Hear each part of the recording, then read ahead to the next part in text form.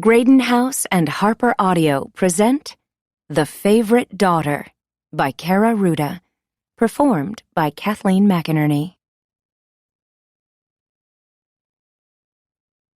To my perfectly imperfect family, and especially to my favorites, Trace, Avery, Shay, and Dylan, I love you all so much.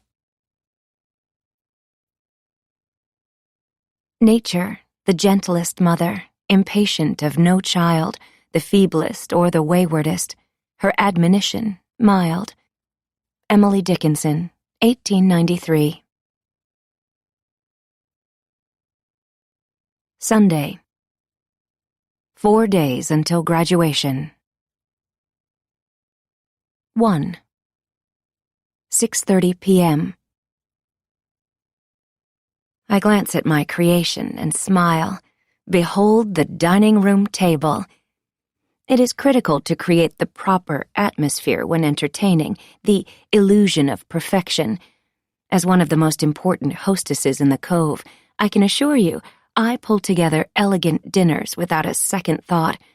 I know all the key ingredients, arrangements from the best florist in town. Tonight, white hydrangeas nestled in between succulents, and linens from the exclusive small boutique where everyone must shop to purchase ridiculously expensive tablecloths and napkins, in this case, brushed silk, off-white. I've outdone myself with this table. This will go down in the record books as a crowning achievement in my life. I'm kidding, of course. I don't care a smidgen about entertaining, and typically, if I'm going to spend time adorning something, it's going to be myself. Truth be told, the crystal and china pieces on the table were wedding gifts from long-forgotten friends, rarely used. I dug them out from the back of the cupboard. Perhaps I am trying a bit too hard, but tonight is special. It's my coming-out party, so to speak. After a year of grieving, it's time to step back into my family, or what remains of it, and that's precisely my plan. I'm reclaiming the throne, like a queen who has been in exile but returns with pomp and circumstance. I shake my head as I look around my castle.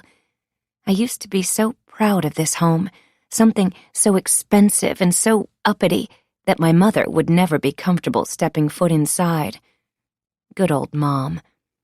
She taught me everything she knew about how to put yourself first in life. She was ruthless, delighting in bringing others down, including her own daughter. But look around. I'm winning, Mom.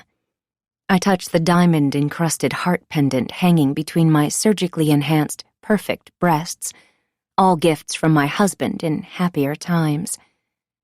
My husband, David, will be so surprised when he arrives home tonight, and he deserves it. He's been full of surprises this year. In fact, I discovered another little secret when a piece of mail arrived at our house last week. Typically, he has his mail sent to his office, says it's easier to pay bills that way. This particular notice from the bank must have just slipped through the cracks. I'm playing along. For now. The letter congratulated David on the purchase of a new home. I must admit, the thought of a fresh start made my heart flutter. I know it will be even bigger, more expensive than this home. I mean, this home was fine when the kids were growing up, but now we need something grander, more fitting of our station in life. We deserve it, after all we've been through. Maybe he'll tell me all about it tonight? That would be wonderful. I'm planning our reconnection dinner, and he will announce his surprise.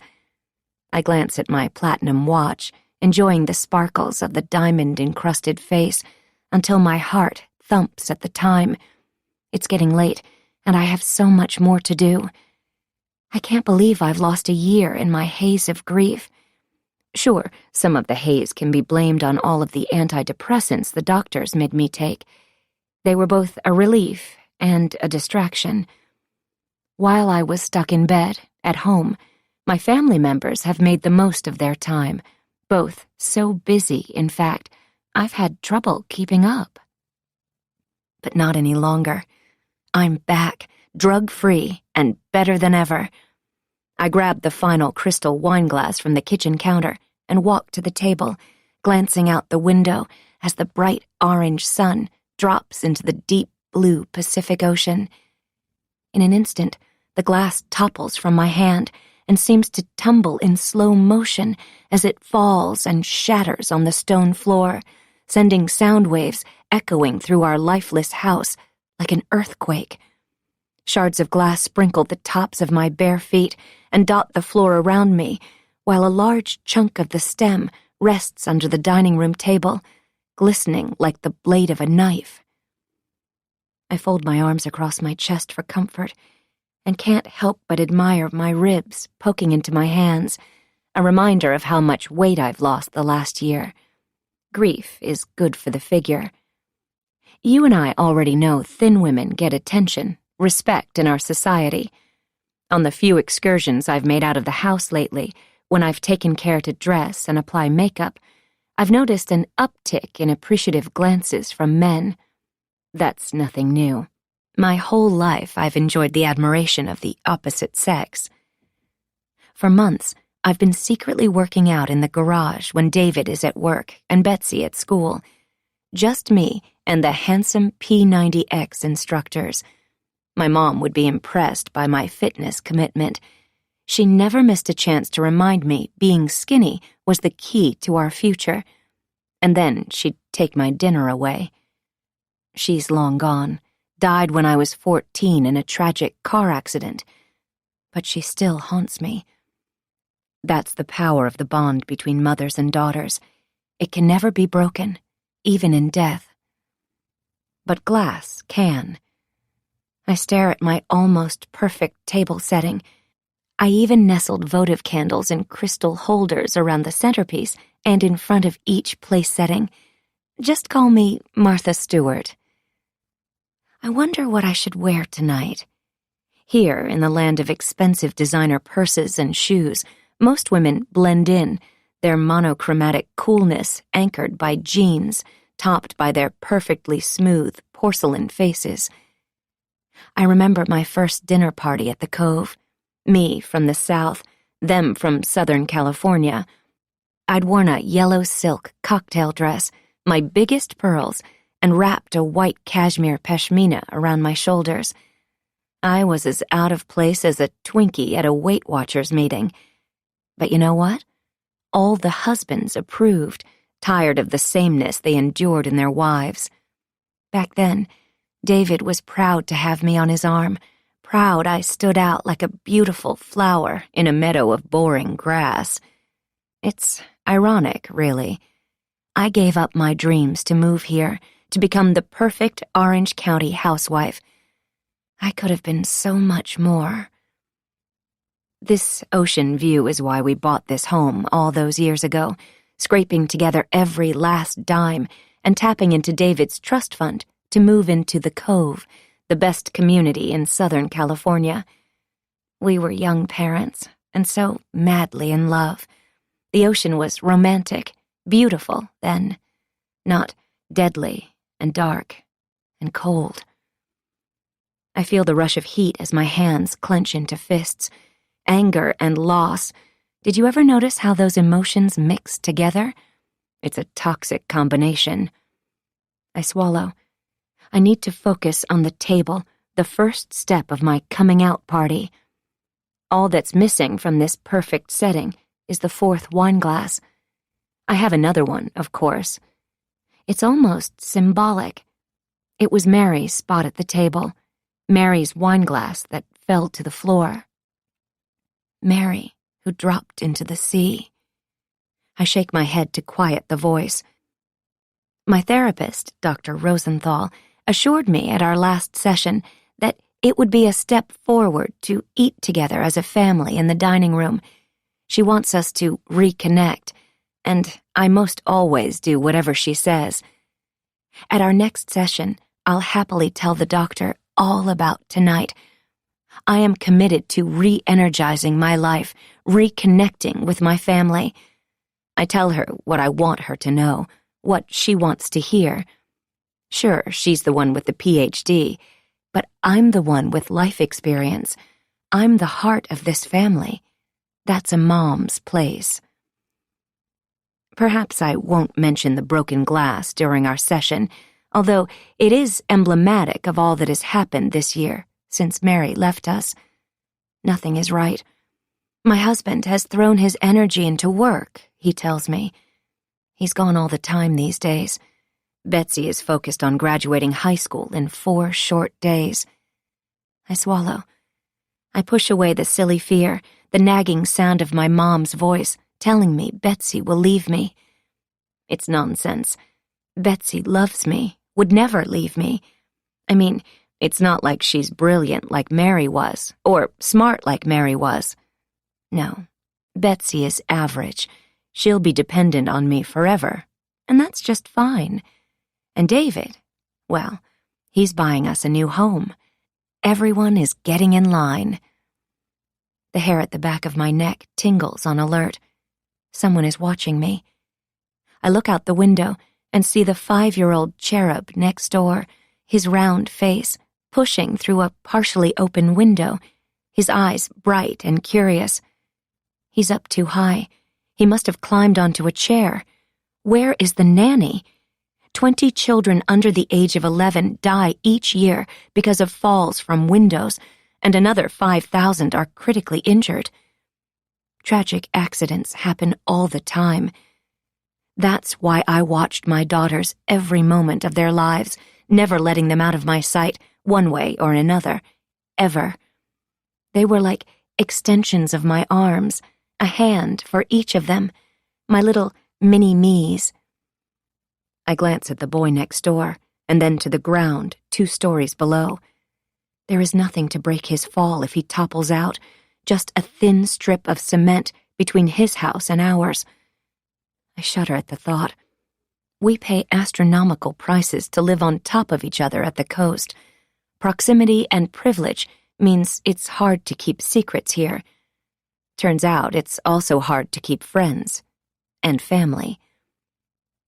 The child is waving at me.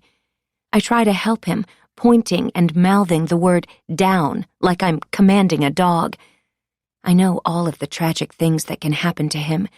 Children who land on a hard surface, such as concrete, are twice as likely to suffer head injuries. I can't witness this tragedy. Glass or no glass, I tiptoe away from the table, waiting for the sharp sensation of a shard slicing through my foot. I'm almost out of the minefield of glass when I realize I have company.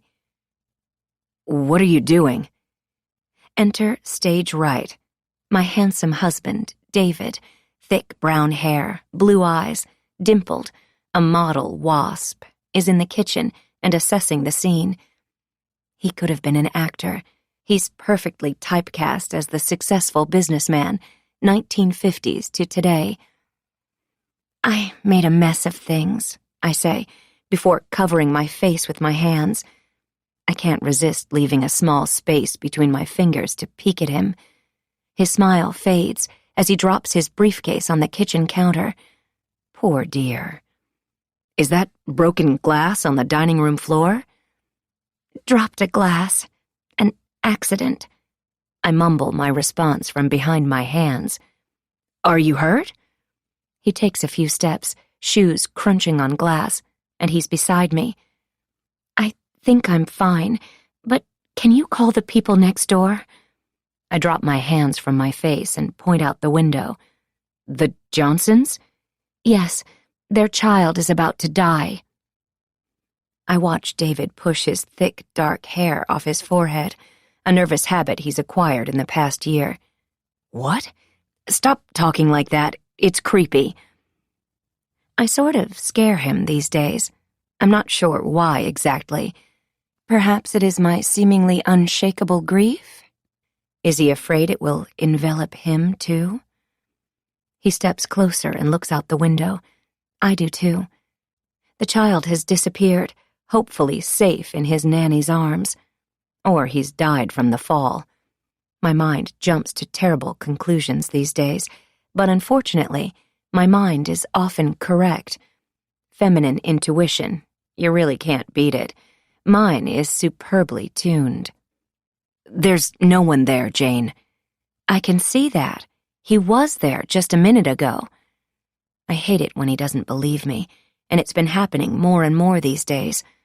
I don't like it. That's one of the reasons I stopped taking the pills.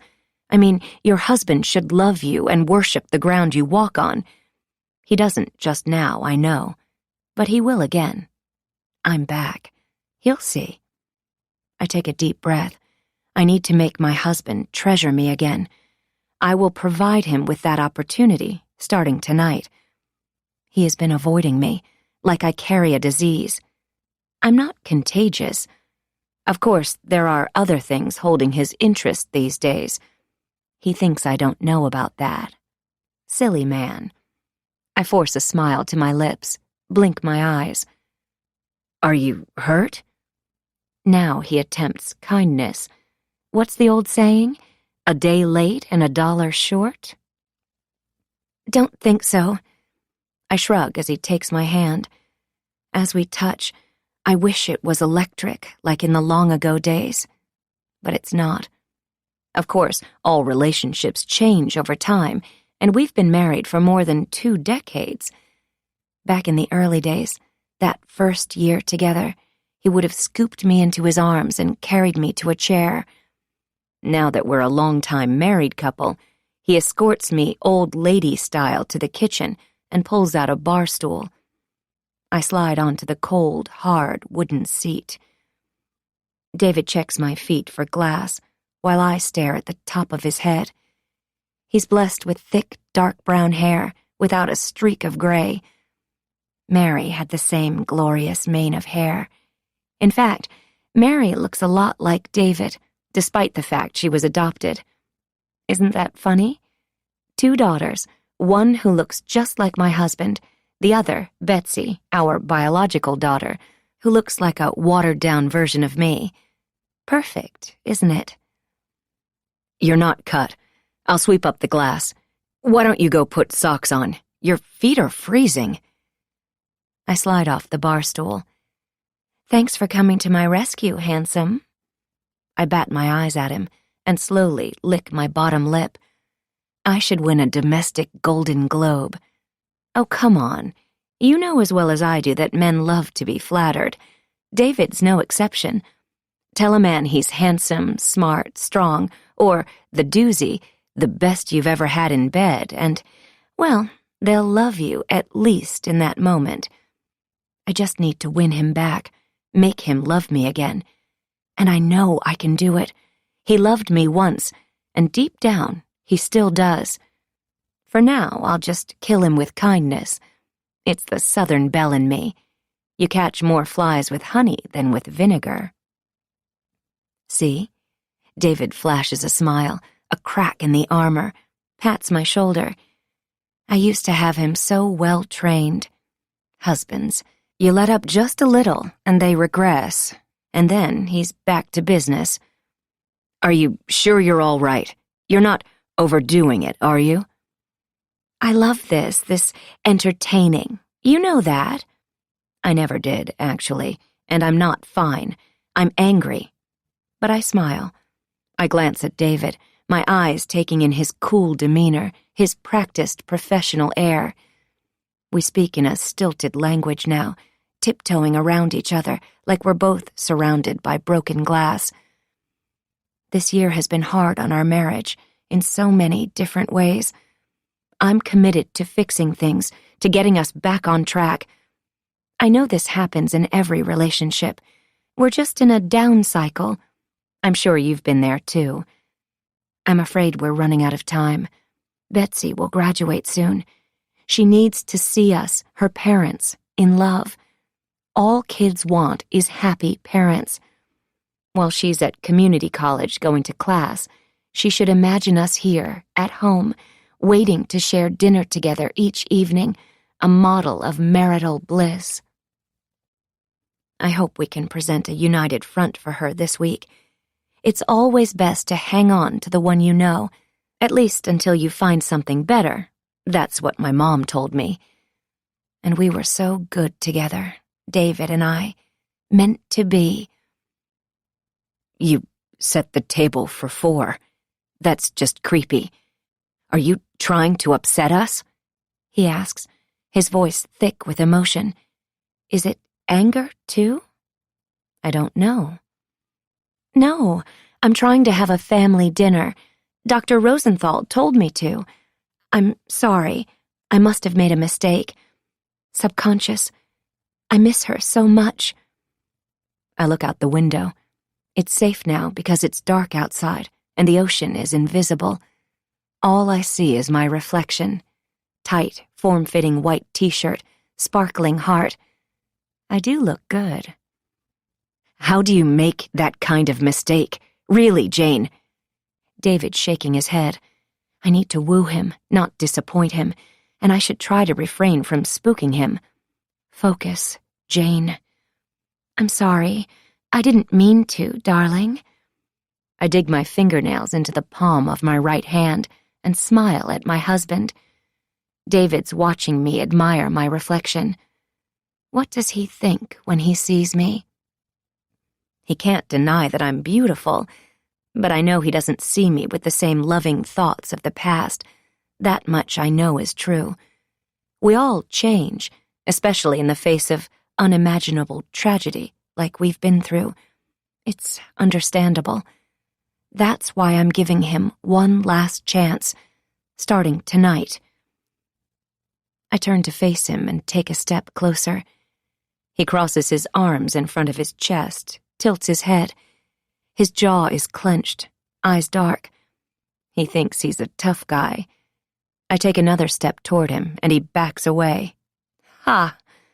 I smile and ask, let's start over. This is a special night. Darling, do you know when Betsy will be home? She knows how important tonight is to me. Truth be told, I'm not sure I told her about our dinner. But she's a senior in high school. She still lives in my home. She should be home for family dinner. This is part of my plan to do everything I can to make this graduation week extra special for both David and Betsy. I hope Betsy knows that even though Mary is gone, we are still a family. None of this is easy. It never has been. I mean, it's hardest for me trying to be so selfless, the perfect wife and the perfect mother.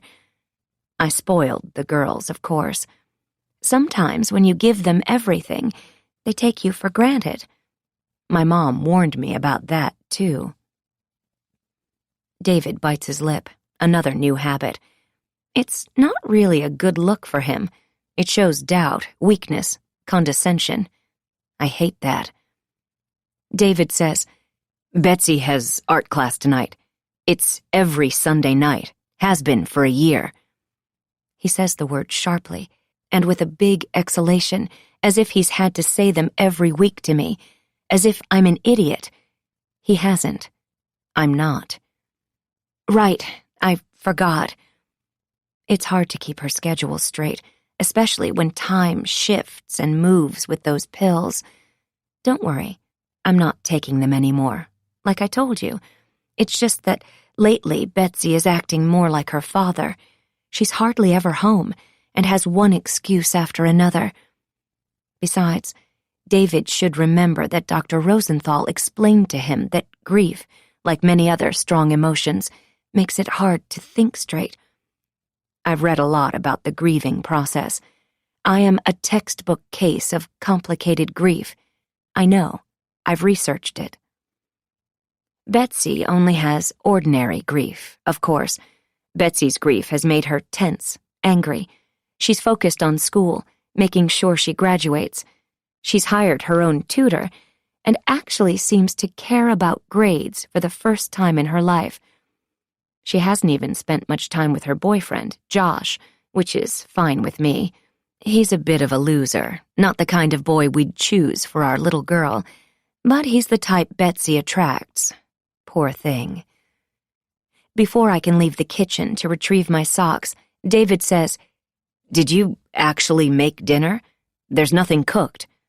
I don't think you even told me you were doing this. His hand sweeps over to the table to include the broken glass, and captures the stovetop devoid of dishes and meal prep, the counters pristinely clean. "Oh, darling, of course I told you about tonight. I didn't want to overdo it, so I ordered in. From Salerno's, your favorite. Delivery arrives in half an hour. Pasta bolognese, just for you. Hope you're hungry." I smile. I've thought of everything. I'm back. If it's just the two of us for dinner, it will be so romantic. I hear Italian food is made for lovers. Before I turn away, I watch David's face flush, his cheeks a rosy pink. He recognizes the phrase, and the restaurant, of course. I walk away before he can respond. Perhaps I will slip into a sexy dress for our date, because just maybe, tonight, he'll decide to do the right thing. I know he loves me. We were such a good team. He remembers those days too. I know he does. We just need a fresh start. I head toward our bedroom, walking past the front door and glancing out into our courtyard lit with white twinkle lights, the fronds of our twin palm trees rustling in the gentle breeze. I stop and scan the outdoor space. I like to try to be ready for anything now, to be one step ahead and to avoid being startled or surprised. I learned that from my childhood. My mom was full of awful surprises. For a moment, I see her standing in the courtyard, a ghost from my distant past. I shake my head. Stop it. These thoughts aren't productive. That's Mary's voice. Or perhaps it is Dr. Rosenthal's? They sound similar these days. You're safe. Your mom is gone. I hurry to my bedroom, reminding myself it is possible to be scared to death, not the outcome I'm looking for in life. A scare floods your body with adrenaline, makes your heart pump faster. If you have an underlying heart problem, fright can induce sudden cardiac death. I've become a bit fixated with tragic death, so I apologize in advance. Remember, knowledge is power. I have a lot of tragic knowledge to share. Mary's tragic death shook us all, of course. My beautiful daughter, Mary. How I miss her. I'll never be able to curl her shiny dark hair, laugh with her about the lavish wedding we'd planned together one day, revel in her constant achievements, guide her choices as she prepared for her future. There is no future now, not for her. But I can focus on David and Betsy. I've been watching over them, but not engaging with them. That changes tonight, at dinner. I'm re-energized. Truth be told, I'm a bit more awake these days than I should be, and that makes me a little on edge, a little temperamental. You understand, of course, after all I've been through. But still, I need to watch it, practice the breathing exercises Dr. Rosenthal taught me. I take a deep, cleansing breath and exhale some of the tension of the day. I imagine my frustrations flowing from me like a fast-running river, just like Dr. Rosenthal tells me to do. I don't tell her about the dam.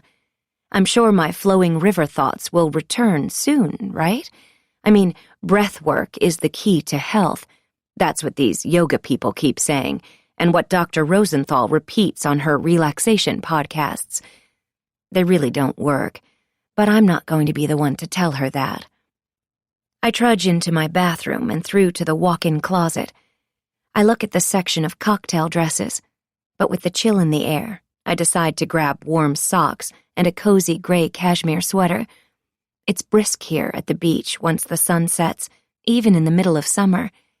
Evenings in May, like tonight, always hold an extra special chill. I glance at the cluster of picture frames on the counter next to my sink.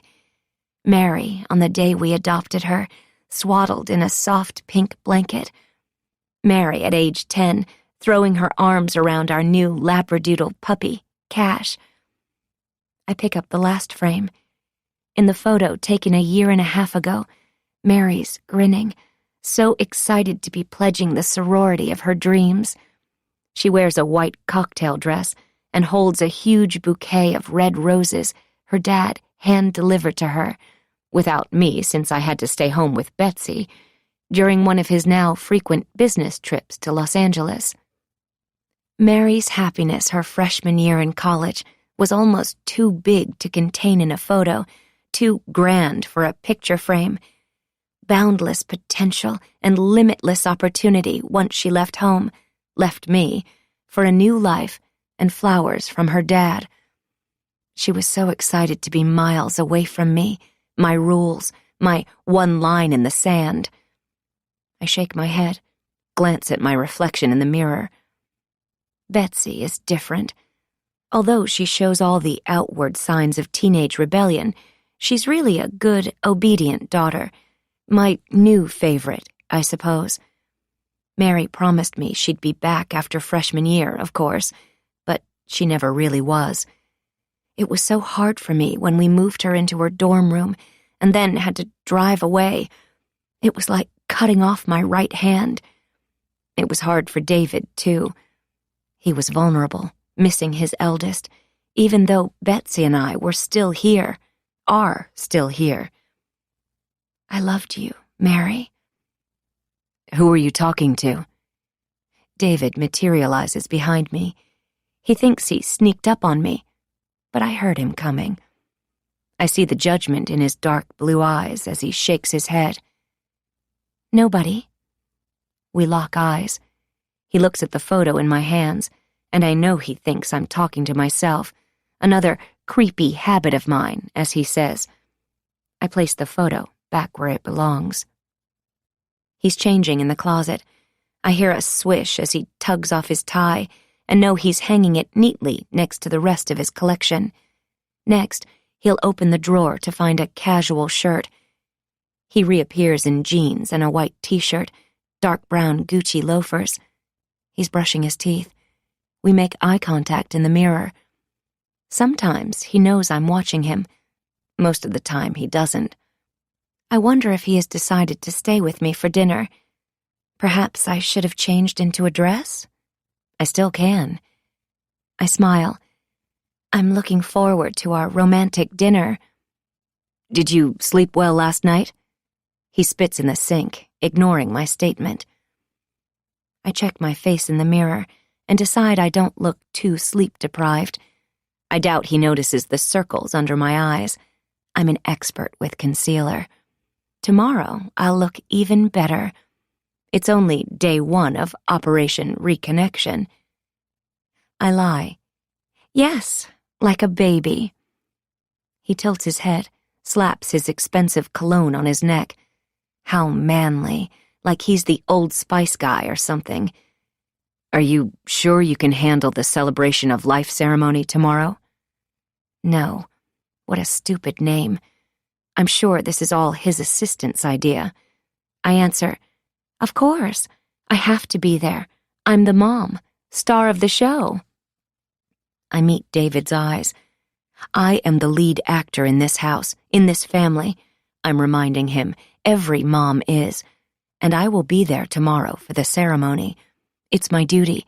It's the beginning of my reemergence, an important aspect of my strategy, even though I didn't want this memorial service and didn't arrange it.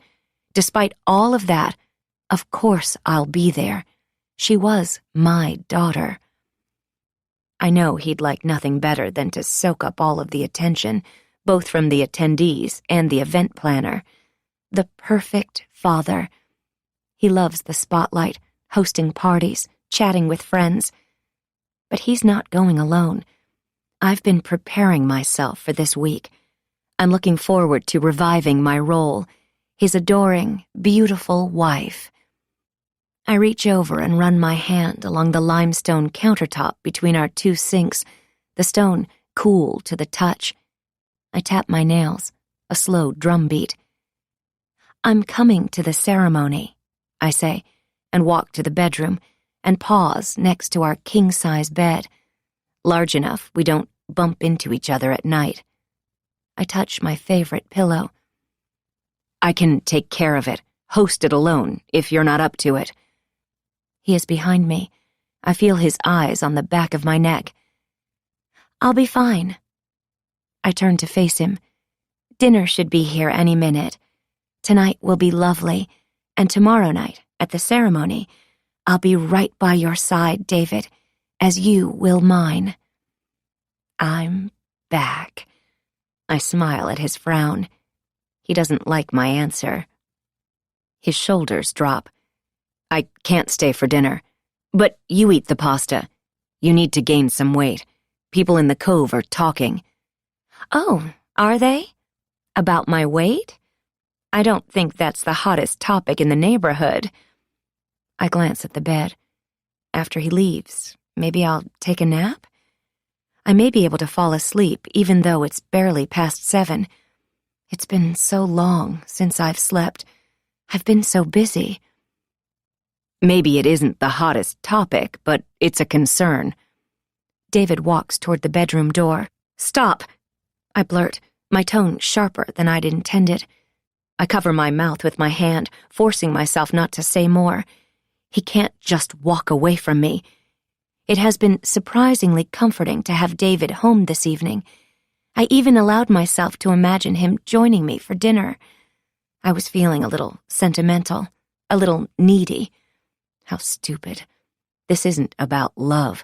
We already have that, as you can see. This is about control. We will dine together soon, and for as many evenings as I'd like, once I get back in charge, the way I had been, from the moment we met.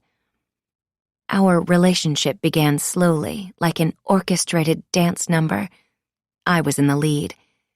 David had been dropping into the Santa Monica Club, where I worked for more than 2 weeks, and we'd been making eye contact and flirting, despite his regular blonde date attached to his arm. Sure, she had a gorgeous body and the air of money that made the space around her sparkle like gold. But I knew I was different than all those sorority girls. Special beauty, as my mom would say when she was sober.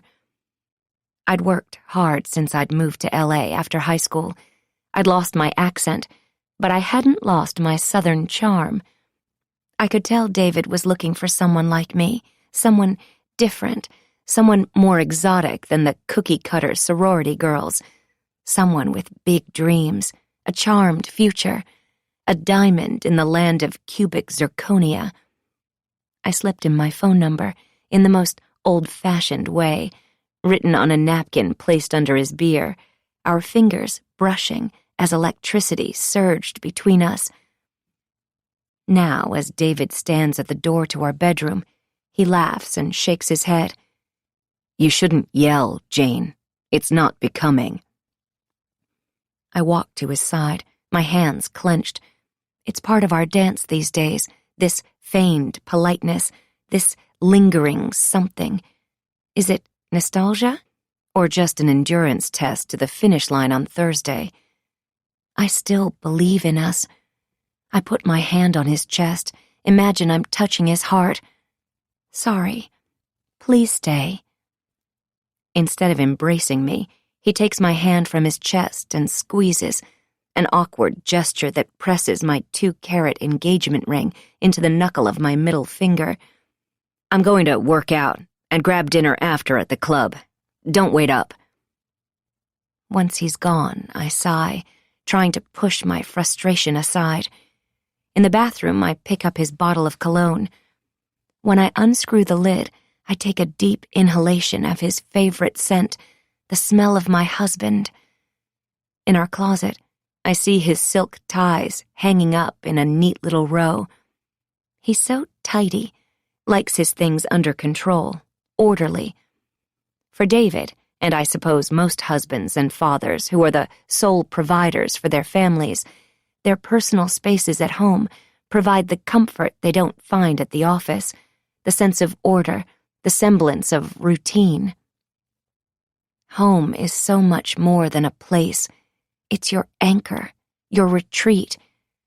I know it is especially important to him now that Mary is gone, his favorite daughter. He finds peace in his color-coded closet. David is a cyclone of activity out in the world ever since the accident. He's kept up a frenetic schedule this past year, but he always comes home to me, eventually. I shake my head, knowing I don't have the energy to straighten up the chaos on my side of the closet. I've learned to embrace my mess. And besides, I have other things to focus on. My husband deserves my thoughtfulness, my presence at the ceremony tomorrow, and I can't wait to surprise him with everything else I have planned. Each time he walks out our front door, he becomes someone different. At home with me, he's the grieving father of a dead daughter. Out in the world, he's an uber-successful businessman with his sculptured chin held high, invincible. Out in the world, he doesn't worry about his sad wife. I'm sure of that. Most of the time, it's easier for him if he doesn't think of me at all. But I'm always thinking about him. For example, who wears cologne and Gucci loafers to the gym? No one. I swallow and try to control my shaking hands by shoving them into the pockets of my jeans. I hurry from the bathroom and climb in bed. I stare at the dark black glass of our huge flat-screen TV. David insisted on having a television in the bedroom, something I opposed. I know myself.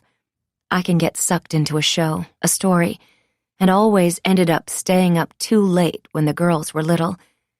I like to lose myself while I watch television, one of the things my mom and I had in common. She had the television on all day and night, making me watch her favorite shows with her when she was in a good mood. She taught me how to critique actresses and to learn from them. And I've learned a lot over the years. That's why it was time to pull myself out of my seemingly unshakable depression. After this week, I'm going to begin my career again. I've already lined up a photographer to shoot some headshots. David will be so pleased. He fell in love with me when I was acting in LA. He'll be so surprised when the old me makes a comeback. I'm focusing on the future now. Instead of dinner tonight, tomorrow's ceremony will be the beginning of my second act. Us women, especially moms, we're resilient. At times, life just throws us punches. But I've always been a fighter. Sometimes we have to take a stand for those we love, protect them from bad choices, love them even when they don't think they need it. I know some women who are stuck in their relationships, in their lives, who don't have choices. I know how lucky I am, and I know how to fight to get what I deserve. So life, let's get ready to rumble. 2. 11:30 p.m. I stand at the edge of a cliff when suddenly the earth gives way, and I'm falling. My hands reach for something to hold on to, something to stop my fall, but it's only air. I'm tumbling, screaming. I wake with a start and sit up quickly, my heart racing. My regular nightmare. I can't make it stop, bursting into my subconscious. I jolt awake before I hit the water, before I drown like Mary did.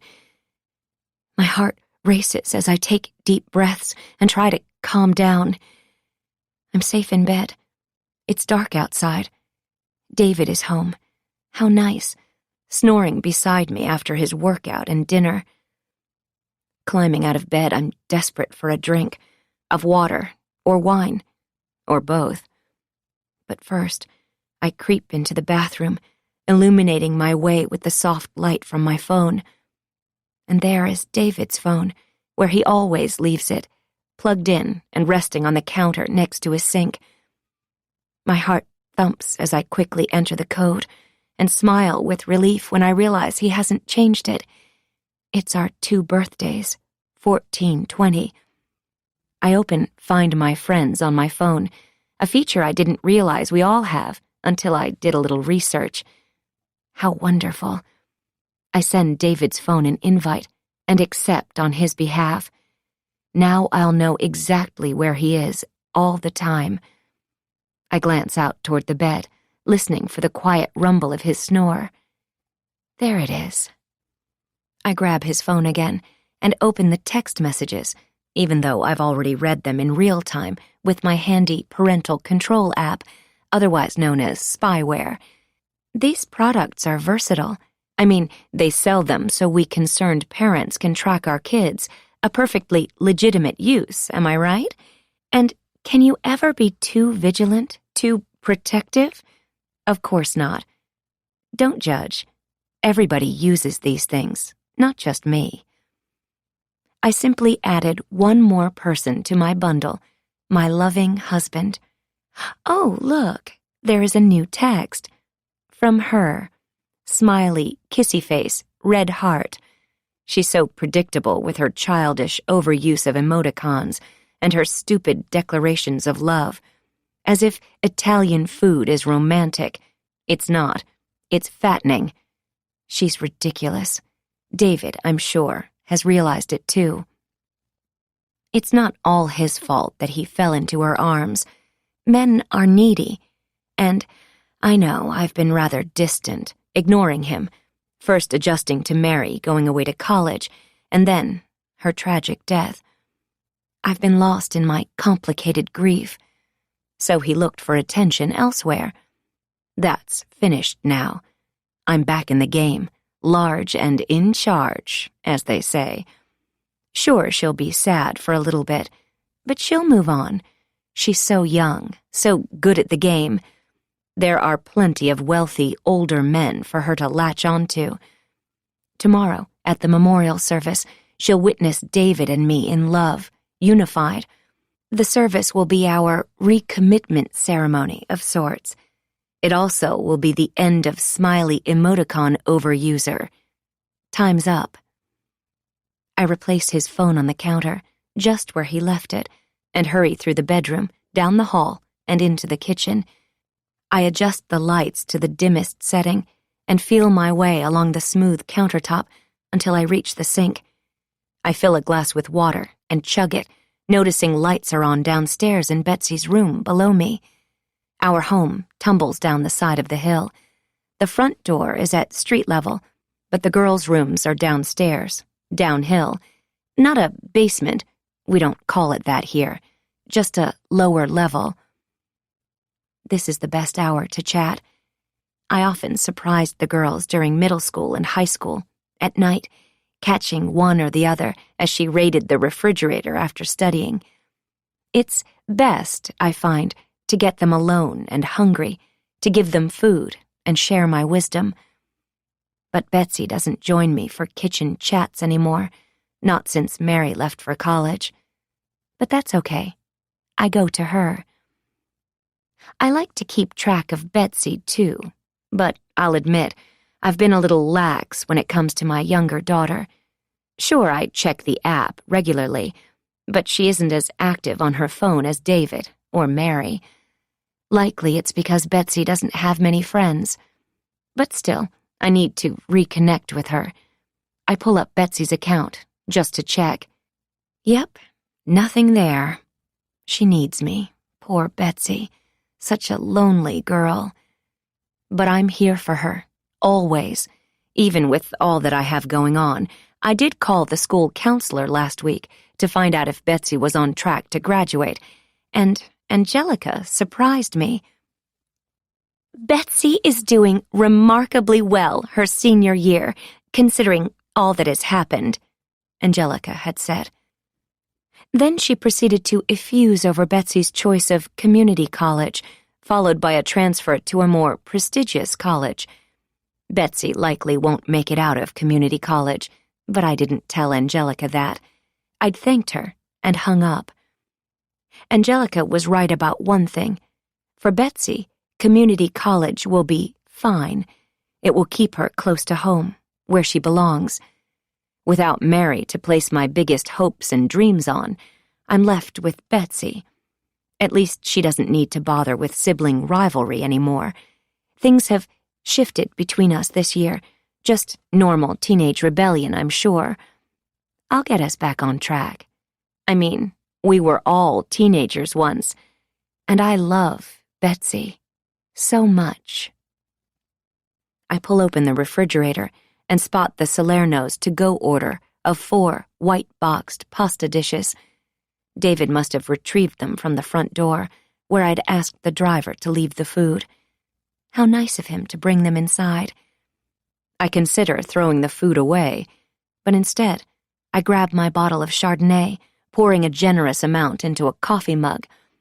It's not like I have an issue, but I don't want to set a bad example for my daughter. You understand. I take a big gulp of wine and open my junk drawer, every great kitchen has one, and pull out the letter from the bank that arrived in our mailbox last week. I unfold it and stare at the now familiar words. Dear Mr. Harris, congratulations. You have been approved for the mortgage on 1972 Port Chelsea Place, Newport Beach. All of us at First Federal, thank you for choosing us. My heart pounds as I fold the letter into a square and tuck it away at the back of the drawer. I love that David is surprising me, that he wants a fresh start. I just hope he announces it soon. It's so hard for me to keep this a secret. It must be killing him. This letter is proof he still loves me, loves our family, despite the tough year we've had since Mary died. I realize my grief was hard for David to handle. It was a necessary, normal part of what happens when a mom loses a daughter. I know. I've researched it, choreographed it. Truth be told, I may have enjoyed the pill haze a little too much. I mean, there isn't a national pill-popping crisis for no reason. These things are addictive. It's ironic, isn't it? A letter from a big bank snapped me out of it. This is likely the only good thing a big bank has ever done for anybody, ever. I'm looking at you, Wells Fargo. I take a drink of my wine and feel just a little sorry I've ruined the surprise he has for me. But, like I said, I'm a professional actress. I was just one role away from getting my SAG card back in the day. When he tells me, which should be any moment now, I'll throw my arms around him and cry tears of joy. I'm already familiar with the new neighborhood. Although it isn't a gated community, it's a fabulous choice. The port streets are lovely, quiet and safe, with sidewalks, green spaces galore, and a smattering of people out walking their dogs before bed. How exciting it will be to walk through the door of our new home. Even though I'm beyond tempted, I've been so good and haven't driven past it yet or looked it up online. I know you're impressed. Maybe David will take me to our new home tomorrow, and then we can step through the front door together. Or better yet, he'll swoop me into his arms and carry me across the threshold. Okay, no, he won't. The wine is making me a little giddy, combining with the itty-bitty Xanax I took to help with my nap, no doubt. No matter how he tells me the good news, I can't wait. I rinse the coffee mug in the sink. I'll go downstairs and tell Betsy it's bedtime in a friendly, warm voice. I will reignite our mother-daughter bond. In my mind, Dr. Rosenthal nods and says, Good idea. You need to take care of your only daughter. Be there for Betsy. Her curly salt and pepper hair bobbing up and down. She twirls her black-rimmed glasses in her right hand before placing them in their case for the night. The doctor is not here. I know that. But she would be pleased I am being the mother she wants me to be. I make my way to the stairs and grasp the handrail tightly, reminding myself that the #1 cause of accidental deaths at home is falling. 6,000 people trip and die annually in the U.S. At the bottom of the stairs, I stop to remember the girls-only phase, as if it was yesterday. Mary, in 5th grade, and Betsy, in 4th grade, decided their floor would be girls only, and taped a sign to the steps to that effect. I was welcome. David wasn't. The way it should be. But it didn't last long. I dart past Mary's closed bedroom door, stop in front of Betsy's, and turn the knob. It's locked, as always. David threatened to have a locksmith make a master key years ago, but we never did. Never will now. I knock on the door. "What?" Betsy sounds mad. I think she might have a temper. She always was the difficult one. "It's Mom." The door opens, and Betsy stands in front of me in an oversized USC sweatshirt, Mary's, I presume, with a smirk on her face. "What did I do to deserve this midnight visit? If you're trying to gossip about something or someone, you can forget it. I'm going to sleep." Betsy thinks I'm a gossip, but I'm not. I share important information, things she needs to know. She should be glad she can rely on me. She's running out of time to learn. "You have a very vivid imagination. I'm not a gossip."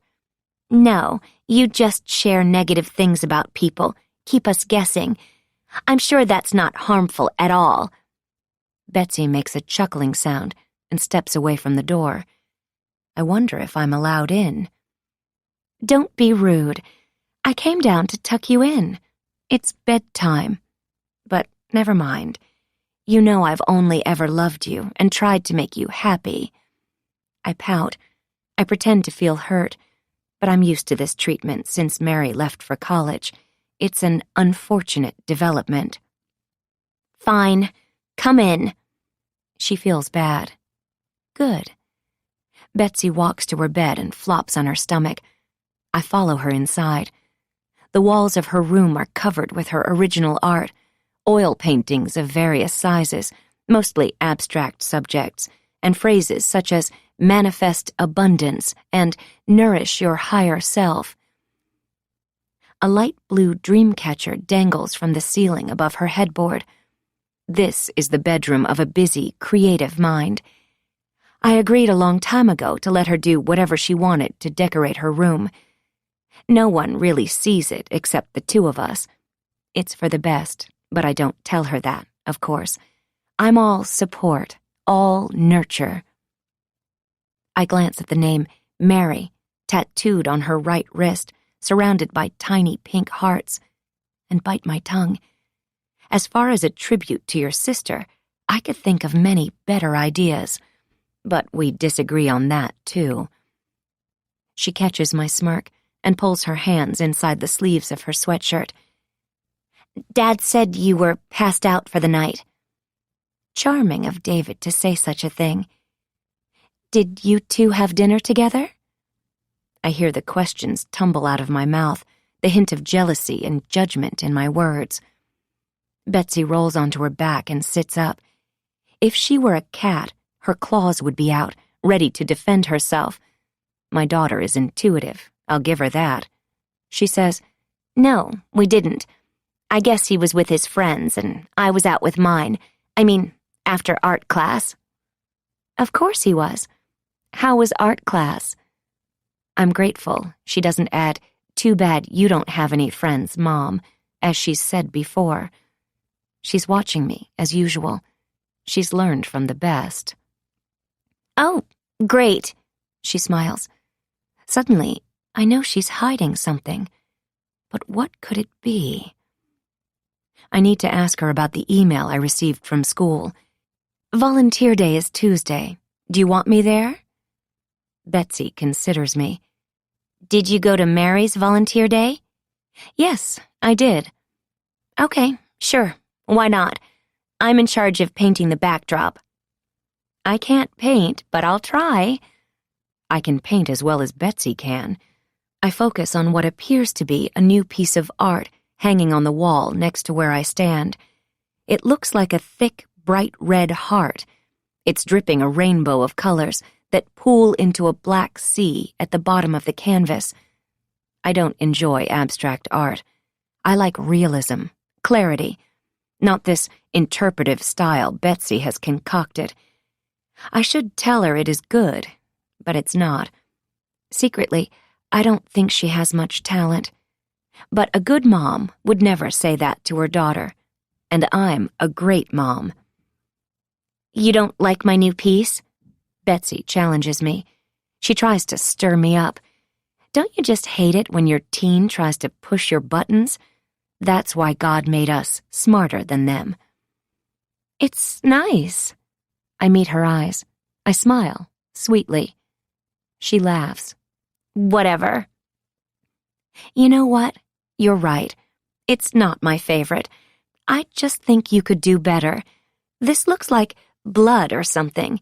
It's just dark. Wow. An artist paints what she feels, what she knows. It's subliminal emotions. You just don't understand. She shakes her head. She hasn't moved from the bed. I don't think she's frightened by me, not like I was with my mom. I've never hurt her physically. That's when it's scary. This little temper of mine, well, it's nothing compared to my mom. She doesn't even know how ugly this could be between us. You've seen the horror show of moms and teen daughters who despise each other. I have too. I lived it. Betsy has no idea just how fortunate she has been. In fact, it's almost as if she pities me. She shouldn't. It's weak. It's an emotion that won't serve her well in this life, certainly not around me. And soon, she's going to need to be strong. She's about to enter the cold, hard, real world. I'm not sure how to respond to her silence, so I stare at her and shrug. I've had a long day. Sure you have. She chuckles again. I know she thinks I do nothing but mope around in our home all day. I guess that is all she sees of me. I glance at the door across from where I stand. It leads to the back patio. Both girls' rooms have exterior doors, and an external stairway leads to the front, outside courtyard. This is how Betsy comes and goes as she pleases. I should have turned the doors into windows before the teenage years. It's too late now. Mom, anything else? She's watching me as I stare at myself in the full-length mirror in the corner of her room. I know she wishes she had my sexy figure, thin build. She has David's big bones, poor girl. I turn my head, check out my backside looking over my right shoulder. Not bad for 42 years old. I remember a question I'd been meaning to ask her, my memory finally coming through. I haven't seen Josh lately. Why don't you invite him over for dinner this week to celebrate graduation? I haven't seen him at all, come to think of it. Why didn't I keep up with them, invite him to dinner? I know they've been texting this school year, and Betsy is very sweet with him. I just haven't seen him. I've been focused on other things, and healing, of course. It's hard to explain to anyone who hasn't been through this how debilitating the loss of a child can be. It makes it so hard to keep track of the other people in your life because you're so consumed with the one who is gone. But I must. I'm the mother. That's why I have my handy app. And Betsy has used the love word with him in texts. I need to monitor that kind of language. We broke up a couple weeks ago. I meant to tell you. Her eyes focus on a stain on her bedspread. She picks at it with her fingernail. What? Really? Oh, I'm sorry, honey. I blink and stare at Betsy. She seems unfazed. It's not a big deal. I still love him, as a friend. We've always been more friends than anything. She finally stops picking at the bedspread and smiles at me. The passion was gone. You know the feeling? I don't want to know, no. I swallow. I always thought you could do better anyway. Josh seemed perpetually barefoot, smelled vaguely of weed, and needed a bath. Even when he was wearing tennis clothes, he seemed, well, dingy. I care about Betsy and who she dates. It's a reflection on me, everything she does, everything she will do. So, is there anybody new I should know about? She meets my eyes. No. Well, that's good. You should focus on your studies. Spend time with me. And Dad. You'll be graduating so soon." "Thank God. And I know what you think, Mom." She's staring at the ceiling, telling herself to be patient with me, perhaps. Her frustration zings through the air, hits me in the gut. Nothing I haven't handled before. She should watch herself tonight. I've already been so disappointed by her dad this evening. "I love you." I walk to her bedside, touch her soft, shoulder-length blonde hair with my hand. I lean forward and kiss her cheek, and try not to react to the diamond stud sparkling from the side of her nose. I can't remember if we shopped for a dress for graduation. Did we? "What are you wearing for graduation?" The look on her face tells me that I should know the answer. One of the after effects of strong emotion is memory loss. My memory also is hazy because of the free-flowing pharmaceuticals prescribed by Dr. Rosenthal, but I stopped most of those. I need to focus. Even without the drugs, I can't seem to hold on to things like before. "The purple Free People dress, remember?" Betsy shakes her head. "I don't remember." "Of course, now I remember. You'll be beautiful." Betsy smiles, and it's hollow. I don't think she believes me, but maybe she just doesn't care. "I'm wearing the silver one to the ceremony tomorrow." She looks down at her hands, her fingernails bitten to the quick, another result of the tragic accident we'll commemorate tomorrow. She curls her hands into fists, hiding the carnage of her fingernails. "Are you sure it was a good idea to invite the whole world to this funeral celebration thing?" "I'm not sure. Your dad handled it all." "Woohoo! Come grab a drink. My sister's dead." Betsy hops off her bed, takes a step toward her bathroom, and stops. Her hands are in fists, but her blue eyes have a glassy sheen, as if she's about to cry. She crosses her arms in front of her chest. "Oh, honey, you know it's to remember her, not to celebrate her death. Your dad always likes to go over the top where Mary's concerned. He always spoiled her. She was his favorite. They had all those secrets, those inside jokes.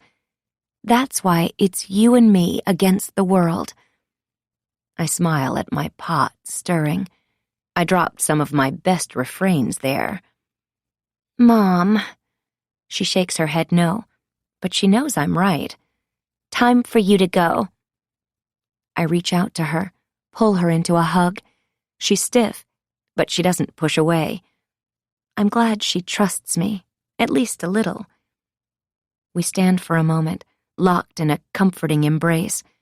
She's a good girl at heart.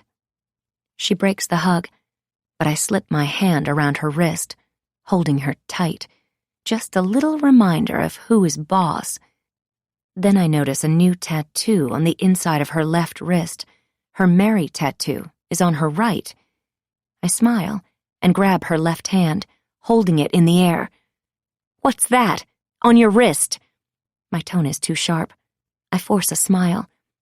Betsy shakes free, steps back from me, recovering her composure, pulling her sleeve down, covering her hand. "It's an infinity symbol. You know, eternity, empowerment, everlasting love." "You didn't have my permission to mark yourself again." This is totally unacceptable. The next thing you know, she'll be covered in those awful things. "It's tiny. I've had it for months and you didn't even know, so chillax." She stares into my eyes until I look away. Defiant daughters are the worst. "You'll be sorry, later, when you're old and saggy." She arches her eyebrows. I know she's thinking about adding, "like you, Mom." But I'm neither. So she smiles instead and says, "FYI, I'm meeting some friends after the lame ceremony tomorrow night. We're planning a few surprises for senior day and graduation night. I'll be home late." Betsy arches an eyebrow. "No need to stalk me." A challenge. I meet her eyes and she laughs. She's teasing me, of course, not laughing at me. She's 18 years old. I can't stop her from doing what she wants, and I have other people to stalk right now. Just be smart. I am smart, Mom, even if you don't think so. Oh, don't be silly. I love you. I'm a master at dodging her, you see. I try hard not to compare her to Mary, but it's not easy. Mary was brilliant, beautiful. Oh well. I walk out of the room in silence, pull her door closed behind me, and make my way to the stairs. My heart thumps from the tension between us, a tension that only develops when two people love each other deeply. There's no deeper bond than a mother and a daughter. Betsy knows that too. She's just having a little phase. Upstairs in the kitchen, I pull the bottle of Chardonnay back out from its hiding spot behind the orange juice and vanilla almond milk and pour a full glass. I've limited myself to 1 glass a night lately, but tonight is a celebration. I'm proud of my self-control. My liver thanks me too. Right after Mary died, well, for months after, it was a different story. But now we try to move on. Some of us have. In the living room, I twist the knob, and the fireplace bursts to life. I sit on one of the 2 overstuffed cream couches that face each other, framing the fire. I never dreamed I would live anywhere like the Cove, let alone in a multi-million-dollar beach chic, soft contemporary. But as I look around, that is where I am. It's too bad my mom couldn't see me now, surrounded by all the luxury money can buy. And soon we'll move to an even grander home, 1972 Port Chelsea Place, a happy address. I wonder if there's an ocean view from the 2nd floor of the new house. I take a big gulp and finish my wine as I stare at the flames leaping in the fireplace.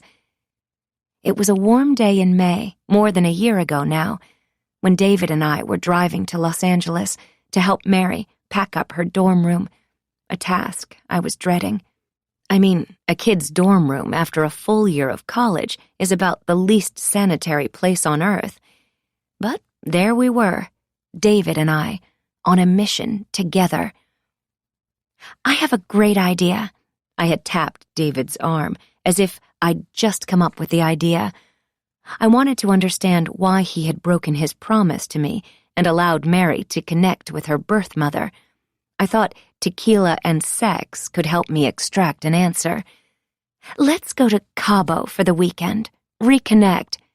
You think that's what we need? To reconnect? David answered, eyes hidden behind sunglasses, focused on the 405 North. I do. My voice was warm, happy, inviting. I missed him, us. I missed our family, how it had been. I wanted everyone to be close again. And it started with David. And why, exactly, would we go to Cabo now, when Mary's coming home from college today? He turned up the radio. End of discussion. Tears filled my eyes, and I blinked them away. But the betrayal, the hurt, you don't just blink that away. Those feelings sit at the bottom of your heart, festering. Once we'd finally packed up her despicable dorm room, Mary took us on a walk around campus. Next year, I live in that house. Can you believe it? She gushed as we walked down 29th Street, otherwise known as The Row, the impressive Southern-style Kappa Kappa Gamma sorority house, complete with Doric columns and window boxes bursting with red geraniums, was intimidating to me. I couldn't imagine living in one house with all those women. It looks nice, but not as nice as home. I can't wait to have you back for the summer. I slid my arm through hers. She stiffened. Or was it my imagination? David wrapped his arm around her shoulders, and she leaned into him, leaving me to walk alone on the sidewalk. Typical. He said, "This sorority thing will cost me an arm and a leg, that's all I know." He pretended to complain, but he loved every moment of Mary's joy, of Mary's college life, and living vicariously through her social acceptance. A daughter who was a member of the top USC sorority meant good connections for David's investment business. Proud of you as always, kiddo. Thanks, Dad. I can't wait for next year. But, of course, it will be fun to be home for a couple weeks, too. A couple of weeks? I'd asked. My heart hammered in my chest. She had all summer to be home with us. I got a killer internship here, so I'll come home for a bit and then head back up to LA. My friend has a place I can crash. It's all worked out perfectly. This was new. You said you'd be home, that you'd work, save up. My old-fashioned, came-from-nothing work ethic was shining through. Mary leaned against me. I know, Mom, but I'm pre-med. Dad agrees it is a great idea, and it is an amazing opportunity with a hospital. I'll be working with patients, and I've been offered a research position. It's important for my resume, for med school. It's with her, Elizabeth James, isn't it? They were teaming up against me. Again, tears stung my eyes. Mary had found her birth mother, a woman who was now a leading plastic surgeon in LA. She had agreed to work with her, spend all summer with her. Just drop it, Jane. This is a great opportunity for Mary, David had commanded. The liar, the cheater. Looking back now, I realize what I had done wrong. I allowed Mary to go away to college, to leave my orbit, and she went awry. Stupid amateur mistake. But she was my first child, so I didn't realize the pull of college life. I never had the desire for more school, for that fake sorority experience, for the liberal arts degree that leads you nowhere. At her age, I had a career to launch, a future to secure. And no money. There was that, too. So sue me. I slipped and let Mary go to USC. A huge mistake. Once Mary was away, David strayed. It was all because of Mary's choices. She disobeyed me, disrespected me, and caused chaos in our family. I won't make that mistake again. I'll keep Betsy close to me, one way or another. I've learned my lesson. That day, in the car, I did as David commanded and dropped it. I didn't say another word, not on the entire drive back home. I was so furious I don't remember where we had lunch. The effects of betrayal are deep and lasting, especially when you are harmed by the people you love the most. I know you've been betrayed by someone you loved, haven't you? See? You don't forget it. You say you're over it, but you still remember it. Feel the weight of it deep down in your heart. I'm just like you. That day, I was in shock, consumed by anger. It's understandable, don't you agree? I force the memories away and stare into the fireplace. I am looking forward to my little coffee date with Elizabeth James tomorrow. It's step 1 in the Jane back in control plan. I need her out of our lives completely so I can reconnect with David and Betsy. She's a malignant tumor I need to extract. We haven't seen each other for more than a year. She'd been wary to meet me, for good reason, but I pleaded with her, one mother to another. It's just coffee, I'd promised. I stand up, feeling a little dizzy from the wine. But it's nice. I should be able to go back to sleep now. I turn off the fire, flip off the lights in the kitchen and living room, and walk to our bedroom, following the sound of David's snores. I slide into bed, praying for sleep. Tomorrow is a big day. As I try to fall asleep, I remember my first ladies' luncheon at the Cove. I'd taken extra time to curl my hair, to wear my most expensive, best-fitting tennis dress. The girls were home with the babysitter. All heads turned as I walked into the room, the new, hot young mom. We've all been there. You think you're queen of the castle until a new princess arrives on the scene. A silence washed over the 4 white tablecloth-draped tables. "Hello, are you Jane?" A woman with a big smile, huge fake boobs, not done as expertly as mine, and an impossibly large diamond extended her hand. "I'm Sarah. Welcome to the neighborhood."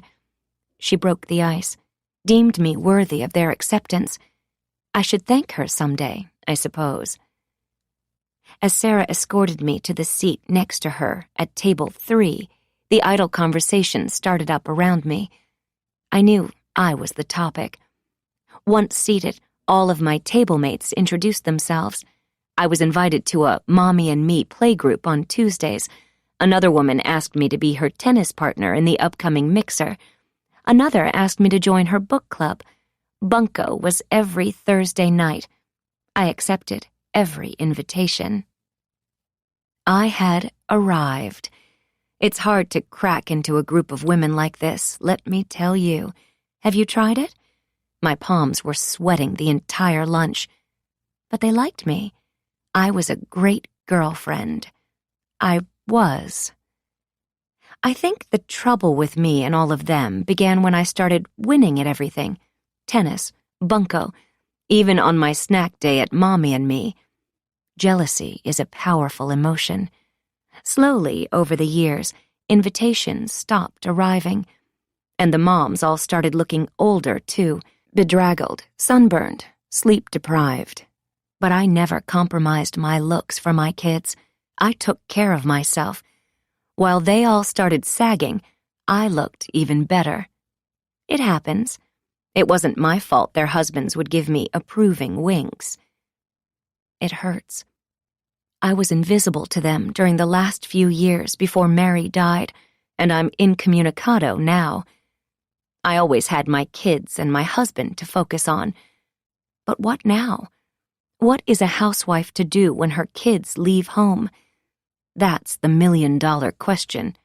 Well, actually, I believe our net worth is much more than that, I can assure you. My eyes pop open again, and I stare at the ceiling. Grief has given me time to think, to strategize. When everyone ignores you and tiptoes around you, you have space. David's rumbling snores aren't the worst part about trying to sleep at night. It's what I see when I close my eyes. Sometimes I wonder if it would have been better if she were never found. Then I would never have viewed her face. I wouldn't be haunted by the nightmare of the half-eaten shoe still laced onto her half-eaten foot. That's the other nightmare.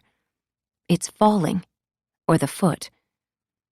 When those images zoom into my head, I open my eyes and I focus on other things, like random accidental deaths. Did you know hippos kill almost 3,000 people a year? I know, I didn't either. See, you're distracted just thinking about it. I don't tell anyone about these 2 nightmares. I know they'll fade away in time, like the memories of my mom getting fainter every day. No, it's best they all think I am fine. Sure, Betsy and David have caught on to some of my routine. Betsy doesn't join me in the kitchen for late-night chats these days, and David wasn't wooed by tonight's impressive table setting. But no one really knows another person, not fully, and I have so many more loving tricks up my sleeve. Elizabeth James, for example. She will not come near the ceremony tomorrow, even though I'm certain she has been invited. She isn't wanted or needed by anyone there. David and Betsy won't even notice her absence, but they will notice the new and improved, sweet as molasses, Jane. The 3 of us will link arms, walk to the front of the service together, our little family. And then, after the ceremony, David will tell me about our new house, and I'll wrap my arms around his neck as he scoops me into an embrace. The crowd will be so happy that we've made it through our loss, that we have found happiness together again. It will be smiles all around, like a dream come true. Even Betsy will be happy, her nose ring sparkling as she nods in approval. But seriously, I'm going to win them over. Surprise both of them. You'll see. Monday, 3 days until graduation. 3. 6:30 a.m. My foghorn alarm blares and jars me out of bed. I scamper to the bathroom to turn it off. Shaking fingers jab at my phone. This routine happens every morning. Normal people have a soothing alarm, not this blaring foghorn. But I'm not normal. I'm special. Even though the sound scares me to death every morning. It works, though. I'm awake. I grab my toothbrush and turn on the water, quickly dampen it before turning the water off again. I'm not worried about California's perpetual drought. After what happened last year, I've developed a fear of water, especially the vast, deep ocean surrounding us. Did you know water covers 71% of the surface of the Earth? Oceans hold 96.5% of the Earth's water. The Pacific Ocean, my view, is the deepest ocean, reaching more than 6½ miles deep. The California Current moves south along the west coast of North America. I shudder as I tap my toothbrush on the edge of the sink. I learned from the coroner's office that if you drop something into the ocean north of here, it always drifts this way, even a body. From the bathroom, I glance at David's empty, cold side of the bed. He's left for work extra early this morning. But that's fine. Today's our coming out party, and he probably has to knock out some things before he can focus all of his attention on me and Betsy and our remembrance for Mary. I study my reflection in the mirror above my sink. Not bad. I'm sort of like an actress who's been on sabbatical and is offered a part. She reluctantly takes it and wins an Oscar. There is work to be done, but I can see the beautiful me in there. I slept in yesterday's makeup. It's mostly faded away, rubbed off on my pillow, most likely. Dark smudges hang under my eyes from worn-away mascara. But what's new and a little alarming is the deepening web of wrinkles beside each of my eyes. Botox will get rid of those in an instant. In the closet, I slip off my t-shirt and stare approvingly at my own body in the full-length mirror. I look a little thin, but you can never be too rich or too skinny. Mom loved to repeat that one. My stomach is flat, a feature that only departed from my physique about 3 months into my pregnancy with Betsy and returned shortly after her delivery. And, of course, my surgically enhanced breasts are exactly right, a little larger than necessary. But, hey, go big or go home. If David and I were to go on one of those island vacations he loves, I could rock a bikini for old time's sake. I try to imagine it, us, on vacation again. Me in a floppy hat, white bikini, skin warm from the sun, and David unable to keep his longing eyes off my body. He grabs me as we walk into our casita, whispering "gorgeous" in my ear as he pulls me to the bed. Yes, we'll do that again. Soon. Perhaps in the new house. I check the time. I need to hurry to be ready for my coffee date with Elizabeth. Once I'm showered, I enjoy putting on full makeup for the first time in a while. I take my time, and I'm pleased with the results. I pull on jeans. They're baggy, but they'll do for this morning's activities, and a flattering white blouse. I wait for Betsy in the kitchen, hoping for more mother-daughter time like we had last night. Sometimes I'm lucky, and I catch her in the morning when she's hungry or needs a water bottle to take to school. Most days, though, she exits through her bedroom door and rushes through the courtyard to her car, before I even realize she's gone, like her dad, the other mouse running from Mama Cat. I can't blame her. She doesn't think about me or my needs. I remember acting the same way with my own mother when I was 10. It's a selfish phase most girls go through, and Betsy and I are enjoying an extra long, extra trying phase. It balances the fact Mary and I never had one. Sure, we had our disagreements, but not the ongoing war of disappointment and misunderstanding that Betsy and I seem to be locked in. Last week, David walked into a huge fight between my daughter and me. It was after 11 p.m., far too late for Betsy to be out on a school night. I waited for her in a chair, outside, in the dark, sacrificing my own comfort. I care about her and her curfews. When Betsy had finally walked into the courtyard, I had confronted her before she could sneak downstairs via the outdoor steps. "Stop right there!" I stood up. I scared her, and that made me smile. "Oh my God," Betsy yelled. "You would be out here like a freak. Leave me alone." "You smell like smoke. Where have you been?" "I told Dad I had a bonfire tonight. You can't keep treating me like I'm a child. I'm 18. Besides, if you had taken the time to have an actual conversation with Dad, he could have told you where I was." Betsy backed away, heading toward the outside stairs, trying to escape to her room to get away from me, her mother, the person who gave birth to her, the person who gave her life. "Who were you with? I want to know your friends." The fact was, Betsy never brought her friends home. I knew all of Mary's high school friends for years, and they all seemed to like me. Some of the boys liked talking to me more than they did Mary. But with Betsy, I only knew Amy from middle school. After Amy moved away, Betsy didn't bring anyone else home, no matter how often I pushed to meet her group. Mary had told me when she was a senior and Betsy was a junior that Betsy was in a totally different crowd. "Mom, we don't overlap friends, not at all. I can't really tell you more." That's why I had to surprise her in the courtyard. I have to catch her when I can. She's sneaky, my Betsy. Last week in the courtyard, Betsy wasn't just sneaky, she was mean. Her voice was cold, firm. "Your snooping is freaking me out. You need to cool it. I'm going to bed. Don't follow me." "Don't you dare walk away from me, young lady," I had yelled. Too loud. We're all too close together here at the Cove. I can't believe I raised my voice. David stepped through the door from the garage at that moment, mortified by my outburst.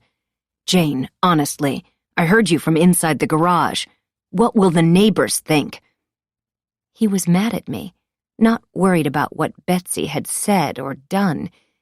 David still cares about the neighbors, still has friends in the neighborhood, clients too. Betsy saw her chance for an exit. "Welcome home, Dad. Good night." She smiled as he walked to her side. "Good night, honey." They hugged, and she was gone. I am very tired of this treatment. Instead of backing me up, supporting my good parenting, David had walked past me into the house, leaving me alone in the courtyard, staring up at the stars, piercing through the night sky like laser beams. Just then, one of the palm trees in our courtyard shed its hull, something that happens at least once a year. The heavy wooden canoe-shaped beast landed with a bang a foot away from where I'd been sitting. I could have died. But I'm a survivor, and I always win. Something Elizabeth will discover in 10 minutes. The palm trees, later this morning. 4. 9 a.m. Elizabeth is late, but I'm fine with it. Gave me time to settle in, grab the corner table at Starbucks, order a small black coffee.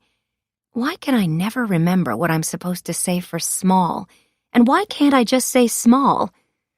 As I sip my coffee, I watch the line of well-dressed women and men and wonder which one of them is happy, who is cheating on their spouse, who is living a lie. Have any of them given up a child for adoption and then pushed their way back into that child's life? I mean, after the adoptive mother gave up everything and raised the girl as her own, cared for her, made her the woman she was, and then you swoop in for the easy part, for the glory? Who does that? Elizabeth does. And there she is now, pushing through the glass door with an air of importance, her long, dark hair cascading down her shoulders. She's wearing a white lab coat to enhance her doctor status and high heels. Sexy doctor status. Nice try, but you still have nothing on me. She spots me in the corner, and I watch her lips purse. Is she nervous? I mean, when I visited her clinic in LA last year, I didn't really threaten her, although she seems to have taken it that way. Silly restraining orders. They don't really do anything, do they? I should have taken one out on her. She is the one who didn't listen. She's the one who never backed off. She lured Mary to her with an internship. Unforgivable. She pulls the chair out across the table and sits, crossing her arms in front of her. Don't you want anything to drink? I ask. I'm not getting her anything, and the line is 10 deep, but I'm being pleasant. I tuck my blonde hair behind my ear, making sure my huge diamond studs sparkle in the sunlight streaming in over my shoulder. No. What do you want, Jane? She folds her hands together on the table. Pity she's never found a man. Maybe she isn't interested in them. Not that I care. I want you to get in your car and drive back to LA. You aren't welcome here. Elizabeth smiles. That's funny. Mr. and Mrs. Harris invited me personally. You know, I used to work for them. I'm part of the family in more ways than one. This ceremony is for me, her mother, and David, her father, to say goodbye to Mary in front of our friends. Not for you, some servant, a housekeeper who had random sex and didn't want the results. You act like you're family, but you're just the help. I'm family. Do you understand? I was nice before, when Mary found you. I had to be. I didn't want to upset Mary. But now Mary is gone. You have no hold over me. Nothing. Elizabeth smiles. Her face flushes. Good. She should be embarrassed, the slut. You've never been nice to me or to your daughter, from what I can tell, and you don't even know what you're talking about. Oh, really? I know David allowed our daughter Mary to contact you, and, unfortunately, you responded, even though you promised to never have contact with the baby you gave up.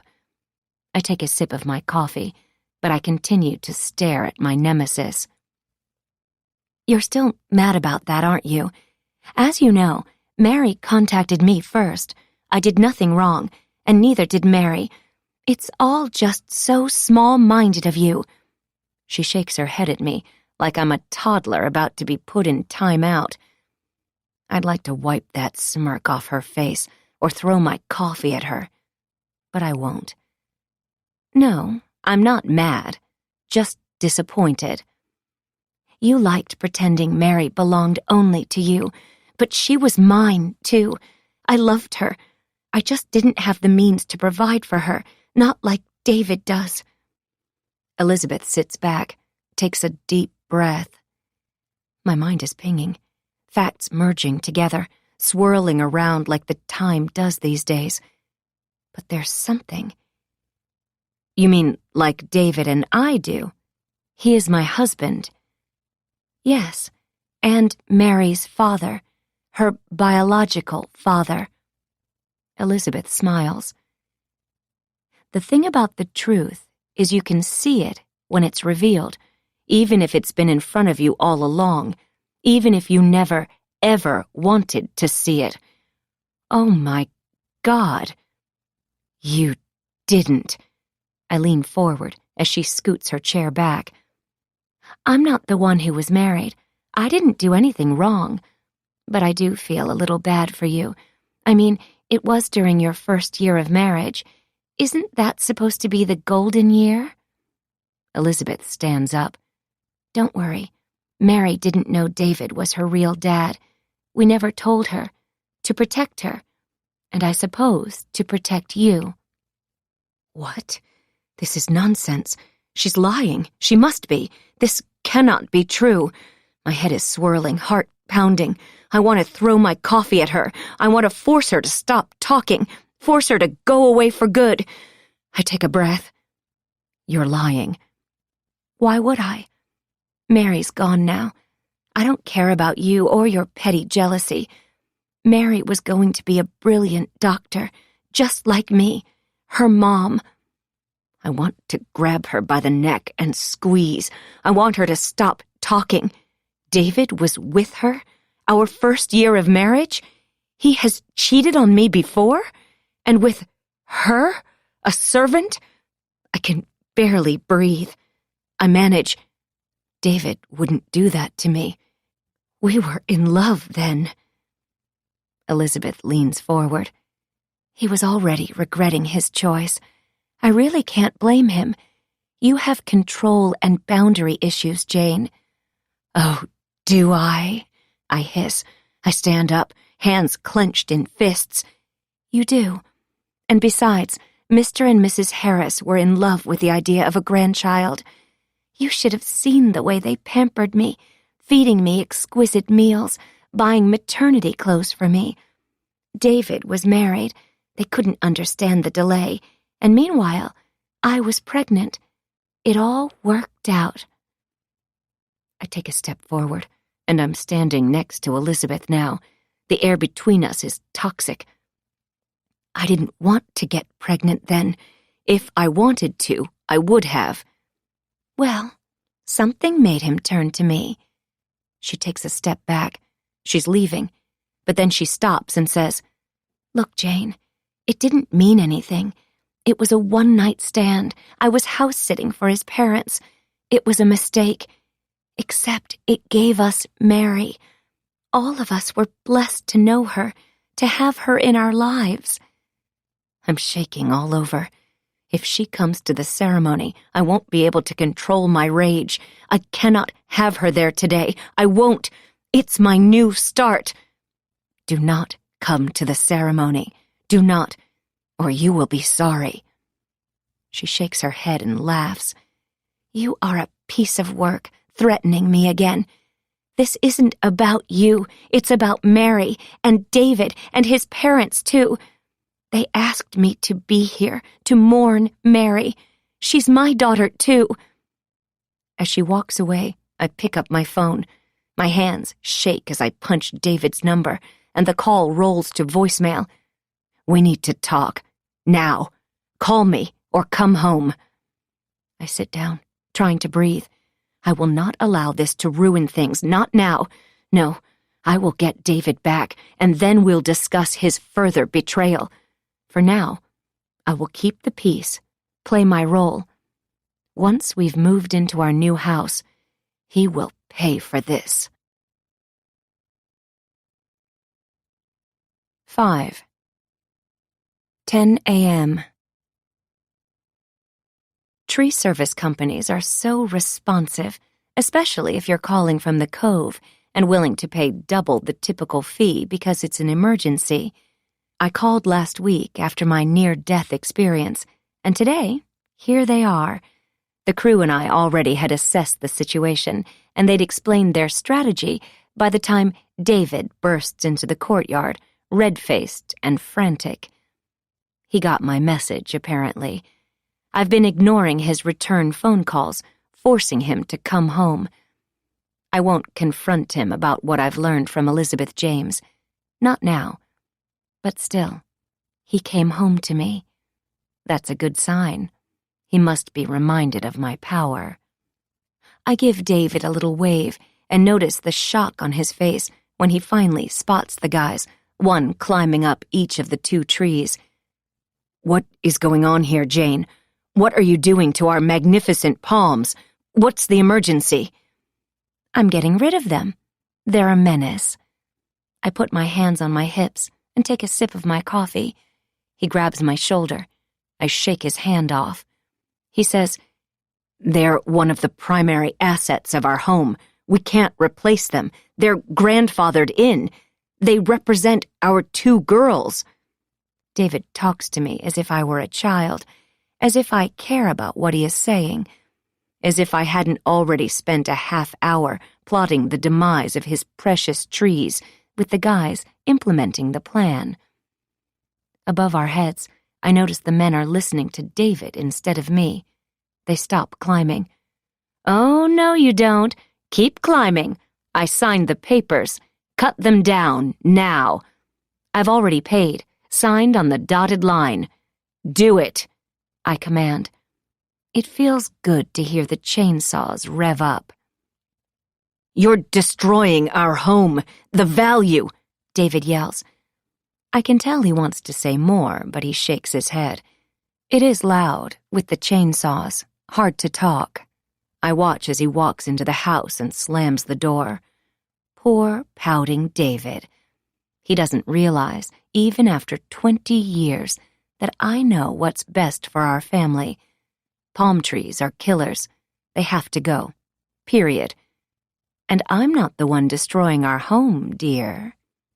I hurry inside the house, per the men's directions, and listen as the chunks of palm tree crash to the ground in the courtyard. It's satisfying, knowing they are dying, knowing I won. I destroyed them first, before they could get me. That's what winners, survivors, do. Back inside, I try to find my husband. I fight the urge to ask David about Elizabeth's accusation. Maybe I'll just ask him for a hug, for some reassurance about the ceremony this afternoon. I'll demand that he make sure Elizabeth James does not attend. That's the first step. "David, we need to talk. The ceremony tonight has me all out of sorts. Let's hug." I stand near the front door and hold my arms out to him. "You are unbelievable," he says, as he walks past me and out the door. "Wait! We need to talk!" I scream after him, but he can't hear me over the chainsaws. It's fine. If he had stopped, hugged me, I might have asked him if he is actually Mary's biological father. I'm certain it isn't true. What kind of man would cheat as a newlywed? Not David. Not my David. As I watch chunks of palm tree drop to the ground, my stomach turns. Of course it's true. I take a cleansing breath and walk to the kitchen. It's fine that he ran out the door. He's angry right now, and he wouldn't be fun to talk to about this newly realized betrayal. I will stick to my plan, reunite our family, and then we will have the important chat once we're settled in our new home. I wonder if Betsy is home. If she passes through the kitchen, I'm ready to smother her with love. I walk to my desk and glance above my laptop at the invitation pinned to the corkboard. Join us for a celebration of the life of Mary Harris, beloved daughter of David and Jane Harris, beloved sister of Betsy Harris, beloved granddaughter of David and Rosemary Harris. 5:00 p.m. at the Cove Private Beach. Please dress in the colors of the sunset. Monday, May 20th. RSVP, Kylie Dorn. Most of the details of today's event were handled by David's assistant, Kylie Dorn, a spunky, sunny young woman with full pouty lips and a waist-to-breast ratio like Barbie's. I know she's mostly man-made, but the guys don't seem to mind. She draws the appreciation of all men she comes into contact with, much like I do. We have a lot in common. I briefly wonder if she'll be in attendance this evening, full lips pouting even more, breasts wrapped in the tight black fabric of feigned mourning. Oh, scratch that. The invitation directs us to wear the colors of the sunset. How cute. Of course she'll be there. Stupid Elizabeth is likely on her way back to LA by now. She's afraid of me, and she should be. Good riddance. I hear footsteps in the hall. Betsy walks into the kitchen wearing black jeans, a black t-shirt, and a frown. Her nose piercing taunts me, sparkles, challenging me to say something about it. I swallow. Good morning. Can I get you breakfast? Betsy's face scrunches together with disgust, as if she's having an alien encounter. She wasn't expecting me to be here. I enjoy surprising my daughters. It keeps them off balance. She says, No, I don't eat breakfast. I thought you knew that by now. She's so surly. Perhaps I should give her something to think about at school today, a little tidbit of juicy information for her to ponder during art class. Did you know your father is Mary's biological dad? I ask. Betsy's disdain face has been replaced by something else. Her mouth drops open. She didn't know. What are you talking about? Have you been drinking? Popping pills? She throws her hands on her hips, ready to argue with me. No, of course not. I had coffee with Mary's birth mother. You remember, Elizabeth? Mary told you all about her. So, that's old news. You always told Mary she was adopted. I still don't know why you made such a big deal about her wanting to meet her birth mom. Betsy shakes her head. She's trying to act like this revelation doesn't matter, that it isn't true, but I can see the stress in her clenched jaw, her rigid posture. It is a big deal. All of it. I know my voice is cold, hard. Betsy takes a step back. You're lying about Dad, aren't you? I fight a surprise burst of emotion, threatening to choke my voice. No, I'm not. We were married when he... Well, I cover my face with my hands, push tears from my eyes. Betsy leans against the counter, deciding what to think.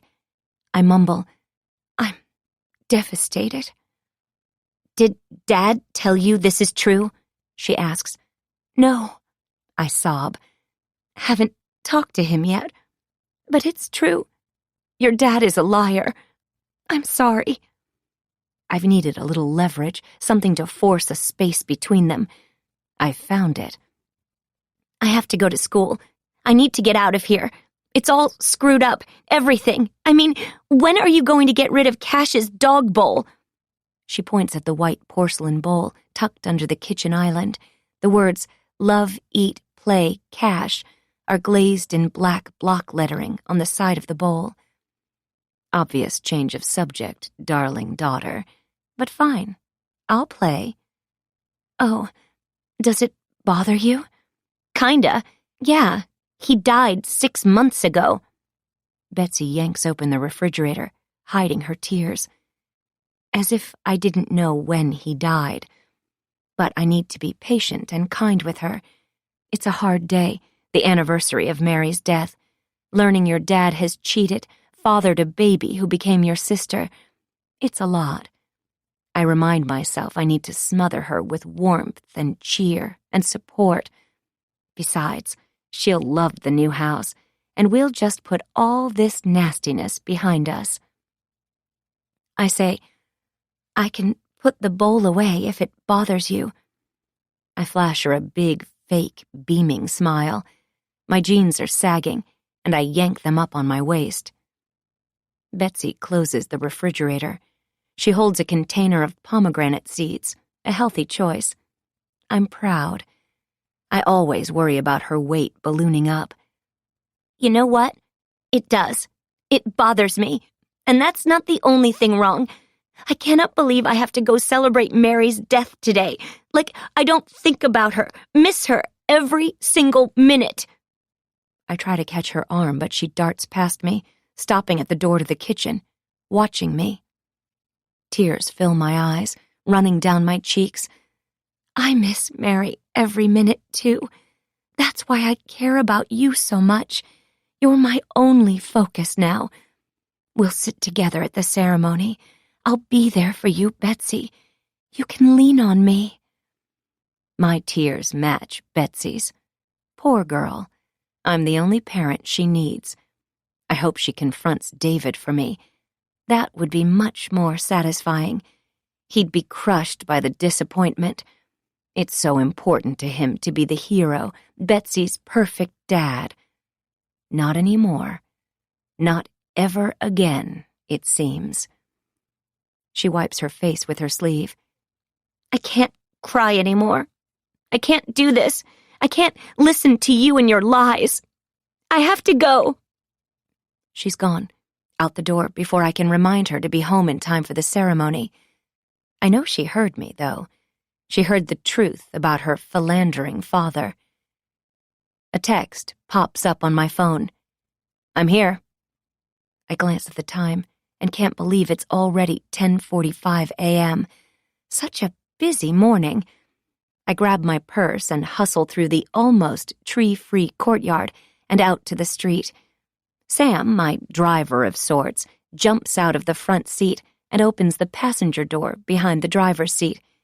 His hair is brown and unruly, always, as if he doesn't own a comb. "Hey, Mrs. H." "Hi, Sam. I took your suggestion and finally did something nice for myself. I had a manicurist come by the house. What do you think?" I flutter the fingers of my right hand. "Glad you did something nice for you for a change, instead of just taking care of everybody else, like you tell me you do. You know, when you're not sad." I slide into the back seat. He closes the door behind me and hurries to the driver's seat. When he gets in, I say, "Yes, motherhood is trying sometimes. Sorry to keep you waiting.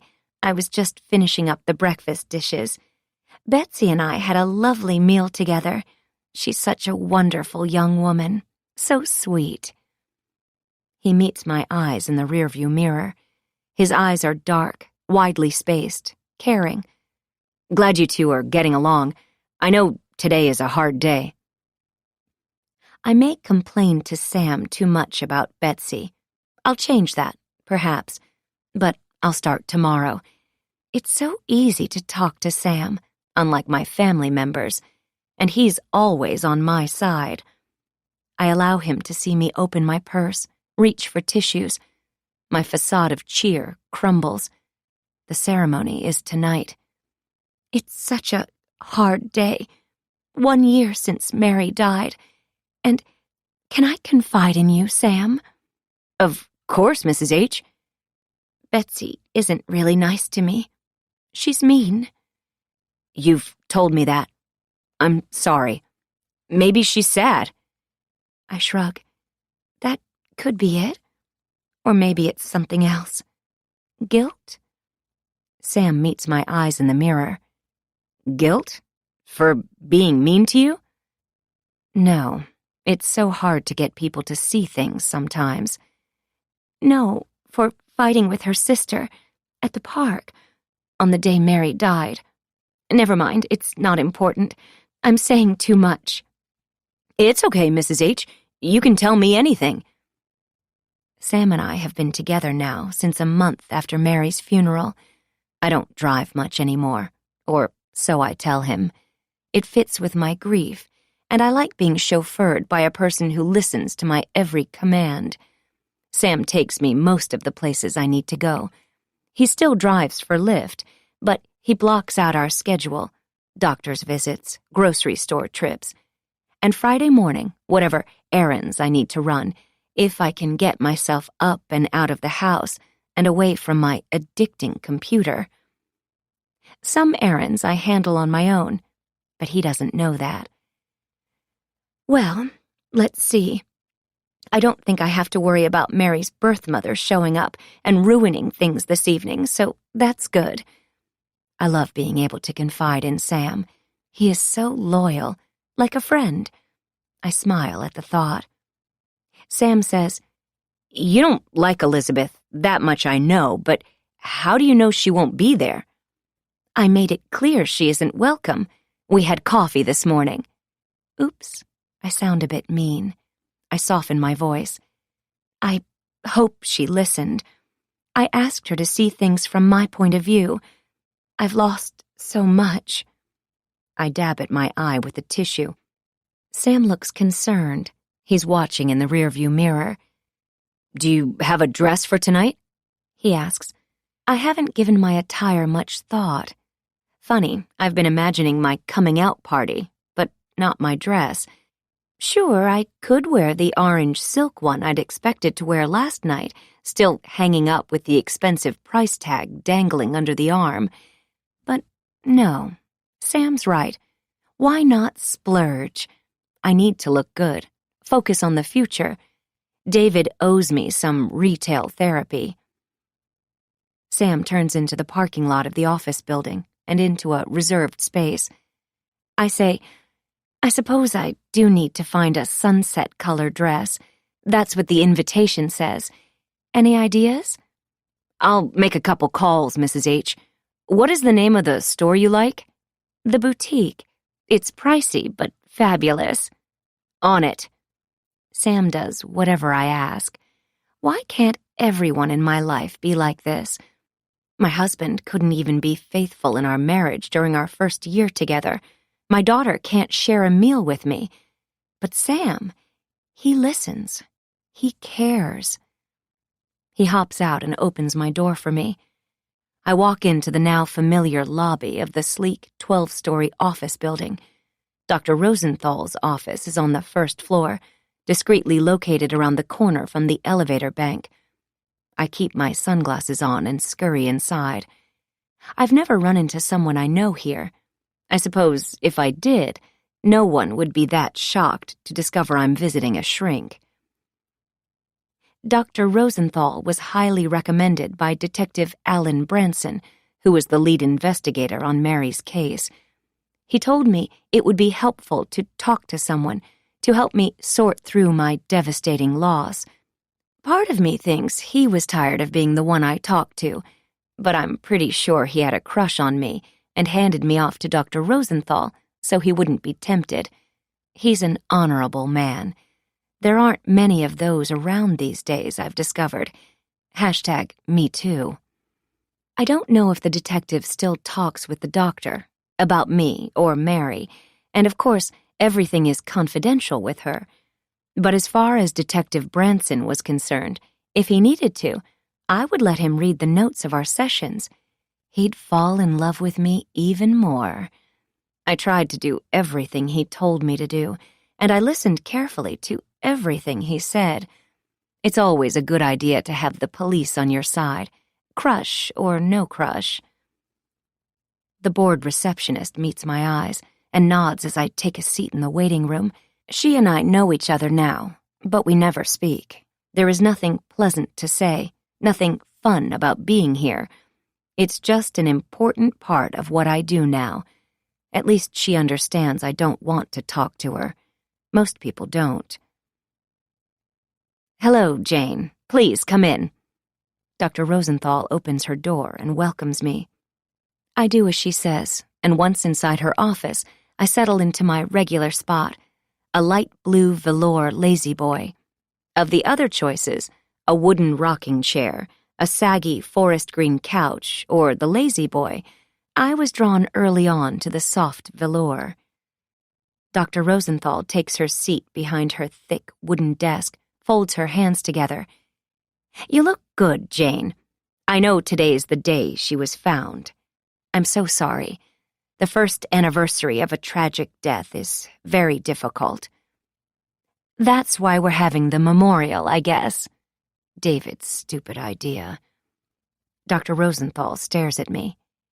I know it's hard, but the ceremony is happening, so let's try to do a little work to get you prepared. Sure, of course. I meet Dr. Rosenthal's eyes. I'm preparing for the future, stepping back into the spotlight. I'll be fine. I suppose she doesn't realize that. Jane, today's ceremony will be hard. Guests will say the wrong things, but they don't mean to upset you. I need you to practice your meditation, your breathing. The doctor is a big believer in meditation. She's given me CDs to listen to. Her voice attempts to calm me in between sessions. Dr. Rosenthal is staring at me. I must have drifted off. I'm not sure what to say. I nod. People will say insensitive things, like Mary's in a better place, or everything happens for a reason, or you're lucky to have another daughter. They will blurt hurtful things because they're uncomfortable. I know. I'm their worst nightmare. I try to feel guilty about that, but I don't. I blow my nose. The sound makes Dr. Rosenthal cringe every time. I rather enjoy the reaction. It's frightening for most of us to imagine what you have lived through. How are you and David? She pulls off her reader glasses, twirls them in her hand. He's very busy, at work. He's also a liar and a serial cheater. Dr. Rosenthal says a lot without words sometimes. She stares at me. I am supposed to fill the air again. Fine. We're focused on Betsy. We had a beautiful family dinner in the dining room Sunday night, even though I accidentally set 4 places. Habit, I guess. Oh, Jane. She covers her mouth with her hand. I surprised her with that one. I know, it was a mistake. Everything is just so hard. I'm trying. Dinner together was a good start. It's complicated. Dr. Rosenthal nods. Grief is complicated. I nod. Some days I don't want to get out of bed. That isn't true, but it's what she wants to hear. Recently, I can't sleep. I'm agitated, restless since I stopped taking all the sedating drugs she prescribed. This new information about David and his inability to be faithful, his lies, well, all of that makes me want to kick a hole in a wall or light a fire in his closet. I see his shirt smoldering, his perfect row of ties light up in a blaze. I stare at Dr. Rosenthal, milling over my revenge fantasies while she analyzes my grief. You should be moving through the acute stage of grief by now, but I fear it may be more severe. From what you've told me, you may have what researchers are calling complicated grief. She pauses. Not many people have heard about the diagnosis. I have. I'm smart. I smile. I am complicated. My attempt at humor falls flat, but my acting skills are superb. My research also pointed to complicated grief. I've read all about it online. Hand me the golden statue. Dr. Rosenthal isn't smiling, so I suppress my grin. She tilts her head, makes a note in my file. Anyway, women are more vulnerable to complicated grief than men. It often results from a difficult loss, like the loss of a child. It's a pathological condition. Do you think we should put you back on the pills? Oh, good. The diagnosis I was shooting for, and an offer of more pharmaceuticals. Does the diagnosis cover a cheating husband and a disrespectful surviving daughter, too? As you surmised by now, there is too much going on for me to numb myself into oblivion for days on end, as tempting as that sounds. Been there, done that. It isn't a productive state. Things and people slip away from you if you're not paying attention. No, I don't think more pills are necessary. True. I could knock out an entire herd of cattle with what is in my medicine cabinet presently. All right, well, we'll stay on top of it. Grief isn't as simple as the 5 stages. Dr. Rosenthal pulls out her box of Cheez-Its and offers me a handful. I decline, as always. It's our pattern, codependent patient/doctor thing. It feels familiar and weird. I know she's trying to deepen our connection, but I think we've got a good thing going here. She pops a few overly orange crackers in her mouth and talks while chewing. Grief is stressful, so it's common to alternate between acknowledging the emotional pain of your loss and setting it aside. Grief comes in waves, like the ocean. The cold, dark ocean. I look at my freshly painted nails. The color is called Deep Ocean Dreams. Yes, makes sense for grief and death to come in waves. It may take up to 4 minutes to die from drowning, but drowning people can only struggle on the surface for 60 seconds before submersion occurs. A truly horrible way to die. Poor Mary. I blink and look up at Dr. Rosenthal. Jane, do you have any unusual fixations these days? She stares at me, her dark eyes trying to pierce through me, see inside my mind, see the truth. No, not really. I wonder if she knows more than 3,000 people die in the U.S. because they choked on their food. Death by Cheez-Its? Possible, but unlikely. It's time for her to think I'm getting better. After today's memorial service, of course. Next week, she should tell anyone who asks that I am suffering from complicated grief, but I am improving. So, no, I won't share my tragedy obsession, or my fear of the ocean, or the nightmares, or the bubbling rage I feel toward my husband at this moment. She's still waiting for me to speak, to elaborate. Her eyebrows smashed together on her forehead. She twirls her pen in her right hand. No fixations, not really, unless you count getting Betsy through high school graduation. I mean, that's typical mom stuff, right? It takes all of my attention. I'm volunteering in her school, shopping for the perfect graduation dress. We've been looking at colleges online, swapping stories about all of her friends' futures. It's wonderful. I'm just a typical mom in most respects, preparing family dinners, making sure Betsy does her homework, baking cookies. Wow, I must be getting better if I'm complaining about typical housework. I smile. I am so normal, it hurts. I'm the perfect vision of a happy homemaker. I always set the perfect table, remember? Well, that all sounds good. How is Betsy? Dr. Rosenthal notes.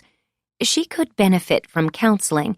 I know she feels extremely guilty about her sister's death. This, I know, is true. Betsy was there, fighting with Mary at the park. She feels responsible deep down. I've been mining her guilt, too, feeding it, fueling it like a fast-moving wildfire. I say, I hope she hasn't convinced herself it was her fault. I hope she didn't have anything to do with it. Of course she didn't. It's just that the mind is powerful. She should come to me so we can be sure she's processing all of this correctly. Grief is confusing, as you know. At the beginning, it's really intense, all-consuming. It cancels out everything else, all the people and activities that are important to us. But over time, it settles down, makes a space in our hearts, our lives. It's not healthy for Betsy to believe any of this is her fault. I know you're reinforcing that. I shift in my lazy boy, wiggle my toes. She is correct. I am reinforcing things. Don't worry, Betsy's fine. She is my daughter, strong like I am. I'm so proud of her. I'm getting better, and so is she. I'm her role model. We all turn into our mothers eventually, right? I smile. Betsy is my legacy. Are you like your mother, Jane? Dr. Rosenthal's face is frozen, a poignant look, as if this is an important question. She still doesn't realize I don't discuss my mother. Ever. She doesn't realize I'm in control of these sessions, not her. Sorry, Doc. For the record, I'm not like my mother. Gail Lambert was a monster. Dr. Rosenthal is so easy to manipulate, as you can tell. I pivot. You've said all along that grief is the most painful form of love. Betsy loved Mary very much, even though they were opposites and they fought a lot. Too much. Betsy has that bad temper, you know. Must be from David's side. Poor Betsy. I don't want to imagine her hurting anyone. I shake my head. I'm a gentle, simple housewife worried about her daughter's explosive anger. Meanwhile, I'm the one seething, but we won't discuss that right now. Rage can be a sign of underlying issues. Tell her to come in. It's important. Dr. Rosenthal is leaning forward on the desk. Really? It will have to be after she graduates on Thursday. She's too busy right now. I smile. I have no idea what she does, but she is busy. I'm the best mother. Let's get back to you. Dr. Rosenthal takes another handful of crackers, pops them in her mouth, and slides the box out of sight. Orange crumbs dust her black sweater. I am my favorite topic. Yes? Are you still isolating yourself in your home? No, of course not. I'm on the graduation party volunteer committee. Such an honor. It's not really a committee. Everyone is included. But I will look like a good mom for being there, and Dr. Rosenthal seems pleased. Good job, Jane. So far, this session is going well. She's concerned about Betsy's rage and guilt, so my work here is done. By next week, I'll be relaunching my acting career, and too busy to be bothered with coming to these sessions. Dr. Rosenthal glances up above my head at the clock mounted over the door. Let's focus on the memorial this afternoon with our remaining time. I thought our time was up. I shift in my lounger. There were 70 RSVPs for the memorial service, and a lot of donations to the charity in Mary's name. I report the facts, as if this is a birthday party, a happy event. David must have picked the charity, something about kids. I guess Mary would have supported that. We always agreed in our parenting of Mary, of course. David was hands-off. I was in charge. Our relationship was built on one simple pact: no contact, ever, with the birth mother. That isn't unreasonable. How are you feeling, though, about this afternoon, Jane? She blinks and looks as if she is about to cry. She didn't even know Mary. Imagine how hard it is for me, all of this. I won't cry. Not here. Not now. I like my makeup job today, and I'm shopping next. I drop my head, look at my hands folded in my lap. I am trying really hard to move on for Betsy and David. I'll always have a hole in my heart. You never get over a huge loss like this, as you know. Tonight is the first step of reconnecting our family. David needs me by his side tonight, and I'll be there, watching his every move. Dr. Rosenthal stands, indicating our time is up. Are you writing in your grief diary, going to group, listening to the breathwork podcasts? Dr. Rosenthal walks me to the door. I feel her hand on my shoulder. I can tell you are improving. Good job, Jane. Thanks. I don't tell her that I don't do anything she tells me to do, that she doesn't understand anything. I know who I am, Dr. Rosenthal. I walk out of the office door and avoid eye contact with the old man sitting in the corner, waiting for his appointment to begin. My mind flashes to David, to what he'll be like as an old man. I wonder if we'll still be married all those years from now, sitting in our home, holding hands on the couch. We might be, if he straightens up, atones for his sins, both current and past. This is his last chance. We'll move to our new home, try to start again. But if he makes one more mistake, I'll ruin him. 6. 11:30 a.m. On the drive back from Dr. Rosenthal's office, Sam tells me he talked to the owner at the boutique and he has the perfect dress for the memorial service. You deserve it, Mrs. H. I laugh. It feels good. I'm not sure what I deserve, but you could use a wardrobe update. I glance at his baggy jeans, muscle shirt. It works for him, though. Hey, I like my style. He parks in front of the store, glances at me in the rearview mirror. Oh, I do too, Sam. It's just those jeans. Well, I don't understand your generation, that's for sure. Or do I? Sam hops out of the driver's seat, ending our little conversation. I wonder if he enjoys our time together as much as I do. I like to think so. On the way to Dr. Rosenthal's office, I sit behind him. On the way back, I sit behind the empty passenger seat, always away from the ocean side of the car. I'm waiting for someone to notice this, to mention it, but no one has. It's a unique and compelling symbol of complicated grief. Her daughter drowned, therefore she is afraid of water. Textbook. Sam opens my door. Should we pick up a dress for Betsy, too? What? No, this is me time. She is fine, has a dress. 20 minutes later, and we're back on the road after I dropped $500 on a long-sleeved cream dress. Mary would have liked it. Oh, Mary, why did you disobey me? Mary was home for only 2 weeks before she planned to leave us again for her internship.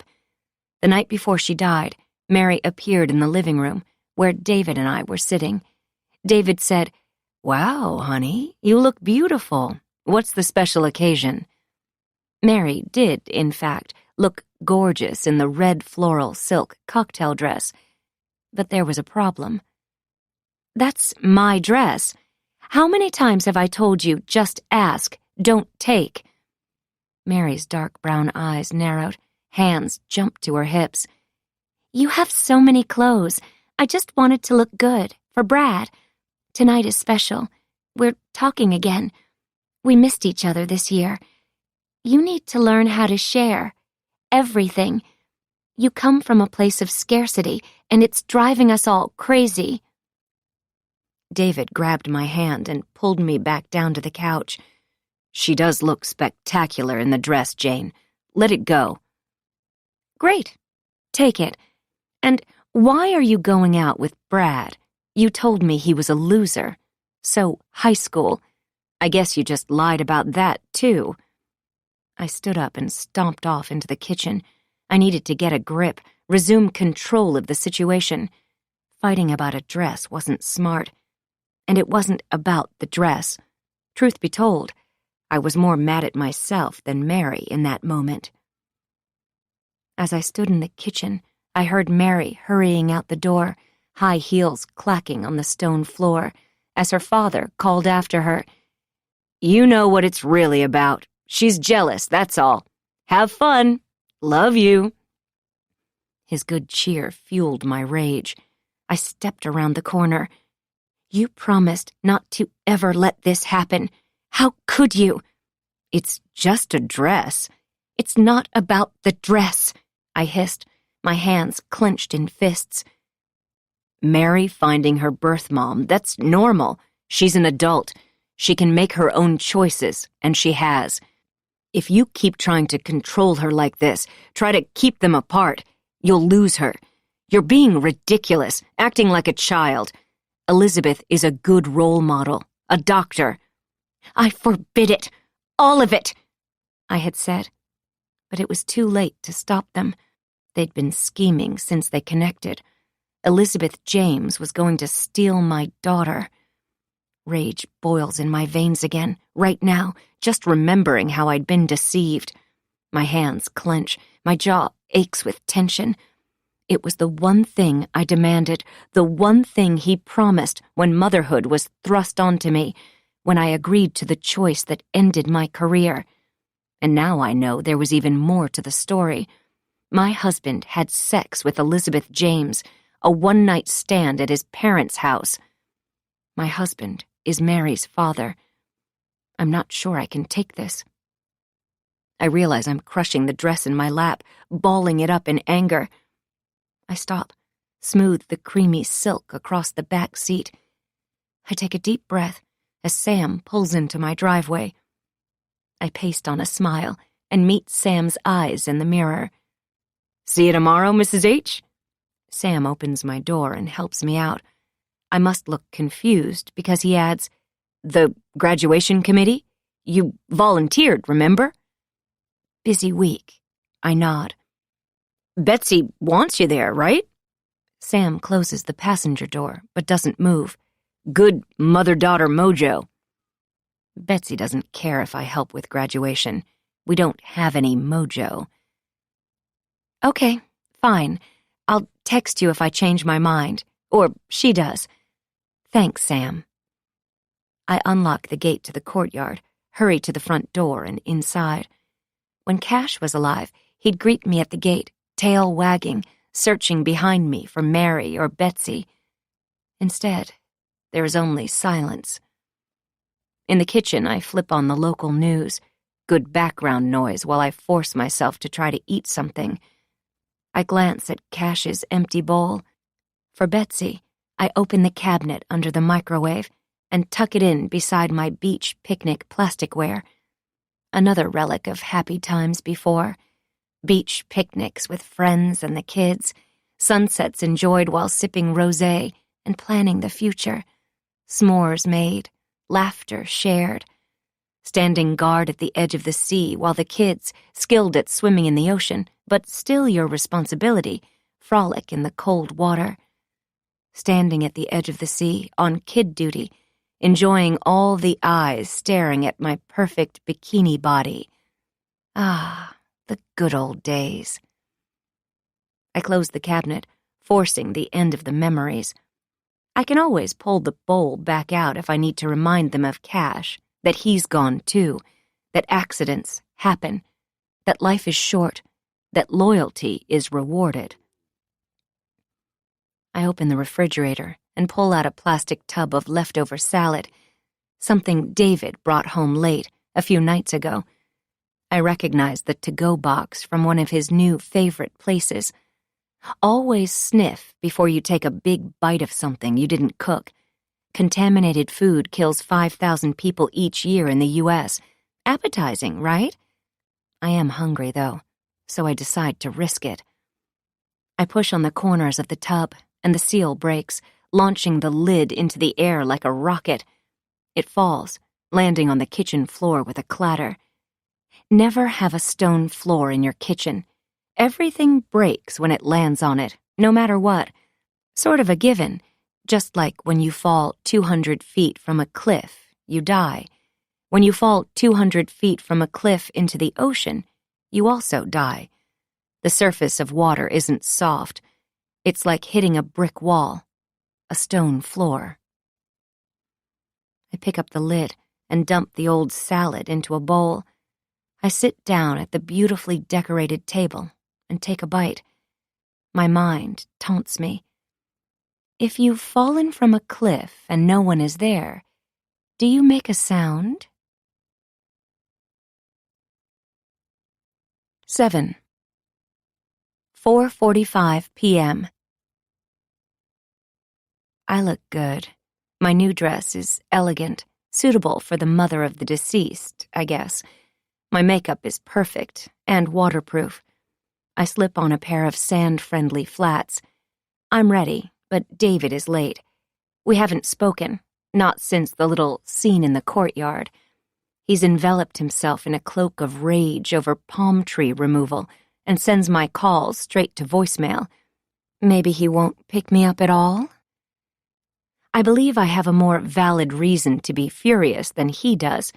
I pace up and down the entry hall, wondering if Betsy will come home before the ceremony or simply appear at the beach like a stranger, one of the invitees, as opposed to one of the family.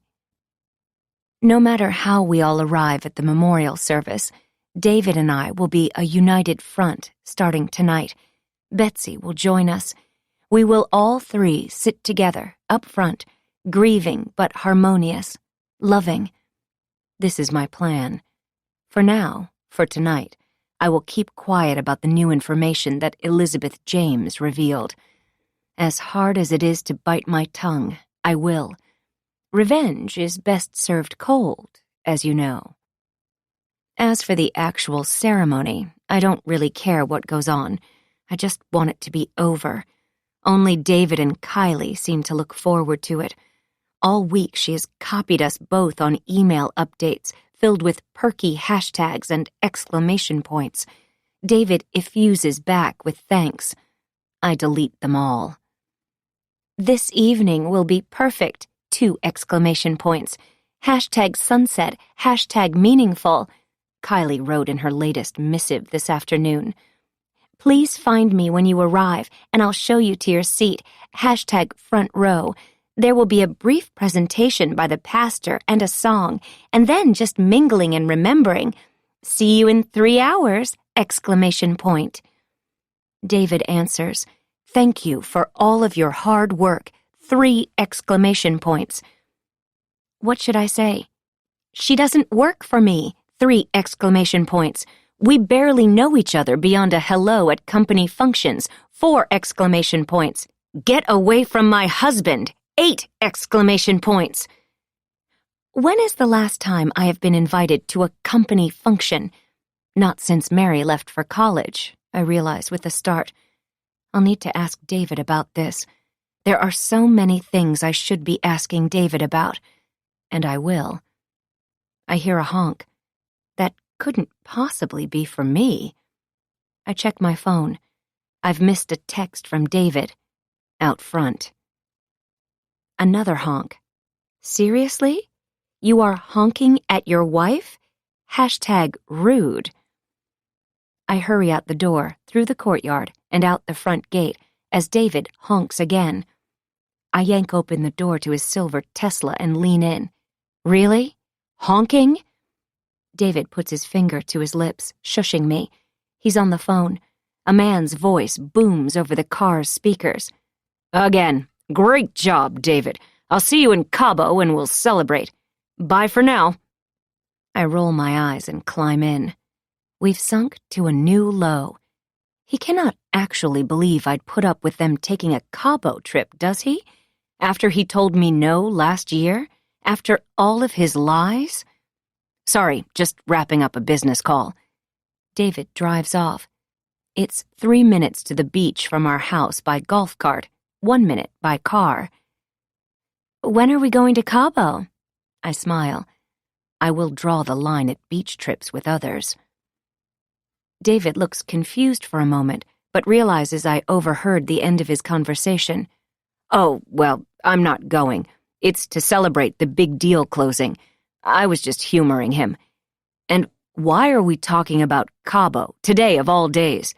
We're driving to a memorial for our daughter. Your wires are all crossed, Jane. He shakes his head, but I note the flush in his cheeks. He slipped not finishing the call before I slid into the passenger seat. He knows I've caught him. I'm sure he's dreaming of that trip to Cabo. I know my husband. I want to challenge him further, but it isn't the right time.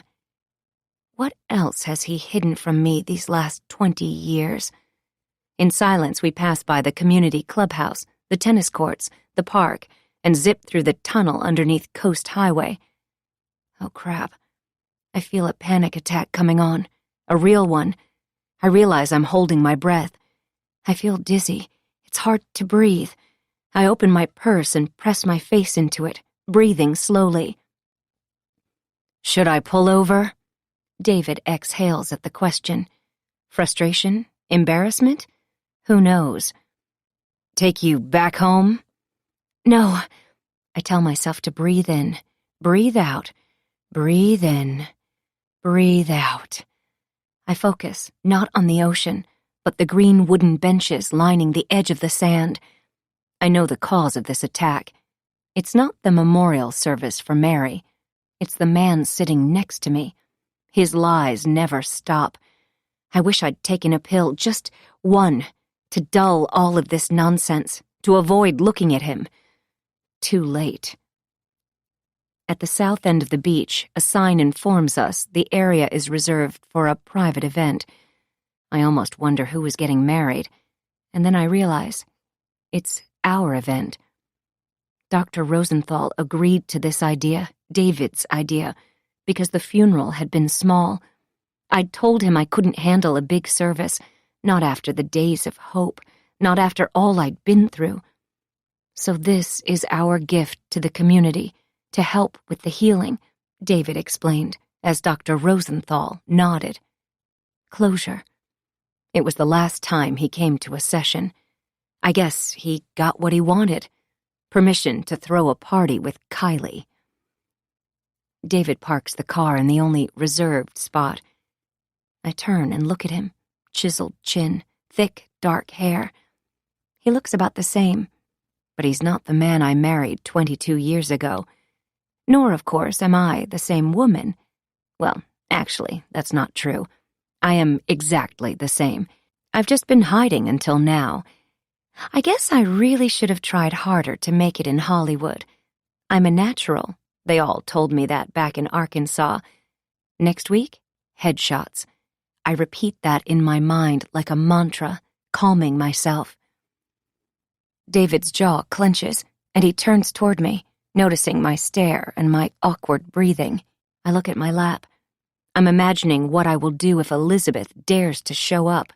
She had better not appear. She's not welcome here. She never was. I take a deep breath. I must be calm, in control. Later, I will confront my husband, the man sitting next to me, the father of our adopted daughter. Hello, Jane? Have you settled down? David stares at me like I'm a toddler who's having a fit over nothing. I swallow. I'm fine, dear. Good. Let's just get through this ceremony together, as Mary's parents. Don't embarrass yourself this evening, or Betsy. It's important for people to see you are fine, sort of returning to normal. My parents will be here too, of course. Please, let's just all get along. For Mary's sake. Please. David opens his door and gets out of the car without hearing my answer. That's probably for the best. I won't repeat it here. I wait for David to open my door, to hustle around like Sam does. But he has forgotten me already and is swarmed by our guests. I push my door open and stand up next to the car. From here, I take in the rows of white folding chairs, all facing the ocean. Some are occupied, some empty. I look down, remind myself to focus on the soft sand, the green grass, anything but the cold, deep blue ocean, the same ocean Mary floated in for 3 days until she washed ashore. A chill runs down my spine, and I wrap my arms across my chest. I jump when a hand grasps my elbow and an arm slips through mine. Sarah, my first friend all those years ago at the ladies' luncheon at the Cove, speaks softly in my ear. Let's get you to your seat, shall we? Just this way. Sarah still has her same short blonde hair and a beach volleyball player's thin, muscular physique. Sarah's daughter, Liz, was Mary's best friend. Inseparable. Well, I guess that's not entirely correct. Liz went off to an Ivy League college, so they were separated. My mind is racing. I take a deep breath. Hello, I managed to say with enthusiasm. I hope. She was a moderately consistent friend back in the day. I glance at her as she takes me across the sand and realize it would be good to have someone like Sarah on my side these days. It seems she's forgiven me for the little gossip I spread about her and her gardener. I mean, I was just having some fun, knocking her down a peg or two on the women's social ladder, and it was years ago now. It's a dog-eat-dog world, so we all have to play to our strengths. As for my strengths, in addition to my captivating beauty, it's my perfect little family, David and Betsy. I realize I've allowed them to team up against me, to believe they are stronger than I am during my period of complicated grief. It's 2 against 1, just like I felt toward the end with Mary and Betsy. Back then, both girls were the problem, the way they'd hide things from me, work together against me. Now Betsy is the only problem daughter. Sometimes I wonder if she received all of her genetic material from David's side. I mean, just look at his awful, conniving parents. I spot them, sitting in the second row of chairs, on the aisle. Pompous, him. Rigid, her. Self-righteous, both of them. They want everyone to think they're so perfect, except for this tragedy that befell their granddaughter. But they aren't perfect. For example, they'd be mortified if I told everyone about the Harris family secrets. Let's start with crazy Aunt Emma. Everyone is terrified of being around. What if Betsy is just like her? Is that what's happening to their only living granddaughter? I mean, she has a nose piercing, tattoos, she smokes weed. She was with Mary the day she died, at the park. What has she done? And if that's not enough to really get their old hearts racing, perhaps I should announce to everyone here tonight that their beloved only son screwed a servant of theirs, knocked her up, all while he was a newlywed. Oh, and then talked his wife into adopting his love child? That would turn some heads. I wonder if I should bring all this up to Sarah. No, not now. I need to focus on the memorial. Sarah leads me around the side of the chairs, far enough so no one bothers us as we trudge through the thick, soft sand. Sarah says, "They've seated family up front, of course. I see David's parents are already seated. Is Mary's birth mother coming?" What? I stop walking as a wall of rage crashes on my shoulders, tenses my neck. How dare she ask me this? I turn to Sarah. Of course not. We don't even know who she is. I'm Mary's mother. My heart is racing. No one is to know about Elizabeth. Mary must have told Liz and Sarah about her birth mother. Mary is a complete traitor. My whole family, turncoats. Sarah must sense my anger, probably because my arm has gone rigid in hers. My pulse beats in my temples. She stutters. Oh, I guess I'm mistaken. Mary had mentioned something about meeting her, how wonderful she is. A doctor? Anyway, where's Betsy off to when she graduates? I turn to her. My sunglasses so dark, Sarah's face is shadowed, silhouetted to its basic parts. Small nose, pointy chin, patrician. Saddleback Community College. Good for her! The way she says it makes me think Sarah worried Betsy wouldn't be off to college anywhere. Our lost daughter. Another lost daughter. But mostly my mind is buzzing with Sarah's knowledge of Elizabeth James. Before I can delve further into my anger, Betsy catches up to us. Through my dark sunglasses, I see she's wearing a dress of some sort, presumably the one we ordered from Free People online, but I cannot be sure. Her stomach is bare, as if a piece of fabric is missing, but it must be the style. I've fallen behind on young adult trends. I'm assuming she is fashionable.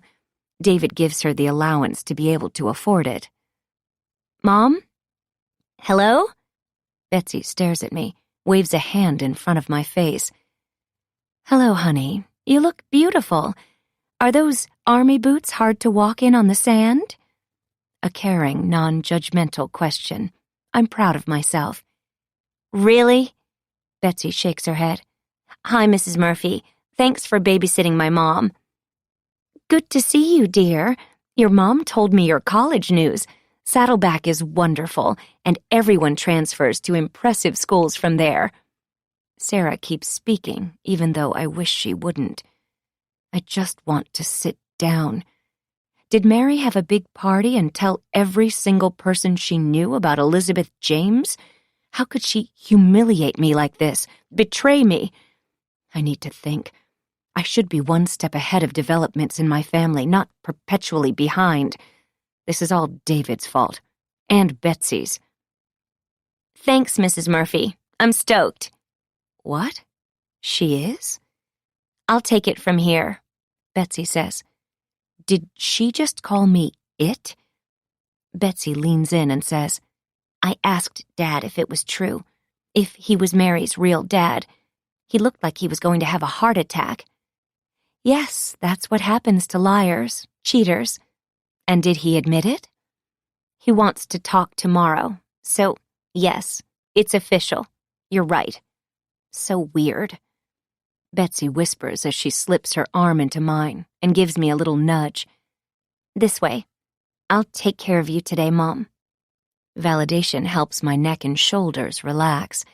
Betsy is being nice to me. I whisper to Betsy, "Thank you, but you don't seem mad at your father." I unhook my arm from Sarah's as she drifts away, mumbling something about Liz wanting to say hello and catch up. I don't feel much of anything these days, to tell you the truth. I just want to get this service over with, get this week over with. Come on, Mom. Betsy escorts me to the front row of chairs. David is seated on the aisle, and he's reading something on his phone. I take the empty seat next to him. Betsy's place is next to me, but instead of sitting down, she waves at David's parents and literally goes behind my back to greet them. I'm sure they're hugging. I don't turn around. We aren't close, but for this, for David's showy memorial for his daughter, we will all go along with the act. I bring my hands to my face, breathe in, breathe out. I focus on the deep sand covering my right shoe, the pink radiance of the setting sun glowing on my silk dress. And then my mind clears. I drop my hands from my face and turn to look at the man seated to my left. The bright light of a text catches my attention, and I see, in capital letters, "Closed escrow," 3 exclamation points, smiley face, before he quickly flips his phone over, trying to hide the screen from me. Has he told someone else about our secret house? Confused, I grab my phone, open my app, and see the full extent of his betrayal, the full measure of what he has done. He's texting with Kylie just before the ceremony for his dead daughter. Kylie, is it ours yet? Heart, heart. I swallow, glance to my left. He isn't watching me, of course. David, yes, 2 exclamation points. Kylie, closed escrow, 3 exclamation points, smiley face. My neck tenses, and I fight the urge to punch my husband in the face. Beside me, David types on his phone, and I read it on mine. A new beginning, just the 2 of us. Love you. Kylie. Heart. I stare at my husband as my heart thuds in my chest. How could he? I cannot believe the audacity of this man. This is the final straw. This changes everything. Reconciliation to ruin in the blink of text. I'm finding it hard to breathe. My hands shake as I grab the edges of the seat. Betsy slips into place next to me and she pats my leg. I know I'm being watched by all of the crowd. Normally, I like the attention, but tonight, just now, I fight the urge to run. I lean forward in my seat, about to stand up to get out of here, when David grips my wrist. "Calm down, Jane," he says in a firm whisper. "The program is starting." I look up and see the pastor step to the podium. He nods in our general direction and begins, "Welcome, friends and family. We are here to celebrate the life of Mary Anderson Harris, a beautiful young woman. I sit back in my chair, and David releases my wrist. Fine, I will sit here, but I don't need to hear about my daughter. I spin my wedding ring around on my finger. It's looser by the month. Beside me, Betsy cries softly into her tissue. I look past her down the row, expecting to see Josh, forgetting they broke up. Poor Betsy, all alone. I touch her knee, patting it softly. I look over my right shoulder, and I'm surprised to see Sam, my driver, standing behind the last row of chairs. His presence calms me. I take a deep breath. How nice of him to be here for me. I nod at him, and he smiles. I feel a shift next to me and watch in disbelief as David stands and walks to the front. I didn't know we have speaking parts. I'm not prepared. I haven't rehearsed any lines. I could tell them all about Mary, about how she was the daughter everyone would want to have, until she picked a different mother. I could tell them about my heartbreak, my anger, my sadness. I loved Mary. I pull a tissue out of my purse. I could explain to them all that I'm not like my own horrible mother, that I was a good mom, the best mom, the only mother Mary needed. I could tell them all how much I miss her every day. But I'm not the one at the podium. I look up, and there's David, backlit by the setting sun, the crashing waves. He pulls a piece of paper from his pocket and reads, "Thank you all for coming this evening. On behalf of the rest of Mary's family, Betsy, Jane, and my parents David and Rosemary, we want you to know we couldn't have made it through this last year without you." I flip open the program and realize David will be speaking for all of us. I'm not on the agenda, even though I would have had the best delivery, the best performance. Fine. I take a breath and relax. My mind drifts to a house on a tree-lined street, the next community over. I thought it was for us to start over. Instead, it's for new beginnings. I look up to the podium, and David has tears running down his face.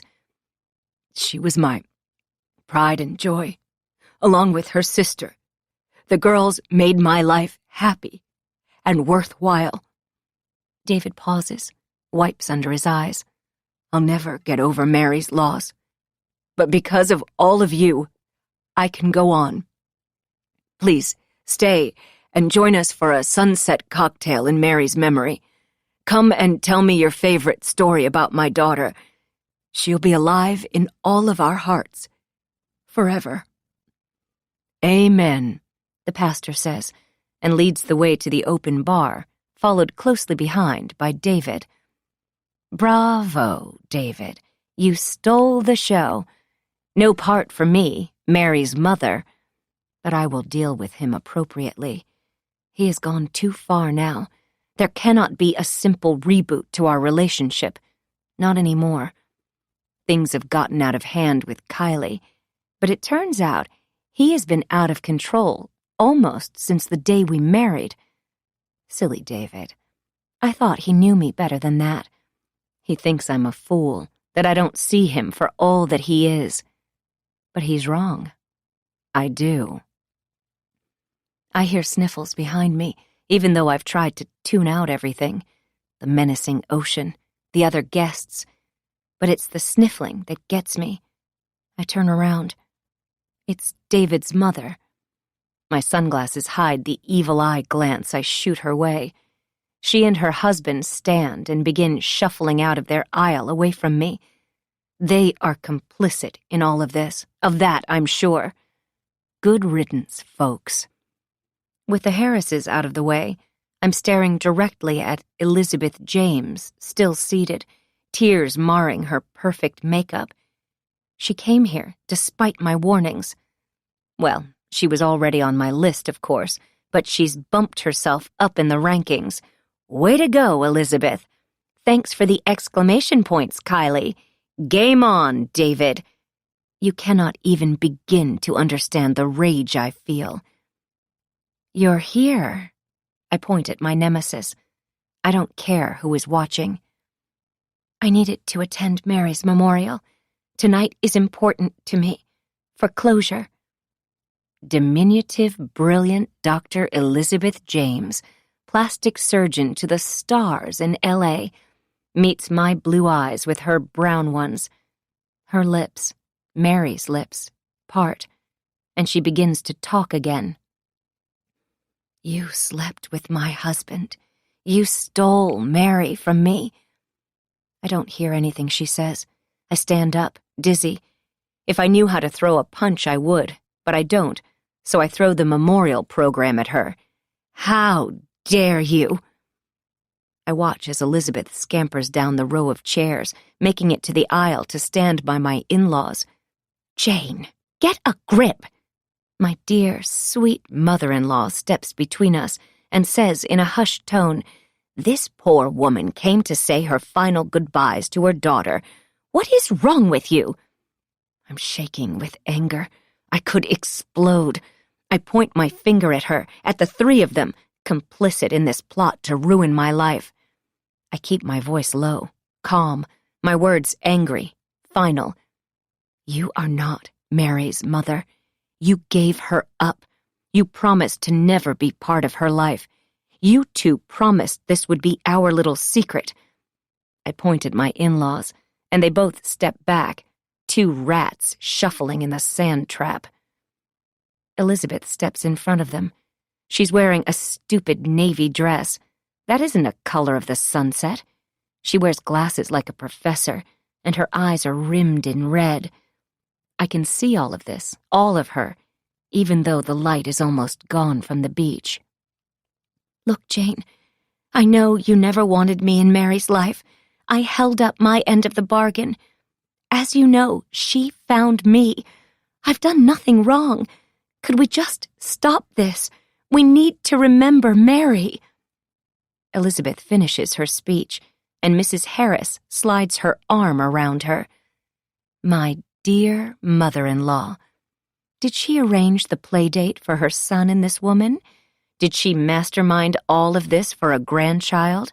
For control? To get rid of me by breaking up our marriage? My heart pounds in my chest as I realize I've underestimated my mother-in-law, too. Just look at her, comforting Elizabeth. Oh, my God. That's more kindness than she has shown me in 20 years. I take a step closer, lower my voice. No, Elizabeth, we cannot just stop this.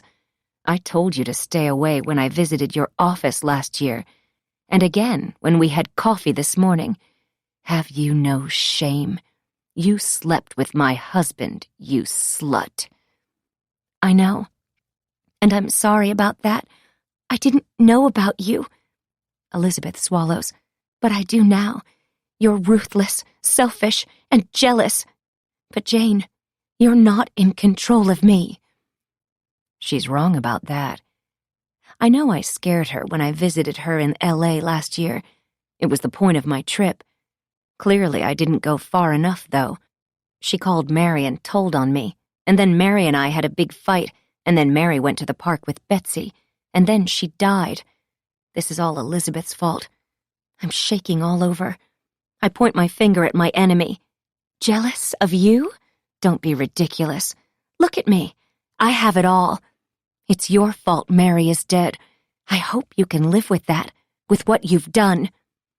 Jane, that is enough, my father-in-law says, as he takes his wife's hand, and together they surround Elizabeth like geriatric guards and walk away through the sand toward the reception. I watch them go, filled with fury. Does David still want to screw her? Was it really just a one-night stand? Are they together now? No. I happen to know David is otherwise engaged and that Elizabeth is single, so she's pathetic. Mary was her only chance at happiness, and she gave her away. My hands clench into fists. Mary only had one mother, and it was me. I drop into my chair, shaking from the encounter. I really can't believe the moxie of that woman showing up here, despite my threats and warnings. She underestimates me. They all do. A hand on my shoulder startles me. It's Sam. I'm sorry for your loss, Mrs. H. He must have heard the whole argument with stupid Elizabeth. My driver is my only friend, it seems. Thank you. Nice of you to be here. He nods and walks away. Mrs. Harris? I turn and look up. Standing in front of me is Brad, Mary's high school boyfriend. A nice boy, a local guy, captain of the football team, and went on to one of the state schools. Long Beach, maybe? Mary broke up with him before they headed off to college. I don't know if they saw each other after the night Mary wore my red dress. That night was the second to last night of her life. I just never imagined he would be her last boyfriend. I thought he was just a start, as unimportant as a bicycle once you buy your first car. "It's good to see you." I try to stand, falter, and Brad steadies me. I need to move away from the front row. I'm too close to the water, too close to Dr. E, as her patients call her. "Could we go over there? Do you mind?" "Of course." Brad slips his arm through mine and escorts me to the back of the ceremony setup, behind all of the chairs and far away from the bar where everyone is gathered. We sit next to each other on one of the green benches at the edge of the sand. It is nice to have grass beneath my feet. I'm still fuming from the Elizabeth encounter, among other things. I wonder what time it is. I wonder when I can get away from here. Brad clears his throat. "I miss her every day. It's just so hard. That's why I've gone away. I can't be here, in the cove, without Mary." Sweet boy. I know, it is so hard. I pull off my sunglasses. It's almost dark out now. Laughter floats our way from the cluster of mourners by the stand-up bar nestled in the sand. David is holding court with his parents and Kylie, his assistant. He has a rapt audience, that husband of mine. A few guests are leaving, nodding to Brad and me on our bench, unsure whether to approach me and my armor of grief, and deciding against it. I see Josh, Betsy's former boyfriend, with a parent escorting him on each side. The parents don't notice me, but Josh looks in my direction as they pass by. I manage a wave, and he nods. But to most people, David is the host, the popular one, the friendly one. I am the suffering mom, the embodiment of their worst nightmares. I'm also that bitch, if you ask my former tennis team. "Have you seen Betsy?" Brad doesn't seem to be a fan of my youngest daughter, but I need to be sure. "She was with Mr. Harris over at the bar, but no, I don't see her now. I didn't see her friends here either." He crosses his arms. The wind has picked up. The usual chill begins to descend on us like a damp, invisible curtain. I wouldn't recognize Betsy's friends. I surprise myself with that admission to this boy, an almost stranger who loved Mary. I watch Brad's face and catch a wave of tension, a decision made, something not said. He looks around, nervous. "That's too bad." I hear it's a different crowd, not the popular one that you and Mary were a part of, I say. I'm a mom, the heart of the family. I pick up on some clues, even those my family tries to hide. "When she goes to college next year, that will be good, a fresh start." "Brad, did you meet Elizabeth, Mary's birth mom? Did Mary tell you about her?" Yes. Well, she is great, but Mary told me it was awkward with you two. I've gotta go. I'm flying back to Spain tomorrow. It's where I go to school now." Brad stops abruptly and stands. "Good seeing you, Mrs. Harris. Just want you to know, I loved Mary. I wanted to marry her." That would never have happened, poor boy. But I can leave him with that dream. "Of course you did, dear." He bends to give me a hug as I sit on the bench. It's formal, quick. And then he's gone, jogging away in his suit, disappearing in the parking lot. I reach for my purse, but it's not here on the bench. I've left it on my chair on the beach, thrown off by my encounter with Elizabeth. The last place I want to go in the almost dark is toward the ocean. The group of people near the bar has dwindled to a dozen or so. David's parents and Elizabeth have left, thank goodness. If I can make it over there to the bar, perhaps David, the the serial cheater will show some sympathy and grab my purse for me. I stand, slowly, while holding the back of the bench, like an old woman testing a walker, not certain if her legs will hold. Goosebumps dot my legs. I feel something crawling on me and swat an ant away. The little buggers kill 50 people a year, if I remember correctly. Accidental death by ants sounds gruesome, and I try not to imagine it. But I do, and shudder at the thought. The remaining mourners, celebrators, whatever you're called a year later, are a cheerful, drunk bunch, including my husband. I see the woman reporter from the local television news, remember her impassioned pleas for information, her somber reporting of the facts. Day 1, missing. Day 2, still missing, meet the parents. Day 3, horror washes ashore. And there's Kylie, saran-wrapped in a light pink dress that matched the sand an hour or so ago, presumably why I haven't spotted her until now. The fact she blended in is impressive. Intuitively, she knows to stay out of my path.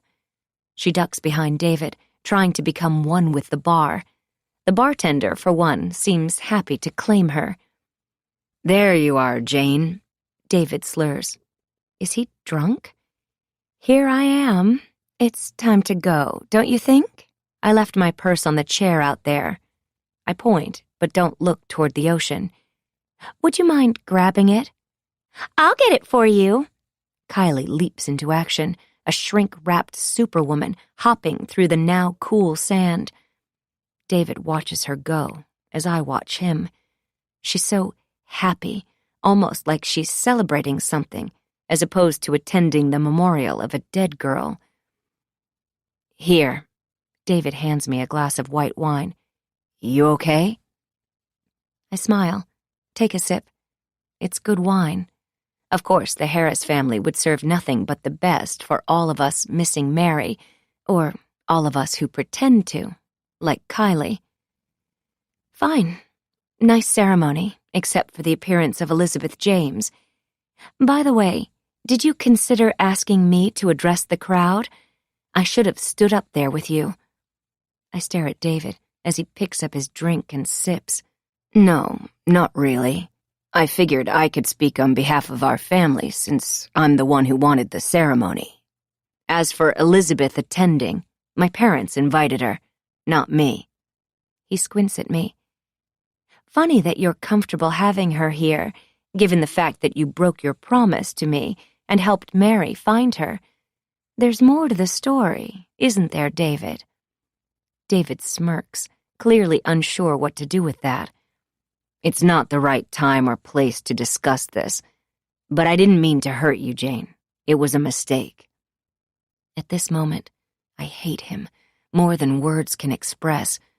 Did you know crimes of passion are based on insecurity? People are struggling to trust their significant other. With 73% of marriages in wealthy coastal communities ending in divorce, that's a lot of insecurity. But I'm not insecure. I'm certain. Only 5% of men are killed by their significant other, and at this moment, I could easily join the 5%. Unfortunately, my husband is not one of the victims. Yet. He holds up his hands, surrender style. "Let's talk about this at home. Betsy told me you were fixated on this." "Me? Fixated?" I glare at David. I know he can feel my rage before I speak. I watch as he leans back on his heels in the sand, stumbles against the bar. I whisper, "No, you told me Mary was my baby, that she always would be, only mine. It was our one deal, the line in the sand. You promised. You're a liar, and so are your parents." We lock eyes. Beside me, I smell a bouquet of flowers, and Kylie's overly enthusiastic voice arrives. "Here you go, Jane. Just where you left it." She hands me my purse, and I manage, "So nice of you to plan the ceremony. You didn't even know Mary, did you?" Sure, you were lurking around for a while. You came into our lives just as Mary was slipping out of them. Mary's off to college. Our home is unsettled. And there you are, ready to provide emotional support and constant understanding, flattery and companionship. Oh, and exclamation points galore. Yes, you were there. You saw an entry point. I hope, soon, you'll enjoy the exit wound. Kylie's face is flushed, and her eyes wide. I watch as David turns to Kylie and shakes his head slightly, almost imperceptibly. But I saw it. Gotcha. She did meet Mary. How many liars must I suffer? Kylie beams a big smile and says, I love party planning. But no, unfortunately, I didn't meet her at the office. I joined the firm after Mary left for college. But I've heard all about her from David. Her lipstick perfectly matches her dress. Her eyelids are the same shade, too, with sparkles. I don't know how she did that, but I can't help but be impressed.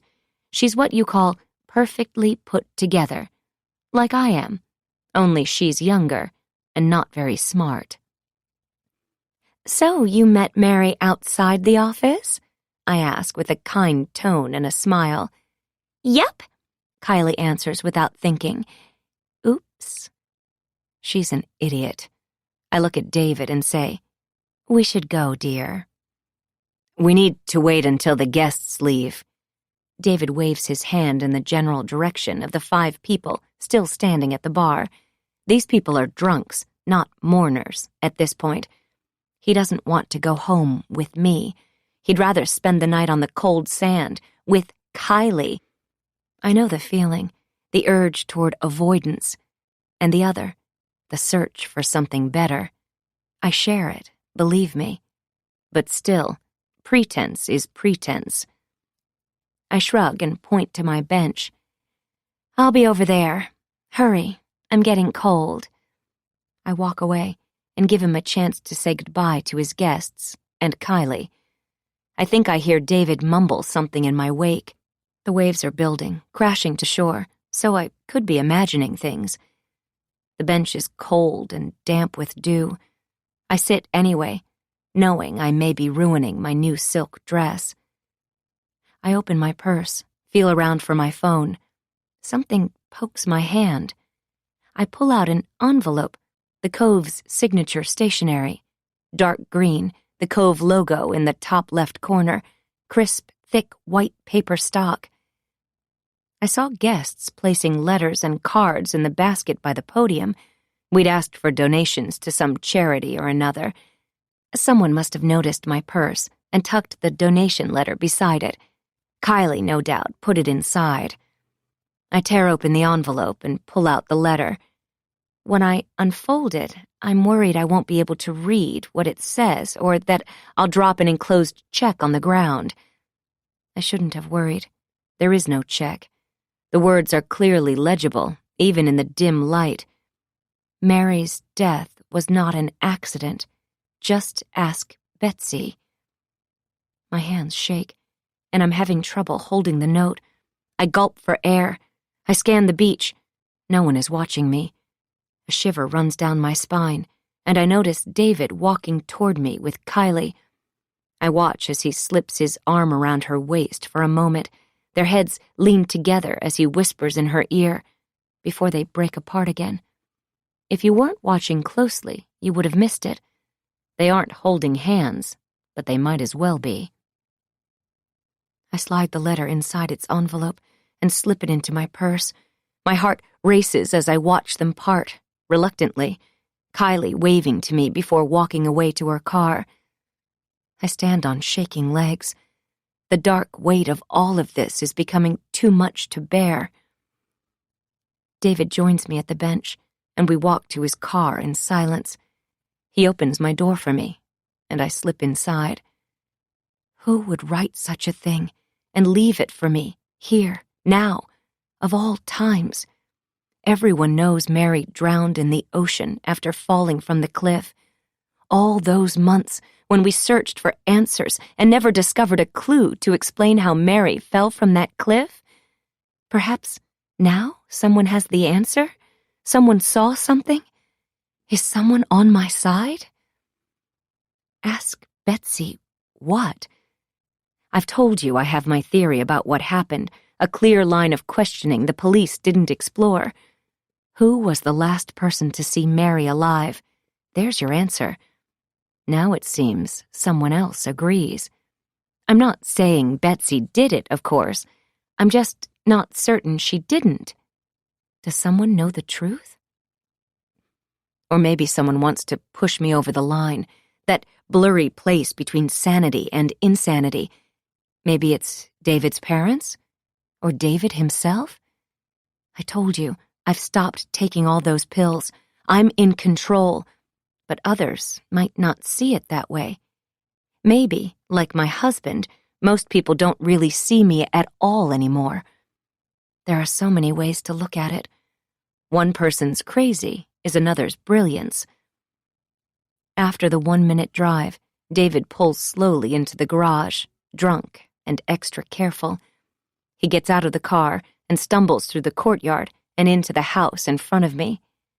No lights are on. Betsy isn't home, I'm sure of it. Is she hiding from me? Keeping more secrets from me? I'm going to bed, David waves and heads down the dark hallway. I watch him walk away, the master of conflict avoidance, and shake my head. Talking to him any more tonight would be a waste of time anyway. I'm too wired for sleep. I'll wait for Betsy in the kitchen. When she comes home, I'll confront her with this note. She always was jealous of her older, more attractive sister. Jealousy is such a powerful emotion.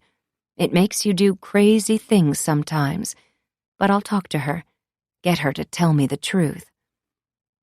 I pour a glass of wine and walk with my laptop and the note to the kitchen table.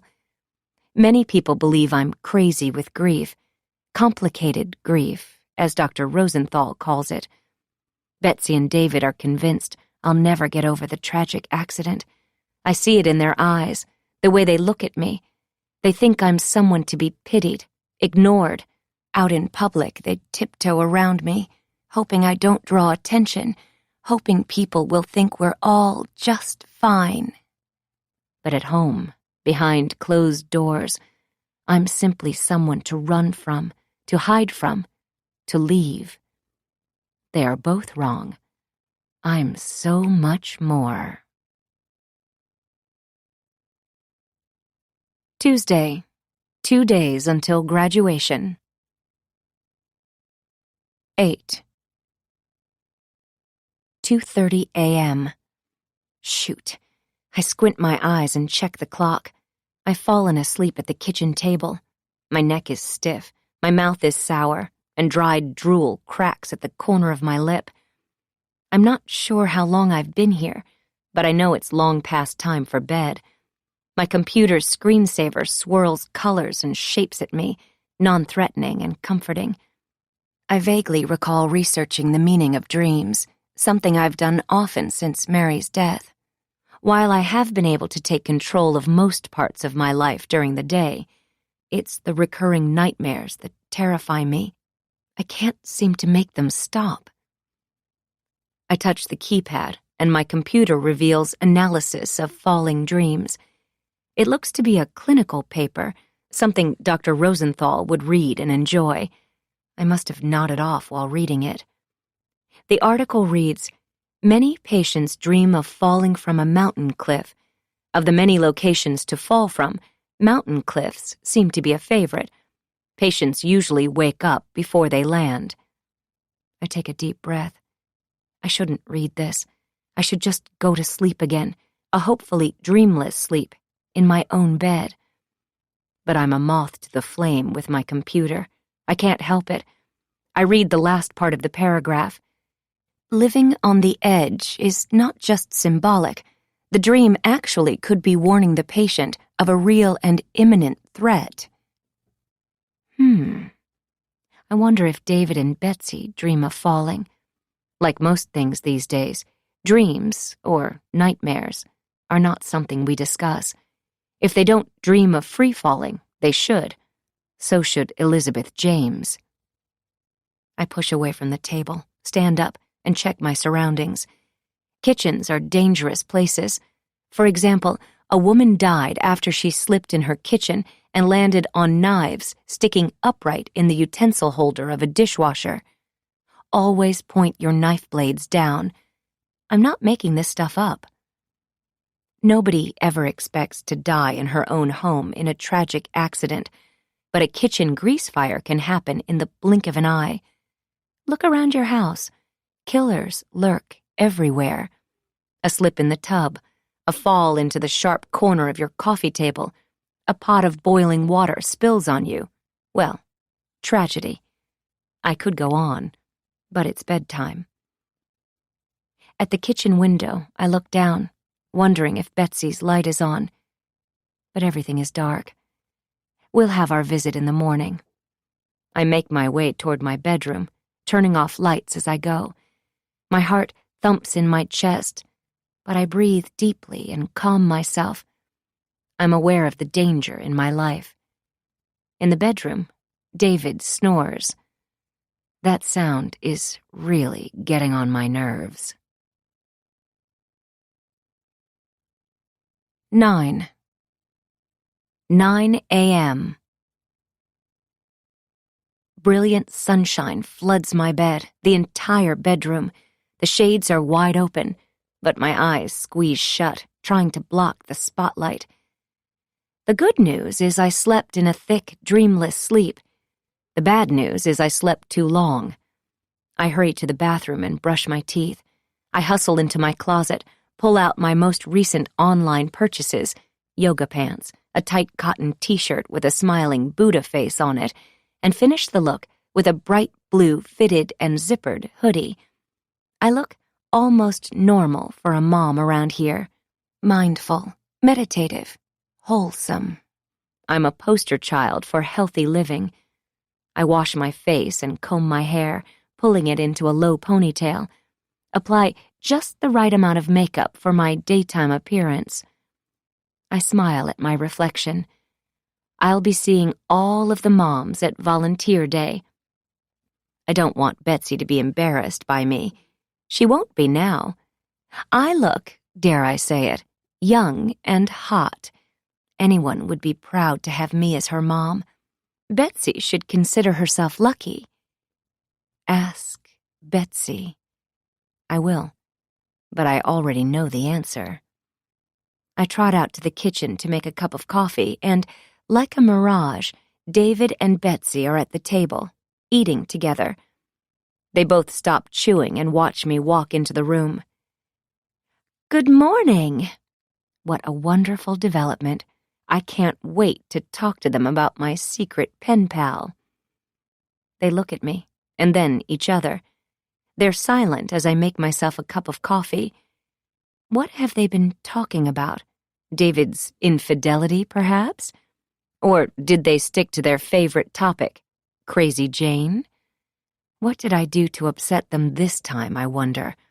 It doesn't take much, not with either of them these days.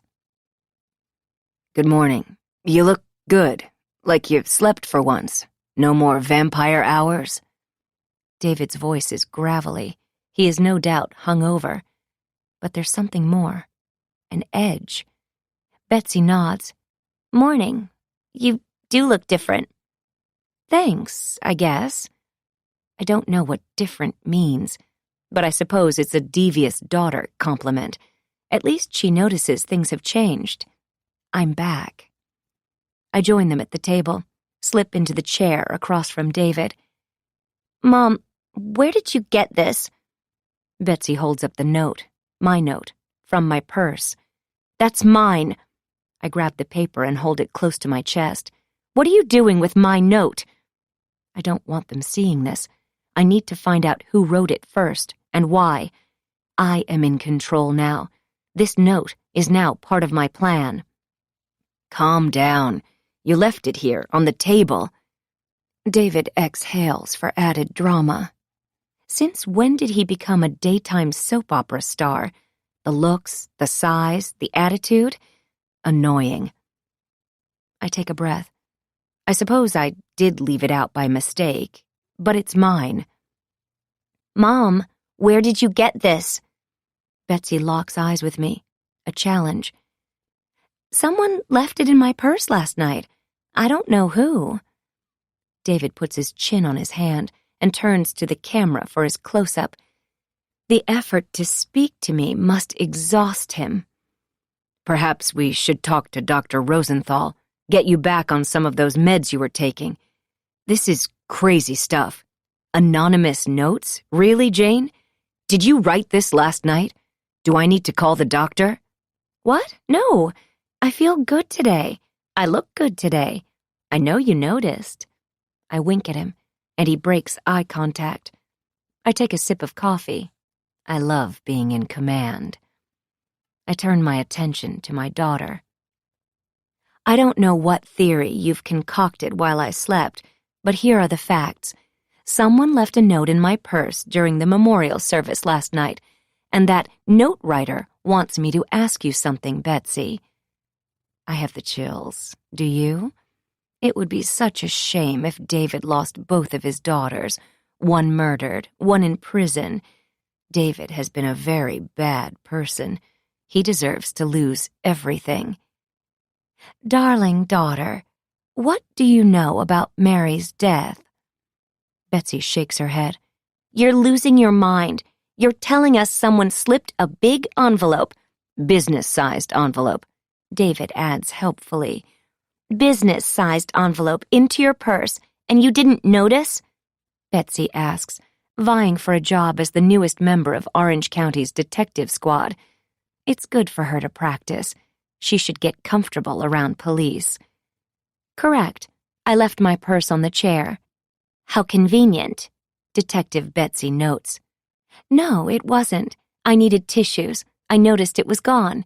Kylie, helpful as always, retrieved it for me. True, that happened. David's eyes light up at the mention of her name, but he looks down to conceal it. I see you, David. Betsy says, Mom, Mary's death was an accident. There's nothing else to it, nothing to ask me about. Someone is messing with you. She stands and carries her plate to the sink. I thought she said she never ate breakfast. Another lie. I say to David, I'm going to call Detective Branson. I'm going to tell him someone thinks there is more to Mary's death. It's a gift. A new witness, perhaps?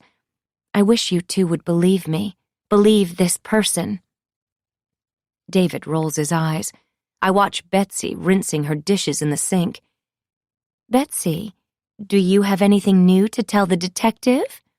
I shake the letter in the air. David sighs. I'm sorry, Jane. It's just cruel, whoever did this. Macabre. And poor Betsy has been through enough. We all have. David pushes away from the table and carries his cereal bowl to the kitchen sink. Someone is trying to confuse you, and you're already in such a vulnerable state. It's the last thing you need. Mary fell from that cliff. End of story. What? No. This person is trying to help. He or she knows something. I look at David, and then at Betsy. I stare at Betsy until she flushes. So much guilt there. Betsy was the last one to see Mary alive. Maybe someone saw them together. Jane, stop it! David hurries to Betsy's side, wraps his arm around her shoulders. 2 more days, kiddo. Hang in there. Betsy leans her head on David's shoulder. You're right. 2 days. Then she looks at me with a scrunched face look that can only be construed as hate. I can't believe you're my mother. You really think I had something to do with Mary's death? Don't come to volunteer day. Of course I'll be there, I call after my retreating daughter. To David, I add, I'll visit Detective Branson. Tell him he should reopen the investigation. He needs to find this witness. I pound my fist on the table for emphasis, and he jumps. I know what you're thinking. Why would I want to stir this all up again? Mary is dead, and nothing will ever bring her back. Trust me, I have my reasons. No, don't do it. He'll think you're crazy. David narrows his eyes. His phone vibrates with a text message, and he can't resist. I watch as he checks his phone, covering the screen with his hand so I can't see it. He types his response, smiles, and types again before shoving the phone in his pocket. He doesn't realize it's futile to hide the screen from me. Silly man. I'll read his text as soon as he leaves.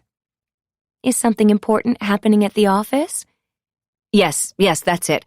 And I've got to get going. David grabs his briefcase, pours the rest of his coffee into a to-go cup. Dear, what's all this 2 days stuff between you and Betsy? What happens in 2 days, besides the graduation? See ya, my husband answers with a wave and walks out the door. That's fine. Who needs them? Perhaps they both have plans after we make it through the next 2 days. But so do I. And I have plenty to do between now and then. I need to convince Detective Alan Branson to reopen the case. He will sigh, too, be reluctant at first. But I will corner him, and he'll enjoy that. Trust me, I know men. I finally have the evidence I need. I learned 2 things last night. One was about David. I realize now his multi-million-dollar plan for the future doesn't include me. I may have been clinging on to a dream, a vision of our future together that could never come true. Denial is such a powerful thing. Still, nothing breaks through that denial like proof. I open my phone and read his texts, the ones he had with the office just before he walked out the door. Kylie, I'm here at the house, 3 exclamation points. Waiting, 2 exclamation points. David, be there in 10. Kylie, I want to go inside, 2 exclamation points. David, don't you dare go in without me, smiley face. Charming, I know. I drop my phone on the kitchen counter, punch my left palm with my right fist. My heart thumps with rage. Pain shoots through my jaw. I've been played. I want to throw something. But I won't. Not now. On the plus side, I have an unexpected ally in the note writer. I take a deep breath and force myself to settle down. Don't you just love it when the plot thickens? 10. 9:30 a.m. I check the dashboard and confirm I'm driving fast. It's because David has a head start on me. I know exactly where he's going, but I can't afford to be stopped, so I ease off the accelerator a bit. Slow and steady wins the race. Even though I know I'm fooling myself, my heart hopes David is heading to the new house alone. Or just maybe I'm reading things wrong.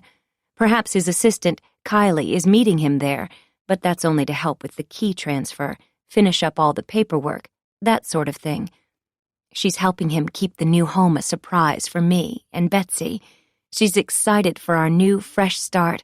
That's why she's anxious to see inside. Could that be the case? The truth? I realize I'm holding on to threads. It's as if the tapestry of our marriage has unraveled, and this new home is the only thing that can mend it. Marriage is hard for everyone. If you tell me you haven't had a few bumps in your wedded road, then you're lying. We've had more bumps than I care to admit, and clearly for longer than I even knew. A bad taste floats into my mouth as I think of Elizabeth James. It's the taste your mouth has before the dentist shoots you with Novocaine, the acid that floods your taste buds just before you realize you're going to throw up. At the moment, Elizabeth isn't my biggest issue, though. I take a right onto Port Chelsea Place. I love the mature trees, the blissful suburban perfection of this street. All of the homes have been redone in a shingled cottage style, but they aren't cottage-sized. I take a deep breath and pull to the curb behind a bright yellow carpet-cleaning van. its color scheme sure to draw more attention than another black Audi on this street. I hurry out of my car, careful to stay shielded behind the carpet-cleaning van.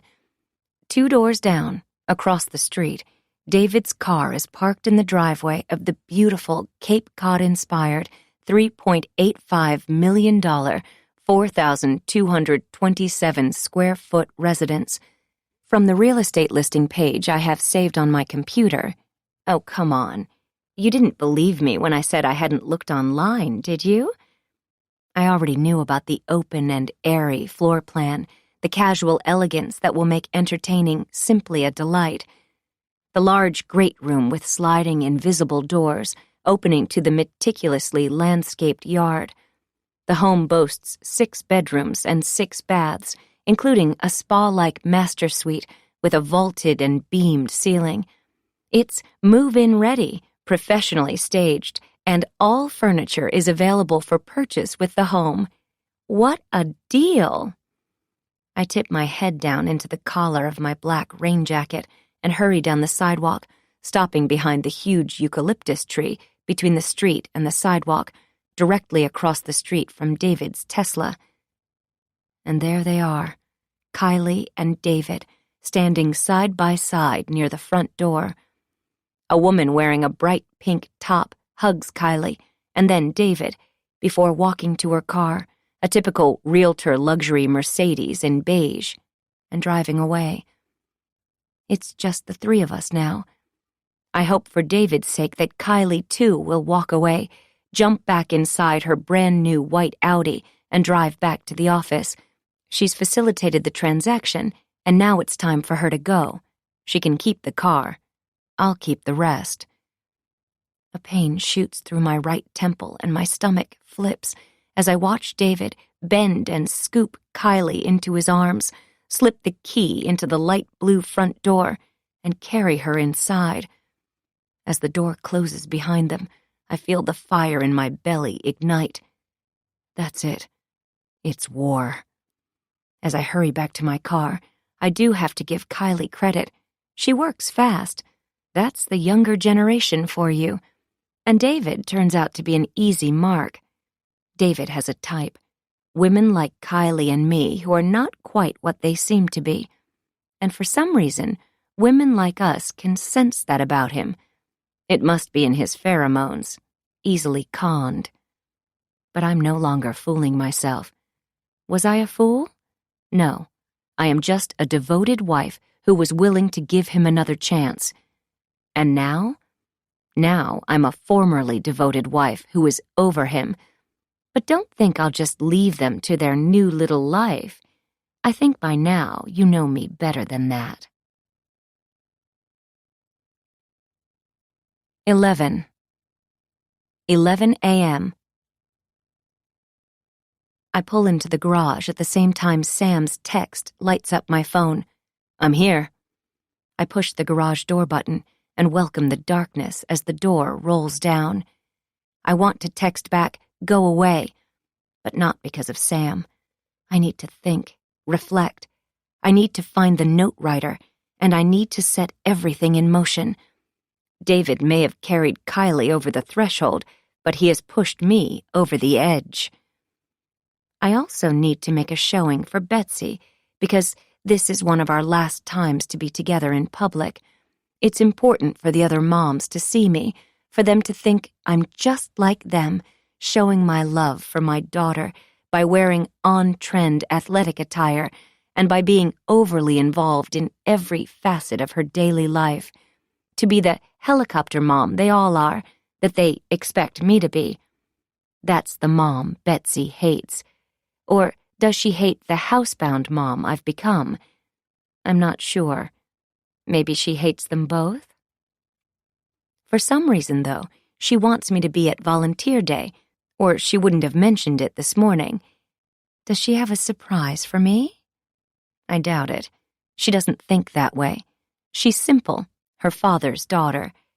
Perhaps she just needs help painting, and she doesn't have any friends. I text Sam. Coming. Driving to the high school, I sit behind Sam. It's the same direction on Coast Highway, south, as driving to Dr. Rosenthal's office. He keeps glancing at me in the rearview mirror. "Were you just coming home from someplace, Mrs. H?" Sam asks, his eyes meeting mine in the rearview mirror. "No, I don't go anywhere, not without you, Sam." I smile. He couldn't have seen me pull in the garage. He's not that observant. "Oh, I thought it was you, your car, pulling into the garage just now. I guess not. Anyway, while I was waiting for you, I saw a dog walk by that looked just like your dog, Cash. Maybe a brother or sister? Made me miss him, and I didn't even know him that well." Sam is staring at me. We are at a stoplight, but still, eyes on the road. "Eyes on the road, Sam." He drops his eyes. I add, "It's quiet without him around. No barking, no growling. Poor animal changed after Mary died. Wasn't fun to be around. Who knew dogs have emotions?" "Of course they do. I love dogs." Sam won't drop the dog subject for some reason. Cash is dead. End of dog story. "Everybody loves dogs." Time for a pivot. "Thanks for coming to the ceremony. That was nice of you." I smile. "Sure. You look nice. You look good today, too. Like something has changed." Sam is politely appraising me. I enjoy his flirting. It's not his fault. He has never seen me even try to look pretty before. I've probably shocked him a little. I smile at him in the mirror, take off my sunglasses so he can enjoy the full effect. Something has changed. You're right, Sam. Thank you. Last night's ceremony was just something to get through, but thank you for your help with the dress. It's important for the mom to look good, and now that the year of mourning is over, I'm making an effort to get back to life. Well, I'd say you nailed it. Today, too. Sam looks back at the street. Surprisingly, I feel a little stirring deep down in my core. I've missed this, a gentle, light flirtation, the promise of something more. Of course, there will never be more with Sam. He's a 20-something Lyft driver. I'm just lonely, and this is practice. Back in the day, when David dropped me off after our first date in Malibu, hoping I'd ask him in, my attraction to him was so strong, I almost blew it. Can I come in? He leaned over, his hand sliding behind my seat. I could feel the current running between us, the stirring between my legs. I couldn't invite him in, even if I'd wanted to, of course. I didn't live there, in the Brentwood condo where I'd had him pick me up. And I did want to. I did want him, more than anything and anyone I'd ever met. He'd told me everything about his wealthy parents, his lonely upbringing as an only child, his desire for a big, happy family. He was handsome and lonely and looking for a life partner, something I wanted just as much. I'd told him we had so much in common, when of course we didn't. I wish you could come in, but I have an early call tomorrow, a television commercial for a hamburger chain. I paused, waiting for him to be impressed. You're going to be a star. He smiled.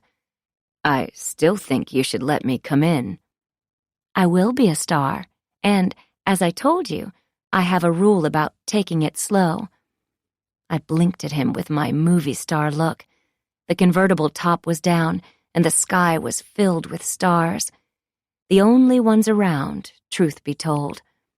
I had begun to worry a bit that I was never going to make it in Hollywood. All of my supposed beauty pageant contacts had dried up or didn't return my calls. I was broke and desperate. The gig in the morning wasn't real, but not much is in La La Land. David and his trust fund weren't my only option, of course, but he was by far the most attractive. That's why I took it slow. I remember checking my watch. It was already past 1 a.m. We couldn't linger out here on my street much longer. I knew that from previous experience. Stupid, nosy neighbors had busted me before. I turned to him, licked my lip. Can I see you again? Yes, although there's still so much more of tonight. He was persistent. He leaned forward and kissed my lips, gently at first, and then with urgency, pushing his tongue inside me, tasting me, moaning. I felt his hand on my shoulder, the other on my knee. As hard as it was for me to pull away, I had to break the kiss. Yes, tomorrow? Please, I panted, turning him on even more. I had already told him at dinner I was a virgin. The kiss just sealed his fate. Oh, man. Tomorrow. When? I opened the door and hopped out before he could help me. I couldn't let him walk me to the door, of course. I whispered, "Thank you for the best date of my life. I'll see you tomorrow night?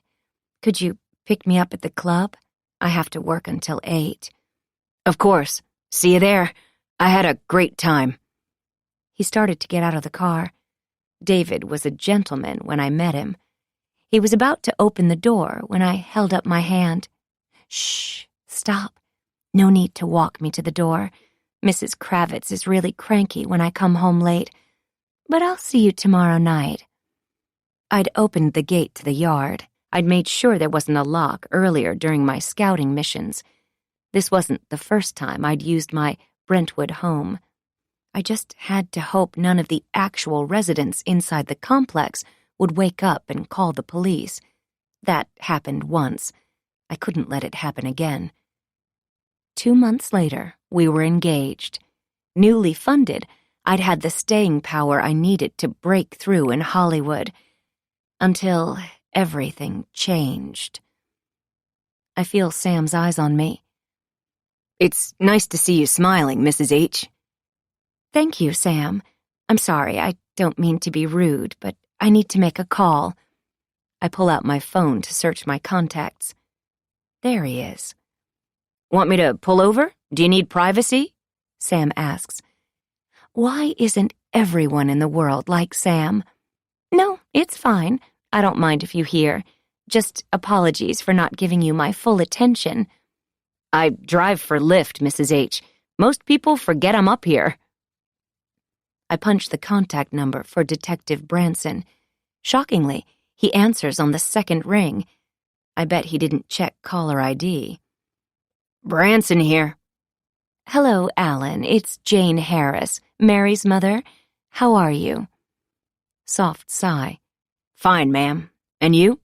I know you had the memorial service last night. We meant to make it by, but we got a call. My apologies. I don't believe him, but I need him. No problem.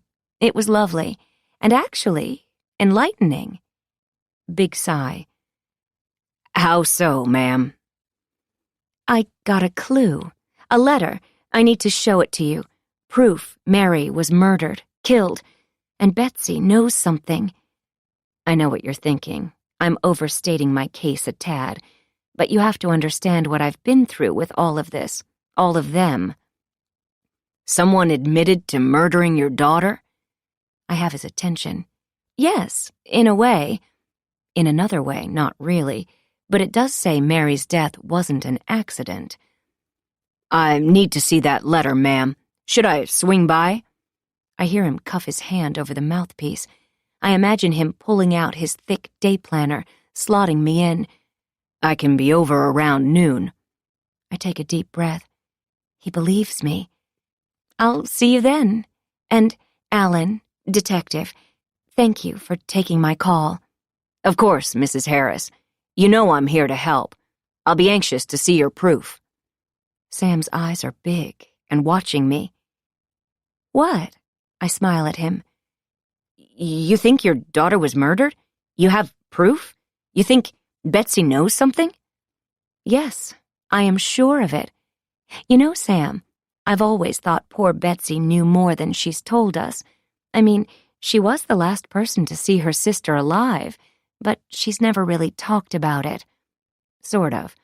I look out the window and realize we're stopped in front of the high school. I take a deep breath. I try not to come here. Memories, vivid, happy, proud memories of Mary and her achievements crowd every corner of this place. My stature was elevated by her achievements. With Betsy, my stature is diminished, but I love my artsy fringe daughter. I'm here, aren't I? It's so interesting how children can be so different. Same upbringing, same opportunity, totally different manifestations. Sam opens my door. The street sign above his head says, "No stopping at any time." The sign at the cliffs reads, "Danger, area closed. People have fallen to their death from this point. Stay out." Both very clear. But look, we're stopped right here, even though we aren't supposed to be. We're all like Mary. We push boundaries, break rules, disobey the ones we love. Just 6 months ago, up the coast a few hundred miles from here, a young woman fell over a cliff as she celebrated a marriage proposal from her boyfriend. She jumped up and down in excitement and fell, dying of her injuries. In another spot, a young couple fell to their deaths while taking a selfie at cliff's edge. Their children, ages 5 and 6, witnessed the tragic accident. A 17-year-old boy, hiking with his family along another stretch of the beautiful California coastline, ran ahead to see the beautiful vista. He did not feel safe standing and sat down, but as he positioned himself for that better look, the ground gave way, and he slipped, falling 400 feet, landing near the edge of the ocean, dying of his injuries.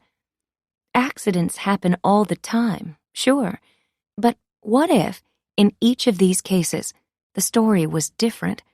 What if the young man found out his about-to-be fiancé had cheated on him the night before? What if the couple taking a selfie had a suicide pact? What if the teenage boy didn't really slip? What if somebody pushed Mary off the cliff? What if it was someone she knew? "Mrs. H?" I blink. I must have drifted for a moment. "Oh, sorry, Sam. Thank you. I'll be ready for a pickup in an hour." I didn't notice we had company. It's Angelica, Betsy's counselor. Mary's, too. "Angelica, nice to see you." "Good to see you, too, Mrs. Harris. Actually, the volunteer day activities will last until noon. Will that work with your schedule? Can you stay? We'd love to have you." I need to be home at noon. "Sam, does 11:45 work?" "Whatever you need, Mrs. H. See you then." Without warning, the headline pops into my mind, unwanted. "Local woman dies from tragic cliff fall. Body washed ashore today." Chills spread through my body, and I shiver. Angelica notices. "Jane, let me show you where we're meeting." Angelica is giving me that sympathy stare, the one I despise, the one that says, "Watch out for the grieving mom. She may be contagious." "I'm just so sorry for your loss. I can't imagine." "No, you can't imagine what I'm going through." I changed the subject. "Are you excited for the end of the school year?" "I am. It's been a long one. It's good to have the summer off, and you should know, Betsy is doing remarkably well, considering. The AP art teacher is impressed with her work this semester. I just wish she'd shown this effort a little sooner, a year ago, for the colleges, but she'll be just fine." Angelica holds the door to the office open for me, and I walk inside. I follow Angelica around the front desk where I used to sign the girls in and out for doctors and dentists, for early dismissal sports, for pretend and real illnesses. Loretta is still there, still answering phones, still pretending to believe excuses that parents concoct on behalf of their kids. I'm sure she's heard every lie imaginable. "Hey, Mrs. Harris, good to see you." Loretta waves before taking another call. "I don't know how she does it," Angelica says. Is she referring to me or Loretta? The lies or the telephone calls? I don't respond. We push through the door of the gym and enter a hive of senior kid and senior parent activity. I take a step back, but feel the pressure of Angelica's hand in the small of my back, propelling me forward. This is the last place in the world I want to be. Betsy spots me. The feeling appears to be mutual. You came. Betsy appears by my side. She knows Angelica is watching us, so she reluctantly smiles. Hope you don't mind getting paint on your new yoga outfit. I absorb the feigned display of affection, the offhanded compliment on the new and improved Jane, and give her a quick hug in return. Of course I did. I wouldn't miss this time with you. We're standing in front of what feels like the whole school, and every mom associated with it. I'd say we're giving a commanding performance. Angelica beams. You two have so much fun. And then she's gone. So we're painting the backdrop where kids take party photos. It's kind of retro, a soda shop, like 1950s. Don't ask me. I didn't decide the theme. Betsy says as she leads us through the crowd, head down. She isn't waving or talking or smiling to any of the other kids. I know she's embarrassed I'm here, but she'd get questions galore if I was a no-show. It's better this way. I'm just like the others, supporting my only surviving daughter, graduating senior. Some of the moms spot me, and the murmur of sympathy, the hint of danger, the undercurrent works its way through the gym. Or maybe they're jealous of my thin body, my tight-fitting yoga clothes. Sarah stands a few tables away. She waves. I wave in return. I hope she doesn't force me to catch up with her daughter, Liz. Betsy stops at a long cafeteria table. Paint tubs and brushes are lined up like a linear vision of the color wheel. We're a subcommittee of 2, at least for now. There are hundreds of kids and parents swarmed around at least 20 tables. Ours is the only one without a crowd. I reach for Betsy's hand and squeeze. She's such a loser. This will be great. It doesn't matter if you don't have any friends to help. All we need is each other. You should always remember that. I'm all you need. I smile as Betsy tries very hard not to roll her eyes and pulls her hand away. Although, now that I look at it, can we find anyone to help? That's a big mural for the 2 of us.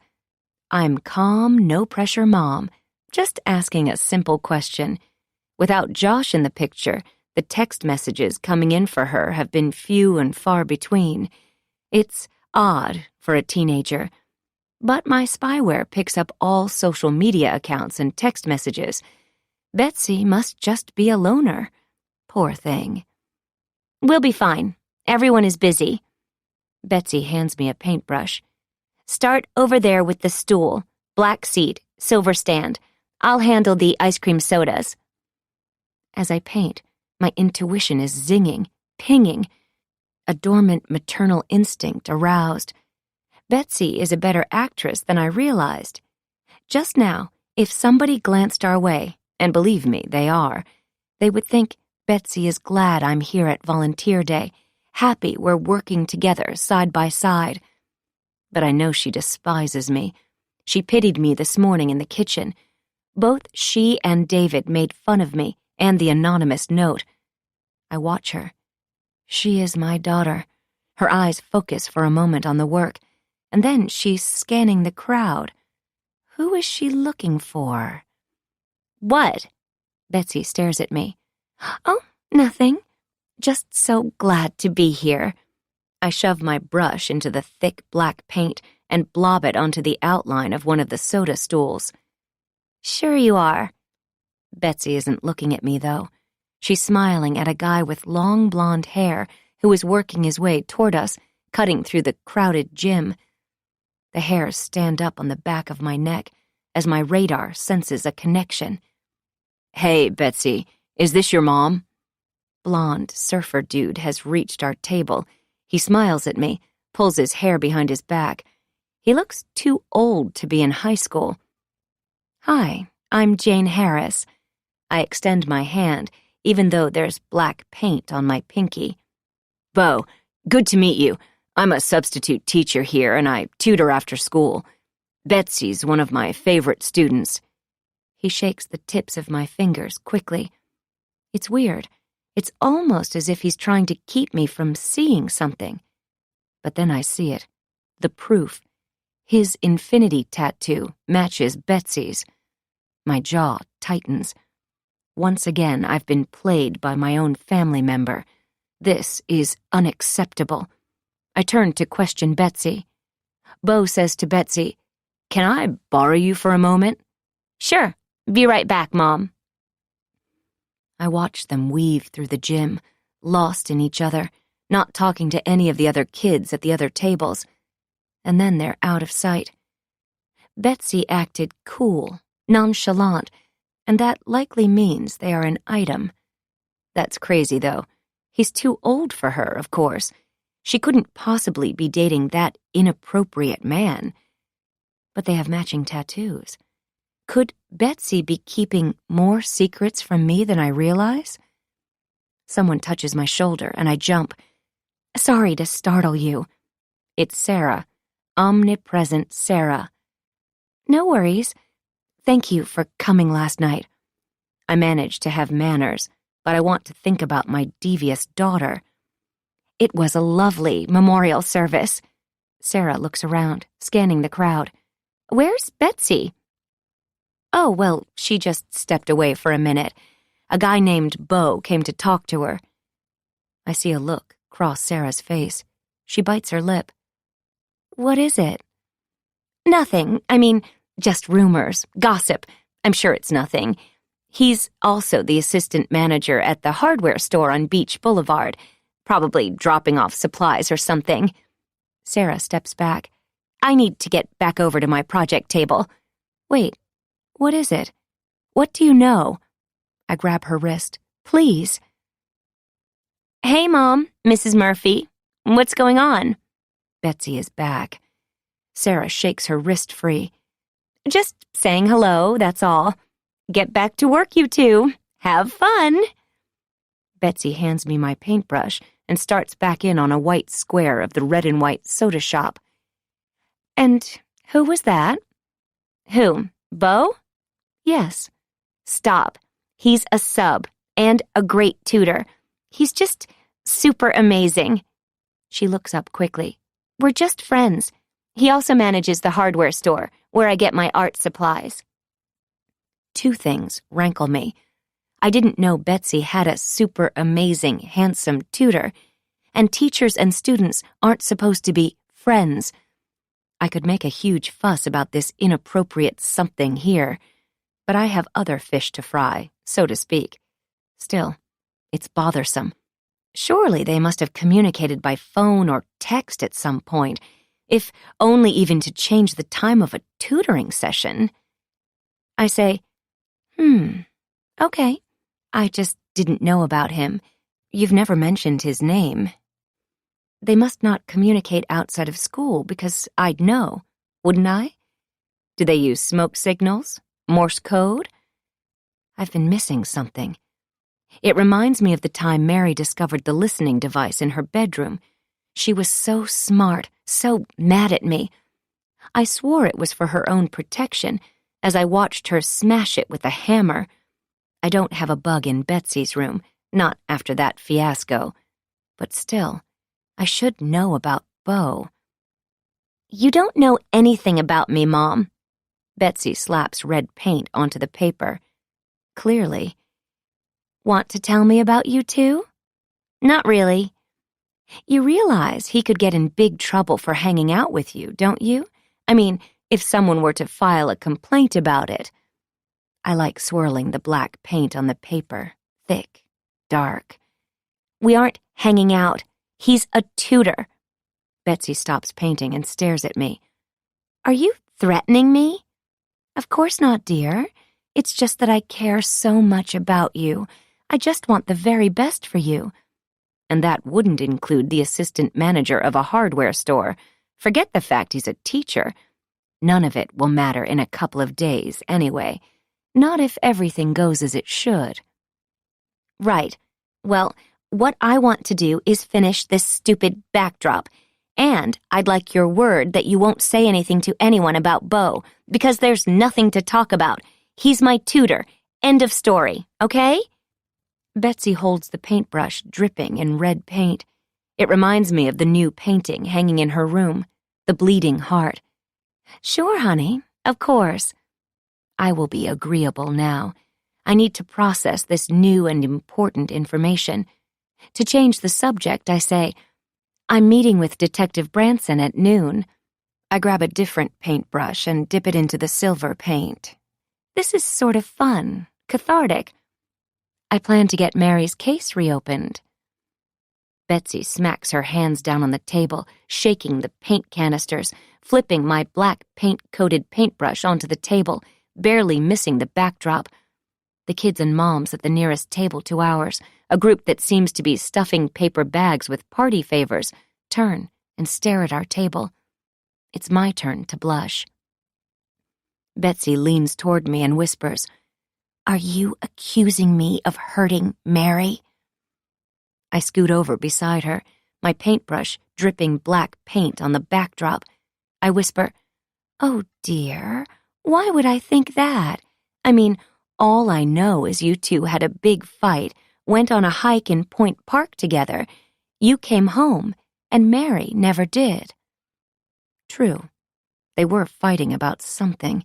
Mary was having a lot of conflicts that last day of her life. Anger isn't healthy, we all know that. Holding things inside, secrets, they can eat you up. Anger plus secrets is bad for you. Your heart rate increases, your breathing becomes shallow, your muscles tense up, and you feel shaky. Your mind may take you back to other times when you've felt this angry. Like just this morning, for example, on Port Chelsea Place. Anger also triggers acting out urges, the urge to yell, to scream, to throw or hit someone, to lash out in verbally harmful ways. Right now, I'm calm. I'm in charge here. It's Betsy's turn to feel the burn. Betsy steps back. I sense a lot of eyes on us, watching, waiting for something, an explosion or something, who knows?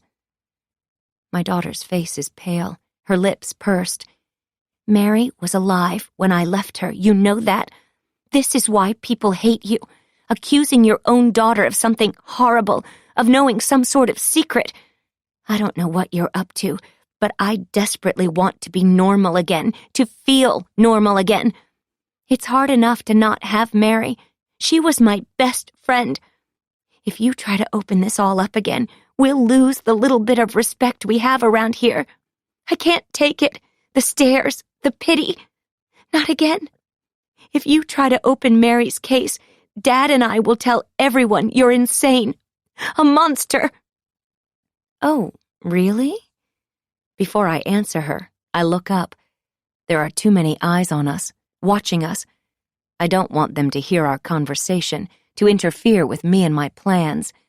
I need to get out of here. A panic attack would be good right about now. I pretend to try to catch my breath. Tears spring to my eyes. I am not a monster. I love you. Betsy grabs my arm. I need to get us out of here. Mom, stop. Breathe. Oh my God, don't make a scene. Betsy pulls me toward the doors, past too many moms, too many kids, too many stares. I pretend to gasp for air. I keep my head down and cover my face with my hand. Before I know it, we're outside, around the corner from the gym. We sit on the grass. I pull my knees to my chest, cover my face with my hands. I'm angry, very angry. I breathe in, breathe out. There is nothing more to do or say. My daughter called me a monster. Betsy has threatened me, and I her. I don't know how long we sit there in the grass, but Sam arrives. Sam says, "Hey, Betsy, got here as fast as I could." I don't like the way Sam is looking at my devious daughter. He's my knight, not hers. "Thank goodness you're here," I say, so he'll focus on me.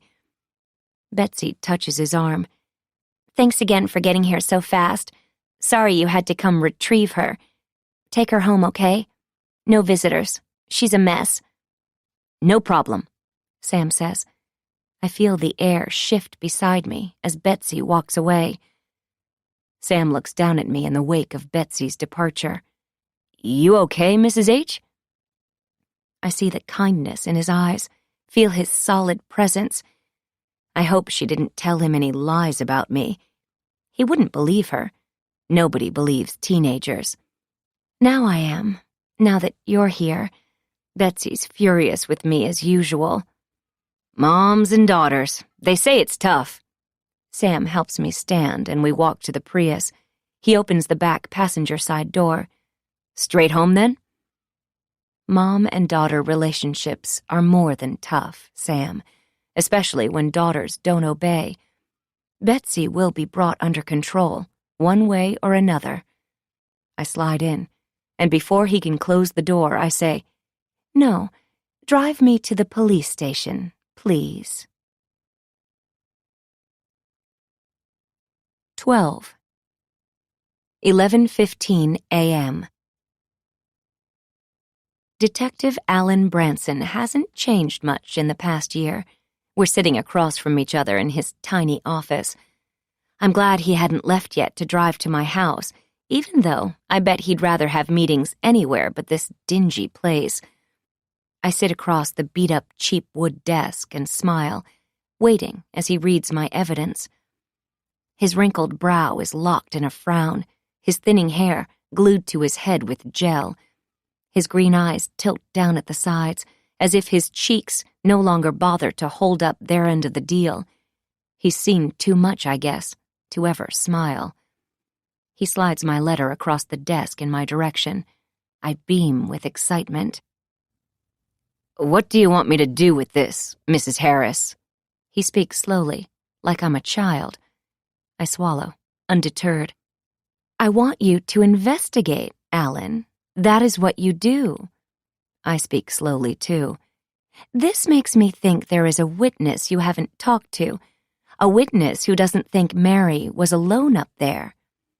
It only says Mary's death was not an accident, and to ask Betsy, Mrs. Harris, what exactly do you want me to investigate? Droopy green eyes droop even more, if that's possible. The note, of course. Detective Branson stands, placing his hands on his grimy desk. He's a stereotype, perfectly typecast. I'm sorry. There isn't enough here to investigate. Mary's death was a tragic accident. Case closed. We've interviewed Betsy, as you know, and everyone else we could find. A letter saying it wasn't an accident from an anonymous rich person doesn't change that. I ignore the cove dig. He's set on his story of how things happened. That much I know by now. His reputation is on the line. If he had to admit he got it wrong, well, does he get a demotion? No. My heart is thumping, but not with panic, with anger, and with something else. I feel alive.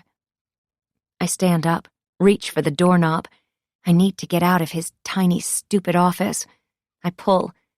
Before I walk out, I say, You're wrong.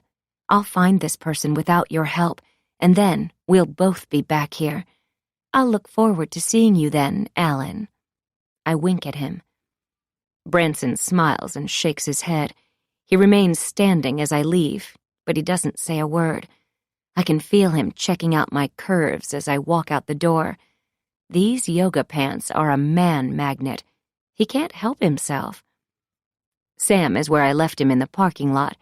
He seems surprised I've returned so soon and shoves a book under the front seat before hurrying to help me. That was fast, he says. Yes.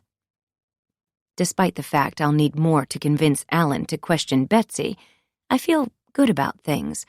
My revised plan is still in place, and this letter was just an extra gift. I'm in control. I'm one step ahead. Sam climbs into the driver's seat. Home, please. Gotcha, Mrs. H. What did the detective have to say about your note? He didn't understand the importance of it, but he will. What are you working on? What did you put away? It's none of my business, but I should know something about my only friend, my paid friend, my servant, really. Oh, I'm getting my bachelor's degree. Slowly. Online. His eyes smile in the rearview mirror. Good for you. What subject? Psychology. He looks me in the eye through the mirror when he answers. Just one more semester to go. Good for you, I say, although I have no idea how a degree in psychology is going to get him out from behind the wheel of his car. But it's good to dream. I don't ask more because I want him to focus on the road. Car crashes are the #1 cause of accidental death. Just ask my mom. Well, you can't. She's dead. But if you could, she would tell you to check your brakes when the light comes on. I can't imagine the fear she must have felt as she kept stomping on the brakes, but the car kept picking up speed. Terrifying. Sam is doing well. Hands on 3 o'clock and 9 o'clock. I lean back against the seat, close my eyes. I'll make everyone see the truth I want them to see, soon. Did you say something, Mrs. H? I hope not. Nothing, Sam. Nothing. Outside, it's another beautiful day in May, and I am on a mission. I look out the window as we drive past the store where I used to buy Cash's dog food, his treats, his bed. I still think about him, even though he turned into a very bad dog. The vet said he was having a nervous breakdown because he'd seen Mary fall. We put him on antidepressants, but he wouldn't come out of his bed. He wouldn't eat. He wouldn't let me near him. Perhaps we both were just too sad. And then, one morning, he just didn't wake up. Poor dog. His time was up. Betsy found his cold and lifeless body. Another tragedy for her, and all of us. I didn't even realize how attached David had been to the dog until he was gone. I had Cash cremated. David and Betsy weren't happy about it, but I told them the kind vet handled everything and insisted it was for the best. We still had the sympathy of the entire town back then, even from a small-town veterinarian who flirted with me over my dead dog's body. True story. Betsy and David sprinkled his ashes in the ocean. They returned with tear-soaked faces. Another deep sadness swept over our little family.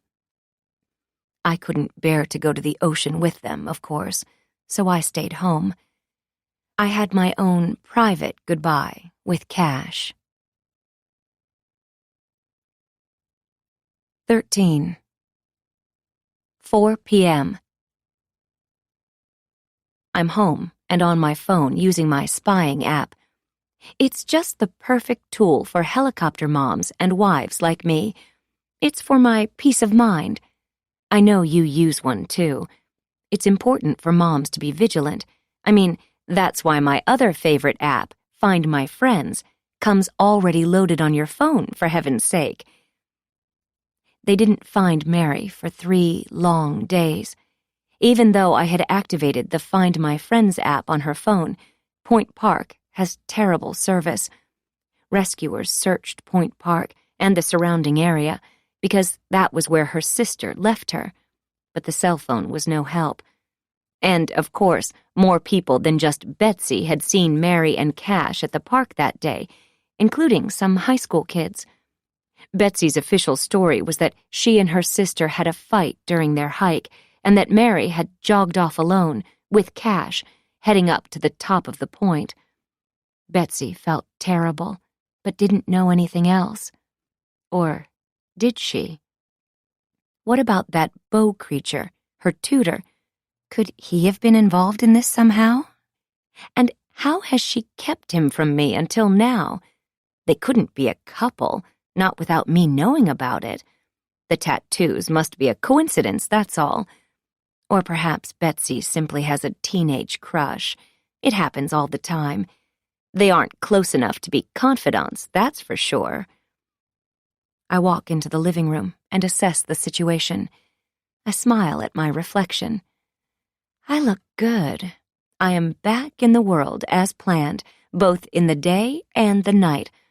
I have waited patiently to bring everything to fruition, and some things cannot be accomplished in the dark of night. I have now confirmed David is playing house with Kylie. Betsy is only focused on graduating, so we shall see what she comes up with after that. I feel good, a step ahead of them all. I mean, if I impressed Sam with my hair and makeup done and a new outfit, and he's just a 20-something Lyft driver, imagine what the rest of the world will think. But I need to take it slowly, thoughtfully. I realize a woman, a mom, doesn't just shake off grief like an old blanket on a hot summer day. She emerges slowly, gracefully, a butterfly from a cocoon of her own making, beautiful and ready to take flight. My phone rings, a sound I hardly hear anymore. Caller ID tells me it's someone from the Cove office. Interesting. Jane, hey, it's Hoffman. How are you? The community's recreation director is one of the most patient people I know. Kids love him, no matter the age. He organizes events for adults, too. I haven't been to anything for over a year, of course, but I know Betsy has. Hoffman helps me keep tabs on her. He also handles the women's tennis teams and all that drama. Poor man. Hoffman, it's nice to hear from you. I didn't get to speak to you last night at the ceremony, but it was beautiful. Mary will always be remembered by all of us. Thank you. Can I help you with something? He pauses, an awkward silence. Finally, could I come by? Are you home? I am. Sure. I'd love to see you. I think of his friendly, freckled face, sandy blonde hair. He has the look of perpetual youth, although he must be in his late 30s. Can you tell me what this is about? I'd rather tell you in person. See you in a couple minutes. Probably he's going to let me know my tennis partner, Melissa, has replaced me permanently. It's my fault, of course. I've been busy and preoccupied, and truth be told, she and I just weren't having fun together anymore. She told me I'm caustic, the bitch. I mean, I was simply defending the call I made. The ball was definitely out. I can still see Melissa shake her head and say to our opponents, "It was in. Your point." We lost the match because of her. She was wrong, and she has yet to apologize.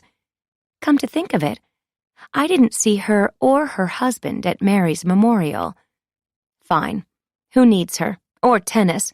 It's a stupid game for vapid people anyway. That's a hornet's nest I'm glad to be rid of. My partner and I haven't spoken since I quit. My story. Or was replaced by another tennis-playing Stepford wife. Their story. Who do you believe? And what is it with partners? In life? In tennis? In love? They just let you down. As I wait for Hoffman to drive a golf cart up the hill from his office near the tennis courts in the canyon, I think about all the wonderful summers my girls spent here at the Cove. They had such a charmed upbringing, so very different than my own. Learning to swim, surf lessons, volleyball, and tennis lessons. Hoffman was an important part of their childhood. He joined the staff the same year we moved into the Cove. He's like family, sort of. More like a distant cousin we now see once a year. The doorbell rings, and I cross the courtyard and open the gate. I reach my hand down to hold Cash's collar, but he's not there, of course. It's just reflex, like the way I still wait for Mary to come home sometimes, momentarily forgetting that she never will. Hoffman is wearing a white polo with the Cove logo stitched on the sleeve. He gives me a bright smile, a quick hug, and follows me inside. I haven't entertained a guest in ages. Can I get you anything? Water? Iced tea? No, I'm fine. Thanks. Are we alone? He asks as we sit down at the kitchen table. He's nervous, eyes darting. I've never seen him act this way. Did you leave me the letter? I watch his face. He blinks. What letter? Someone left me a letter on the Cove stationery. Someone trying to help me. I watch his face. It's a blank, lightly freckled slate. Well, it wasn't me. He folds his arms across his chest. He didn't ask me what it said. Is he being polite, or does he already know the contents? We lock eyes, and then I bat mine. He shifts in his chair. He isn't flirting, but I might be. Look, I came here because I think you should know something about Betsy. What are you talking about? I've known the girls since they were little. I've watched them grow up to become beautiful, talented young women, like their mom. He takes an awkward pause. I know. Thank you. I sit up straight, tilting my head to present my best side. I'm camera ready, and now I'm on set. I reach for a strand of my hair and twirl it around my finger. I'm glad I have new yoga pants on. I cross my legs under the table. I'm worried about Betsy. Hoffman stops and looks at me. I shrug. I don't understand. She's fine.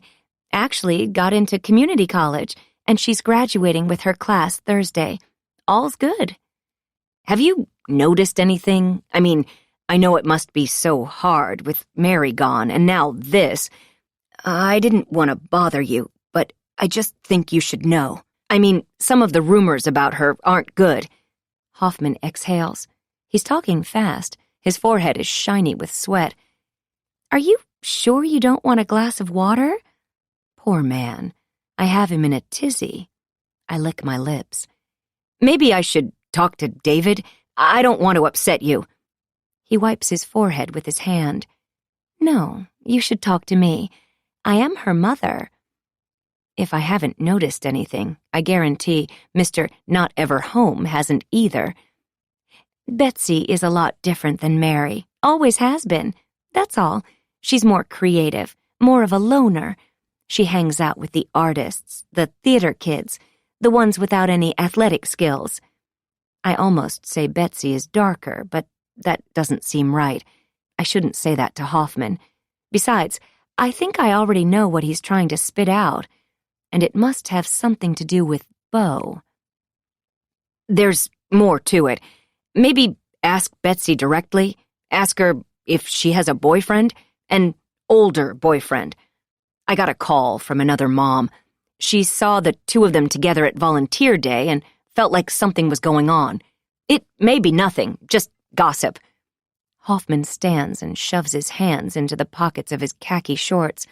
He starts walking to the door, and I have to hurry to keep up. Hoffman, wait. I don't understand. What are you trying to tell me? I'm sure it's clear to everyone that Betsy is flirting with Beau, the teacher. Not that it's okay, but I did it. There isn't anything horrible about it, not in the long run. It won't even matter in 2 days. Everything will change. It's funny. All this year, I thought she was dating Josh. I'm surprised she is so tricky. I'm on to you now, Betsy dear. Hoffman is sweating and he really wants to leave. I block the front door so he can't. Hoffman adds, I'm sure this mom has blown it all out of proportion. I'll speak to Betsy. As far as I know, she's focused on graduation, and she should be. It's a struggle for her. School is. Not like Mary. I open the door and follow Hoffman through the courtyard, and he stops with his hand on the gate. He turns and smiles. And, Jane, you look good. I hope Mr. Harris realizes what a lucky guy he is. I touch his chest quickly with my finger. A test. A tease. Why, thank you. My face flushes. This is a role I was born to play. Hoffman takes a deep breath and nods, pulls open the gate, and hurries down the stairs to his golf cart. He yells, You and David should come to the tennis mixer this weekend. We miss seeing you. Was that a cover for eavesdropping neighbors? I scan the street, and I don't see anyone watching us, but I know they are. Unlike me, those tennis team women are ruthless and always jealous if Hoff pays more attention to one over the other. They watch him like a hawk. That's why Hoffman pretended he was simply dropping by to talk about tennis at the house of grief and loss. That's all. I force a smile. I try to sound bubbly. Mary would be pleased. "We'll try to be there. Thanks, Hoff." He grins back, relieved by my lie, waves, and drives off. I'm left alone trying to imagine David and me on the tennis court as partners again. It's hard to picture. I close the gate and grin. Huffman was putty in my hands. I've so missed playing the role of femme fatale. It's fun to be back. But I can't afford distractions, not now. I need to spend more time watching Betsy. Just when I thought my youngest daughter was simply depressed, focused on school, dating loser Josh, I learned the opposite. Betsy's been playing me.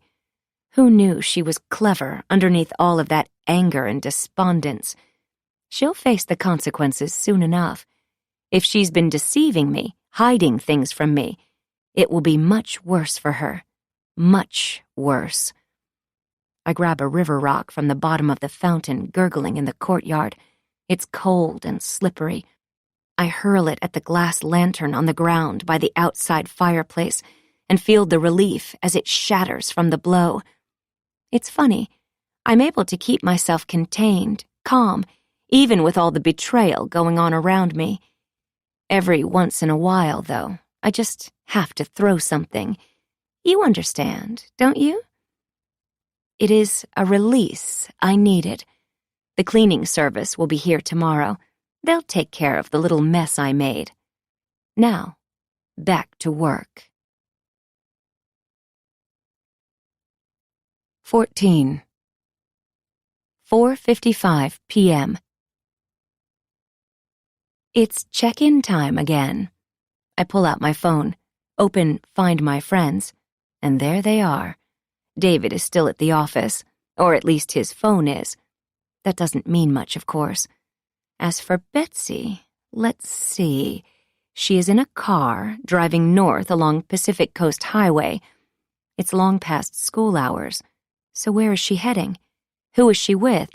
Is her art class plein air painting, I wonder? Or is it her official tutoring spot, a class for one, led by a certain substitute teacher named Beau? I'm not exactly sure where she's going, so I watch her dot. I expand the map in my hand and watch as her dot turns into the entrance to Point Park. My God, is she just trying to look guilty? I take a screenshot. Personally, I could never go to that park again. I mean, just a few yards away, her sister fell to her death. Well, actually, according to the coroner, she was alive when she hit the water and was still breathing when she went under. There was water in her lungs, so she was likely unconscious and drowned. Chilling to think about, I know, and also seemingly impossible given the height of the cliff she fell from, that she would survive the fall. The experts, the coroner, and others tell me she hit her head on something on her way down, perhaps on the rock outcropping visible from the top. And that's comforting, they tell me. She would have been unconscious when she fell into the deep, cold Pacific. She would have died underwater, dead by the time something took a nibble of her foot. It gives me the chills, too. Cold ocean water is a preservative of sorts. She still looked beautiful when she was found. My beautiful, perfect daughter. A shudder runs down my spine when I think about that cold room, when we had to identify her body. I glanced at her pretty face before I shut my eyes and let David handle it. I shake my head, push those images away. I can control them during the daytime, at least. When I think about her death, I try to focus on the beauty at the top of Point Park. From the photos I've seen online, Point Park in May is spectacular. This point is where migrating whales scrape their barnacles off as they swim past. It's the place where the ocean seems to stretch out forever. This point, once you climb to the top of it, is magical and unique and deadly all at the same time. Or so I've heard. It's off limits, so no one is allowed to go there. Mary knew that, but she went there anyway. It's Betsy's fault. Betsy lured Mary to the park for a hike for some reason, and she is hanging out there today. That's creepy. I look down, and Betsy's dot has disappeared. My tracker app buzzes. David is on the move. For almost a year now, it's been my game to guess which of the 3 regular spots he'll drive to. Where's Waldo in husband form? There's the romantic restaurant nestled in the heart of the village in Laguna Beach, Salerno's, famous for romantic Italian food. Most people won't recognize him there, though the hostess most certainly does by now, as he's a regular. When I placed my delivery order Sunday night, the waiter on the phone was excited for my first to-go order, but couldn't wait to see me again in person. I've never been to Salerno's. How cute of Kylie to be playing Mrs. Harris. My jaw tenses. Focus, Jane. We're playing our Where's David Dining Tonight game. If he's tired and confident, he'll opt for his backup spot, closer to home, but still welcoming. A standalone Mexican restaurant with a huge bar scene full of older women, my age, and divorced men who don't want anything to do with a woman their own age. It's a frustrating scene I can't imagine choosing to be a part of. But my husband, the new David, is a regular. What a guy. Oh, but no. According to his dot on my app, tonight he's chosen the quiet restaurant with the ocean view near Heisler Park. It was our favorite when we first moved here, before we knew the locals never go there, only the tourists. Las Brisas was where I saved Mary when she inhaled a piece of shrimp. You'd think he'd remember that, honor that memory. And because it's primarily tourists, David can blend in there, or so he thinks. The oceanfront, sculpture-filled Heisler Park is lovely this time of evening. It's a Laguna Beach treasure. I haven't been to the park in a while. It's such a nice evening, and I look good, barely recognizable from the grieving mother I was just a day before. Why not take a stroll? I really have a special gift, this ability to transform myself. Most actors have it, and it's a natural talent. I smile as I drive out of the cove and head toward town. Others would be envious of my ability to hide in plain sight, my natural capacity to watch and follow, and then to be seen when I'm ready. Soon, people will know my name. That's my next step.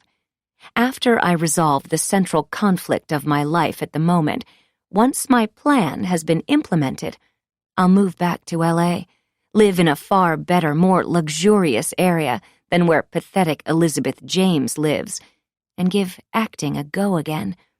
Who needs another house here in sleepy Orange County? Not me. And I'm surprised I allowed myself to dream of it. I'm meant to be in LA. A new beat. Cue the applause.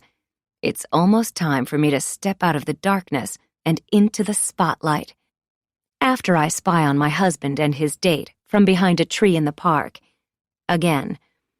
The sight of him carrying her across the threshold of their new home flashes through my mind, as do the words, closed escrow, 3 exclamation points, smiley face. Oh, here they are, popping onto my phone through the app. David, you are the love of my life. Only 2 more days and I'm free. Kylie, can't wait, 2 exclamation points. You're the best, 3 exclamation points. See you at dinner, 3 exclamation points. XO. How dare he? I am the love of his life, the mother of his child. Focus, Jane. Yes, I'll head back to Hollywood, soon. First, I need to talk some things out with my loved ones. I find a parking spot easily, which is surprising this time of year, this close to the beach. The restaurant is a short block away, a short stroll through the oceanfront park. I hide my blonde hair under a trucker hat and have extra-large sunglasses covering half of my face. I stick to the sidewalk, but most visitors are drawn to the oceanfront path. I myself am drawn to something else. One last in-person glimpse of David and Kylie together will seal their fate. It will be the final confirmation that they deserve everything that's coming their way. Yes, I've finally accepted she has won for the moment. But, like a moth to the flame, I can't resist one more piece of evidence. I reach the restaurant and take the path between the restaurant and the sea. Huge glass windows provide diners with a commanding view of the coastline, especially gorgeous at sunset. The windows also provide a crystal-clear view of the people enjoying dinner. And there they sit, at a romantic table for two, holding hands across the table, talking about the future. I take a photo with my phone to capture the moment, to fuel my rage. But I'm certain I won't need it. When you've been married to someone for 20 years, when you've shared love and loss and been there for him, well, this kind of betrayal leaves you with two options. I could fall apart, continue to pop pills, and live in a blur of grief until David walks out, which appears to be soon, given his texts. Or I can get revenge, find a place to use my talents, and a way to vent this anger he's stoked in my heart. I open my phone and expand the picture of the two of them together. I zoom in on David, his lying face. This is another image burned into my memory forever. I know too many of us women have suffered these types of betrayal from our spouses. It's unacceptable. I gave up my career, my life, to be the perfect mother, the perfect wife, and it has gotten me here. I'm married to a cheater. It's clear he doesn't love me anymore. I shove my phone into my back pocket and make my way back to my car. It's fine. I'm getting used to the idea. If he doesn't love me, I don't love him. I will move on soon.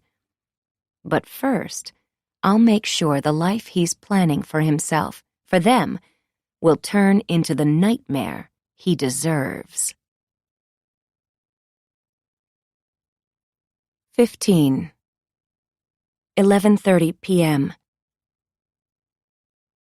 I'm back home, alone.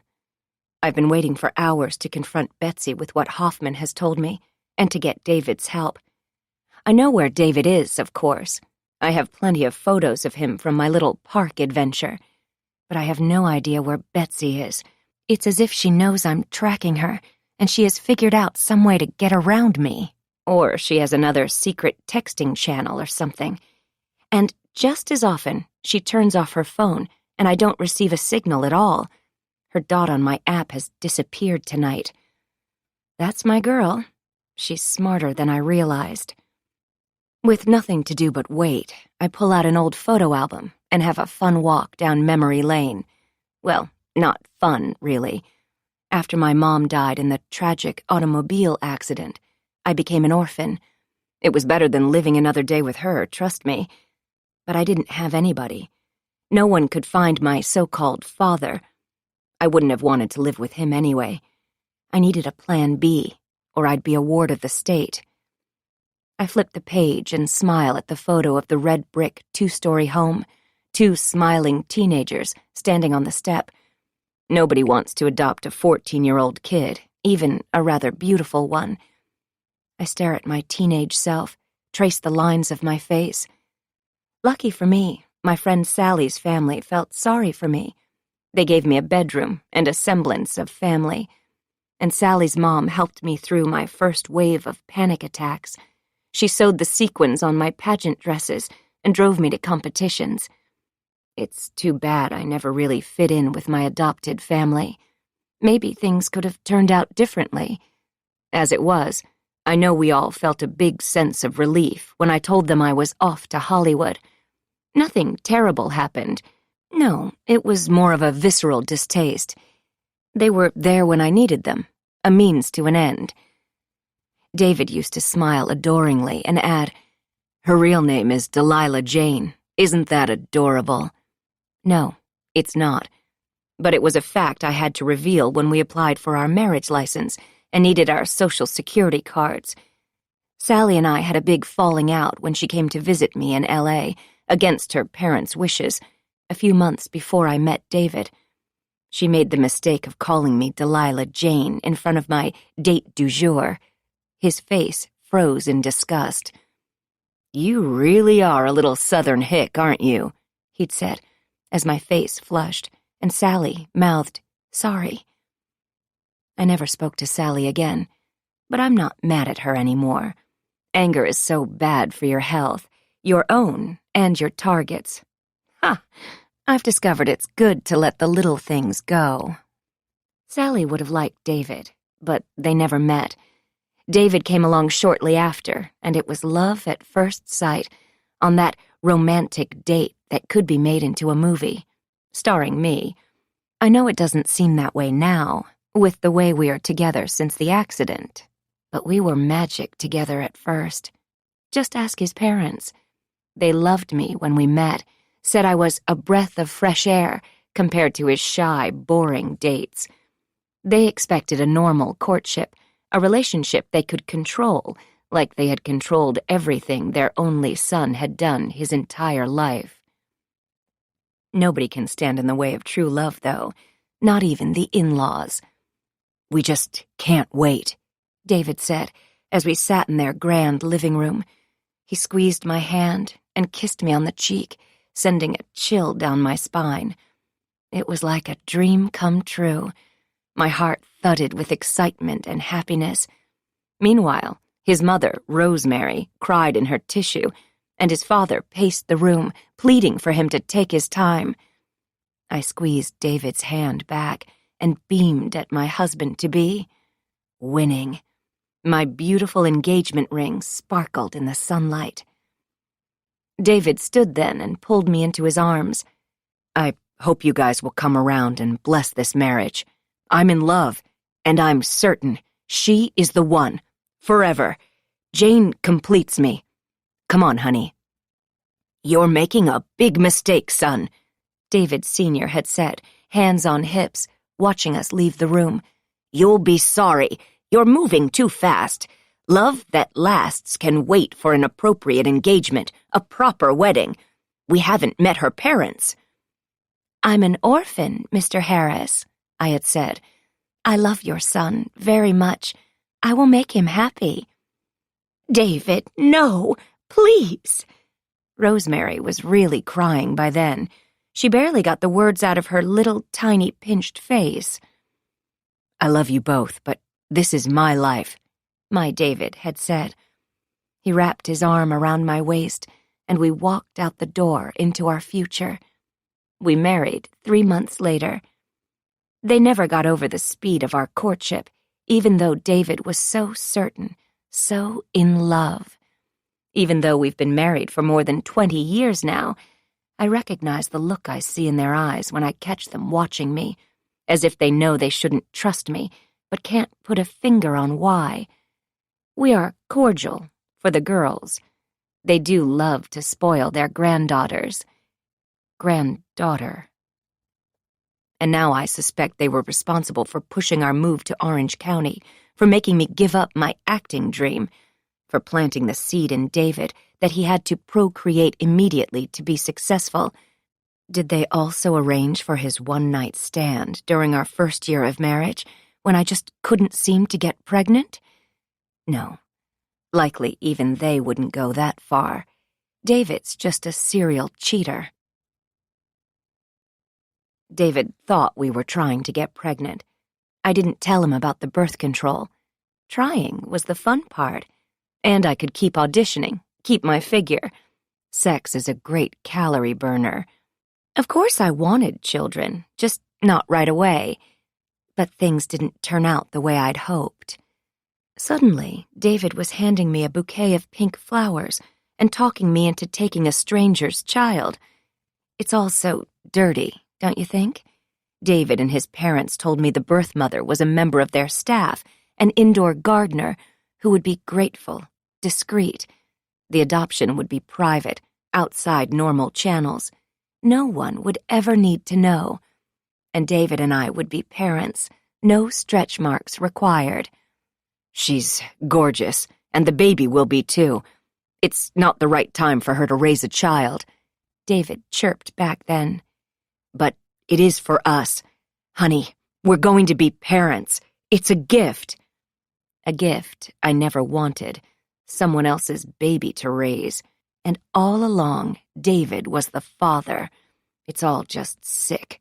And I fell for it all. The baby shower, the diamond bracelet from David. Find a rich man, Delilah Jane. Have his babies. You are set for life. Great thinking, Mom. I guess I should have suspected something. But why would I? David and I were newlyweds, happy and blessed, with a lifestyle most people could never afford. Sure, Mary had his same thick, dark head of hair, the same shaped lips. But that was a coincidence, I told myself. I was a busy new mom. And then, all of a sudden, pregnant with Betsy when I forgot my birth control. That was my mistake. Betsy was my little accident. I don't have many of those. The other was believing the adoption records were sealed. I know now some fancy lawyer hired by my father-in-law drew up the adoption documents, promising me the birth mother would disappear and never be revealed. What lies. In fact, Elizabeth James met Mary, talked to Mary, had begun a relationship with my daughter, against everything everyone had promised. And then, the ultimate disrespect. How dare she come to the memorial service and try to insert herself as Mary's mother? The memorial ceremony was the time for the community to extend their love to the family. Me, her mother, not her. She shouldn't have come. But now that she did, there is nothing left for me to do but to destroy her. And I will. She's the next one on my list, after I finish up here. David and Rosemary Harris need to learn a lesson, too. They invited her to the memorial ceremony. I have a hunch they paid for the whole ceremony, too. I'm not sure yet, but it felt like them, smelled like them. After 22 years, I can pick up their trail. Good old David Sr. and Rosemary Harris. Mary's namesake, Rosemary, a condition of her purchase, so to speak. Here you go. We bought you a baby. It's a girl. Name her Rosemary. Oh, and our son screwed our servant to get the baby for you. You're welcome. But I digress. I loved Mary more than any mother ever loved a daughter. You have to understand how stressful that time was. Now, looking back on it, I wouldn't change a thing. I know you've had things in the past you regret, decisions you've made in the heat of the moment that weren't well thought out, right? Adopting Mary isn't a regret. Of course not. She was my golden child. I hear the garage door opening. That means David is home first, because Betsy parks on the street. I hurry to dump the rest of my wine in the sink, rinse the coffee cup I was using as a wine glass, and slide it into the dishwasher, glancing at the knives, blades facing down. I pop a Lifesaver's mint in my mouth. The hole prevents choking. I won't become a tragic statistic. I should remind David that Mary choked on a piece of shrimp when she was a toddler in the same restaurant where he just sat, laughing, holding hands. I grabbed her out of the high chair, did the Heimlich maneuver, and saved her life. Does David even remember? It's frustrating. I'm sure you understand. It's like you've done everything right, raised your girl the best you can, cared for her, played by all the rules, and then suddenly, bam, she's gone. My knees go out, and I drop onto the living room couch, momentarily exhausted by the flood of memories. You care for your husband. You are his helpmate. But then he turns to someone else. When I see David walking through the door, a surge of adrenaline hits.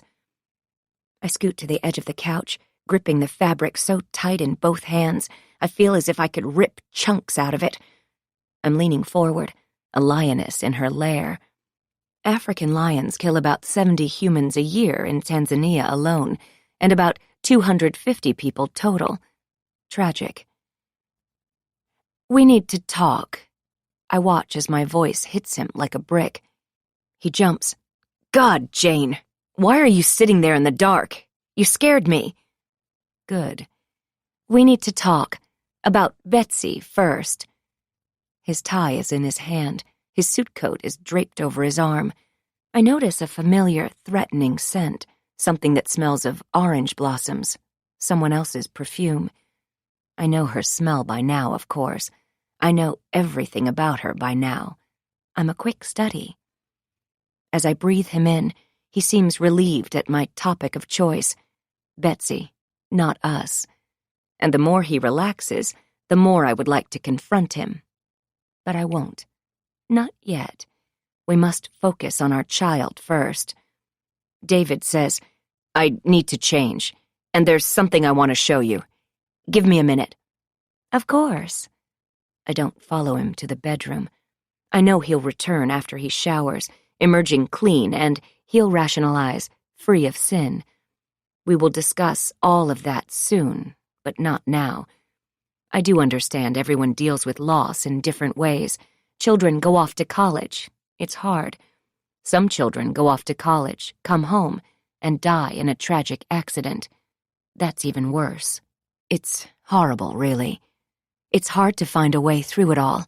Some coping methods are socially acceptable, some are not. I smile, stroke the handle of the knife hidden so close to me.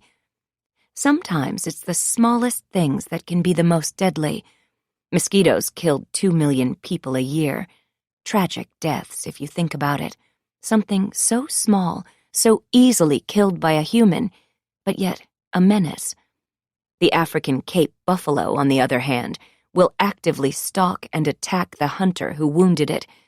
Because of this revenge motive, this drive to hurt those who hurt it, the buffalo kills more people in Africa than any other predator. I've always liked buffalo. It's taking forever for David to return.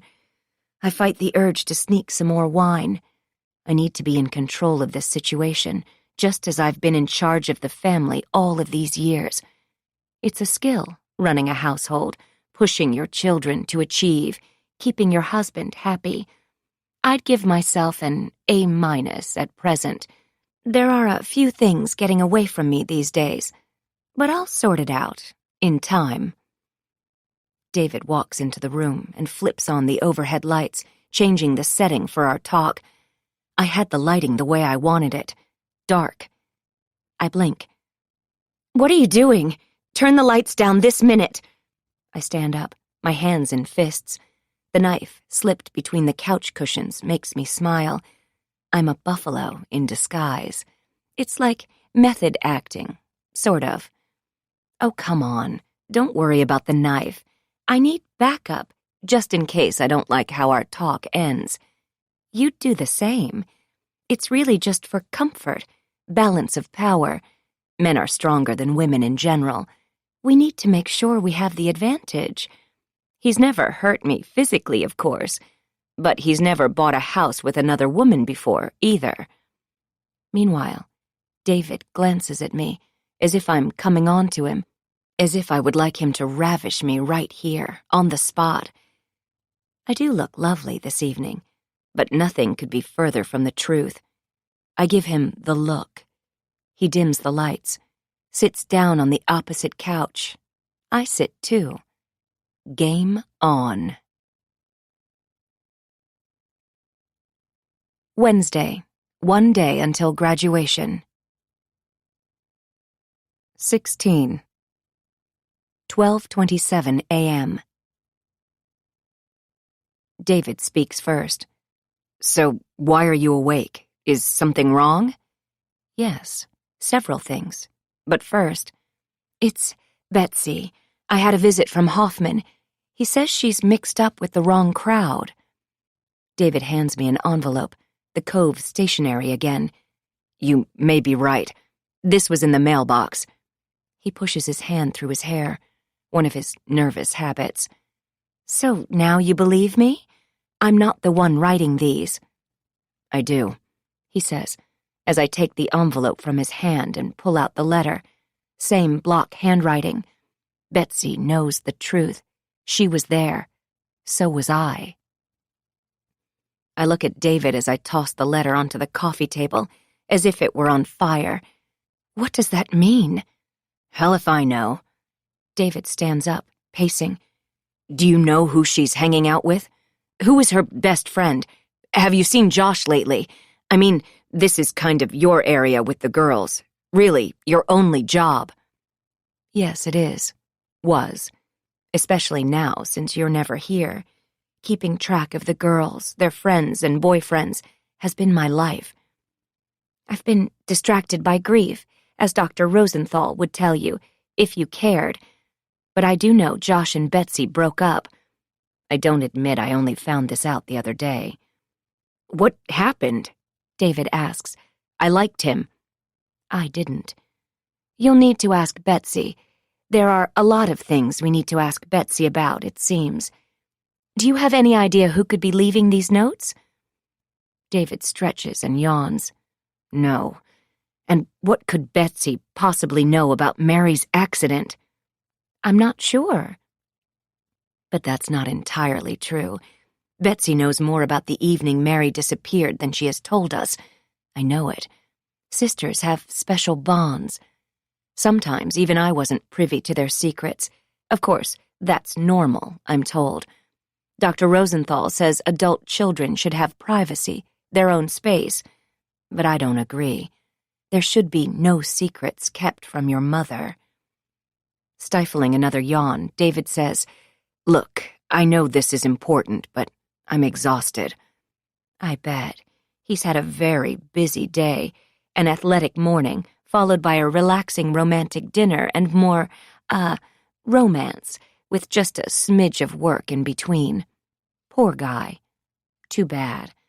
I know where he went after dinner. I was there too, watching from outside. The port streets are lovely at night. Even I like it in that neighborhood, sitting inside my luxury car. It's easy to blend in, to hide. It's almost as if I belong on that street, in one of these homes, in that home. David and I had considered buying a house there, but we chose the Cove to be closer to the beach and the ocean. I guess David just wants to have his cake and eat it too. Such bad karma. Oh, David, I'm tired too, I manage, stifling a yawn. Tired of your shit. I smile, use my nice new wife voice. You need to help me. We need to confront her tonight, together. A united front. It's 1 a.m. Nothing positive will come from surprising her at this time of night. Let's go to sleep. We can talk to her in the morning. Coming? I stand up. You're right. Nothing positive is going on when your husband waltzes in the door after midnight, most nights. Don't you dare walk away from me. My tone is a bit icier than I meant it to be. But it's late. I've been waiting so long, and we're on the final countdown to graduation. It's time. I slip the knife into my back pocket. We have more to talk about. He turns around. His shoulders sink. He pushes his hand through his still damp hair. I'd rather not. Let's just get through this week, through Betsy's graduation, and then we can make some decisions. Not now. He stops near the bookshelves, and I move between him and the path to our bedroom. That's as close as he's come to revealing his plans. He looks nervous. His eyes dart between me and the hallway I'm blocking. Behind his head, on the bookshelf, a heavy geode props up my collection of ocean photography coffee table books. It's a big rock. Drop it on someone's head, and that would be a deadly accident. I don't want to wait another week, another day, another hour. I've had it, David. You brought Kylie to the memorial service of all things, and then your parents brought Elizabeth. Are you just trying to make me furious? Humiliate me in front of everyone we know? What's the end game, darling? David keeps the couch between us, walking backward toward the kitchen, holding his palms up as if I had a gun. I wish. You're not in a good state of mind tonight, Jane. I think you ought to get some rest.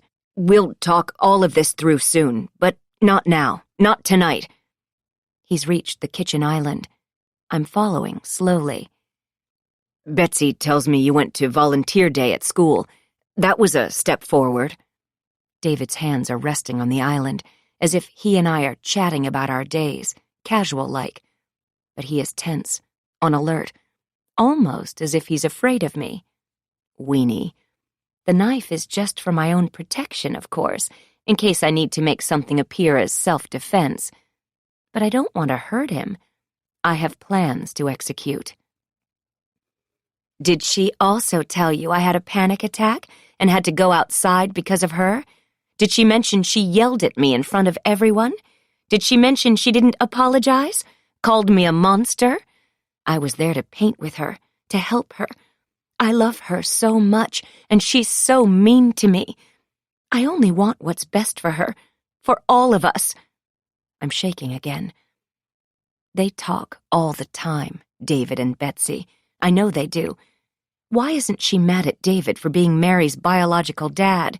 He's the monster in our house. Instead, they're both moving forward without me.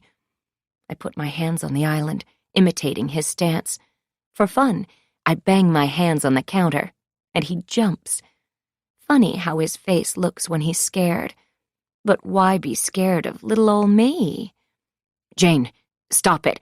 You need to take a breath. Can I get you some pills? Xanax or something? You have a bunch in the medicine cabinet. David is dismissing me. He's not afraid of me, I suddenly realize. He's frustrated. I've stalked him all through our home, but he didn't even notice. No, I don't need drugs. I need answers, honest answers. I'm so sick of this. David yawns. I'm going to sleep. I'm going to wait up for her. I'm not tired, but if I do get sleepy, I'll stay here on the couch. I don't want to sleep next to him anyway. Not ever again. David is halfway down the hall, a safe distance away, when he yells, "Leave her alone. That's a bad idea." You were a bad idea. After the pouting girlfriend was out of the way, after David and I had 3 wonderful and romantic dates, I decided it was time to sleep with him. Well, not sleep, but you know. The question was, where? I couldn't bring him to the low-life apartment complex where I lived, that was clear. I'd finally evicted my loser former boyfriend, Bobby, the guy who drove me from Arkansas to my dream of Hollywood. He thought we'd be together forever. He didn't even know about all the guys I'd been dating since we arrived in Tinseltown. Boys are idiots, especially high school boys, and high school sweethearts just never work out. That's what my mom told me. So, of course, we wouldn't, but he didn't know that at the time. It had taken us 5 days to reach the sparkling dream of Hollywood, because Bobby made us stop at any landmarks we'd read about in the history books in school. I'd never been outside of our town, so I had to admit, standing on the edge of the Grand Canyon was just about the best feeling of freedom I'd ever had. My belongings were shoved in a trash bag in the back seat of his car. I'd never been so happy to see a place in the rearview mirror than when we left my hometown and my so-called adoptive family behind. Bobby thought it was romantic I traveled so light.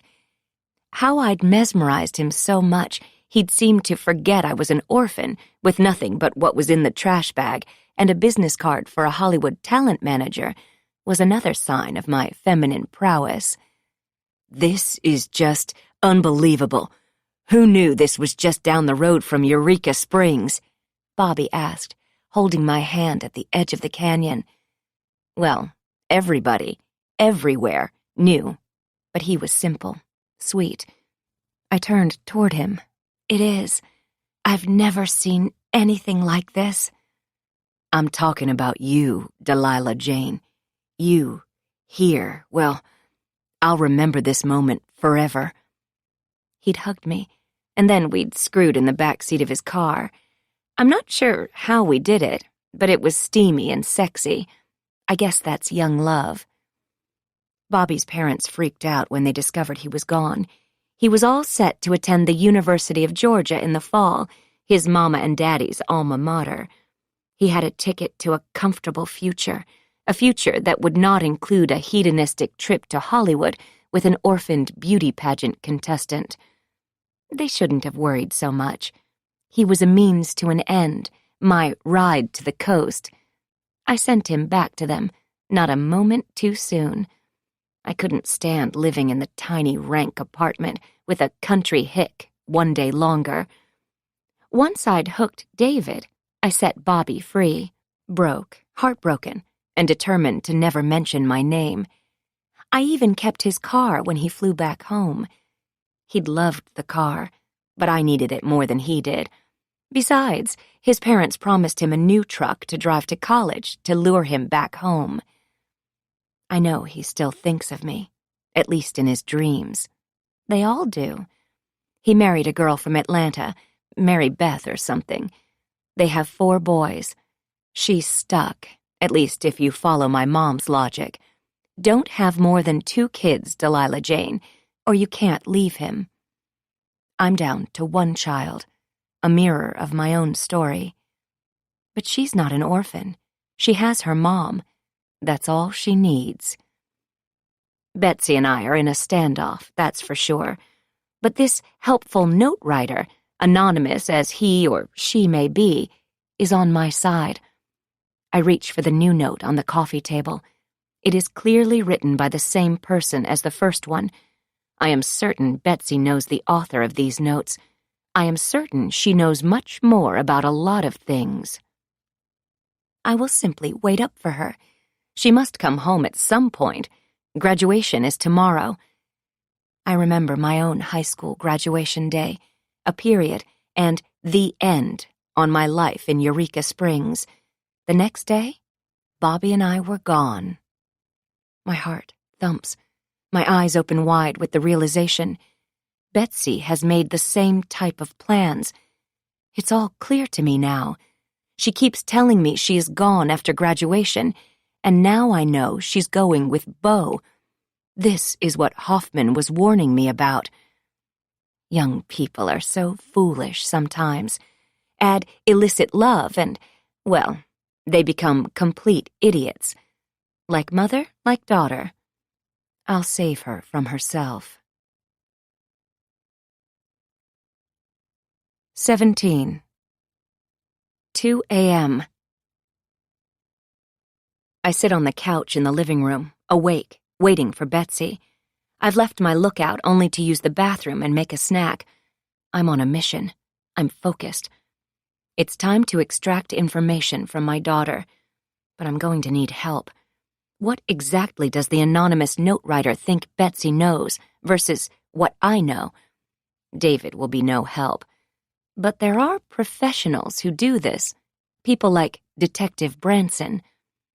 I stretch. What if Betsy made it into the house without alerting me, somehow sneaking past me through the outside courtyard when I was having my snack, darting down to her bedroom, undetected by going around the side? I need to check. I guess I'll let her sleep if she's down there. But if she's awake, I'll strike, cobra-like. What if she isn't home? What if she doesn't come home at all? My heart thumps, and I pull out my phone. Text Betsy. Where are you? Betsy texts, You'll never find peace until you let everything go. What? I punch in her number. The phone rings twice before it's answered. By a man. Mrs. Harris, this is Beau. We met at school. Betsy is safe. She'll be home a little later. Give Betsy her phone this minute. She has a curfew. She's in high school. Mom, calm down. I told Bo you wouldn't like him answering. I'll be home late. Go to sleep. It's Senior's Day. Late start. Betsy's voice sounds like she is on drugs. I need you home this minute. I will pick you up. I remember she thinks I don't drive anymore. You don't drive. I'm fine. I'll be home soon. Listen, young lady, this behavior is unacceptable. You're out way past curfew, and we need to talk. Come home immediately. You do know I'm about to graduate, Mom. Your reign is over. Mary and I both will be gone. Betsy! She's hung up the phone. When I call back, it goes to voicemail. Mary would never have pulled something like this. She did have her secrets, true, but nothing like this. This could bring another embarrassment onto our entire family. Why can't Betsy be the straight-A, popular, normal kid? No, she has to be an artsy loser, dating a person she shouldn't. Aren't the adopted kids supposed to be the ones with problems? Yes, they are. And they are good for the waistline. Betsy was the opposite. I discovered I was pregnant 3 months after Mary's adoption. I'd made the mistake of removing my IUD, and bam! My pants were tight, and soon my figure disappeared. I thought I'd dodged the pregnancy bullet, and could only hope I didn't have my mom's penchant for 30-pound weight gain with pregnancy. But I did. When Betsy was born, I wished for the best for both of us.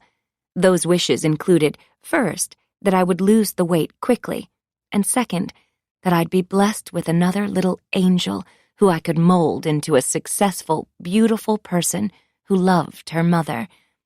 I dropped the weight quickly, but lightning doesn't strike the same place twice, they say, although lightning does kill about 40 people a year in the U.S., in case you wondered.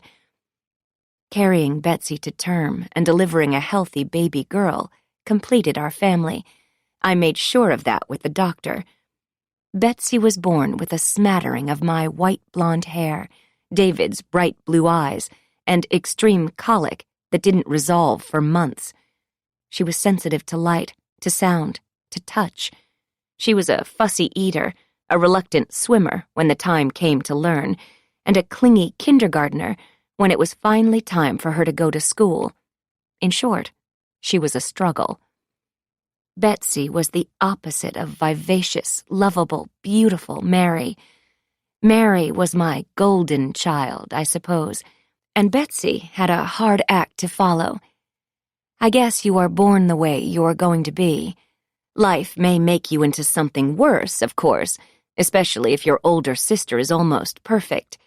Jealousy is a terrible emotion. I need a distraction. I walk into the kitchen and open my laptop. There's a tab on the online newspaper I like, labeled Accidents and Disasters. I go there when I can't sleep. A man died from a box jellyfish in Australia. The most venomous marine creature known to man, each tentacle has enough toxin to kill 60 people. 1 minute you're snorkeling with your mates, and the next, dead. Not a g'day. He's one of 40 people who die this way each year. Death by jellyfish makes me giggle. I'm a bit slap-happy, I know. It's not funny. None of this is funny. I cover my mouth, shake with laughter until it stops, turning into something darker.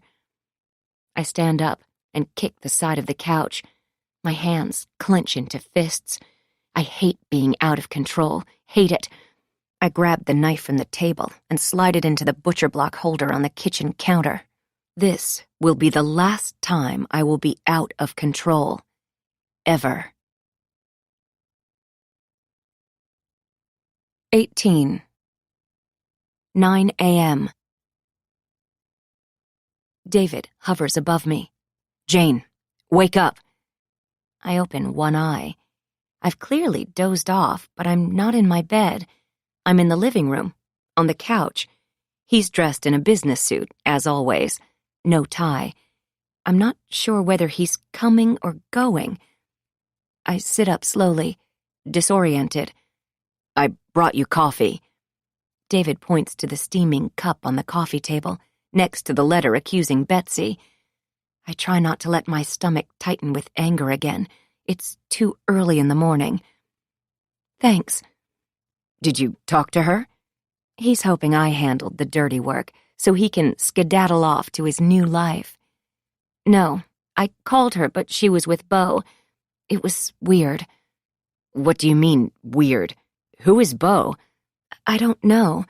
I got a bad feeling, like what Hoffman warned me about. I take a sip of coffee. I'm not sure what you're talking about. I'm going to go wake her up. It's her last day of school, senior's day, where they all get special shit, right? What is she doing still asleep? I shrug, take a sip of coffee. She does whatever she wants these days. And you've created this, dear. David prided himself on being the disciplinarian, but clearly he has dropped the ball. He's juggling so much these days. David stomps downstairs, and I hear his fist banging on Betsy's door. It's graduation day, the day we've all been waiting for, David yells. Upstairs, this minute. David is commanding when he wants to be. A glimpse of the old days, the happy days, the normal family days. Firm dad, loving mom, 2 beautiful girls. I'm relieved to see Betsy rush upstairs, already dressed, sort of, in very short shorts and a crop top. She shoots me a death stare as she heads to the kitchen, even though I haven't done anything. Her dad is the one yelling, and she's blaming me. David is on her heels, so I follow them, bringing the note with me. I watch her back as she makes coffee. David leans against the kitchen island. I pull out a bar stool and take a seat. This should be fun. She turns slowly and stares at us, first David and then me. She notices the letter on the island and grabs it. What the fuck? David yells. That's what we want to know. What's going on, Betsy? I have no idea who is writing these. It's some sort of crazy person. This is a sick joke. What am I supposed to tell you? Why the rocks slid out from under her? Why the current carried her away? What do you want from me? Tears slide down Betsy's cheeks. Whoever is doing this, writing these letters, they know you. David's arms are crossed. He looks tired, maybe as tired as I am. They think you know something you haven't told us. Unbelievable. I wish I was the one who died. Betsy rips the letter in half.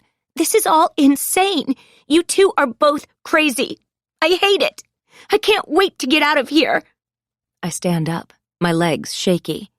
Think, is there anything you haven't told us about that day? Anything at all? We love you no matter what. Maybe you've blocked something out? Denial is a strong emotion. I've read that happens when you witness a tragedy or think you might have caused it. Guilt can make you forget. Betsy stares at me and then walks away. Get back here, David demands as we hear the front door open and Betsy is gone. David stares at me. I see it in his eyes. He has finally had the realization. What if Betsy had something to do with Mary's death? What do we do? David's voice is hushed. He locks eyes with me. He is thinking perhaps that he doesn't know his daughter like he thought he did. I guess we could call Detective Branson, have him talk to her, show him the notes. My hand flies to my mouth.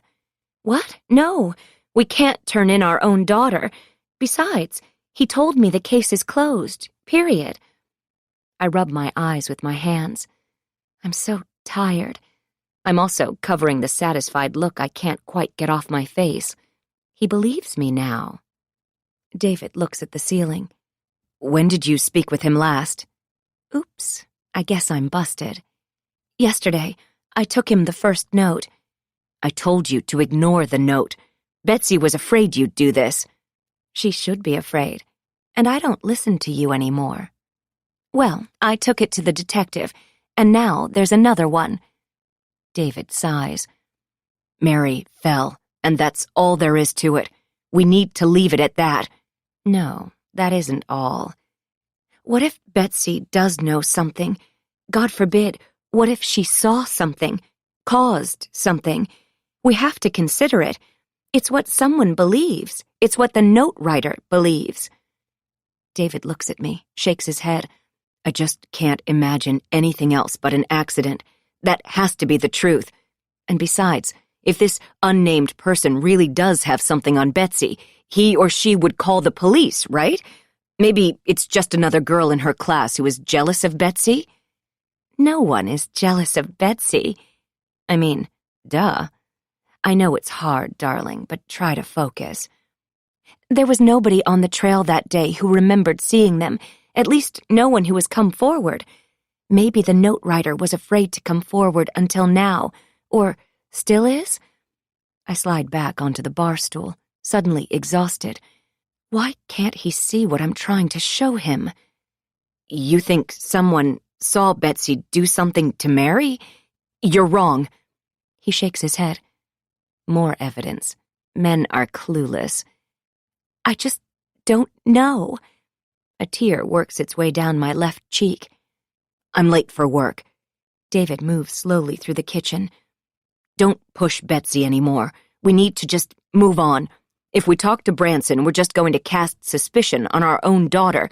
Why would we ever do that? This is her graduation week. She needs to enjoy the final day of high school, not be confronted by her unhinged parents.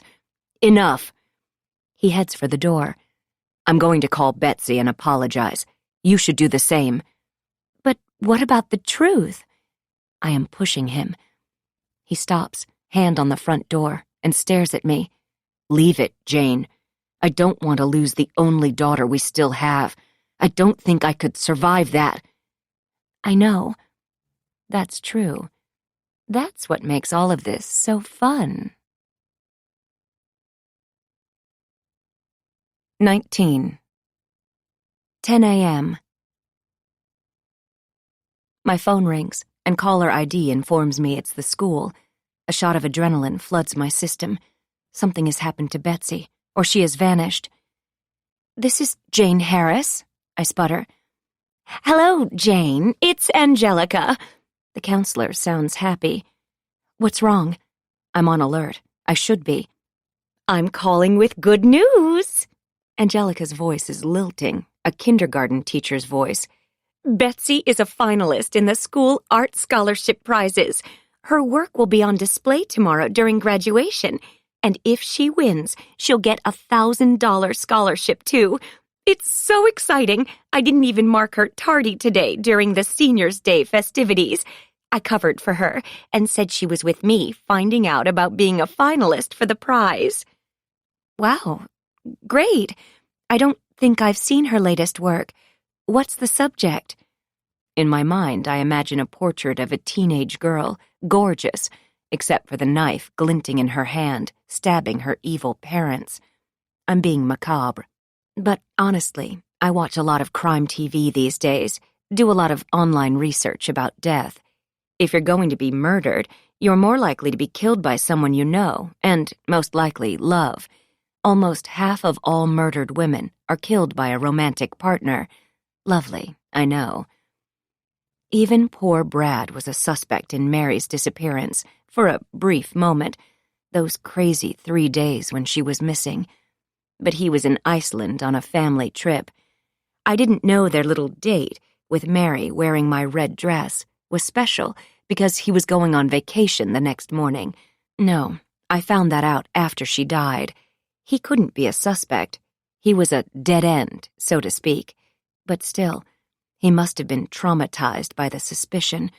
All of the strange men they questioned, the convicted child abusers and child molesters they rounded up and questioned, were cleared. None of them knew anything about poor Mary. All the while, she was drifting toward me in the California current. Focus on Angelica. It will be such a big, fun surprise for Betsy tomorrow evening. Well, really, for all of you. All Betsy knows is that she's a finalist. I hope I didn't spoil it for you, but I just love delivering good news. Angelica is so cheerful. Well, I've got to run. Angelica, wait. Have you noticed Betsy hanging out with the wrong crowd? She would know, wouldn't she? Silence. Finally, she answers, I don't know exactly who she hangs out with, to be honest. A lot of kids drift between groups. Betsy seems fine. She's artistic and smart, a lovely girl. You should be proud of her, how she's been able to pull herself together and complete high school even after losing Mary. She's one of the strongest young women I know. Whatever. I met a man named Bo yesterday in the gym during volunteer day. Says he's a substitute teacher. Oh, yes. Bo is one of the kids' favorites. He's a substitute gym teacher, and he donates his own time to tutor the kids. Until 2 a.m., I walk into the courtyard, smiling as I glance up. I don't have to worry about those murderous palm trees, but I probably should be worrying about Bo. I could report this, get him in big trouble, if I wanted to. Maybe I will. Just need to get through graduation day first. Angelica keeps talking, per usual. You know, Mrs. Harris, a lot of kids struggle to navigate the pressures of high school and life in this pressure cooker community. I mean, I don't know how they do it. 4 hours of homework a night, sports, jobs, the pressure to get straight A's. We all place so many expectations on them, parents and the district. Angelica sighs into the phone. I imagine her looking out at a sea of troubled teens. I could talk about this all day, but I'm sorry. I've got to run. Betsy is doing great. She's a wonderful young woman, and she's about to graduate, so you have nothing to worry about. See you tomorrow night. Oh, but I'm worried and intrigued. Betsy has been a step ahead of me, hiding things from me. I'm accustomed to her C's and community college-level achievements. I'm also quite familiar by now with her disdain for me. But a secret boyfriend? That's next-level stuff. I wonder if Mary knew about Bo. Has this been going on for more than a year? Is Bo what Mary was helping Betsy hide from me? I wonder if Mary was a fan of Bo, too. I answer my own question. No way my preppy daughter would like her sister to hang out with a man like that. I know my Mary. Mary would have hated them together as much as I do. I decide I need to search Betsy's bedroom, so I hold the handrail, no tragic falling for me, and reach her door. It's locked. I presume the outside door will be too. Foiled, I head back upstairs and grab my window to the world, while ignoring my actual windows and the views they could provide of the ocean. I open my laptop and search his name. Bo has a blog with about 200 followers. He writes about sports and teens talking to each other, and he has a whole series of do-it-yourself household fixes. How handy. He writes about parental pressure and the false idea of perfection forced on teens these days. He hosts Talk It Out sessions at Point Park in the Nature Preserve section every Sunday evening, weather permitting. My pulse quickens. According to Bo's post, Point Park is the perfect place to kick it with nature. It's also a deadly place. Why would Betsy want to hang out there? The park is the scene of the crime, so to speak. Strange and creepy. Before I can stop them, memories from a year ago rush into my mind. The doorbell rang, and the guard handed me the red leash still attached to a bedraggled and confused Cash. It was just before sunset, May 20th, last year. We found him outside the back gate, Mrs. Harris. Poor fellow seems really frightened, the guard said, patting Cash's head. Before I could do the same, Cash darted past me and into the house, no doubt thirsty and tired. Thank you. I thought he was on a hike with my daughter. I don't know why he's alone. Well, it's just a good thing he was at the back gate, not one of the Pacific Coast Highway entrances. Lucky fellow seems unharmed, just scared. The guard tipped his green The Cove baseball cap and climbed back into the white pickup truck, The Cove's security printed on the side. An hour later, Betsy had walked through the gate into the courtyard. Since Mary had returned from college almost 2 weeks earlier, the girls barely came through the upstairs part of the house anymore, opting for the side stairs and a quick escape. And they seemed closer, as if Mary's year away at college had been good for their relationship. Even though Betsy still had a few more weeks before school was out for the summer, they'd reconnected. As for me, it was like I had tenants who I never saw. "Thank God," I'd said, rushing to my daughter, pulling her into a hug. "Are you okay? Where's Mary?" Betsy looked strange, distant. "I wasn't with Mary. Why?" Betsy was dressed in hiking attire, gray shorts, tennis shoes, white t-shirt. Actually, to be fair, it was an outfit you could wear any place in May at the beach. She could have been anywhere. Betsy's face had flushed, or did I simply imagine that? "I haven't seen her since breakfast." "Cash turned up, alone, at the back gate. He left for a hike with your sister hours ago. He shook up. Poor guy. Where is he?" Betsy followed me in the house, the first such visit for her in a while. Cash cowered under the kitchen table. "What's wrong, puppy?" Betsy cooed, crawling under the table, petting his head. As I stepped closer to them, I thought I heard a low growl. "Be careful. I think he just growled at you." "I think that was directed at you," she snapped, helpfully.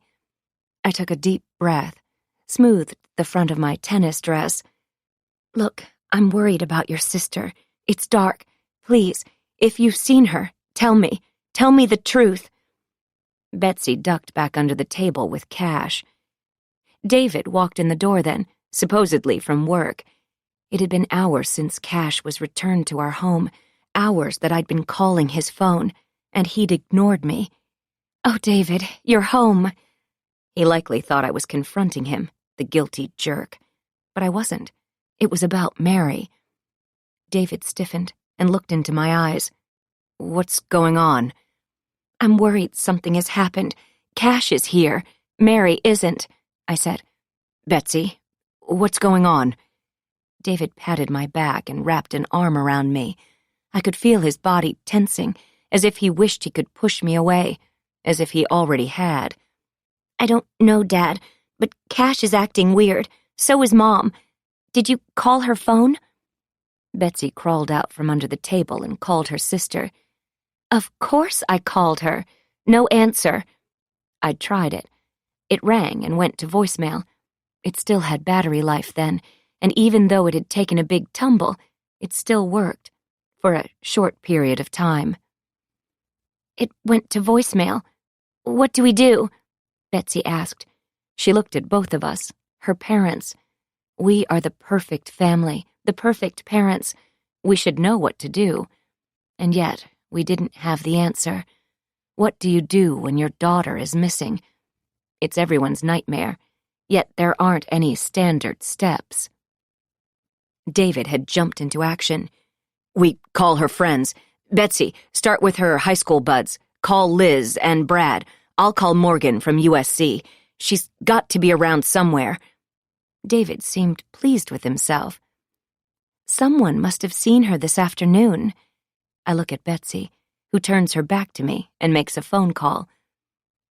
They didn't give me an assignment, so I made dinner to keep myself busy. It's times like this when distractions help. I sliced carrots and onions, crying over the cutting board. It was such a long, sad night. We found out later, when Betsy gave her statement to the police, that she'd lured Mary to the park for a hike. Now I realize there is even more to the story. Maybe she wanted her sister to meet her secret lover. Mary must have been furious. Did their argument escalate to violence? One can only wonder, and only Betsy would know the truth. We didn't find Mary that night, or the next day, or for 3 days. A Help Us Find Mary Harris Facebook page was created, and hundreds of people joined. We were celebrities. The police swarmed our home, interviewed each of us individually. As I mentioned, they ruled out Brad, but everyone else was a suspect at first. Once they cleared the family, they pushed us to go on television to put a face on the tragedy. Meanwhile, drones scoured the 1,000-acre Point Park and Preserve, aided by search and rescue teams. Mary's sorority sisters joined in the search too, starting just outside the back gate where poor Cash was found. I open my laptop and click on the video I keep on my desktop. It's an interview of David and me on the LA news station, pleading with the public for information. I don't turn up the sound because I know my words by heart. My face is a little swollen from crying, but my makeup is good. I looked and sounded the best, of course. I loved being in front of the camera. All of my acting experience shone through. David looked horrible, almost like he was guilty of something, besides not being home the evening Mary disappeared, not answering his phone when we needed him. The day of the interview, he let me do the talking. I'm wearing sunglasses because that is acceptable in these situations, I read, even though the press conference is being held inside at the station. They told us the appeals are most compelling from the mom. The kidnappers want to see my pain. I could deliver those lines easily. David looked straight into the camera like a novice. Everyone knows you look at the interviewer. Duh. He has circles under his eyes. His dress shirt is wrinkled, as if he slept in it, and he probably had. Betsy stayed off camera, safe with the policewoman who was omnipresent at our home during the search. When it was time for my monologue, I faced the camera, because that's what you do. Please, please bring my daughter back. We'll do anything you ask. Her father and I and her entire family stand at the ready. We love you, Mary. If you can hear me, reach out and we'll come get you. We love our daughter. Please, bring her back home.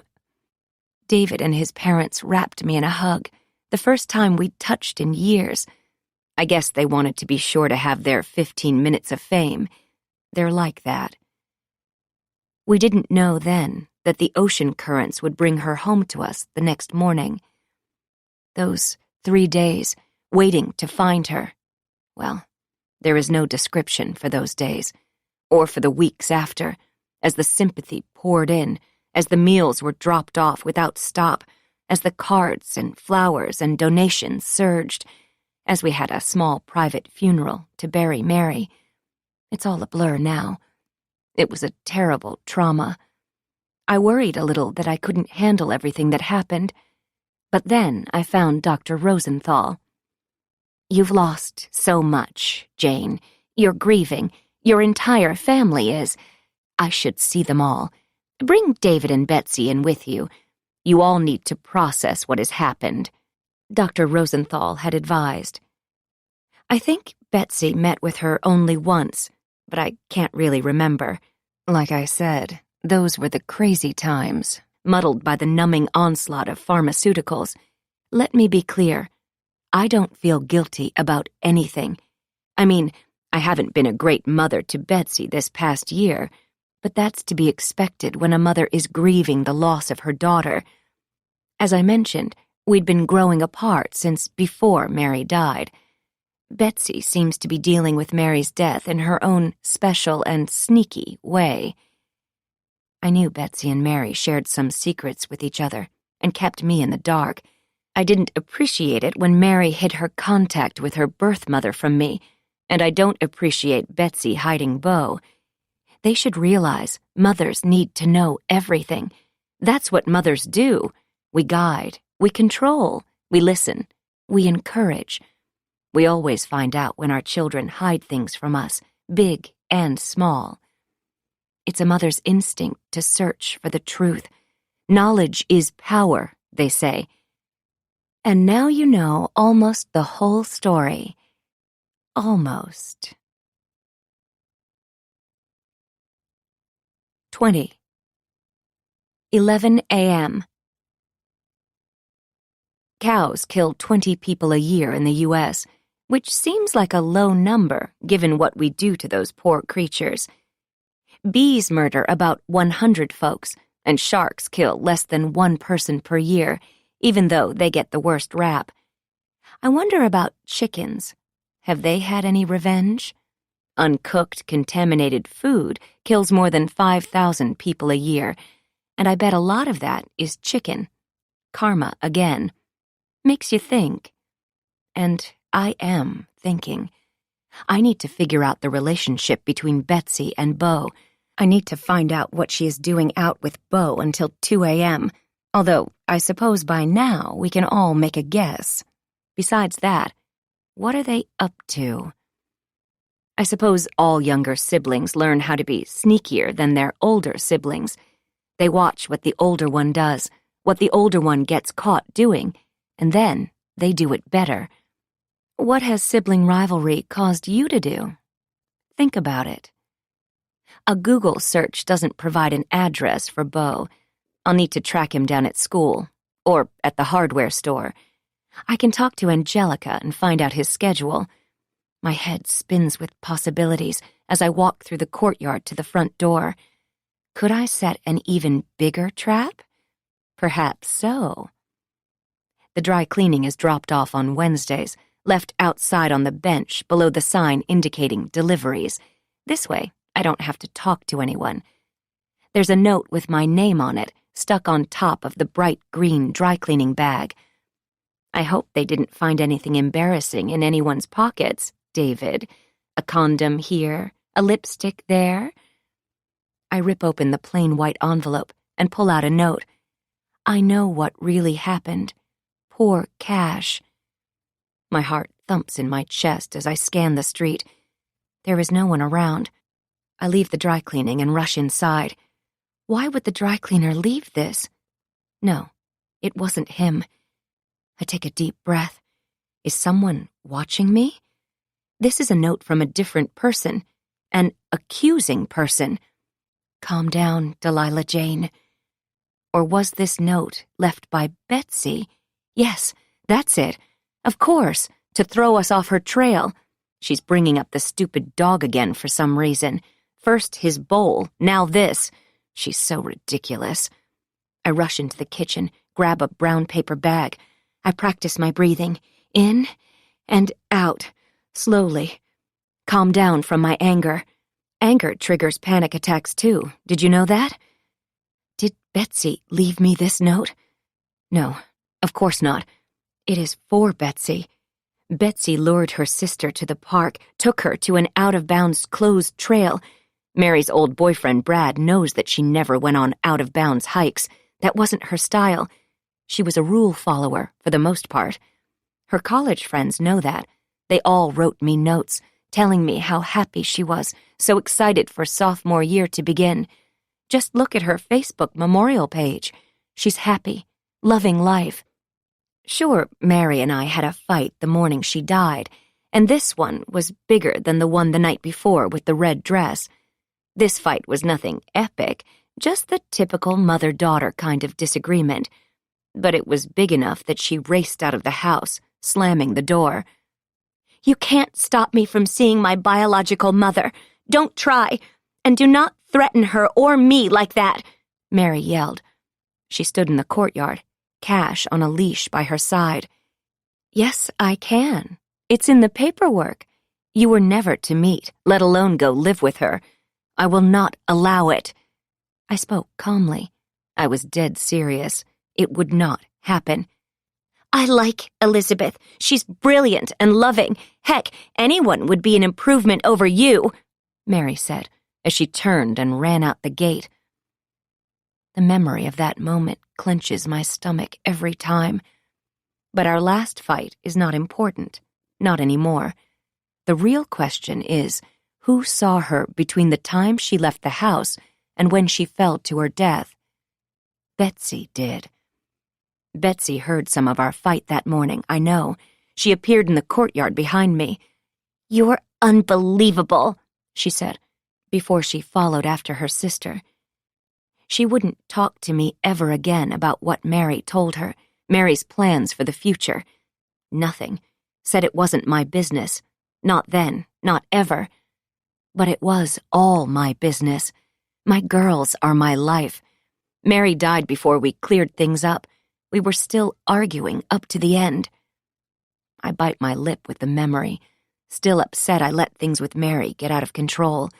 I cannot let that happen with Betsy. I won't. So, I'll destroy this note. We have the other two as evidence. Whoever wrote this one, well, I'll never know. I crumple the paper and toss it into the kitchen sink. I drown it in water, and, once it's wet, mash it to shreds and feed it down the disposal. And then, like a lightning strike, I realize there is another person who likely doesn't appreciate the relationship between Betsy and Beau. Josh. Josh might know a lot about Betsy. He was always nice and friendly to me when they dated, and he came to the memorial service even though Betsy had dumped him already. Josh could have plenty of insights about my daughter. I wish I'd paid more attention to him, gotten to know his parents, the rest of the games people play when their kids are dating. Like Brad, Josh's family lives in the Cove too, I discovered recently. Perhaps Hoffman can help me connect with Josh? I know he'll have so much to tell me about my daughter, especially if she broke his heart. A lover scorned is a dangerous thing. But first, I call Dr. Rosenthal's office. The board receptionist explains the doctor is booked today, as always. Tell her it's a bit of an emergency. My hands can't stop shaking. Is it an emergency? Board receptionist asks. Yes. My heart races as I try to stay calm on the phone. I realize now there could be two sides to the story, even though I've destroyed the latest note. I need to make sure my story is the one people believe, the truth. It's an integral part of the plan. Dr. Rosenthal will see things the way I do, but I need to reinforce it today, now. I grip the phone, willing a positive response. Big sigh. She can squeeze you in at 3. I'll take it. I exhale. Hang up. Text Sam. Can you take me to the doctor at 3? Sam texts back. Of course, Mrs. H. See you at 2:45. 21. 12:10 p.m. There are only 2 notes now, so let's just focus on those, shall we? Betsy knows more than she's told us, and Josh knows Betsy intimately. Trust me, I read his love notes to her, in a box under her bed, the obvious place. But those love notes have stopped. The last love letter I could find from the poor boy was more of a goodbye of sorts, and it was written back in September. It was confusing, and I didn't have much time to read it. All that I have seen on Betsy's phone this school year have been check-ins between the two of them, almost friend-level texts. Although Betsy does tell him she loves him. Has she been leading him on? Josh, why didn't I think to talk to you sooner? I hope I'm not slipping. Of course I'm not. It's just hard with all these moving pieces, all those months of pills and grief. But I'm on it. On him. I hurry to my bathroom and apply concealer, blush, and mascara. I pull my hair into a low ponytail. I wrestle on some athletic wear, blue shorts, white t-shirt, and finish the look with a trucker cap with the word thankful stamped on the front. I could be hiking, walking on the beach, or doing just about anything on a warm May afternoon at my beach city. I have a flash of memory to what Mary was wearing the last time I saw her. Almost the same outfit, but black shorts instead of blue. A USC hat, the one thing we never recovered. I take a deep breath, finish tying my tennis shoes, and head out. I will walk down to Hoffman's office. I will be a normal Southern California housewife, one who actually leaves her house every morning to walk in the sunshine and soak up vitamin D. It's all the rage these days, you know, getting vitamin D from the sun instead of a pill. Did you know it's possible to overdose on vitamin D? So many ways to harm yourself, or somebody else. At the clubhouse, I pull open the door, and all 3 staff members rise to greet me, an excessive display of deference they are forced to perform hundreds of times a day. "Mrs. Harris, so good to see you out and about." That's Robert. He's nice. He didn't add anything about Mary, and that makes my heart relax. "Good to be here. Is Hoffman around?" I smile. "I'm thinking about signing up for the couples tennis tournament." "That's great!" Kathy has big glasses and big teeth. She reminds me of an enthusiastic horse. "Hoffman is in his office." "Thanks." I wave to them all, and they sit down in unison, just waiting for another resident to come through the door to force them to stand again. Hoffman's office is at the end of the hall, closest to the courts. Makes sense. I knock. When he opens the door, he doesn't mask his shock.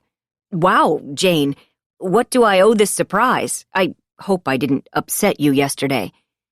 "Well, I needed to know, so thank you." I sigh and drop into the chair facing his desk. "And actually, I need your help. I want to talk to Josh, Betsy's old boyfriend. Can you help me get in touch with him?" "Of course. Josh is back, graduated with honors. I'll call his mom if you'd like," Hoffman says. "Back? From where? Isn't he supposed to be finishing his senior year with Betsy?" I lean forward. This is an interesting development. He leans against his desk, arms folded. "He went away to boarding school for senior year, some fancy place back east, and it was a great move. He's off to Princeton in the fall." A light bulb pops on in my slow brain. I whisper, "He wasn't here all school year?" Hoffman looks around, even though we are the only ones in the room. "It's not a secret. I mean, Betsy didn't tell you?" "Not exactly. I do know they broke up recently. And now Betsy is with Beau. Something is nagging at the back of my mind, a worry that Betsy may be one step ahead of me. No, that's not possible. I focus on Hoffman. "I need to talk to Josh. Please, can you help me?" "I'll call him now. And, Jane?" Hoffman pauses. "What now?" "More bad news?" I lean back in the chair. "No, not really. It's probably nothing. It's just the tennis ladies. You know how they talk. And since you're falling out with Melissa, well, I'm sure it's nothing." He flushes. We all know he loves the gossip as much as they do. "What are they saying about me, Hoffman?" I feel my fists clench. I mean, you'd think we were all in middle school. "I try to keep up with everything, everyone. Help when I can. I mean, with a divorce rate of 73% in wealthy beach towns, I just want to help make a difference, keep families together." Oh, crap. He's heard something about David. It's not surprising. "Tell me." "I know you're under so much stress and so much heartache, but I did want to tell you to pay some attention to your man. Somebody else seems to have her eyes on him, and she's making moves." "Kylie." "What? Who? No, he wouldn't." I feigned surprise. It was only a matter of time before people spotted them together. The memorial ceremony may have been the trigger. "I don't know her name, but they have been seen together at restaurants a couple of times. When they confronted him, David told the Stewarts, who live just 5 doors from you, it was just a business dinner. But Jackie Stewart talks, and now the rest of the ladies aren't so sure. She's younger. I'm so sorry." Hoffman's hands are palms up. He's just the messenger, I remind myself. None of these women like me, and I know that. This just gives them more crap to say about me, about us. I cover my face with my hands. My lying, cheating husband. At least everyone is on my side now. David is so stupid. He's my life. I can't lose him, too. Then you won't. I'll help you connect with Josh. We'll get Betsy back on track, and then full-on romance for the two of you. Have you been on vacation since... No. Out to dinner? Nothing like that. Well, no time like the present. If you were my wife, I'd be whining and dining you, spoiling you rotten. I swipe under both eyes, flash him a smile. I'm brave and desirable. First things first, could you call Josh while I'm here? Hoffman seems pleased with an assignment and hurries to the other side of the desk. The next minute, he hands me the phone. It's Sandy, Josh's mom. Hello, this is Jane Harris. Hi, it's Sandy, Josh's mom. I'm so sorry for your loss. Could I come over, speak to Josh, if he's home? I meet Hoffman's eyes, and then look out at the tennis courts. He's here now if you want to pop over, Sandy says, her voice sounding a tad British. Thank you. I'll be over in a few minutes. Hoffman shakes his head. Betsy and Josh were so cute together. Pretty perfect, if you ask me. Young love is destined to end, but yes, nice boy. Thanks so much for connecting us. I am up and headed to the door. You're a good mom, Jane. Betsy is going to be fine. Hoffman smiles. He's waiting for me to say something. Yes, as long as she listens to her mother, I say. Maybe we gave them too much. I came from nothing, fought my way out of that stifling little town. I had my pick of men, never settled for one in high school like my girls. Hoffman's staring at me. I must have spoken aloud. He says, I can run you over to Josh's house if you'd like. Great, and sorry for the outburst. I'm just beyond worried about Betsy, I add, following him out the door to the line of staff golf carts. Where did you grow up? Hoffman asks, once we're seated in the white golf cart with the green The Cove logo. Arkansas. I shake my head. I worked hard to erase all of my past. Why am I telling him so much? Stop talking. I came from a small town, too. I know how it is. Hoffman is kind. I was a beauty queen. Did you know that? Had my choice of suitors. I'm not surprised. Hoffman winks. Is he flirting? My stories seem to have worked their magic. Uncharacteristically, I told him the truth. I'm out of practice. Despite everything that is happening, with anonymous notes and lying daughters, I feel my cheeks flush. Here we are. Hoffman points to a spectacular contemporary hugging the cliff. A front row property. I had no idea. I should have checked Josh's address sooner. Despite my admonition toward dating in high school, it seems this one could have been a good catch. Maybe he still has feelings for Betsy. Or maybe, like me, he's just mad at her. Anger can be a more powerful emotion than love, I've discovered. And revenge? Well, hell hath no fury as a lover scorned, they say. Let's see how much scorn Josh feels, shall we? 22. 1:30 p.m. Nothing stands between the ocean and me except a coffee table, a thin balcony, and a big drop. This house has been built with disappearing walls of glass, and they are gone. Given my fear of the body of water in front of me, this is a nightmare. But I need answers. My palms are sweating, but I'm practicing deep breathing and ignoring the view. Instead, my eyes focus on the Picasso above Sandy's head. When Josh speaks, I stare at the Miro. This place is a challenge for my late-in-life mastery of artistic masters, but so far, I'm 2 for 2. Cultural education wasn't part of my upbringing, as you may have discerned by now. I filled that gap with online courses, visits to the art museums in LA, and of course, travel to all the most important cities of the world, courtesy of David. Just 10 years ago, we celebrated our anniversary on safari in Africa. It was all first class, the meals gourmet, the wine divine, and each day on the game rides, we'd watch animals hunt and kill each other. When a baby elephant charged our open safari jeep, David jumped across the seat to shield me. My hero. There really is nothing like the circle of life to bring you closer. But I digress.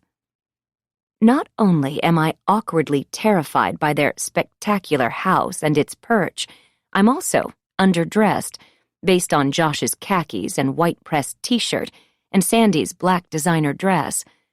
I look down at my shorts, my casual go-for-a-walk-in-the-neighborhood attire. Who knew I'd be popping in for high tea? There isn't anything I can do about it right now, but I am a quick study. If I ever visit the Hamiltons' home again, I will dress accordingly. So, Josh, I didn't realize you have been away at school. I can't take the small talk anymore. I reach for a finger sandwich perched on the edge of a 3-tiered silver tray.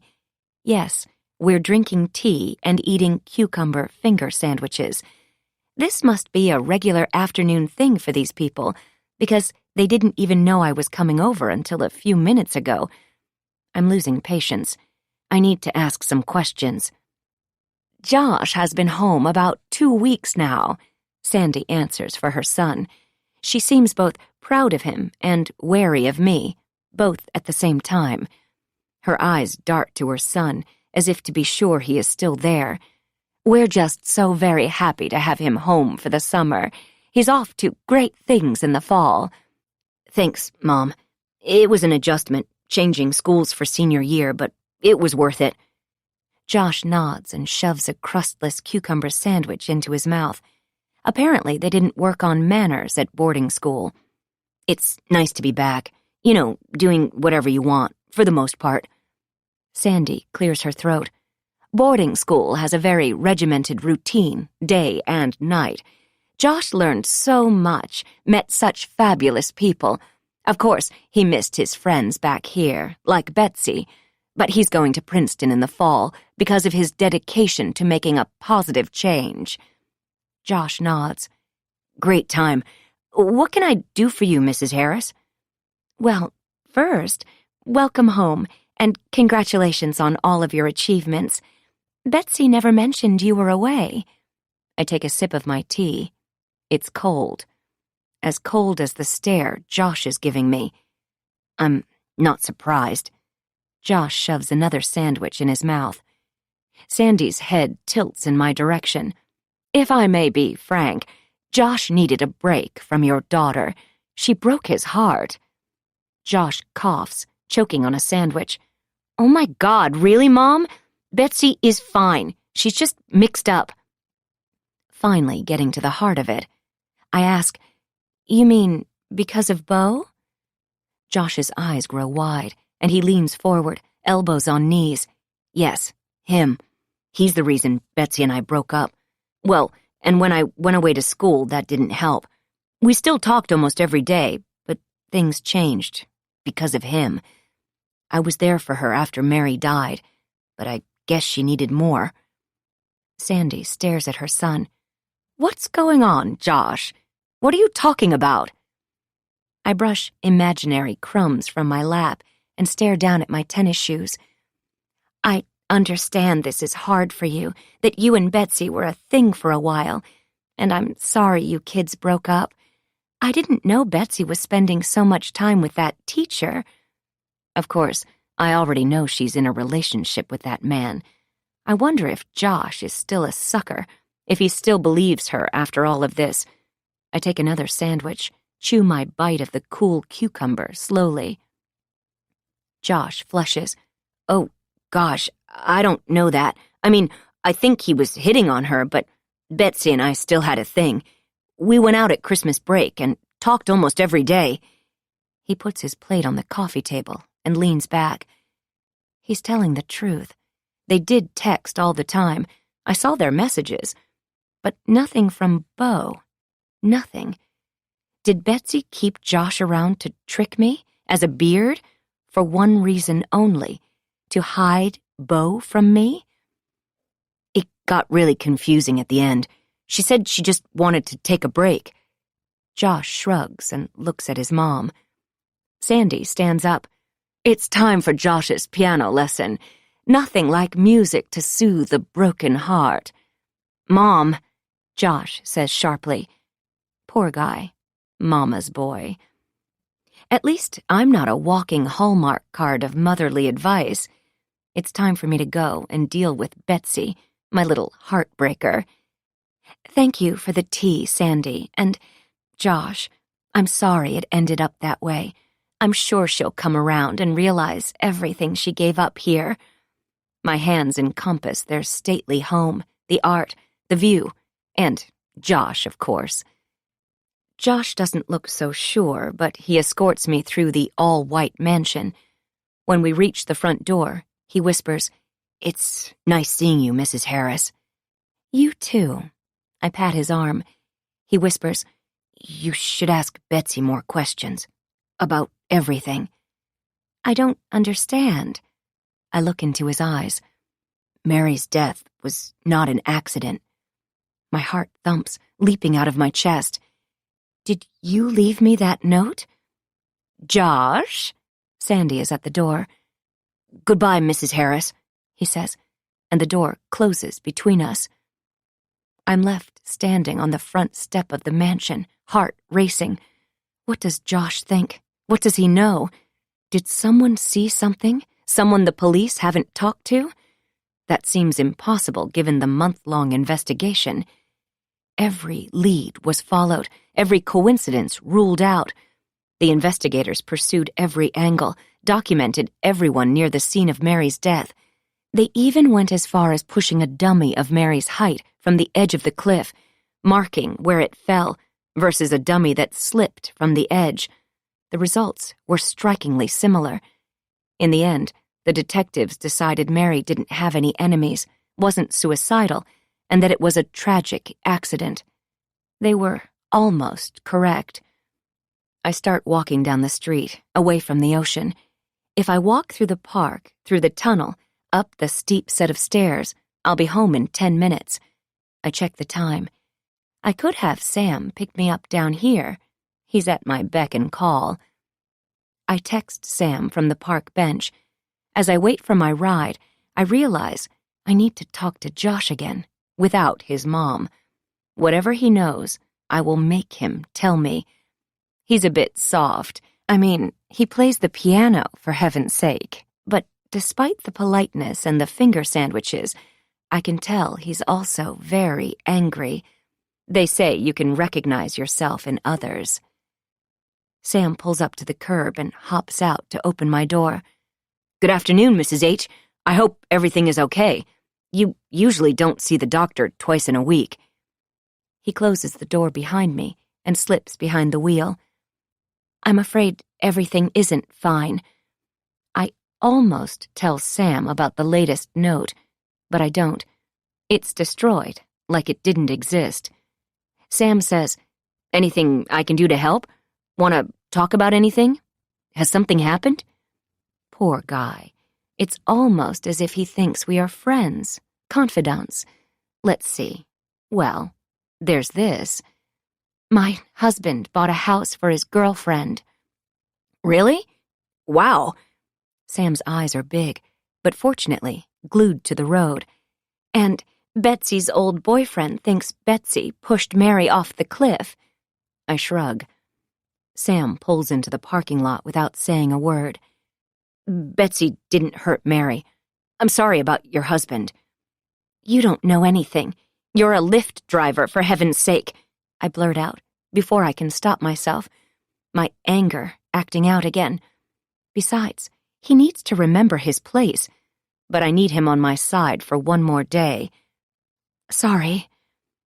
Sam opens my door, but he doesn't make eye contact. and he doesn't say a word as I walk toward the doctor's office. He'll be fine. I have other things to worry about than hurting my driver's feelings. Besides, how dare he doubt my facts, my truths? This is my story, my family, not his. He's a Lyft driver. I shake my head and clear my thoughts as I step into Dr. Rosenthal's office. Later, I will question Josh again. He has more information that can help me. But first, Dr. Rosenthal needs to be enlightened. 23. 3:15 p.m.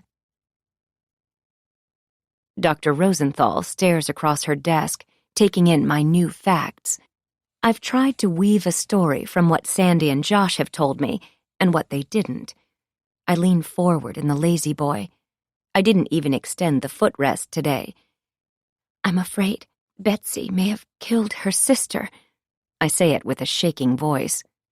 No. What do you mean, no? I'm tired of people saying no to me. I try to imagine the scene.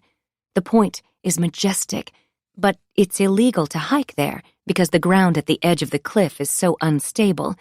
In the spring, giant coreopsis invade the typically barren land, bursting with bright yellow. The legal part of the hike circles the point, a fair distance away from the coast.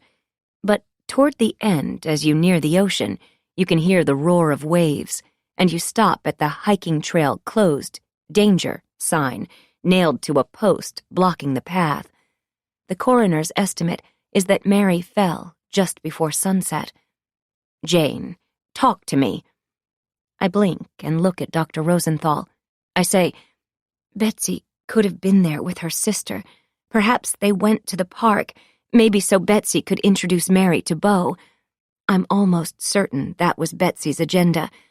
I can see them, walking together along the path, quickly jumping the fence, warning them of danger. Before we continue, we offer you this moment of calm, a chance to reconnect with your breath and your heart. This free audiobook was made with love.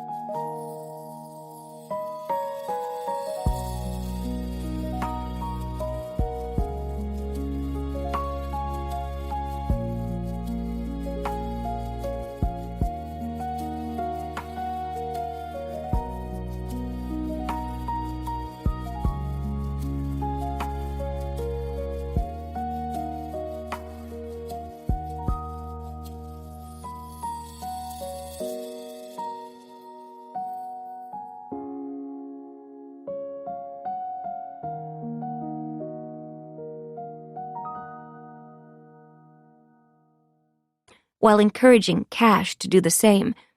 I imagine their conversation was intense, a hushed disagreement, making them unaware of their surroundings. Sisters hike together all the time. It's normal. Your girls are normal. Dr. Rosenthal leans forward. Is she trying to stop me? I wonder, what were they talking about? Was Mary threatening to tell us about Betsy's new boyfriend? Did Betsy push her over the edge in a fit of rage? Jane, stop. I need you to listen to me. Dr. Rosenthal commands. I blink. I'm listening. You cannot accuse Betsy of this. Mary died of a tragic accident. End of story. I shake my head, no. I got another note. Yesterday. The note said Betsy knows more than she's telling us. Who could be doing this to you? To her? Dr. Rosenthal looks concerned, her brows knit together, lips purse. I mean, it has been a year since Mary died. Why now?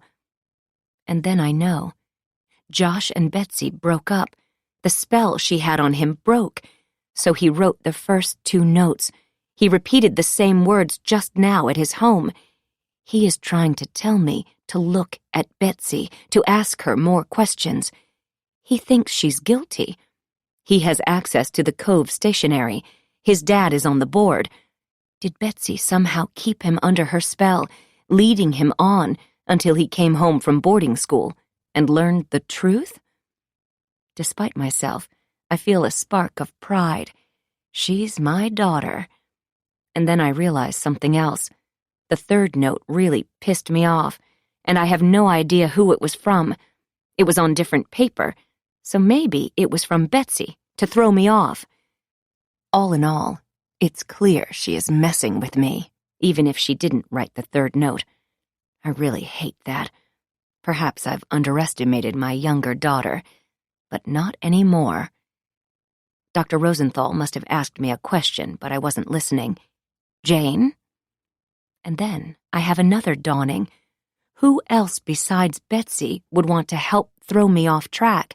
Her boyfriend, Beau, that's who. I smile at my brilliant detective work. But my happiness doesn't last long. Betsy is such a disappointment. I feel the emotions mix in the pit of my stomach, sadness and anger mixed. She's trying to outsmart me. Silly girl. Dr. Rosenthal is talking again. Did you show both notes to David? These are real, right? I hate it when she doubts my lucidity. Yes, of course they're real.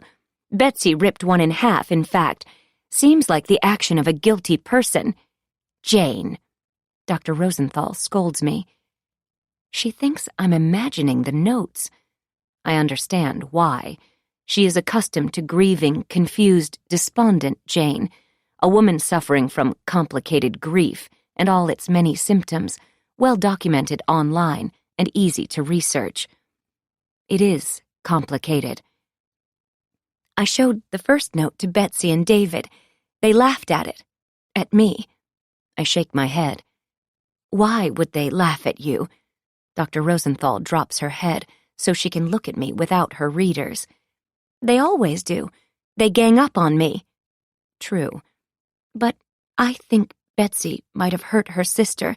She always was jealous of Mary's success, Mary's life. Mary was the favorite daughter, so it had to be hard. Betsy's uncomfortable around me, like she's hiding things. Betsy does know more, and that's why she had to make fun of the note. Dr. Rosenthal seems concerned. Her fingers tap the desk. You are accusing your daughter of murder? When you say it like that, it's so dramatic, so diabolical. No, well, I don't know anymore. I just know they were fighting just before Mary died. Dr. Rosenthal takes a deep breath. That's a serious charge, Jane. You'll need to go to the police. No, I would never do that. I already have. She presses. What does David think? My face falls, and I rummage for a tissue. Time to turn on the faucet. David isn't home much these days. Smelling another delicate and potentially juicy topic, Dr. Rosenthal takes the bait, as always. Isn't this what she went to school for? To hear me spill the juicy details of my husband's illicit affair? Of course it is. Tell me more, Jane. It's okay. I break down, sobbing. What is it? I don't think he loves me anymore. I managed to tell her. This is true. I know it. Dr. Rosenthal writes something down. He seemed very committed to the marriage when he was here. She looks through her notes. Oh my, that was almost 10 months ago now. I thought I'd seen him since. Time flies. We need to bring him in for a session, a couples session. Tears stream down my cheeks. She hands me another tissue. What evidence do you have for your feelings? Remember, we don't always perceive people and events as we should when we're mired in grief. That goes for both Betsy and David. I'm sure Betsy has an alibi for when Mary died. Well, I'm right about both of them, Doctor.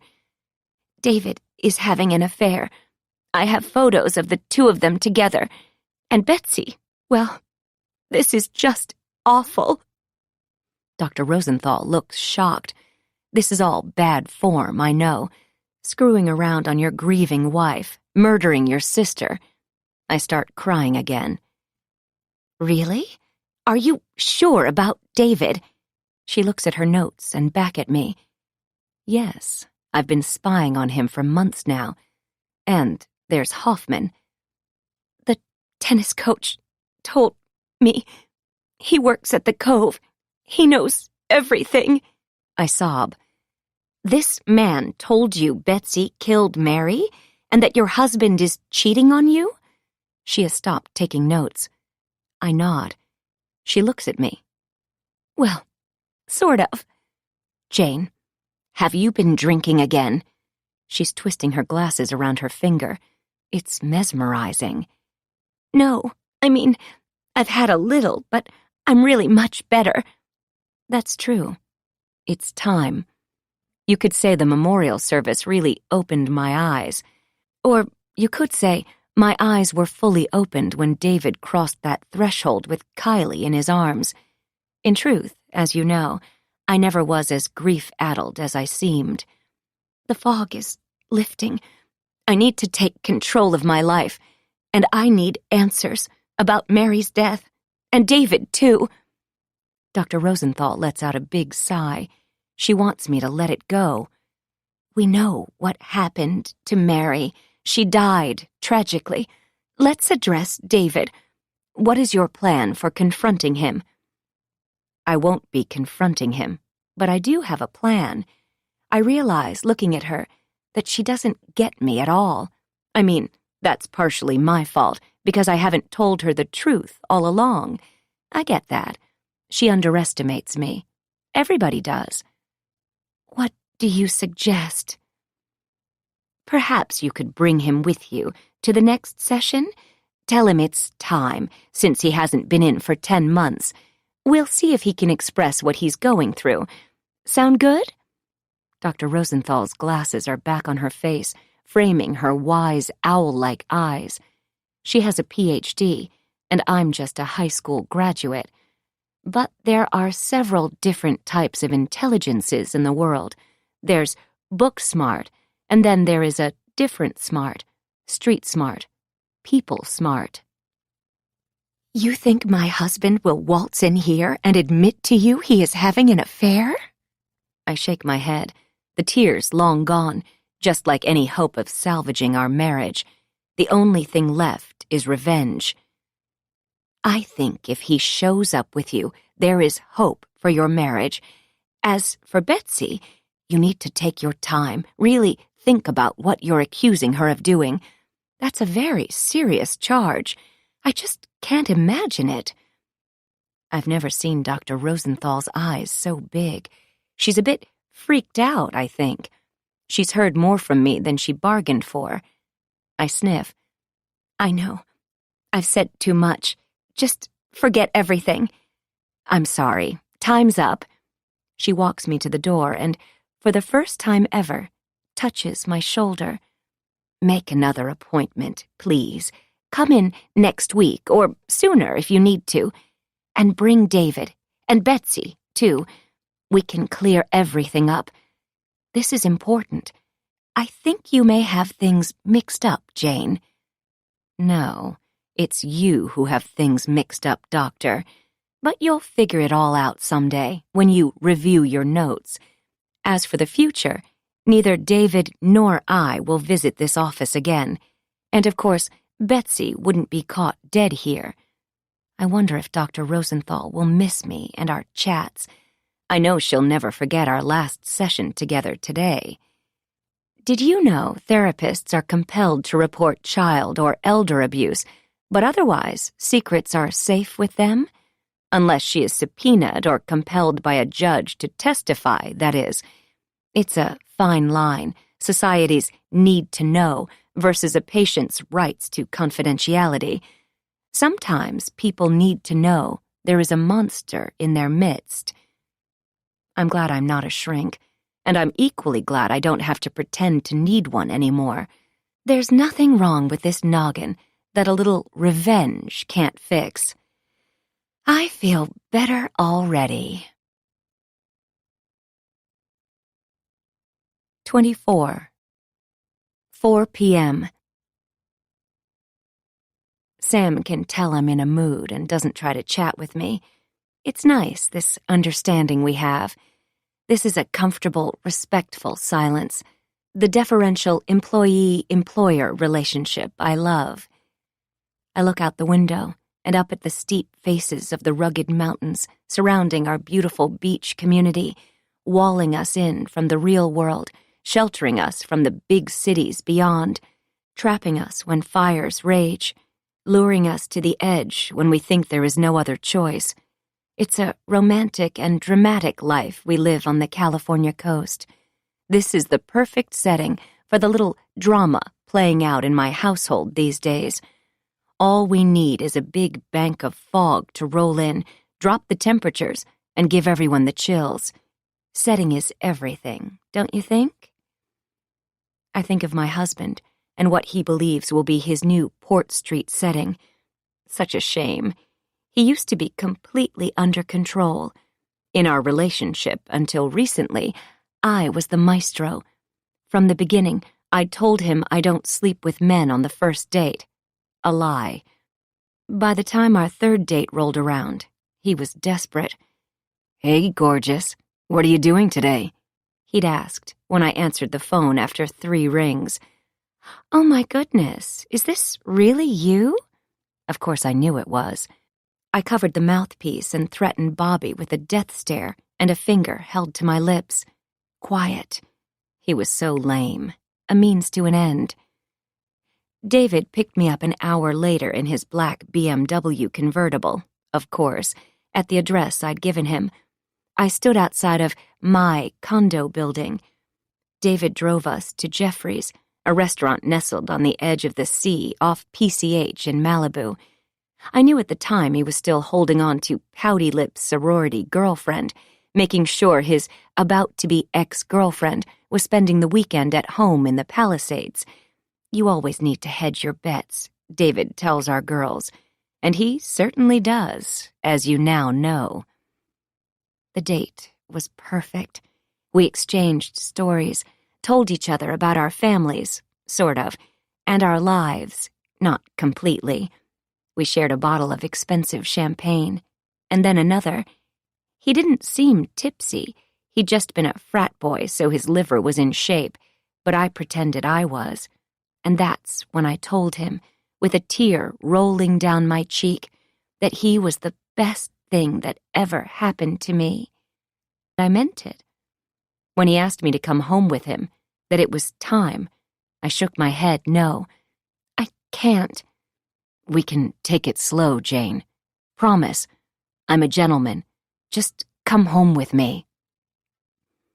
I'd pretended to deliberate as I watched the sun plunge into the ocean, as his knee pressed against my leg, the heat spreading through my body. I remember coaching myself, as my mother had once done during pageants. Pace yourself, Jane. If you want the prize, you cannot be too eager. The trophy is so shiny, Jane. But you must not grab. You must make them want to give it to you. I touched his hand lightly and then pulled away. I better not. I have work in the morning. But can I see you this weekend? I blinked and stared into his deep blue eyes. I have a work ethic too, David. Of course. His eyes twinkled with desire. I was familiar with that look, both then and now. It's my superpower. I'll bump into guys I dated in the past, or a friend of a guy I dated in the past. They all still give me the look, even if they've been married for years. They still feel my power. Sam pulls to the curb in front of my home in the most highly sought-after community in Orange County. I'm just repeating what's in the brochures. I try not to believe any hype but my own. Thanks, Sam. See you tomorrow. I'll let you know if David decides to drive me to graduation. Big day tomorrow. Sam waves without smiling and slips back into his car. I think he might still be mad about my outburst. I wave as he drives away. I probably won't see him again. Sam has been a great crutch this past year, but like most things in life, there is an end date to his usefulness, and it's now. I imagine an expiration date stamped on his forehead and chuckle. It's also funny Sam is talking about tomorrow. He doesn't realize there is still so much more left of today. 25. 4:15 p.m. I walk through the front door and check the time on my phone. It's late afternoon on a Wednesday. The question is, where are David and Betsy? I don't expect them to be home, of course, not anymore, but I do like to know where they are. I have to admit, I've been focusing most of my time on David's whereabouts, not paying enough attention to Betsy.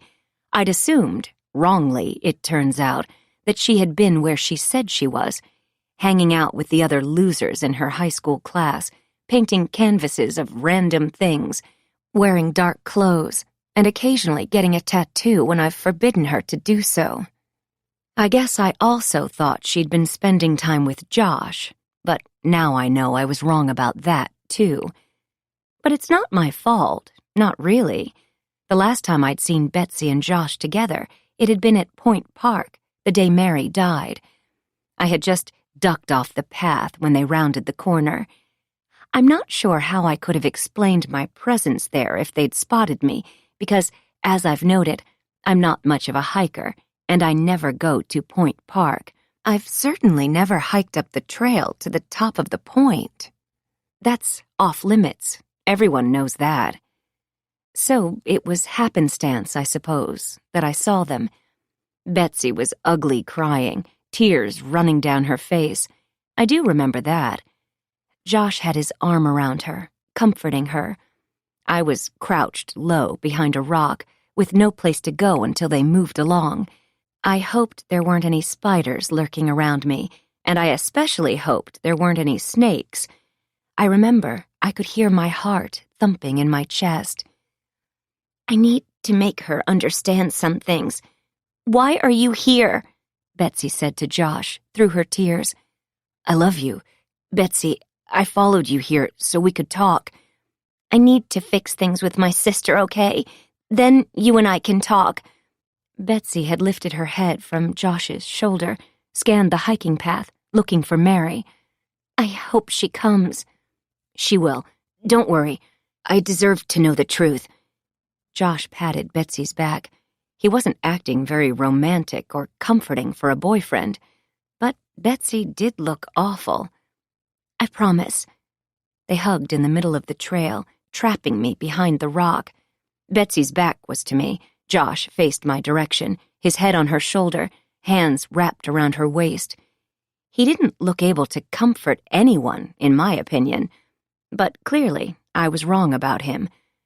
I thought he was from the wrong side of the highway, so to speak, a kid from town. It's a shame, really, that I didn't know he was a rich kid. I would have encouraged their young love. Then again, I didn't know it was ever threatened. Those pills just made me slip a little, but no longer. That day, I crouched behind the rock for what seemed like hours, but was likely only a few minutes. Finally, they broke apart. Betsy, heading one way down the path, Josh the other. You understand why I didn't tell them I was there, right? I didn't want to disturb their special moment. I didn't know where exactly Betsy was going, but I did know she was meeting Mary to help her understand something, where she was coming from. I knew that much. I'd heard Mary and Betsy fighting the night before, of course, standing in the hallway outside Mary's bedroom. I wish I'd heard more, I really do. I wish I'd known about Beau, his intentions where my daughter was concerned. I would have stopped it sooner had I figured it out. I should have hidden another bug in both of their rooms. Don't act all superior and pretend like you haven't spied on your kids. All parents do it. We eavesdrop during carpool. We put tracking spyware on their phones and in their cars. We tell them who to be friends with and who seems to be acceptable to date. And sometimes, when they are hiding secrets from their own mother, we listen outside their bedrooms. My mom told me she was always watching me, and I believed her. Problem was, then and now, my family is hardly ever around anymore. The snippets of information I picked up during the 2 weeks Mary was home last summer, the short 2 weeks before her accident, were spotty at best. The girls whisper-argued. There was never one text between Betsy and Beau, or between Betsy and Mary, for that matter. I didn't know he existed then. I didn't know the actual cause of the friction between them. All along, I thought Betsy was sticking up for me, telling Mary not to move in with Elizabeth. I thought they were fighting over Mary's birth mother, not some ridiculous ponytail-wearing hardware store employee. When I'd finally knocked on Mary's door, they'd pretended to be tired and kissed me goodnight. Little traitors. I couldn't push them because I wasn't supposed to be listening at all. The only thing left to do was to follow them the next day. You would have done the same. Back then, I'd focused my attention on Mary because that was the pressing issue, her move to L.A., her move to Elizabeth. I'd already been watching David, of course. That left little time for Betsy and her secrets. There was never one text between Betsy and Beau. I didn't know he existed then, but now I do. I'm on to you, Betsy. Now it's your turn. 26. 4:25 p.m. I call Hoffman. He answers on the first ring. Twice in one day. What fun. How can I help? My visit with Sandy and Josh was helpful. Thank you. My pleasure. Let me know what else I can do. Anything. He's flirting. I'm sure of it now. That is wonderful. He's crazy about me. I guess I always knew it, sensed it, but I had David. And truth be told, Hoff is not my type, not for the long run. But right now, sure. Well, I do have one more little favor. I need to talk to Josh, alone, without his mother hovering. I think he wants to tell me something. Any ideas? I need to find out what Josh saw the day Mary died. I have a tennis lesson with him tonight, a private. Why don't you come down as it's ending? We could pretend you're having a private lesson too, and you can talk to him. Maybe have a lesson after? It would be great for you and me to get some exercise. I smile. Bingo. You're so smart. I love this idea. And yes, I'll bring my racket. We can volley a little after I speak with Josh. His lesson is 6 to 7. See you then. I'm looking forward to it, Hoff, I murmur, before hanging up. I have managed to wrap him around my finger like I used to have David. I'd focused on befriending Hoff the moment we moved to the Cove, and it's paid off nicely. Some women are girls' girls, some are guys' girls. I suppose you've figured out where I fall. I've always enjoyed the company of men over women. I'm sorry to say, they're just, well, easier. I imagine Hoff smile and enjoy my hold over him. Power is such a trip. But I have more to do before my tennis lesson. First things first, and that means my husband. Besides the evening when Mary disappeared, as you'll recall, he'd come waltzing home late, supposedly after work, but smelling of her perfume. There had been other clues that David was having an affair. For months, ever since Mary left for college, these clues, these little nuggets of information, had come to light. They seemed so innocuous at first, it was easy to overlook them. Sure, I had that sinking feeling that I was missing something, and that wasn't like me. I don't miss things. I'm always watching. Maybe it was simply denial. I still don't understand why I wasn't good enough for him anymore. I figured perhaps it was just a temporary reaction to Mary heading off to college. They had been close, and I know he missed her. Maybe he envied her escape. But he's mine, and an adult. He should have gotten over it. He didn't. The business dinners that lasted until after midnight, or the late hours in the office working on a special deal, started soon after Mary left for freshman year. But the more telling signs were his new commitment to working out, the spring in his step.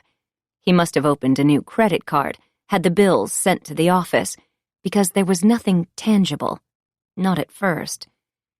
The yoga classes were a slip, but otherwise, he didn't make many mistakes. It was the little things that hurt the most, the reluctance to hug me, to touch me, to kiss me. Those things were there, despite the fact that I was a catch. As Hoffman will attest, I still am today. I guess it all came together when we spent our last Christmas together as a family in Telluride.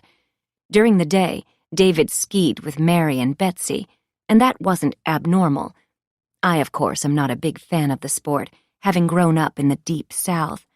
I would be back at the condo, waiting for them to come home and regale me with mountain adventure stories, their cheeks rosy from the cold. And they did. But at night, David would close himself off in the office, spending hours on the computer, the newly password-protected computer, while the girls and I went to dinner without him, trying to ignore his absence. I was on to him after that trip. I spent the spring worrying and scheming. It's easy, really. There are all types of spyware apps on the market. I began to read his texts, track his movements, in real time, and I discovered disgusting proclamations of love, of course. But I also found more. I discovered that my husband and my daughter were also keeping a secret from me, and that secret was worse than any affair. That stabbed into the core of my existence. They were figuring out how Mary could work for and live with Elizabeth James. Mary loved her more than me. She even told me so, one of the last times we talked. Mary spoke her words quietly, but they are burned into my heart. I love and respect Elizabeth. She's brilliant. I'm going to be just like her, Mary said to me. I forbid it, I said. You are not thinking straight, Mary. You're irrational, psychotic. You need to rest. I don't have to listen to you anymore. You are a terrible mother, and I'm so lucky to have another role model. Even Kylie would be an improvement. At least she's normal. My daughters are my life, the very reflection of my success as a mother. Even thinking of this sends me into a rage again. It's never been that satisfying to kick things or punch walls. I used to do that when I was younger and broke too many toes and my hand a couple of times. I still enjoy throwing things, like plates or small bookends, at people when I'm angry, but neither of them were home then, nor are they now. My heart pounds. Living well is the best revenge, I tell myself, unclenching my fists. My shoulders have shot up to my ears, and I coax them down. I'm proud of the self-control I can muster when I need to, and I do. I still have a lot to do before my tennis lesson. In fact, I have a lot to do before graduation tomorrow night, when we all enjoy the culmination of Betsy's activities, both at school and outside of school. She'll be so surprised. 27. 5 p.m. The yoga class begins at about 5 minutes after 5, every Wednesday. The teacher is late every week, the class attendees perpetually on time. An interesting and upside-down dynamic, but I decide she must be a good teacher, or they wouldn't put up with it. I wouldn't put up with it. I do know it's important to have a proper instructor because yoga taught incorrectly has the potential to kill you. It's tragic, but true. There are endless stories of injuries to backs and limbs. But consider the danger of overstretching the head and neck. Consider the shoulder stand, where you raise your legs into the air, and the plow, where your feet go over your head and touch the floor behind you. Both seemingly innocuous poses. But reductions of blood flow in your basilar artery can cause a fatal stroke. It's happened many times. Through the window, I see the teacher unfurl her lime green mat in front of the group. I count 10 students lined up on their mats in a row, facing toward the back wall, and the tardy teacher. Their backs are to me, feet stretched out in front of them. As they begin their sun salutation Series A, I watch for the upward-facing dog of the man on the far right side of the room. According to a Columbia University study, yoga's extreme bending and contortions resulted in back, shoulder, and knee injuries, neck injuries, and strokes more often than death. But one can always hope. David is wearing ridiculously short shorts for a man his age, no doubt picked out by Kylie. She's on a pink mat to his left, in an all-white, skin-tight getup. She's not normal. She's a show-off. As for David, this whole yoga thing is new, just like his haircut, his waistline, and where his loyalties lie. They don't touch each other here, not in front of all of these yogis. They act as if they're just friends taking yoga class together, just a couple of buddies doing downward dog. Mary's death seems to have accelerated their romance, added some sort of tragic fuel to his need to escape from me and our life together, as if Mary's death ended our family. But that is not the case. His actions destroyed our family, our marriage, and I will make him stop. David and Kylie have been taking this class for 6 months. At least that's when I found out about their standing date. Because even though this studio is 2 beach towns away, and I've been grieving, and I don't have any friends, I'm not stupid. My husband would never take a yoga class, and yet a package showed up in his credit card transactions. A package for 2. Satisfied that they're busy, I walk behind the studio to the lot where we've all parked. Cozy. There's David's black Tesla, and a few spots down, Kylie's brand-new white Audi with its temporary plates. She's only 28. She shouldn't be driving an Audi, but she is. And I know her sugar daddy. I touch its smooth, new finish. I look around quickly and slip the tracking device under the front right wheel well. The magnetic case grabs onto the metal with a satisfying click. Without access to her cell phone, this is the next best thing. I open my car door, conveniently parked next to the white Audi. In case there is a camera back here, which I doubt, I was simply bending to pick up my keys. I resist the urge to do something more with my keys to Kylie's pretty car and back my car out of the parking space. I have more work to do. Assuming they both survive yoga class stroke-free, they will grab a pressed juice at the shop next to the studio. Then, depending on their mood, they'll either grab a to-go meal from the sandwich shop or step into their favorite little Italian bistro. You know, the one I ordered in. It's so romantic it makes me want to throw something. But I won't. I clench the steering wheel and turn onto Kylie's street. This is another almost too perfect community, if you ask me, filled with multi-million-dollar homes boasting grassy yards, trees, and even sidewalks for kids. At the beach, we don't have space for sidewalks. My stomach turns as I park in front of her next-door neighbor's lovely home. This home has a lot of space for a single woman in her 20s, but I know she has big plans. They both do. They text each other about their dreams all the time. I just simply cannot believe he was serious. He bought this house for her, for them, not for us, not for a fresh start. I open the car door, and my hands clench into fists as I remember David's text promise to help her fill a house with babies someday, while, of course, leaving one room free for Betsy. They wouldn't want her to feel left out. I'm not even an afterthought, not a consideration. Instead of consoling his poor, grief-stricken wife, David thinks he's moving on with a new model home and wife. Because poor Kylie will never be David's next wife. Her dreams are about to become her worst nightmare. We should start by calling Kylie by her real name, Nancy Finch. Nancy was born in some tiny town in North Dakota, made her way to Vegas after high school, and landed a fabulous sugar daddy. Herbert Holliday struck it big with his casino and hotel complex. He was known to be cheap, until little Nancy came along. She married him when she was 20, and he was 65. Gross, right? There's more. Turns out Nancy Holliday has a pending warrant out for her arrest in Las Vegas. Can you imagine?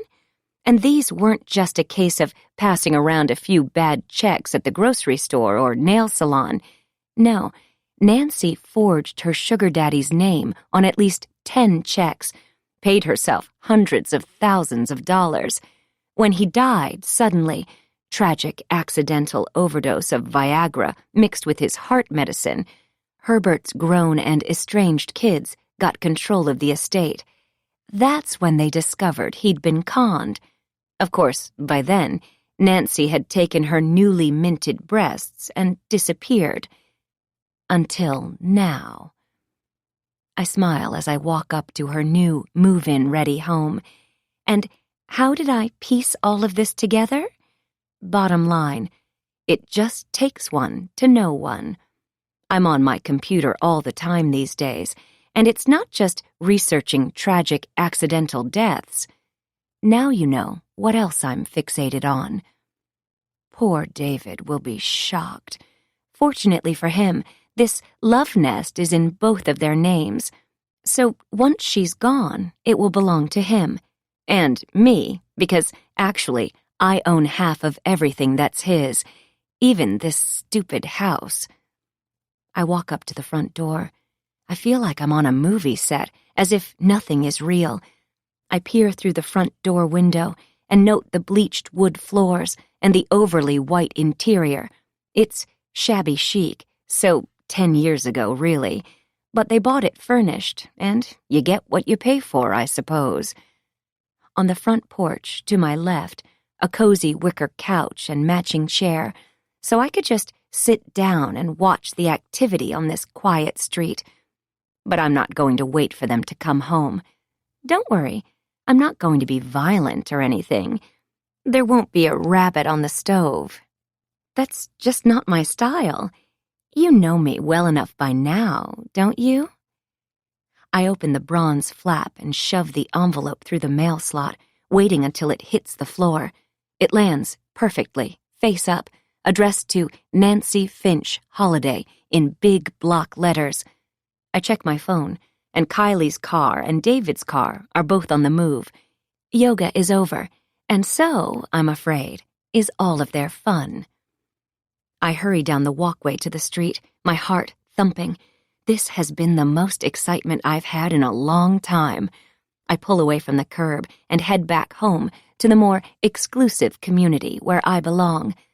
Kylie thinks she can just take without working for anything, and she's been lucky so far, but not anymore. As I let her know in my anonymous letter, yes, I also pen anonymous notes. I've outlined all the facts, her real name, the crimes she's been charged with, the warrant for her arrest, and I also let her know, helpfully, that the exact same information will be delivered to the Orange County Sheriff's Office. I wish I could have stayed around. I wish I could hear how she'll explain the letter to David. If I know her, and I feel like I do, she'll hurry inside after unlocking the front door and scoop up the letter before David sees it. She never parks in the garage, even at her apartment, a low-class move that David seems not to notice. He has other things on his mind when he follows her inside. I predict she'll be gone by the morning. She'll wait until David comes home to me tonight, what was to be his last night at our house. "I can't wait until after graduation when you're all mine," Kylie texted yesterday. "Just 2 more nights of this hell, and I'm all yours," David texted in reply.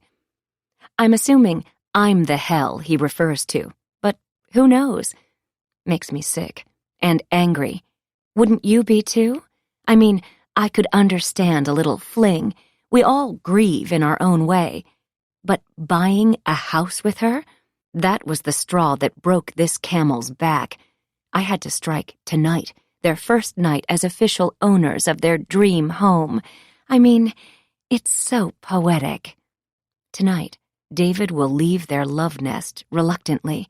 Climbing out of bed, he'll stop and smile at Kylie, promising tomorrow night, after Betsy's graduation, he'll finally be able to spend the entire night with her, wake up with her in the morning, and every morning after. They'll finally be together, and not in her cheap Balboa apartment. He'll take a moment to wash up in the master bath, offering dual sinks, a vanity area, large soaking tub, oversized shower, and generous closet.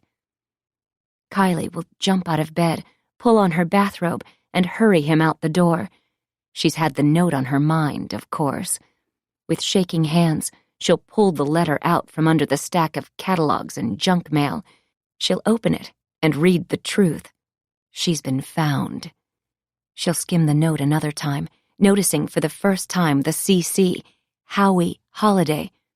Herbert's son is her worst enemy and her biggest threat. She'll understand a copy of this letter has been sent to her ex's son, the one out to get her. "Hello, Herbert Holiday Jr. I'll call you Howie. Meet Nancy Finch Holiday, a.k.a. Kylie Dorn, want-to-be Harris, now residing in a fabulous Port Street home, yada yada yada." I was sure to enclose a recent photo of Kylie/Nancy, just to bring it home for him. Of course, I attached the address of the love nest in my letter to him, in case he'd like to snoop around online. And he will. She will know she has to go, and fast, the little home wrecker. She'll drive the white Audi into the garage, closing the door behind her. She'll work for a couple of hours, filling the car with everything of value she's received from David and from Herbert before him. And then she'll climb into the front seat with tears in her eyes and drive away. I pass through the gate and take a deep breath. There's such comfort in this extra line of protection. I realize the guards pay little attention to who comes and goes. I mean, there are more than 500 homes in the Cove, and so many different shifts. I'm just another blonde housewife. And I have a transponder on my car to automatically open any of the 9 community gates. Even at the main gate, where I am now, the guards barely glance at those of us using the residence lane. But still, it's nice that no one could just walk up to my door and slip me a note. Not unless they live in the Cove or have business here. That's why I know my anonymous notes are from people on the inside. One way or another, they have access to the Cove. Josh used the Cove letterhead, and he lives here. That's easy. Who wrote the 3rd note? It doesn't matter, not really. It will all be over tomorrow. The home is a sacred, safe place. Or should be. Mine is guarded, protected by me, or by the literal guards roving our community 24/7. Poor Kylie. Her multi-million-dollar home is vulnerable, like she is. David can't protect her. Nobody can. Her anonymous note could be from just about anyone. I close my garage door and sit for a minute in the car. David's car isn't here, of course. It's now parked in front of the lovely home on Port Chelsea Place. He'll be home a little earlier than usual tonight. I know it's supposed to be a night to celebrate their new home, but Kylie will be distracted, anxious to read the letter, and David, focused on tomorrow's graduation and imminent liberation, won't mind enduring one more night of hell at home with me. Poor guy. He thinks he has it so tough. He has no idea what tough really is. Tough is when you lose everyone you love, one at a time. That's tough. Some people can't survive it. David already admitted he couldn't. Remember that? 28. 6 p.m. You can accomplish so much in a day if you have a plan and know how to execute it. I'm sure you're wondering how I kept myself from confronting David, how I was able to keep all of Kylie's secrets to myself, especially when I had to see her at the memorial service, especially once I saw my husband carry his mistress inside their new multi-million-dollar home. Yes, that was tough. And I wanted to surprise you.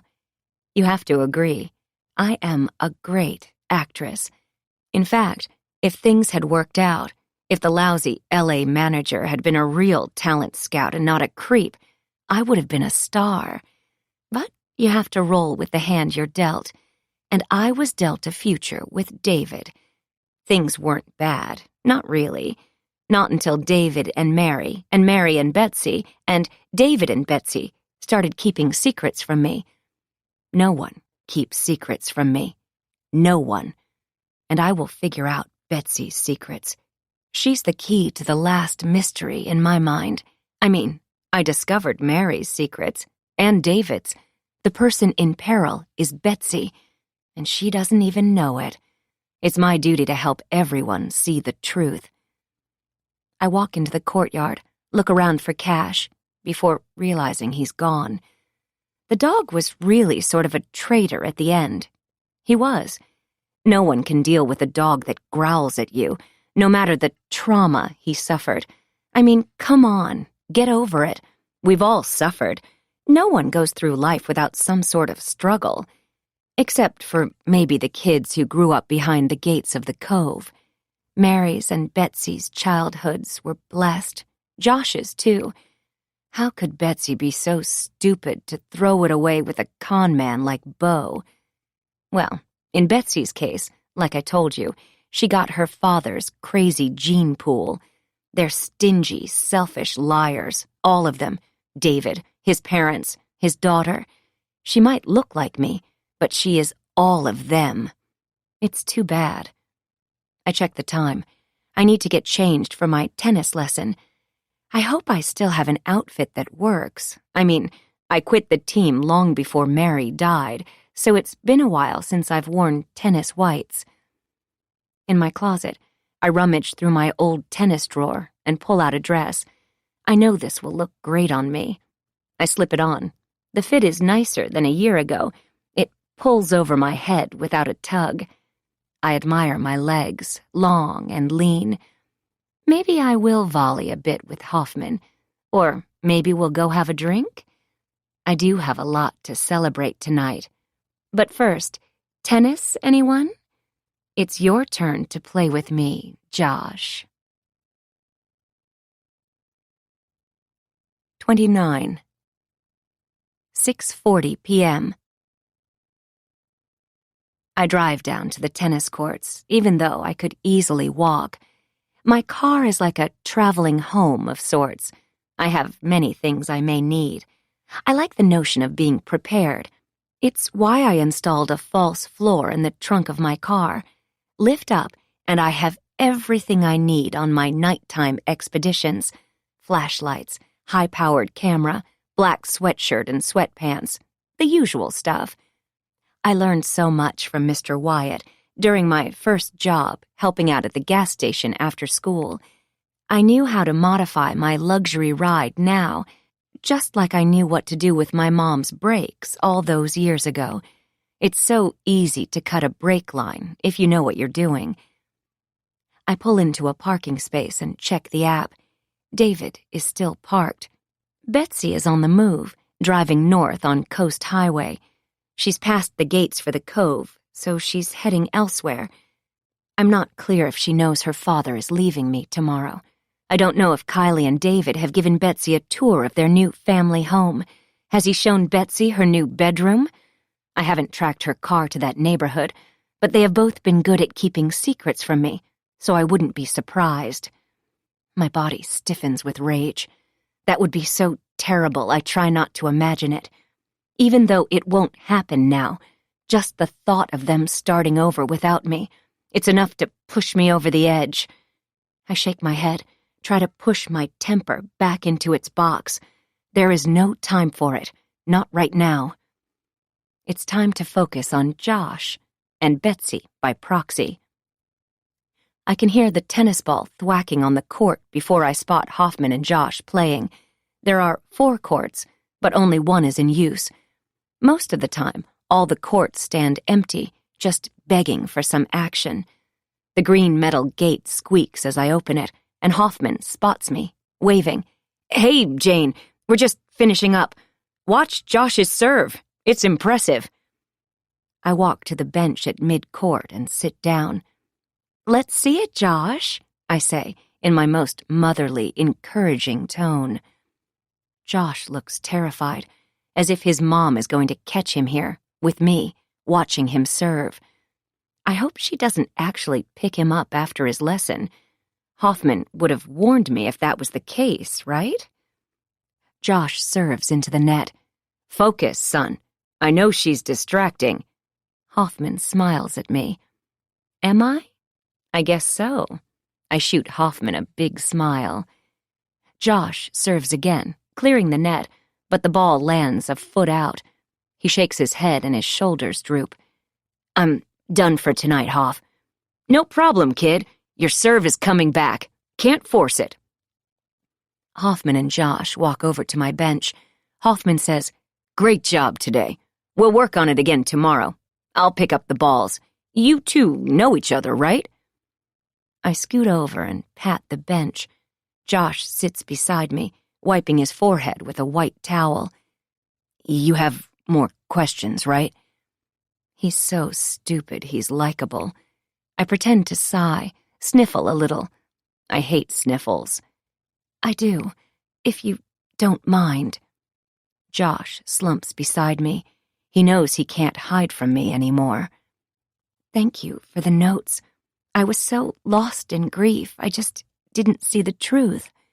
I pretend to dab the corner of my eye with a tissue. Josh takes a deep breath. "I didn't want to see it either, Mrs. Harris, because it's horrible." 30. 6:50 p.m. My heart thumps wildly in my chest. "Horrible," he said. I love horrible. "Calm down, Jane."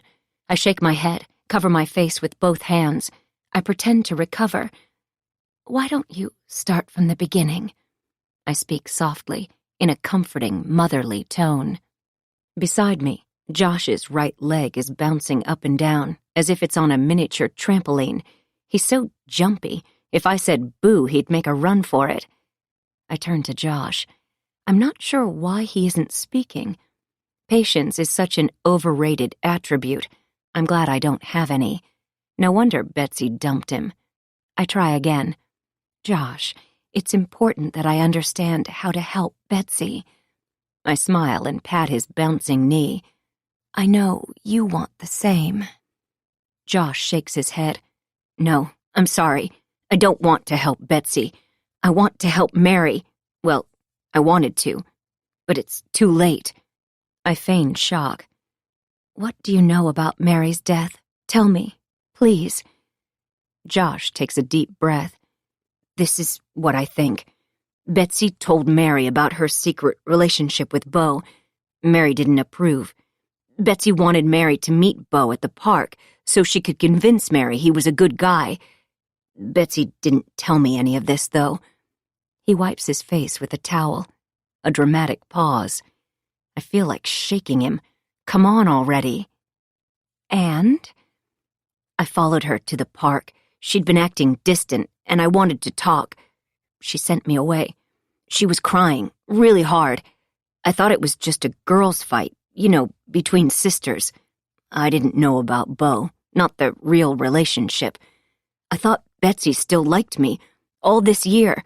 Even though I was away at boarding school, I still believed her lies. I believed we were together. I didn't even take a date to my senior prom at boarding school. I'm such an idiot. I believed her when she said she couldn't fly out for it. She said you wouldn't let her. Interesting. I wouldn't have allowed her to go across country to hook up with Josh, but she never asked. She was just using Josh. She didn't mention prom to me.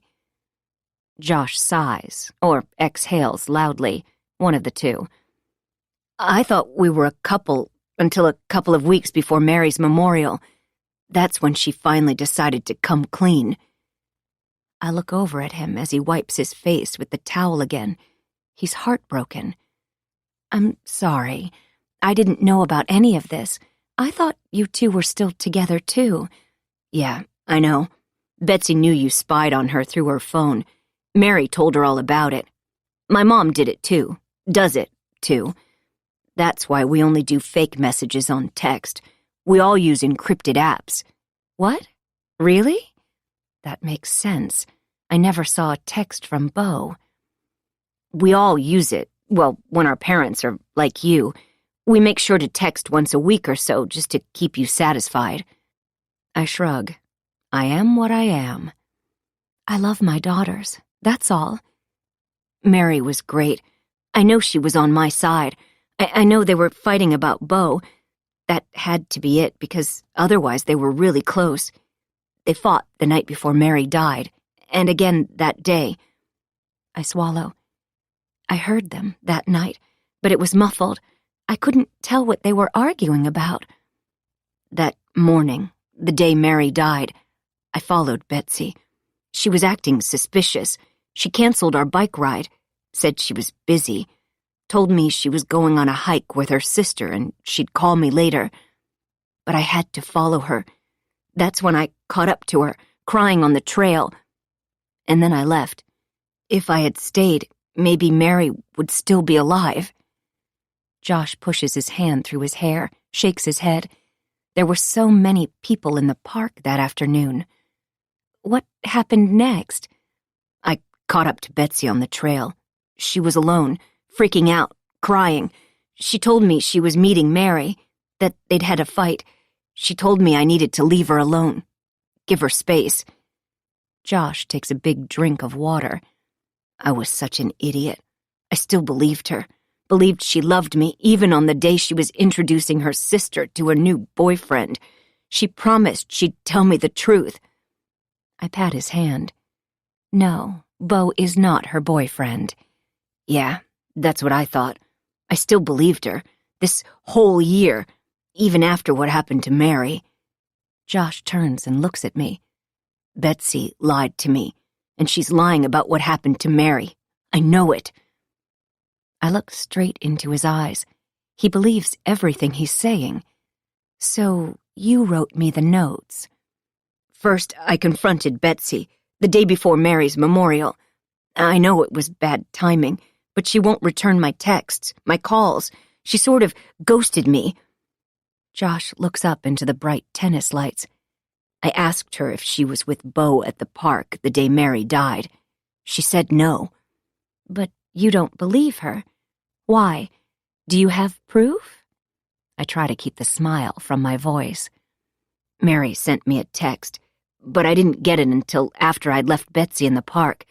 There's lousy cell service there. I left and drove home, and the text came in. Mary told me that Betsy was confused, told me not to worry. Here, I saved it. He hands me his phone with Mary Harris's, my daughter's, text message saved. Their whole exchange is there. Mary, I'm with Betsy. Don't worry, I'm on it. Josh, thanks, Mary.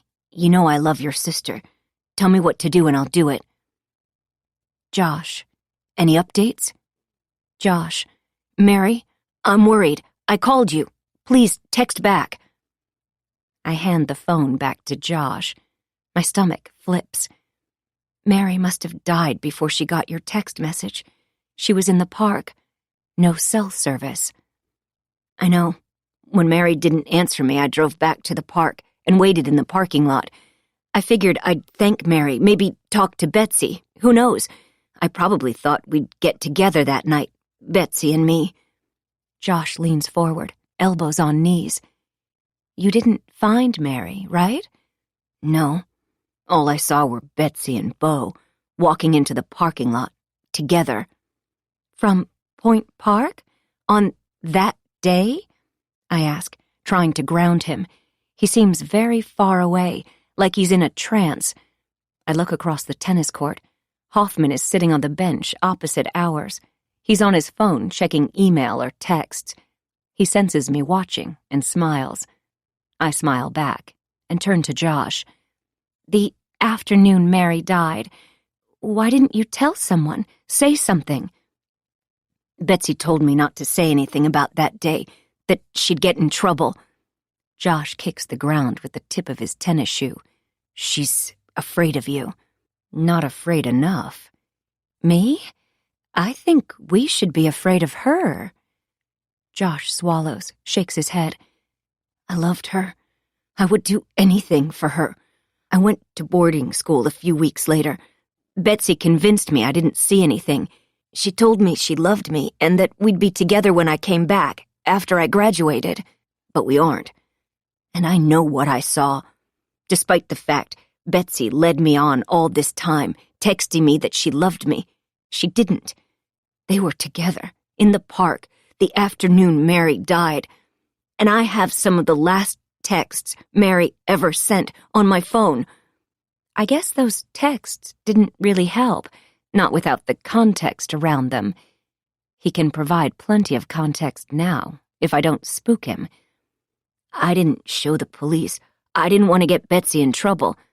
And besides, I'm sure they downloaded Mary's data, all her texts. Josh looks around the tennis courts, out toward the street. I know he's checking for his mother. Yes, we did see all of her texts.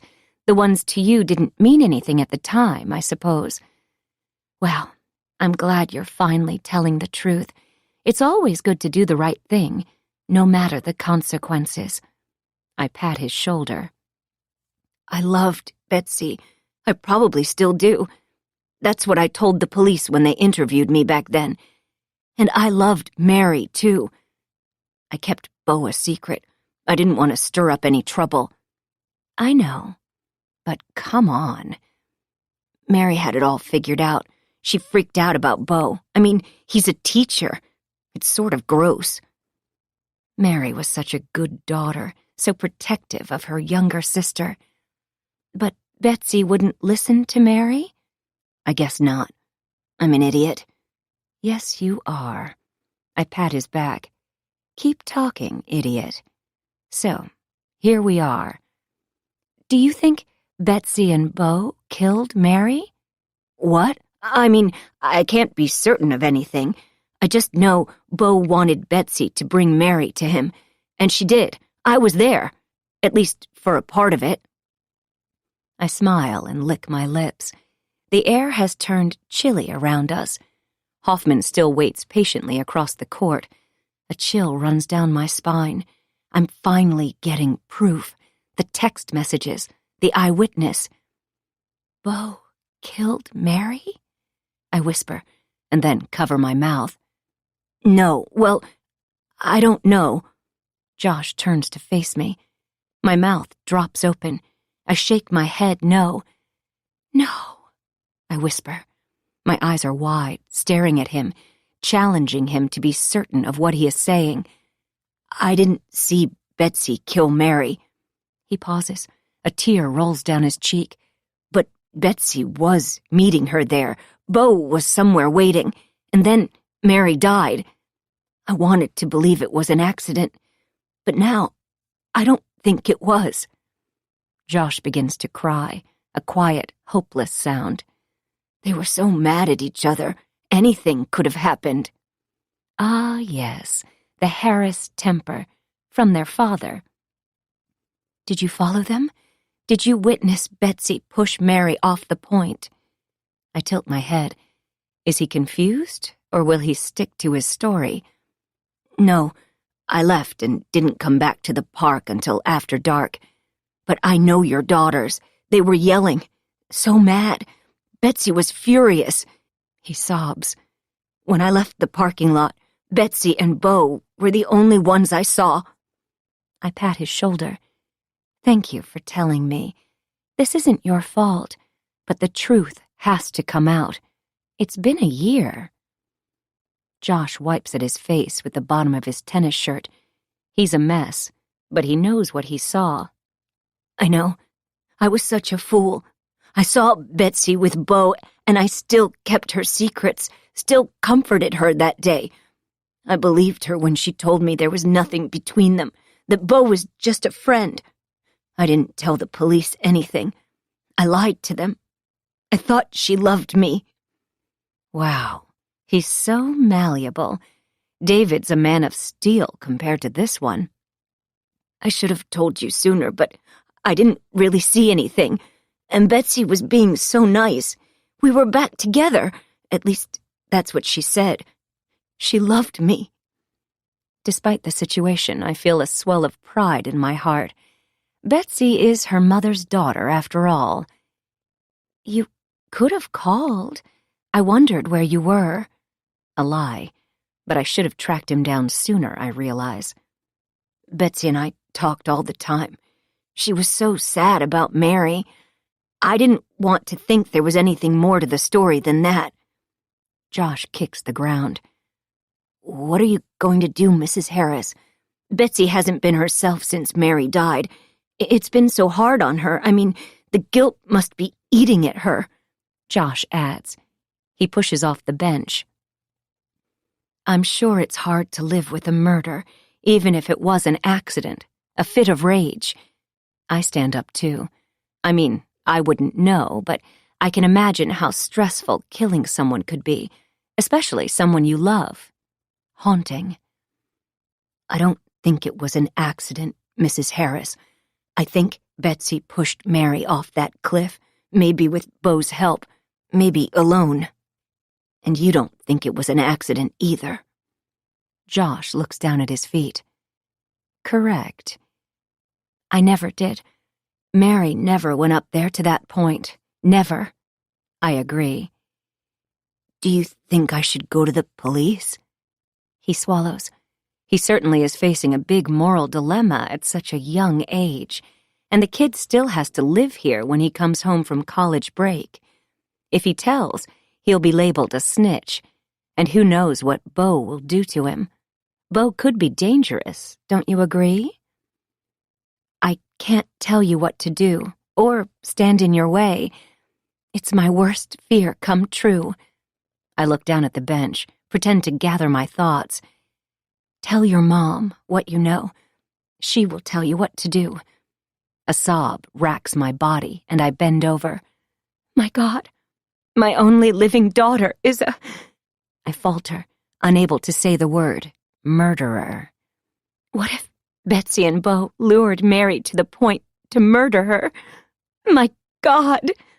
I break down, inconsolable sobs, full waterworks.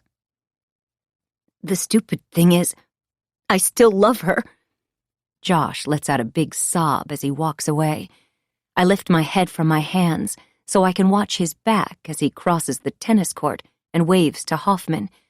He opens the metal gate and disappears into the night. I sit up and take a deep breath, collecting myself. I knew he might have the piece I was missing. He puts everything together in a way even Detective Branson will understand. Most likely Josh will drive home and confess everything to his mom. He'll sob and cry, but his mom will insist that he do the right thing.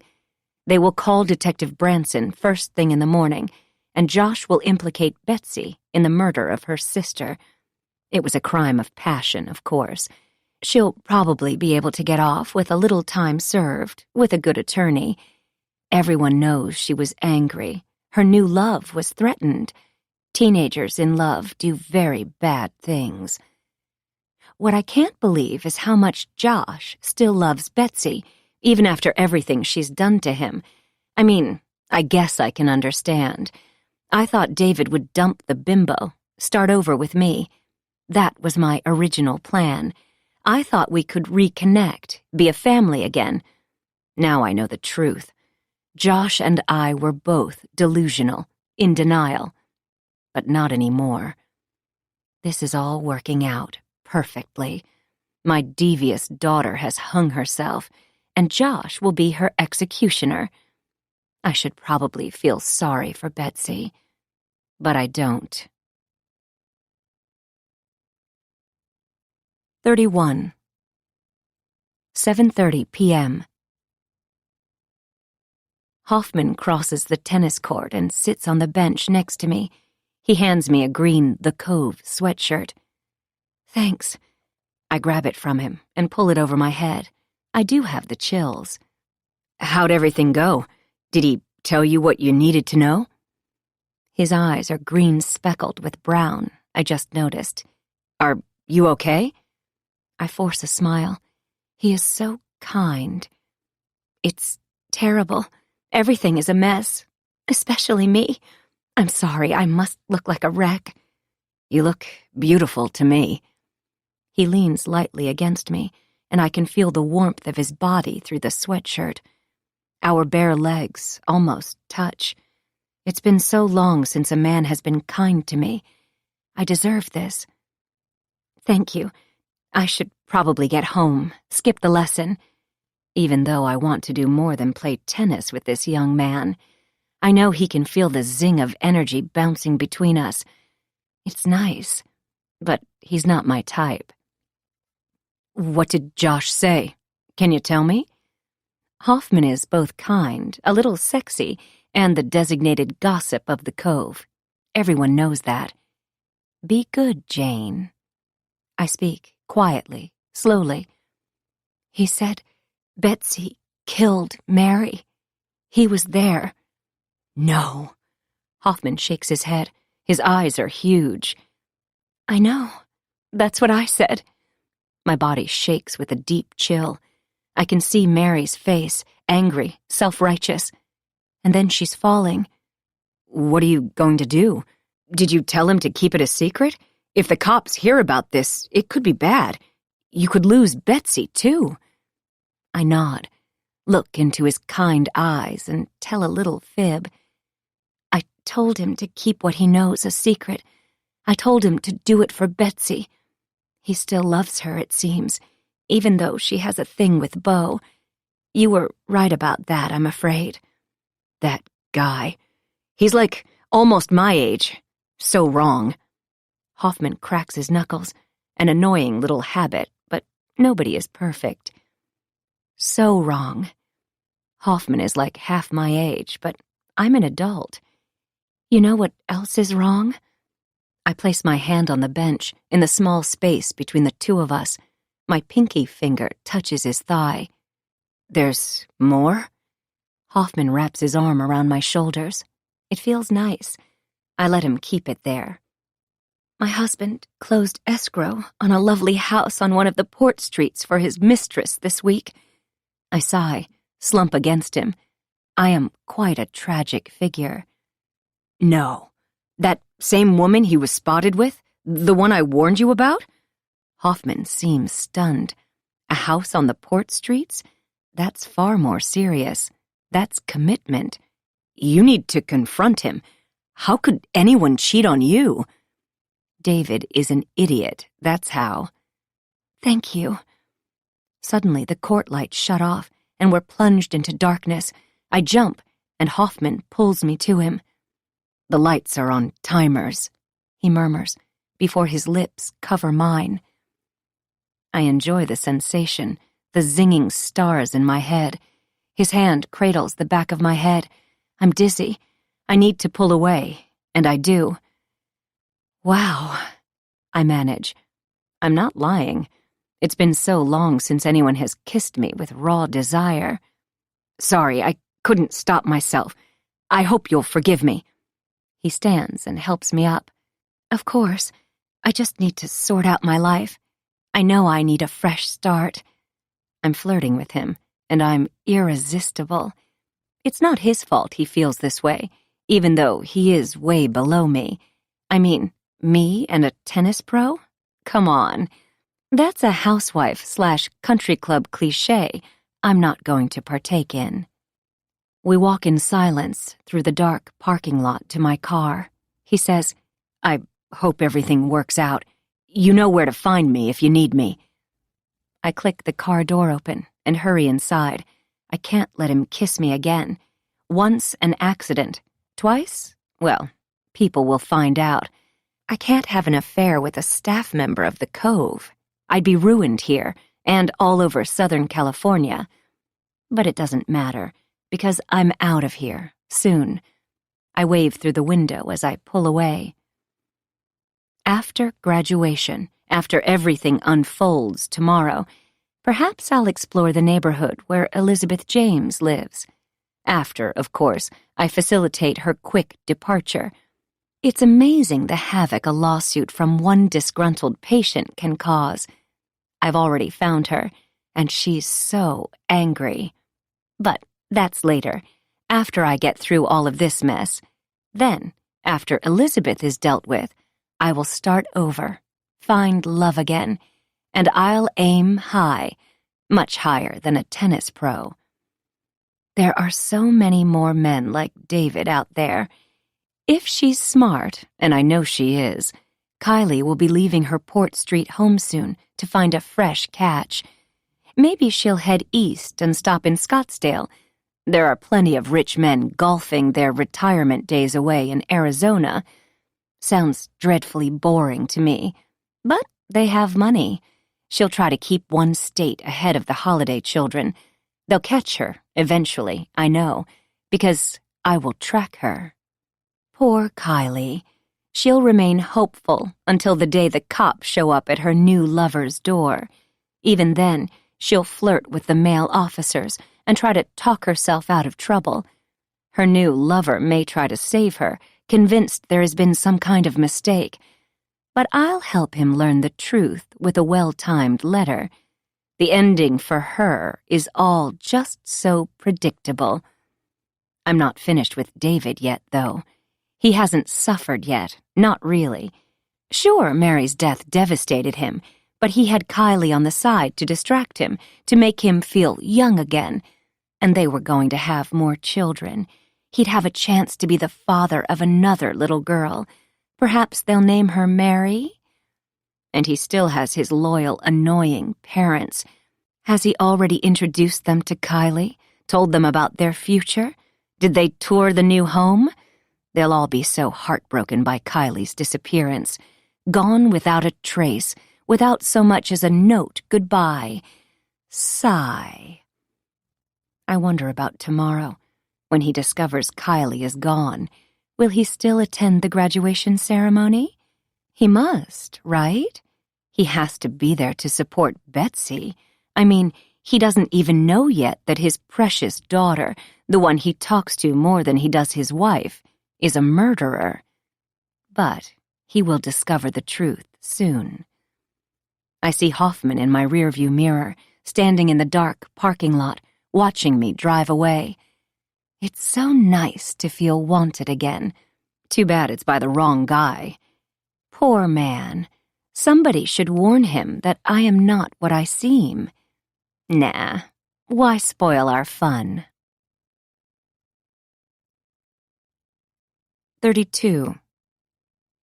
8:10 p.m. I'm hungry. All this activity stirs up my appetite.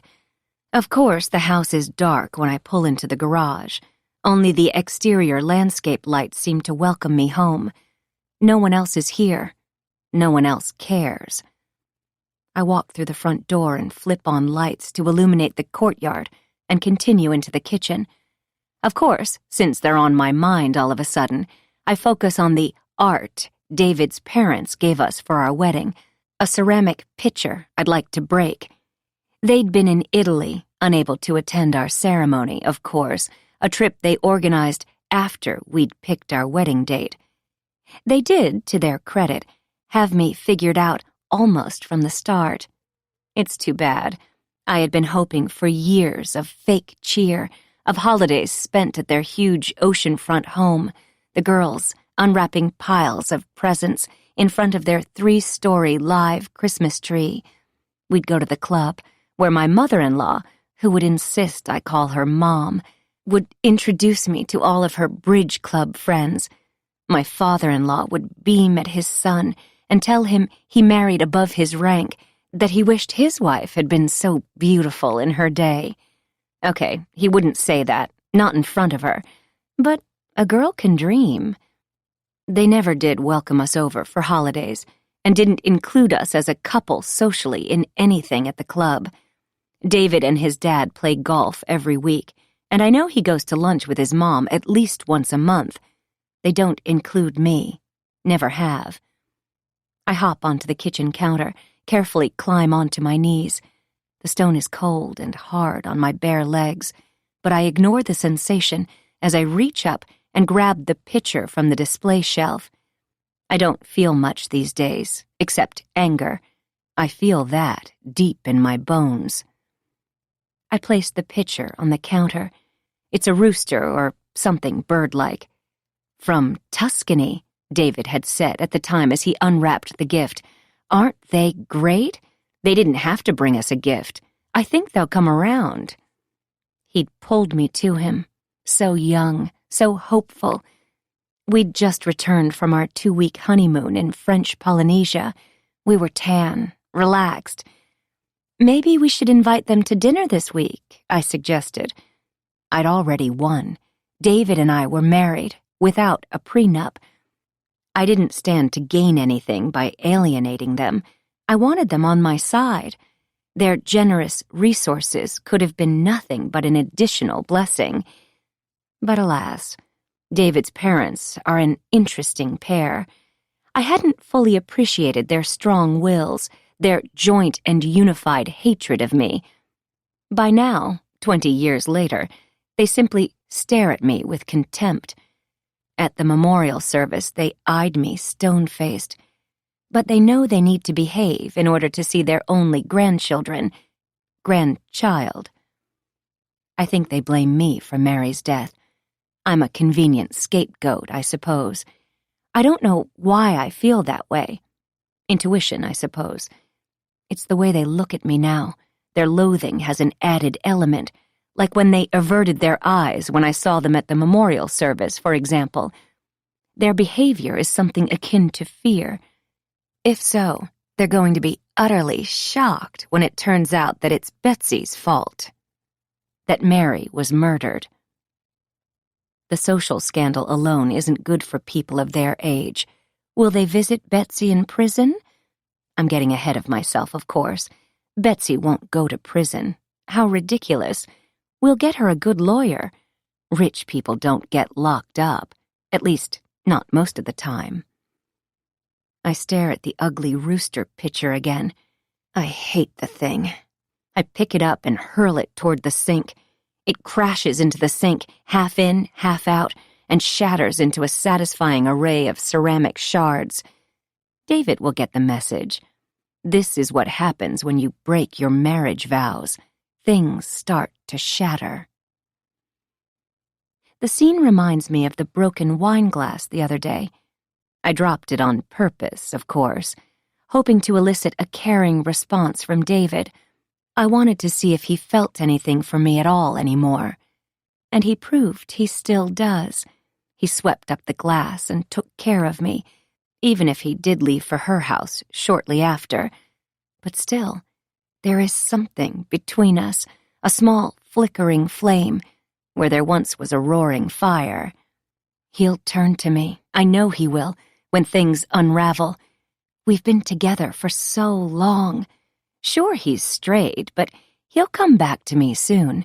He won't have any other choice. Goodbye, Kylie/Nancy. And then, when he's lost everything, when he finally needs me again, I'll go in for the final knockout blow. I'll move to LA and leave him all alone, heartsick, miserable, destroyed. I walk across the littered kitchen floor. The hard stone helped create sharp, tiny pieces. As I walk across them with my tennis shoes, I hear the satisfying crunch.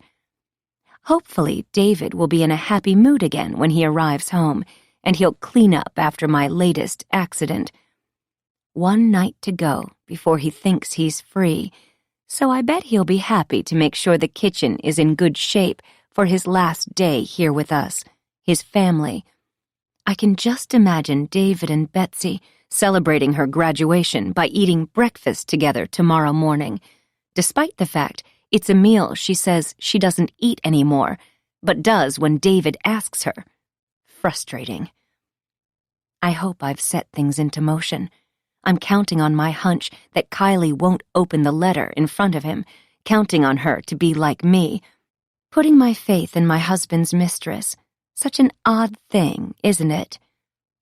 I need to change into sweatpants, wash the makeup from my face. I wasn't playing tennis tonight. Of course not, family. I have been home all night, as far as they're concerned, just waiting for them to join me. They're so clueless. In my bathroom, I stop in front of my mini shrine to Mary. I stare into her dark brown eyes. I try to understand again why she would go against my wishes, the one thing she promised never to do. My red dress wasn't the problem. Taking it and wearing it without my permission was wrong, but not the betrayal I couldn't forgive. Mary was ungrateful and unyielding in her betrayal. David, smug and condescending in his. Together, they were moving Mary to LA to be with Elizabeth. Unacceptable. I feel my pulse race and take a deep breath. That's the past. Mary is gone. I need to focus on now. If David had continued to keep his silly romance quiet, that would be one thing. I could allow him a dalliance, a way to blow off some steam. I mean, it's not easy losing a child, and I was busy with my own pharmaceutical escape. But purchasing a home, promising to start a new life, that's unforgivable. I'm certain Betsy, my dear little girl, has been in on all of the secrets, first Mary's and now David's. And now I discover she has a big secret of her own. Did she really think she could hide Beau from me? Leave me for him? They are all traitors. I pick up the picture frame of smiling college Mary and drop it on its face on the bathroom counter and punch the back until I hear the satisfying sound of breaking glass. Then I walk to the closet and change clothes. Maybe I'll wait in the courtyard tonight, wrapped in a blanket. I don't expect either of them to be home too late. It's a big day tomorrow, a day of celebration, and a day filled with so many surprises. 33. 9:45 p.m. As I sit outside under the stars, enjoying the warmth of the fire pit and the absence of killer palm trees, I wonder about other dangers around me. What other tragic accidents could happen out here in the courtyard? The palm trees could kill, sure, but they're gone now. What else? I check my phone. Before I do a Google search, I open the tracking app. Betsy's car is heading this direction on Coast Highway from the high school. Despite the fact she has outsmarted my spyware, she hasn't found the physical tracking device on her car yet. So take that, Betsy. I guess her art class is finished for the evening? Or was it a tutoring session? Or should we just call it what it is? A date with Beau, a guy old enough to know better. Wherever she's been, she's coming home. David's car is still parked at Kylie's new house. Charming. I do know that, for once, Kylie and I are on the same page. She's as anxious to have him come home as I am. Perhaps he's napping right now in their new cozy bedroom, and she's hiding in the kitchen, reading my little letter. I'm almost positive that, by now, 2 out of 3 of us know their little affair is over. Only my poor husband is in the dark. Speaking of dark, I search, what can kill me in my courtyard? Well, I learned that there are 6 common garden plants that can kill you, including the oleander I have lining the edge of the fence. Who knew these fragrant flowers, as well as each part of the plant, is poisonous? Even a small amount of the leaves can be lethal. Sprinkle a little oleander leaf and flowers in your spring mix salad, perhaps. Edible flowers are all the rage these days, adding color and texture to formerly boring salads. If someone put an oleander in my salad, I'd probably swallow it down without question. I love lantana, and it's on the list too. Adorable orange and yellow flowers. I have some in the backyard. Ingesting the tiny green berries can kill you too. I'm surprised more dogs don't die from accidentally eating these toxic pretties, but I know some do. One has. It seems like I could concoct quite a toxic appetizer from my yard. Of course, killing someone by feeding them poisonous flowers and leaves and berries wouldn't be an accidental death, but it would be surprisingly easy. The rest of the search results deal with snakes, rats, frogs, toads, even the pocket gopher, whatever that is. All are a bother, but not deadly. I'm safe for now, as long as someone doesn't offer me a courtyard salad made of local leaves and berries. I hear Betsy's car arrive outside and pull the blanket up to my chin. I could pretend to be asleep, but why not try to have a conversation with the daughter I've discovered I don't really know at all? My daughter, the murderer. It just doesn't sound right. My daughter, the accidental murderer. Better. Mom? Betsy spots me the moment she steps through the gate. She looks wary, like a small dog cornered by a pit bull. She looks like she thinks I'm going to tear into her. But I'm not the one she should fear. Josh is the one with all the information, keeper of her secrets, the one scorned. Good evening. How was your night? I smile and stretch. She doesn't know how to take my pleasant tone. She closes the gate, feeling safe, welcomed. It was great. All the AP art kids stayed and helped finish decorating for the grad party. I mean, it's still going to be lame, but it looks good. I wonder if she'll have a chance to enjoy it. Good. Well, are you hungry? I grabbed a bite with a friend on the way home. She smiles. From the look in her eyes, I realize who the friend is. Beau? I ask. My voice isn't judgmental anymore. I'm no longer bothered by her association with the loser gym teacher or any of the myriad of secrets she and her sister kept from me. After tomorrow, it won't matter. She smiles. I've put her at ease. She thinks I'm getting used to the notion. She's wrong. So wrong. He's coming to the graduation ceremony tomorrow. Isn't that sweet? She's 18 years old. It's not illegal what he's up to, but it's certainly not socially acceptable. Not here. Not most places. That alone could make him complicit. Great. I'll save him a seat. Betsy laughs. She thinks I'm kidding. I'm not. Okay, well, I've got to get some sleep. I'm a finalist up for some special award at the ceremony tomorrow. I don't know if I'll win, but we'll find out tomorrow. It comes with scholarship money. Wow, that's great. Of course, Angelica told me about the award. I'd forgotten with all the excitement. Mary won several graduation awards. Betsy deflates. I know. And then, I wish she was going to be there tomorrow. I miss her so much. Every day. Me too. It's true, I do. Even with the betrayal, I miss how we were, how our family was, until everyone started pulling away and leaving me, disobeying me, growing up and moving on, taking secret meetings in Santa Monica with birth mother bitches, hanging out with sneaky older men, buying a love nest with their younger girlfriend. My husband used to be so handsome. They were such cute little girls. We were the perfect family. Is Dad home? She's walking through the courtyard, unaware she's smelling the sweet scent of deadly oleander. There is danger lurking right in front of her eyes. No, he's visiting someone on the port streets. Not sure who. Said he'd be home in a little while. I stand up and turn off the fire pit, following Betsy to the door. You don't have any idea who Dad would be visiting over there, do you? Betsy looks surprised I mentioned the port streets, surprised I'm zeroing in on him. But teens are selfish, so she's worried only about herself.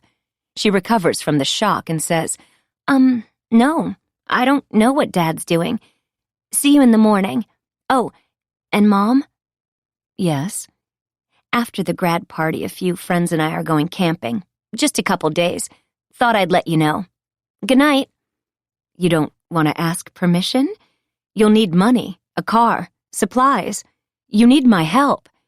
I stare at her, challenging her, but she just smiles. I don't need anything from you. I'm all set. Good night.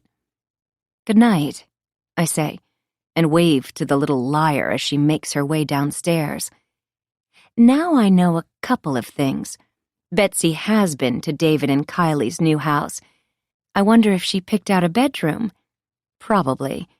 She doesn't realize that if I hadn't gotten rid of Kylie tonight, Kylie would have cut Betsy out of David's life as fast as you can say, "I'm pregnant." They'd start over with a new baby girl, and Betsy would be as discarded as I am. I'm doing her a favor. Again. And what does she do to repay me? Sneak around with Beau. Preparing for a little camping trip, are we? Ha! She'll see that won't be possible. Betsy thinks she is one step ahead of me, the little liar. Tomorrow is going to be such fun. 34. 10 p.m. I've opened a bottle of wine, poured a big glass. I had to be careful with all of the broken pieces of crappy rooster littering the floor, but I managed. The area in front of the refrigerator was barely touched by debris. I have a good aim, strong arms, thanks to my clandestine garage workouts. I sit on the couch in the living room and wait for my husband to come home. It's a familiar pose, a familiar scene, but tonight is different. My anger has dissolved like sugar boiled in hot water. The rage that has fueled me for the past year is being replaced by another emotion. I believe the feeling is satisfaction, the offshoot of successful revenge. Of course, I can't be sure. I don't have any tangible evidence of my vengeance. Yet. Kylie's car is still parked at the Port Street house, and so is my husband's. Retribution is coming my way, though. So let me hear a hallelujah. Don't think of me as spiteful, please. Remember all they've done to me. You'd do the same if you were in my shoes. I open my app. Oh, look. David just left Kylie's house. He's still 10 minutes away in light traffic. I open my banking app. There is an app for everything these days, am I right? Oh, what's this? Betsy's savings account has surged. Is she trafficking drugs? I need to freeze her account. This amount of money gives a person freedom, an escape. Should I go downstairs and confront her? I imagine Betsy washing her face, admiring her expensive graduation outfit, opening her closet, and pulling out the maroon cap and gown she'll wear over her dress. She's so excited about tomorrow and the future. The future. And then I realize that's a graduation check from David's parents. I just know it. She's made a mistake and deposited it where I can see it. She's become too confident. She's so relieved tomorrow is here. I could sense it as we spoke in the courtyard. She's leaving me, just like David. David is moving in with Kylie, while Betsy and Beau will go camping in the early morning after her graduation party. So romantic, don't you think? But it also seems like she's running from something, doesn't it? Heading for the border before Detective Allen catches up with her, perhaps. It's not like I didn't suspect her, but now I know for sure. She's just lucky I'm saving her from this awful life on the run that she thinks she wants. I take a big gulp of my wine. There are some things and people I cannot control, of course, and exact timing is out of my hands tomorrow, except for the graduation ceremony, which begins promptly at 4:30 p.m. I cannot neutralize my in-laws, not completely. While they have been marginalized, I cannot prevent them from coming to the graduation ceremony, and obviously, I can't stop them from giving Betsy this great big check. All I can do is freeze her funds. It's for her safety, really. I hear the garage door opening. My man is home. How wonderful. I've kept the lights on tonight, so he can see me, hear me, right away. He walks into the courtyard and heads toward me, toward the front door. He looks inside and spots me on the couch. I see his shoulders tense, but he has to finish. He must come home one last evening. He steels himself and pushes through the door. His hair is wet from the shower. His tie and suit jacket are not with him. He must have left them at his new home. He's so careless because he thinks he's almost free of me. If he was a whistler, he'd be whistling. The word I'd use to describe him this moment is smug. Smug, satisfied, and superior. 3 words. Sue me. Good evening, Jane. Excited for graduation tomorrow?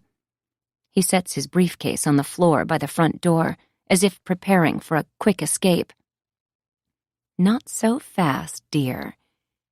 I'm wonderful, and yes, it will be a great day tomorrow. Betsy has been so busy. I'm sure all of her hard work will be rewarded. I hope you've eaten. Yes, I did earlier, so I think I'll just turn in. Big day tomorrow. Poor David. He's so tired. I don't even think he feels guilty anymore. Somehow he's rationalized his affair with Kylie, and he'll tell friends he stayed with his pathetic wife as long as he could, long enough to get his youngest daughter through high school, but he just had to leave.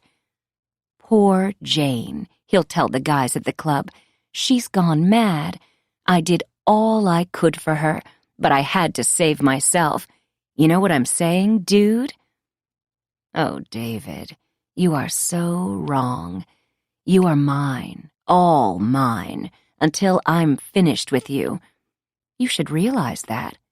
Oh, and just to prove my power, watch this. Oh, David, I accidentally broke something again. I'm so clumsy these days. I didn't trust myself to clean the kitchen. I was afraid I might break something else, but I'd hate for Betsy or you to cut yourself in the morning. Do you mind sweeping up?" I'm so pathetic, helpless. But he thinks this is the last of it, his final night of penance before freedom. Big exhalation. "What did you drop this time?" "You'll see." I smile and take a drink of wine as he saunters into the kitchen. A moment later, he's back, broom in hand, eyes flashing at me. "You did this on purpose. I know you did. My parents gave us that rooster for our wedding.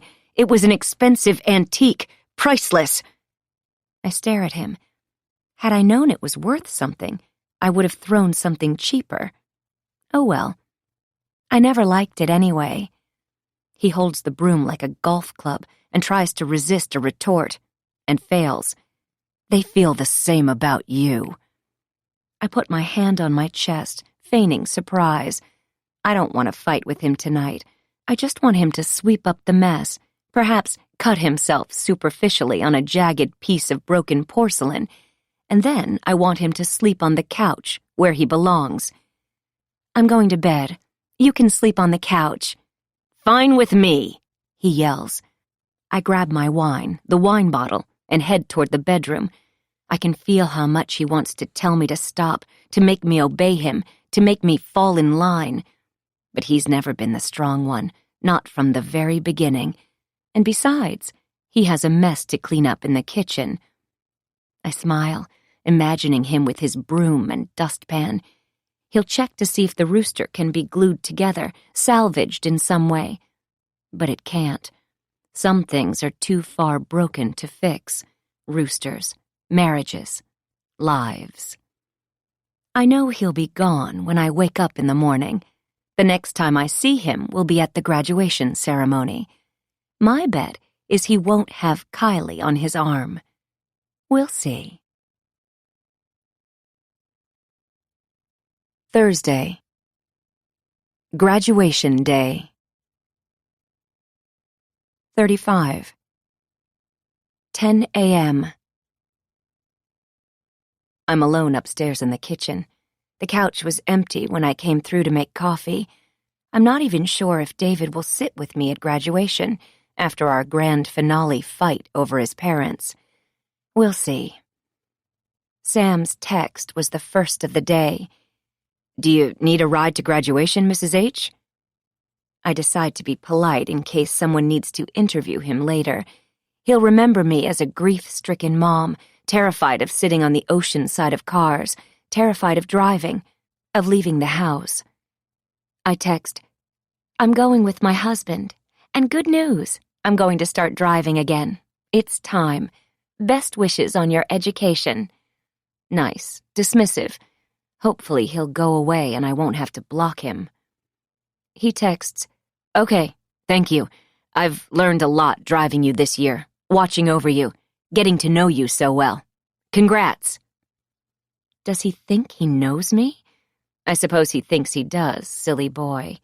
And congratulations? Oh, I suppose he means congratulations on Betsy's graduation. Whatever. It's her achievement, not mine. A fleeting moment of success in the midst of a lifetime of Betsy failures. Does Sam want a tip? I need him on my side, proof of my complicated grief, just in case someone would ever suspect me of anything, which nobody would, of course. I text Sam, "I'll mail you a tip." Sam texts, "Thanks. And Jane?" I don't have time for this. I text, "What?" I'm standing in the kitchen, the very cleanly swept kitchen, wearing shoes just to be cautious. I'm also wearing a brand new dress. It's blue, like my eyes, bright and clear this morning. My makeup is perfect, and my hair is curled in waves. I'm ready for what could turn out to be one of the best days of my life. I need to look good, and I do. Sam texts, "I know what happened. You do too. Poor Cash." I swallow, jab at the letters with shaking fingers as a chill races down my spine. I text, "Are you threatening me?" I don't understand. I didn't do anything to Cash. The doorbell rings. I have no idea who would be here, but I take 3 deep breaths.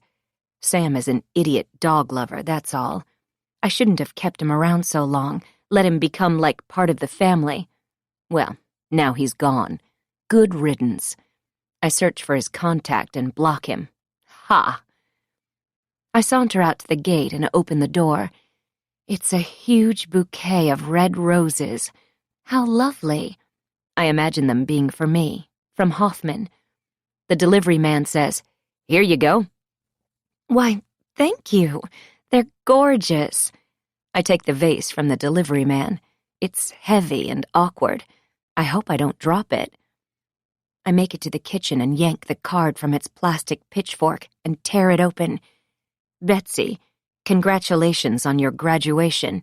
The future will be beautiful, like you. XO. B. They're for Betsy, from Beau. How sweet. Mom, are those flowers for me? Betsy stands behind me, reading over my shoulder. Just a moment later and the card would have been gone, and the flowers would have been mine. Why, yes, they are. I slip the card back into its holder. I turn to Betsy. Are you hungry, honey? Today's the big day. I'm so proud of you and everything you've become. Betsy's brow furrows. Okay, well, not what I was expecting to hear from you, but I'll take it. Can I make you something? Anything? I want to help you celebrate your special day. A salad from the courtyard, perhaps? I'm kidding. It would mean a lot to me to spend a little time together this morning. I mean, you'll likely be just as busy after today as you've been the past year. What are your plans? We'd talked about starting college early, jumping right in this summer. Betsy pulls open the refrigerator door, grabs the orange juice. I'm not going to college this summer, that's for sure. I need a break from everything. I'm going camping, and then we'll see. I'm hurt. Or at least I pretend to be. I drop my eyes, slide into a bar stool, grip my coffee in both hands. I almost make a tear. It makes her feel bad, and I'm glad. You do need a job, of course. You'll be off the gravy train. No more allowance. I open the refrigerator and pull out the carton of eggs. I'm hungry. She is too. We will have eggs and toast together. It will be special. Our last meal. With her in high school. That's what I mean. I know I'm going to get a job after I travel a bit. Grandma and Grandpa gave me a big graduation check. They told me at Mary's memorial service that they gave me more than they gave Mary even, because I've been through so much. They know I need to get away. They're so great. So great. I pull out a pan. I imagine David Sr.'s and Rosemary's round little heads as I squeeze the eggs. Crack, crack. 1 or 2 eggs? I'm not really hungry. Betsy sighs. 1, and toast. Thanks. She's on her phone, no doubt texting Beau with their secret messaging app. She smells the roses. She takes a photo of them, and then a selfie with the roses behind her. She smiles as she sends the shots to him. I'll go get ready for school while you make breakfast. We're supposed to wear our graduation outfits for photos at noon. We'll all be a mess by the ceremony. Likely you will be at least, but I don't tell her that. She is the opposite of dainty. She'd never last in the South. Well, I guess I didn't either. You'll be wearing a gown. It will cover everything up. Good point. Betsy hoists the huge vase of roses into her arms and seems to float out of the kitchen. While Betsy is downstairs getting ready, I make us breakfast and set 2 places next to each other at the table. We'll both face out to the ocean, and I'll try to be fine with it. It's sort of like our last supper as mother and daughter. After today, my nest will be empty. I stare out the window to the huge, dark, cold ocean on the horizon. It looks so perfect. I take a deep breath and fight off the panic attack, It's time for me to move on from that, too. Everything will come to light, and it will be a new season of mourning. This time, though, I won't hide out and lose weight. No, this time I'll give interviews, up my social media game. I've already reached out to a few industry people, starting to circulate my name. And those new headshots next week will be fabulous. Thanks for cooking. Betsy walks into the room. She is beautiful, just not as pretty as Mary or me. She wears a purple dress that hugs her petite and perfect figure, and, believe it or not, dressy heels instead of army boots. She's even removed the nose piercing and has regular earrings in. She looks like the girl I imagine her to be. She pulls out the chair and sits down. Her arms, palms up on the table, reveal her Mary tattoo on one wrist, and on the other wrist, the infinity symbol matching bows. I know she's feeling powerful, revealing her tattoos to me, taunting me. That's fine. She can have the morning. I'll take tonight. You look beautiful, honey. You really do. You seem surprised. She chomps a bite of egg on toast. What does that symbol mean again? I resist the urge to grab her wrist, flip her palm over. We are all one. Betsy chews another bite. We are all definitely not one. Some of us are in charge, some of us dependent. Some of us are smart, some clueless. Some beautiful, some, like Betsy, not. That's what separates us all. Looks and intellect. I pretend to eat, pushing my meal around on my plate. The silence between us is heavy, debilitating. What time should I get to campus to get a good seat? Yes, this is small talk. If I don't keep it light, I'll throw something. I don't know. She's shutting down. Our time together is over. I've got to run. See you there. And if you arrive before Dad and the grandparents, try to be nice and save them a seat, okay? For me? Sure, honey. Anything for you. And then she's out the door. I check my app, and Kylie is almost to San Diego. I wonder if David knows she called in sick. Probably not yet. I grab our dirty dishes and carry them to the sink. I hope to hear some more good news yet this morning. My phone rings. It's an unfamiliar number. My heart thumps with anticipation. This is going to be the best day ever. 36. 11 a.m. It's not who I expected. Hi, Jane, it's Hoff. Just calling to check in on you. That kiss last night was, well, great. He's still turned on. He's calling me on his way into work. He thought about me, us, together, all night. I have that effect on men. Meanwhile, I'd forgotten all about him. I'm doing better, thank you. And listen, nobody can know about our little rendezvous. I was never there at the tennis courts, okay? Or about the wonderful kiss. Deep, throaty laugh. Of course. Your secrets are safe with me, he says, with a whisper of desire. Say, I'm also calling to give you a heads up. Sandy, Josh's mom, called me to cancel her tennis match today. She's driving Josh to the police station. She assured me he didn't do anything wrong. I just thought you should know. Good boy. Oh, goodness. Well, I know Josh had some things to tell the police. The poor guy was so torn up last night. I guess he has to do what he has to do. I look at the ceiling. My heart feels heavy, but just for a moment. It's all her fault. We all get what we deserve in the end. Say, Hoff, I need to get going. Today's a big day. Graduation. Of course. So sorry to bother you. You aren't a bother. Let's talk tomorrow? Maybe get together for a little tennis or something? I suggest. That should keep his heart thumping. Can't wait, he says, hanging up. He's going to have to wait forever. Poor guy. 37. 11:30 a.m. All this waiting time has me thinking, making sure I've planned everything correctly, because it's both Betsy's and David's special day today. And then I think about Mary, how I smashed her photo last night, and why.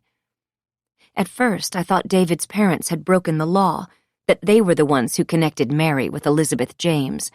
But it was much closer to home than that. I suspected something terrible was being hidden from me when I overheard a snippet of conversation. I'd walked into the kitchen, and David didn't see me. Mary was away at USC. She'd been there a couple of months. David, Betsy, Kylie, and I were back in Orange County, settling into what would be the new normal. I didn't know Kylie's name yet, but I knew she was there, like an itch you scratch, but it still itches, and you don't know why. Much like I didn't know about Beau yet, just that Betsy was drifting away from me. Much like I didn't know what secret Mary and David were keeping from me, but I knew it was a big one. I'll be happy to pay for a DNA test, honey, but I don't think you'll need to go that route.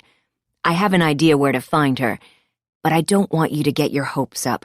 I'm not sure if she's open to meeting you, David said into the phone. He didn't know I was standing behind him, fists clenched. He didn't know what I heard, but he sensed me in the room. He turned and we locked eyes, his face flushed a bit.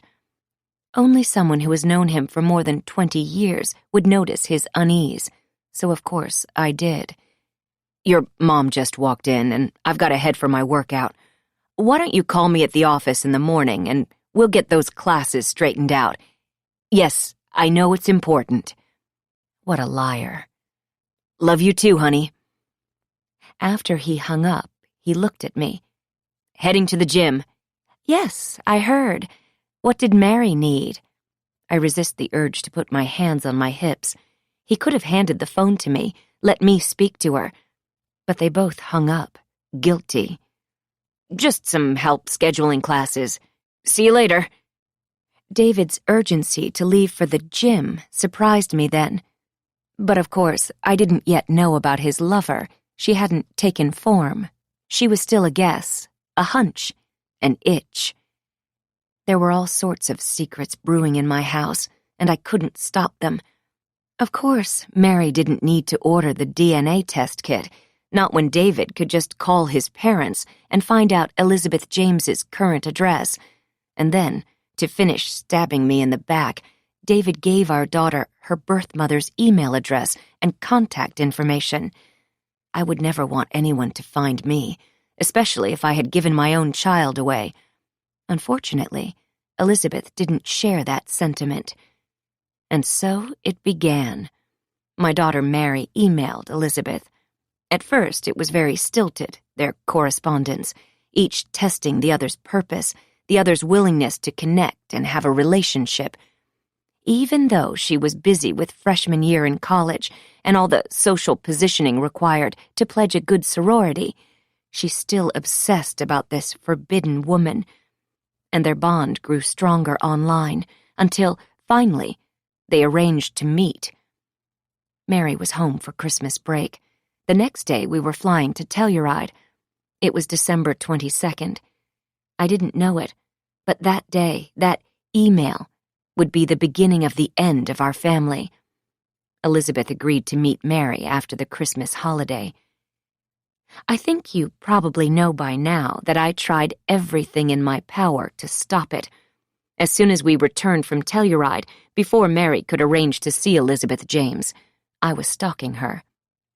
I drove to L.A., sat in front of Elizabeth's home. I went to the St. Joseph's Health Center in Santa Monica, where she had privileges. A lesser hospital, I'd note. I wished Mary's genes had been at Cedars-Sinai, but oh well. And then I started threatening her. I called her cell phone, told her not to make any contact with Mary Harris, that she had signed a confidentiality agreement, that my client, I pretended to be a private investigator, would throw the book at her, lock her up, send her up the river. She hung up on me eventually, but I thought I'd gotten my point across. Elizabeth James became my fixation, much as she became my daughter's. I did my best to try to stay one step ahead of her and Mary, but it wasn't enough. They met for the first time a week after Mary returned to college, and my heart broke each time they had lunch or coffee, and eventually dinner. It was my worst nightmare transpiring, and yet I never imagined she would decide to stay with Elizabeth for the summer, that she'd pick Elizabeth over me so completely, so finally. Mary and Elizabeth met for coffee early in the morning on the day Mary died, the morning after she and Brad went on their special date, the date she wore my red dress on. My daughter didn't even try to hide the fact of her relationship with her birth mother, a relationship I forbade her to have. "You can't stop me, Mom," Mary had screamed at me, defiant, angry, resolved. "I'm an adult. This is my life, and Elizabeth will be a part of it. She's my role model, a doctor and everything. I'm taking the internship and her offer of housing. I can't wait for my summer away from you. I've learned so much this year away at school. Most moms aren't like you, not at all." I'd grabbed her wrist, yanked her toward me, ignoring the low growl from Cash. "I am your mother, your only mother. Let go of me, now!" Mary jerked her arm free as the stupid dog showed his teeth. And then they were out the door, leaving me shaking with anger. I was out of control of my own daughter. This was a conspiracy that started long ago. I'd been a fool. Betsy had appeared upstairs next. I didn't know if she heard Mary and me fighting, but she probably did. The air was thick with tension, between me and the girls, and between the two of them. "Where do you think you're going?" I demanded. "Are you hanging out with that woman too?" "School, duh. And then a hike with Mary, at Point Park," Betsy said, charming as always. "You're not invited." I had smiled. I'm in control. They weren't. "I'm busy anyway. But if I break free, maybe I'll come along. Surprise you girls." "Oh my God, don't you dare! Leave us alone!" she screamed, and ran out the door. And that's the last time I ever saw Mary. I never go to Point Park. At least, that's the story I tell. I check my phone. Sam hasn't messaged me back. And then I remember, I blocked him. I'm in charge. Goodbye, stupid dog-loving Lyft driver. Good riddance. 38.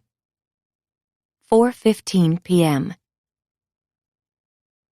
The parking lot is almost full when I pull up to the high school.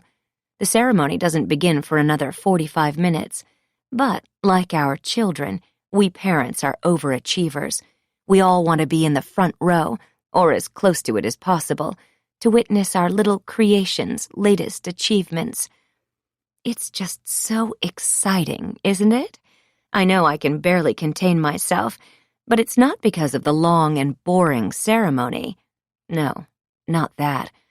I'm excited Kylie has made it into Mexico. She crossed the border. Can you believe that? That means somebody is really freaked out. She probably will end up staying down there, meeting a rich snowbird, maybe from Canada, who falls madly in love with her and her physical assets, just as she's falling in love with his yacht and the staff of gorgeous young men. One can only hope. But that is the life I wish for her, out of my way. I'm smiling as I walk toward the auditorium. That's when I spot him, Detective Branson. I suppose the police always attend graduation of the local high school kids, right? But detectives don't, do they? "Hello, Mrs. Harris. Beautiful evening for a ceremony. You must be so proud of Betsy." He tips his hat. I am. She pushed through somehow this year.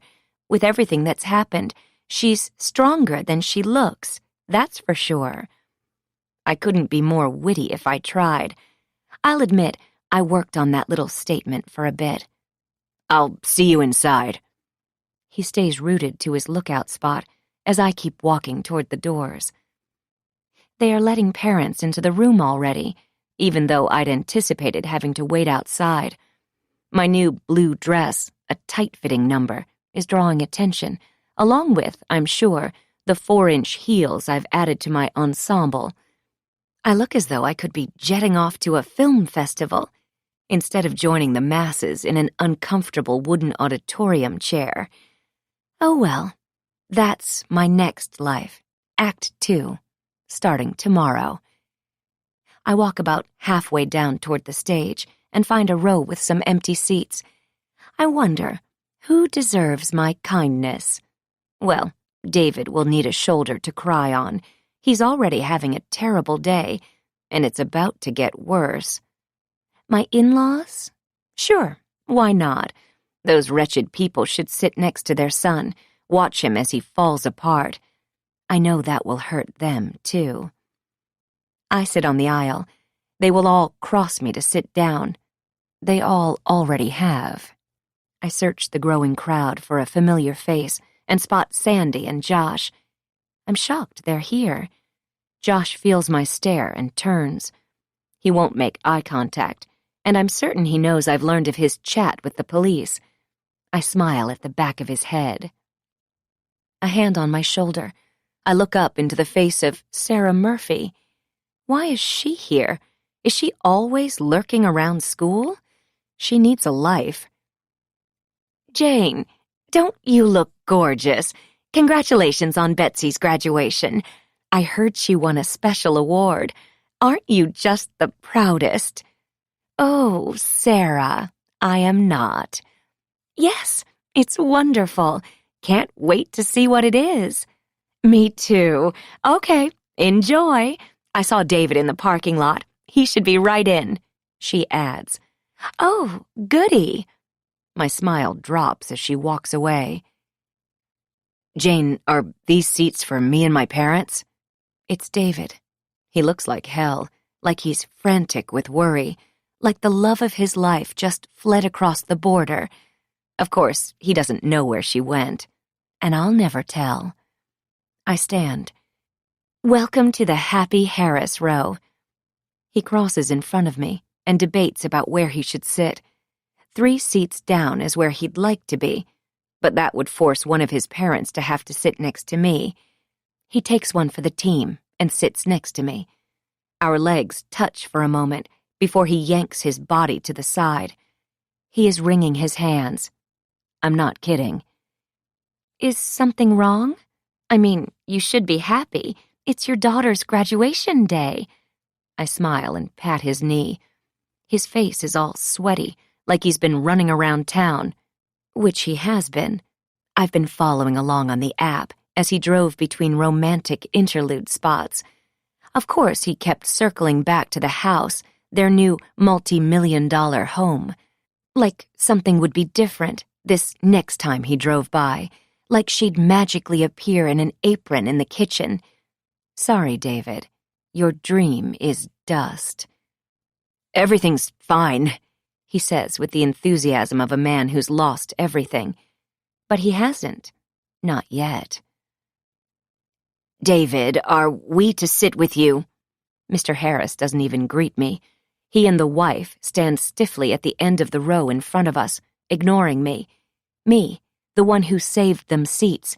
Me, the one who gave them grandchildren. Well, one grandchild. I guess they gave me the other one. And then, because of them and their son, she's now gone. I stand up, and they cross in front of me, giving David polite pecks on their way in. I glance to my right, appraise the crowd.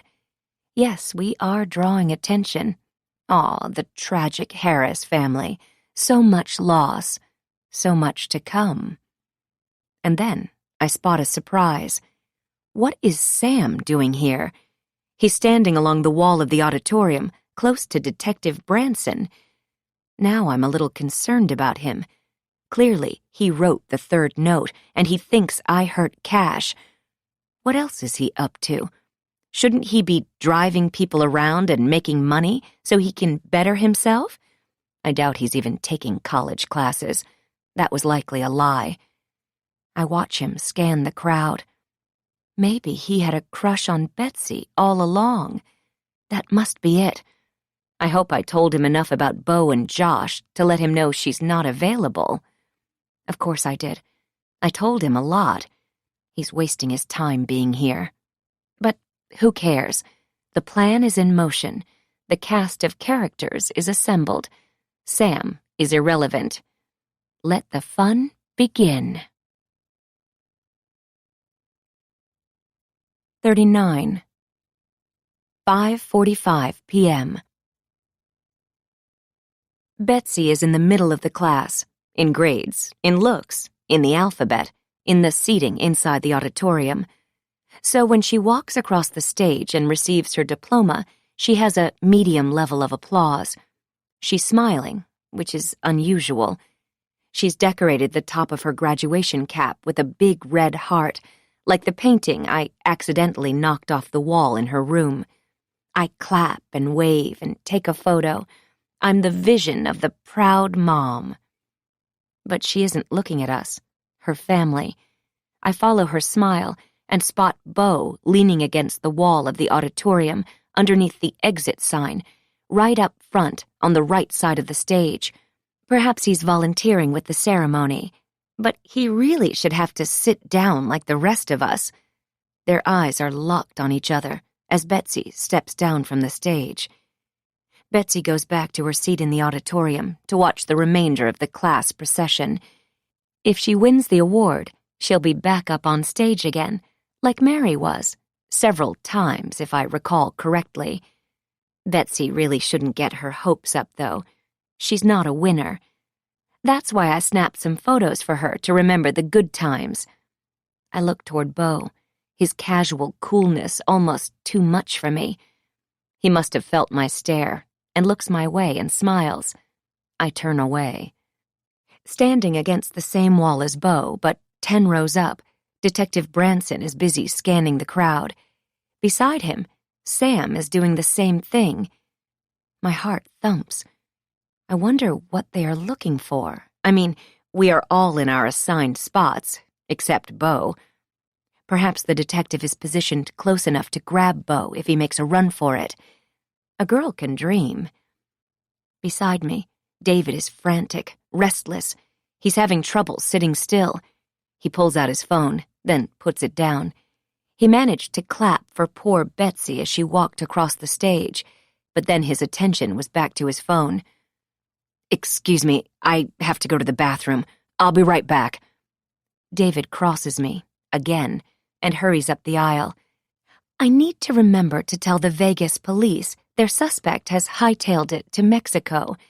I pull out my phone and send myself a note to do that tonight. I'll send Herbert Jr. Kylie's latest location, at least. I'm not sure how long the tracker will keep pinging me, and from the looks of it, she's so scared she's going to just keep driving, stopping only for gas, and likely paying cash. She's not an idiot.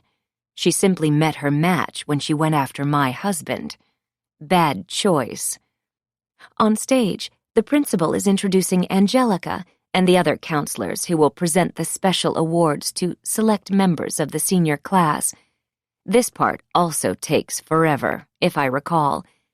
Perhaps we'll start with arts, an A.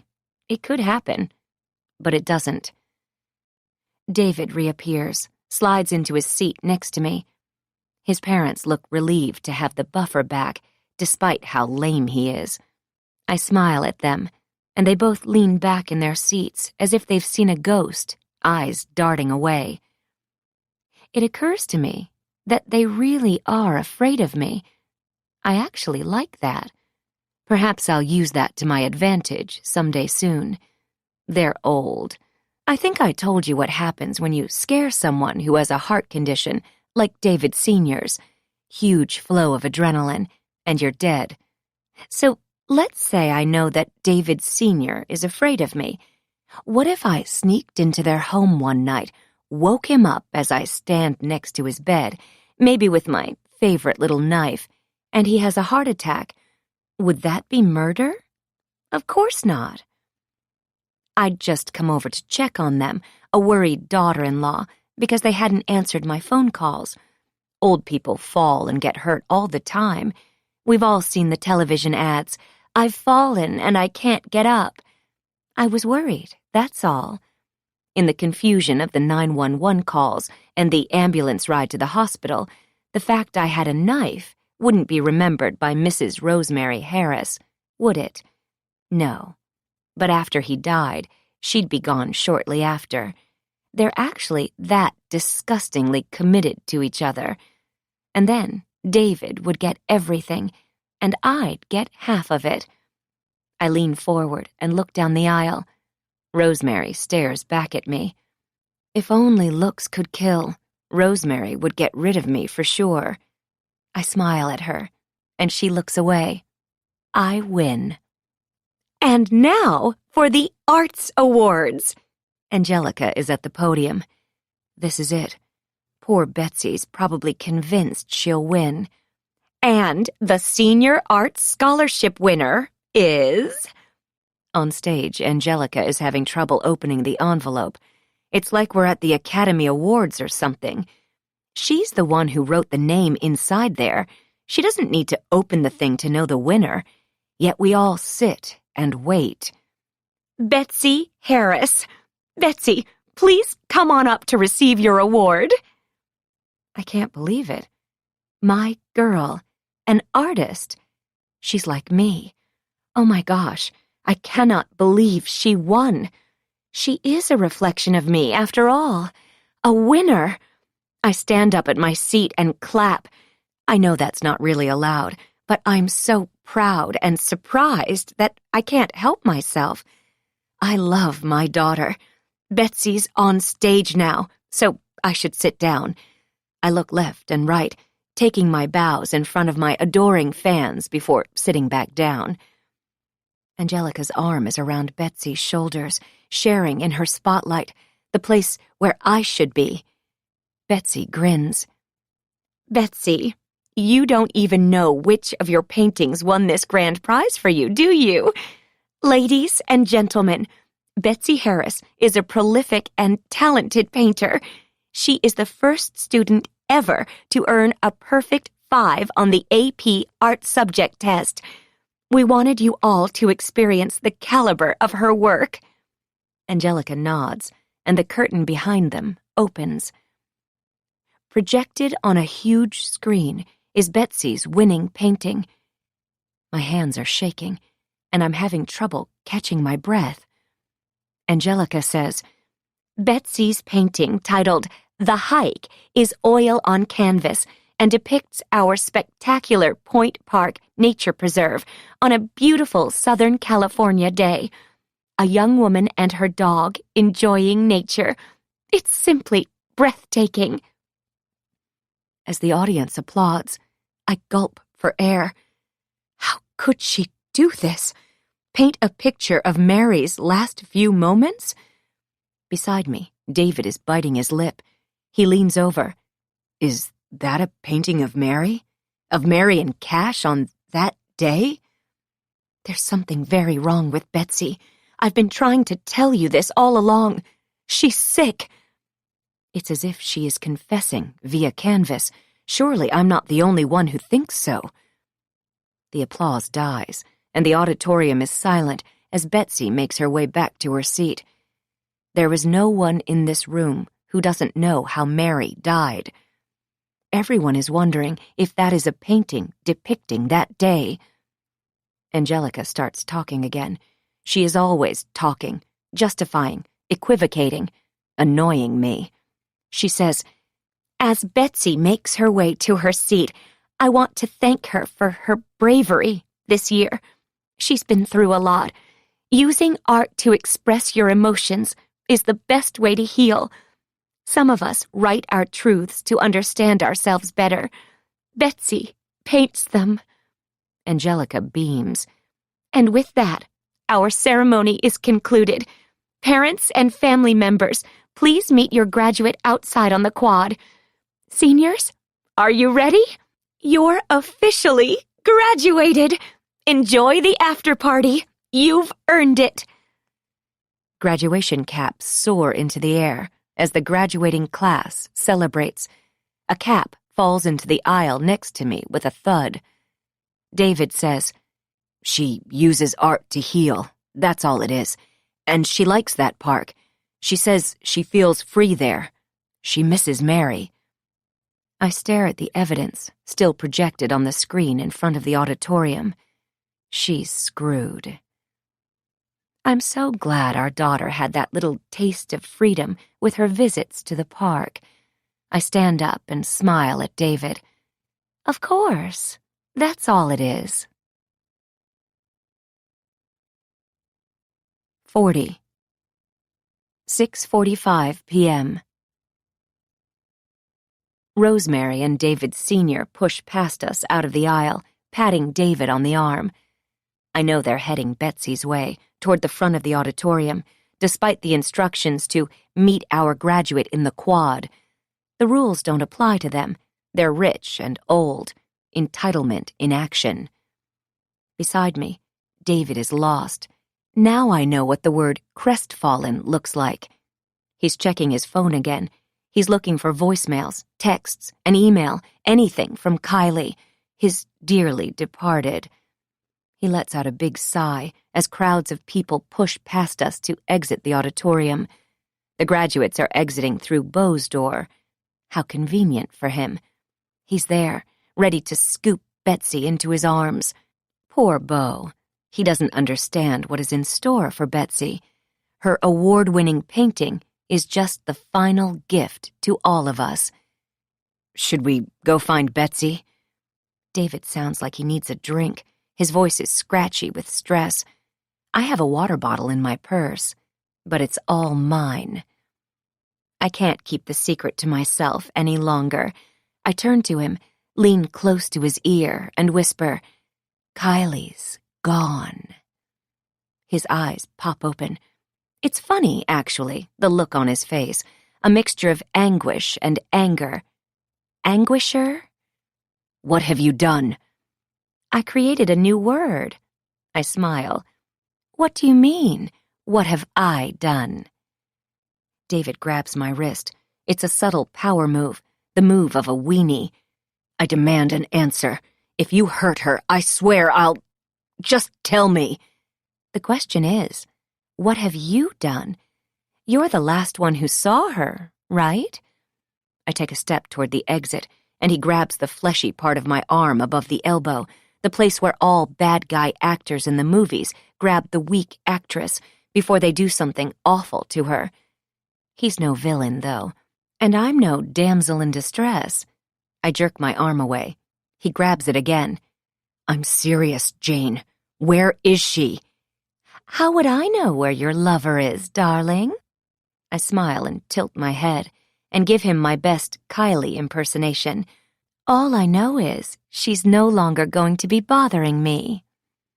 I notice a few people are watching us, our escalating fight. I'm sure it's uncomfortable for them to witness such a display of rage at what should be a happy celebration. In polite society, domestic disturbances are kept behind closed doors for everyone's benefit. But David can't hold it in any longer. I can see it in his eyes, dark and shiny. He has come undone. Don't you dare feel sorry for him. My arm is throbbing under his grip. I'll have a bruise.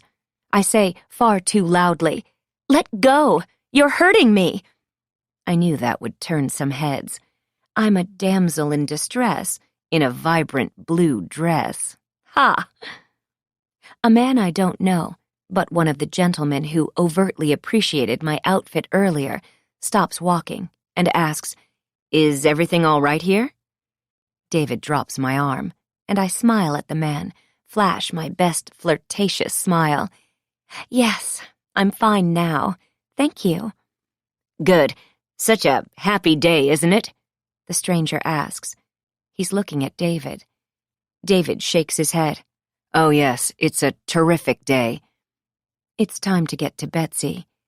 Let's go find our daughter, shall we? After you, the man says, walking between David and me. I add an extra swing in my step, just for fun. I know the stranger is appreciative. I wish I could explain the happiness I feel in my heart right now. I'm coming back to life, and it's fantastic. 41.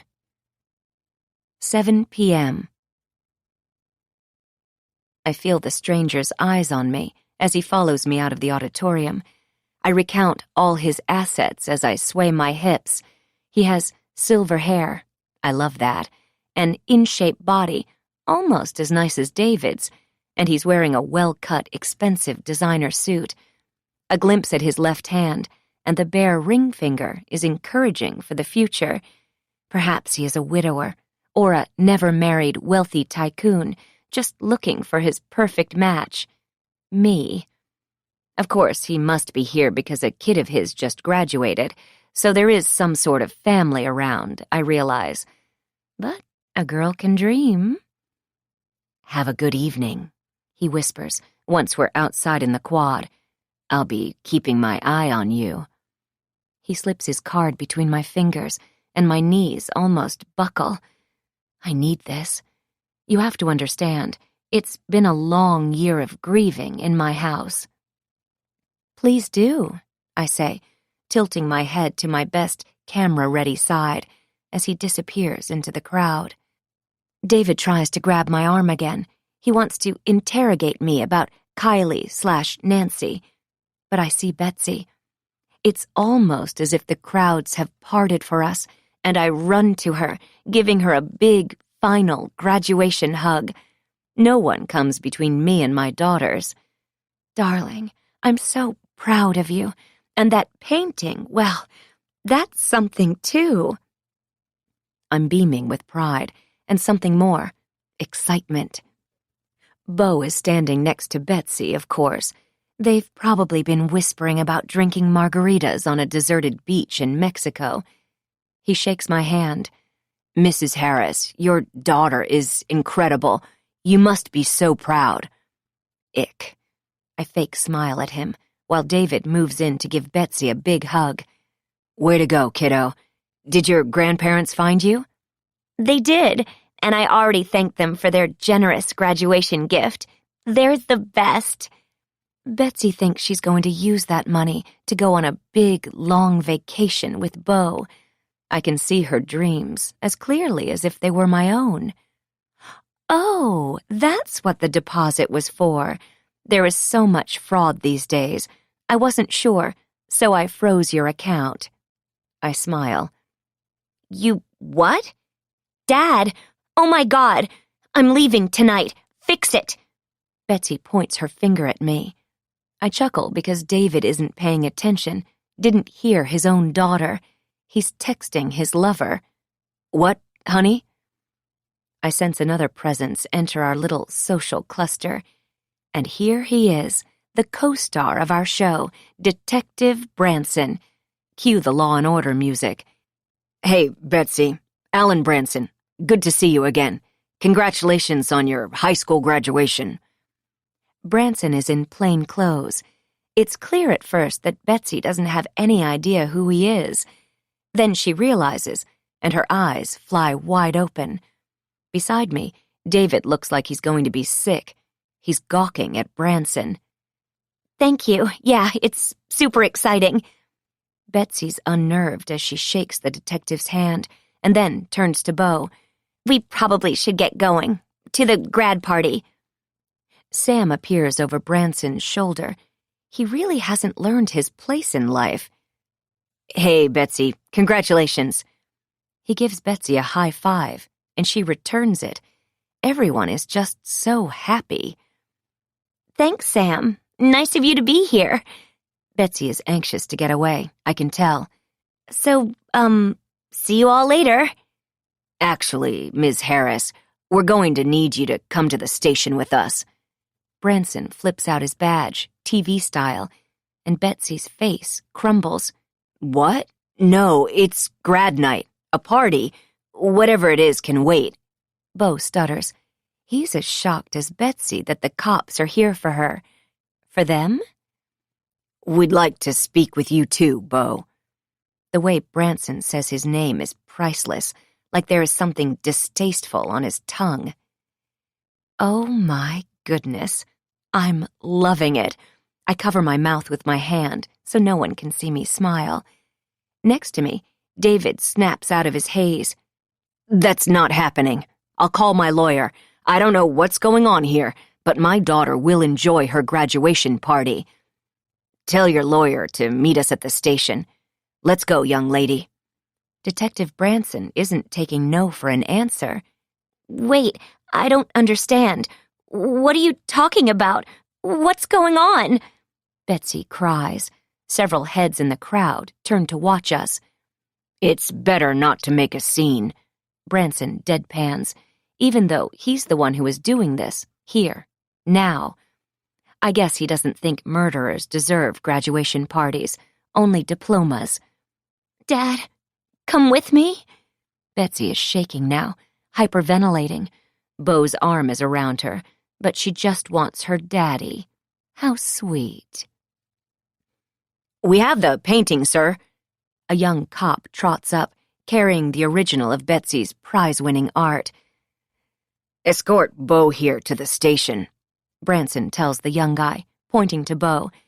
Mrs. Harris, we'd like you to come down too, if you don't mind. Of course, that would be my pleasure. I'm thrilled to be invited to watch the rest of the story. Standing behind Betsy, close enough to witness the drama unfold, but a safe distance away, are Josh and Sandy. His eyes are wide, his head slowly shaking back and forth. His mom holds his hand. What are you charging my daughter with? David says. She's not being charged, sir. We want to talk to her about what happened the day Mary died. Some new evidence has come to light. Branson is cool as a cucumber. What? The silly notes? Ignore them. I never should have told you about them. I deliver my line perfectly, and then cover my mouth again. No, there's more. A witness. I'll explain at the station. Let's get going. Betsy's terrified, I can tell. I'm her mother. I know these things. Betsy, what is going on here? I ask, shaking my head. Mom, I don't know. I don't understand. Betsy is crying. Tears ruin her perfect makeup. Dad, do something. David is stunned, as if he has been shocked in the heart, stingray style. I'm calling the lawyer. Betsy turns her head. Is she looking for an escape? She sees Josh. I watch him flinch and then turn away. No, this is crazy. I didn't kill Mary. I loved Mary. Bo was there. He knows. Bo nods. I was. Did Branson roll his eyes? Or was I imagining it? Of course you were, son. And so was our witness. So many boyfriends, so little time. But the thing is, she wasn't with either of you the whole time, was she? No, there was plenty of time for a big shove. With that, Branson has his hand on Betsy's back, and he's pushing and walking her through the crowd. By now, everyone has stopped talking. All eyes are on us, my little family imploding again. I suck in my stomach, keep my eyes on the ground. I'm so glad I wore this dress. I follow behind Betsy, Bo, and David. We're in a single file line on our way to the finish line. Focus, Jane. Betsy is crying. Big sobs shake her body. Bo is trying to comfort her while looking bug-eyed and terrified. David's on the phone, no doubt talking to the expensive attorney we used before, when the cloud of suspicion briefly hung over us, before the death was ruled a tragic accident. Or maybe he's calling Kylie. Who knows? David grabs hold of Betsy, pulling her into his arms. Mr. Jones will meet us there. Don't worry. This is all a big mistake. They're hugging in front of the police car, like idiots. What a photo op. Want to look guilty? Hug as you get in the back of a police car. That shot will explode social media. They won't be able to escape it. Ever. As I watch students take the shot on their phones, I keep my back to the crowd. One of you can ride with Betsy and Officer Trippett. The other two can ride with me. Branson opens the squad car door. Dad, please, come with me. Betsy's losing control. She's breathing funny. Maybe a panic attack? She could get that from me, I suppose. She sits down on the back seat while her dad walks around to the other side of the squad car. Another great guilty-looking photo op. I have to tell her something. I look around, make sure most of the kids already recorded their video. I lean down, close to Betsy's triple-pierced ear. Pull yourself together. People are watching. You overcame your fear of heights to go up there with Mary and do what you did. You must be good at self-control sometimes, although, from your choice in men, I'd say most of the time, you aren't. I stand up, and I'm about to close the door to the squad car when Betsy screams. She points at me. You did this. You gave them the letter.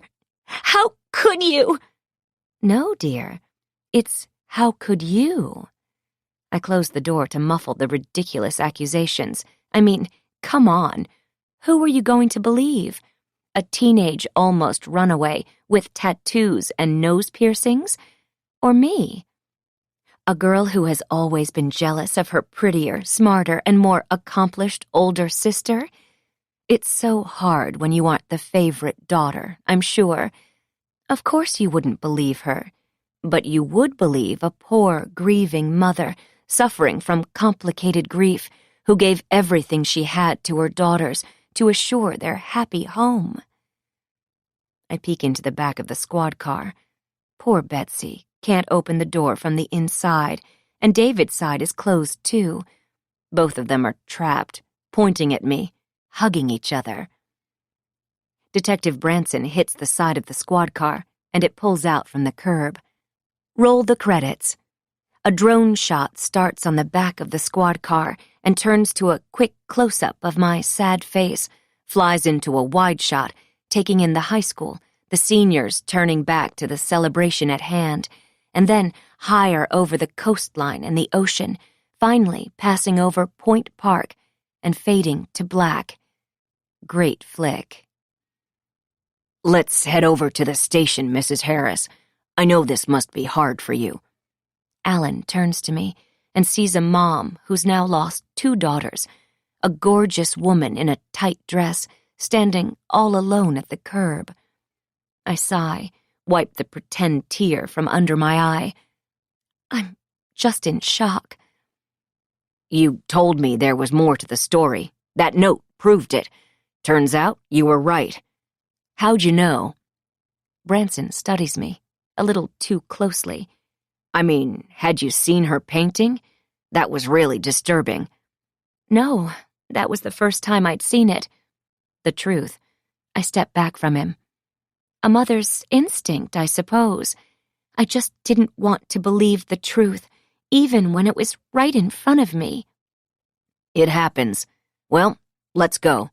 Bo, you're coming with us? Detective Branson hurries across the street to his unmarked, nondescript car. I slide into the front seat. Bo can ride in the back like the criminal he is. I blink my eyes and feel the same attraction shoot between us from a year ago. I have him right where I want him. How wonderful. I give him the gift of my warmest smile. Thank you for driving me, Alan. Behind me, I hear Bo on his phone.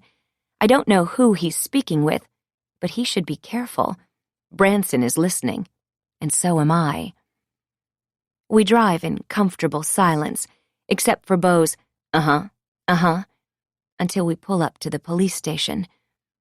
Branson gets out of the car and comes around, opening my door, and then Bo's.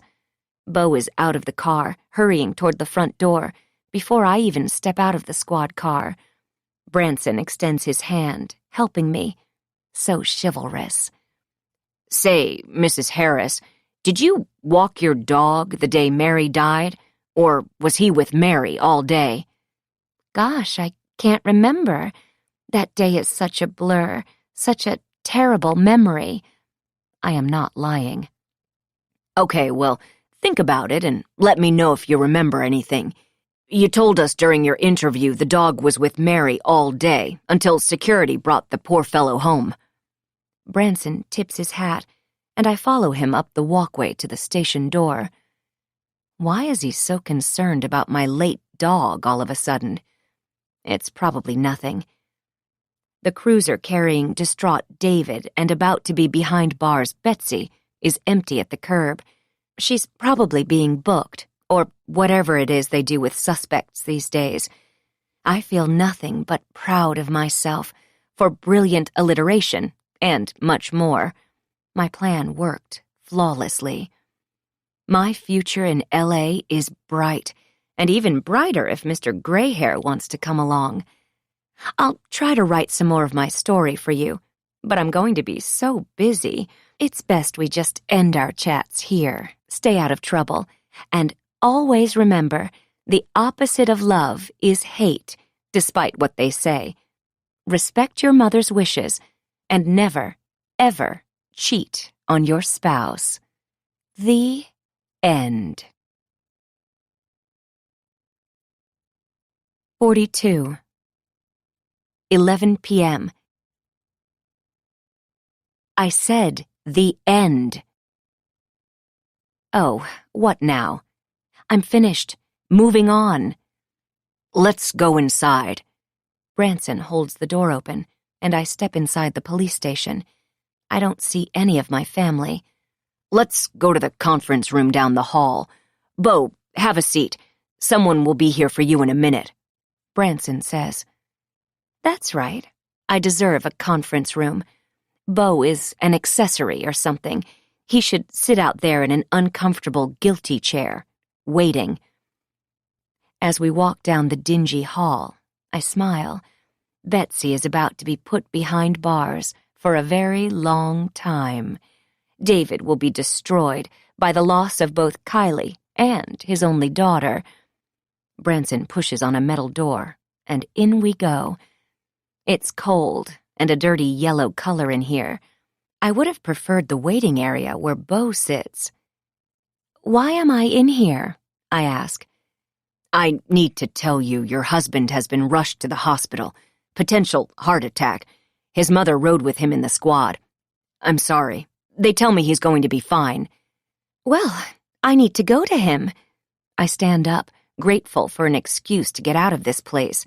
Rosemary went with her son to the hospital, I'm sure, demanding the best heart specialists and the best room for her baby. She really makes me sick. I wonder what her weakness is, besides her son. Will his death be enough to ruin her, too? We'll see. I didn't know until recently that David suffered from the same heart problems as David Sr., although who couldn't have guessed that? David's young at 44, but still, almost 30,000 people in the U.S. will die suddenly this year of circulatory system diseases. He's been through so much stress and done so many bad things, am I right? I mean, he destroyed our home, our perfect family. Sit down, please, Mrs. Harris. Your husband is stable. They have him under observation. Probably just anxiety. Again, sit down, Mrs. Harris. Branson commands. I don't like his tone, but I sit. The door opens, and a bedraggled-looking David Sr. shuffles in. Branson pulls out a chair across from me. We stare at each other in silence. I'll be back shortly. Betsy's attorney is with her now. Branson is gone. How long will we be forced to sit in this ugly conference room, my father-in-law and me, waiting for an update from our attorney?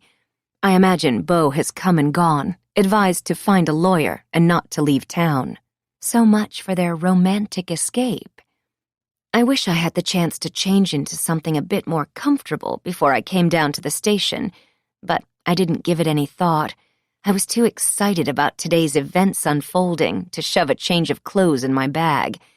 I won't be here long. I mean, a sexy dress can only be attractive for a few hours. After it has served its purpose, the dress should be slowly slipped off your shoulders and dropped to the floor by a handsome stranger with silver hair as you sip champagne in an oceanfront mansion at sunset. And if that doesn't happen, it becomes completely uncomfortable. I drum my fingernails on the cheap metal table, hoping to get my father-in-law's attention, or at least bother him a little. He's motionless, eyes down, a lump of despair. Branson's back. "Mrs. Harris, can we speak with you?" He looks exhausted, too. He's not even squeezed into a tight dress. Of course. I stand, and David Sr. looks at the ground. "Sir, can I have a squad car drive you to the hospital to go see your son? There's nothing you can do for Betsy right now. Her attorney is here. She will be fine." Branson is so nice. David Sr. has tears in his eyes. "Yes, okay, but if Betsy needs anything, you'll call me?" "Yes, sir," Branson says, as David Sr. shuffles to the door of the conference room. They're acting like Betsy's mother isn't standing right here.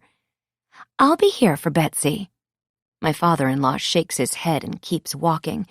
Branson shuts the door behind him, and we're alone. No doubt he's been planning this all evening. It's just me and Alan. I bat my eyelashes and swing my leg so he can see my high heel, my thigh. Sharon Stone comes to mind. No, I'm not that naughty. "So, tell me, what are you charging Betsy with? Is it involuntary manslaughter? Like a crime of passion thing? They were fighting a lot that week, my girls. It's been tough their whole lives, because Mary was good at everything she did, and, well, poor Betsy. You can't imagine how difficult it was raising the two of them, trying not to always point out Mary's superiority. Betsy can be very hard to love. But I can't believe Betsy took sibling rivalry this far." I smile, but then tuck it away. This is serious stuff. Branson says, "Josh told me you and Betsy fought a lot too, and you and Mary argued. Josh said you weren't very nice to the girls, from what he saw." He is such a weenie. What? He didn't even come to our house. I didn't even know they'd broken up. That's how much I saw him. He doesn't know anything. Oh, except I can't undermine Josh. But he knows what he saw that day in the park. Sort of, Branson says. Josh saw Betsy, consoled her on the trail before she met Mary.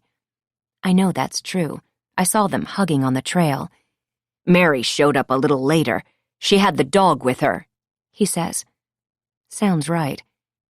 Yes, I know now she was trying to make Betsy break things off with Beau. Totally inappropriate relationship. Yes, Betsy agrees her sister wanted her to stop seeing Beau. Mary was such a good girl.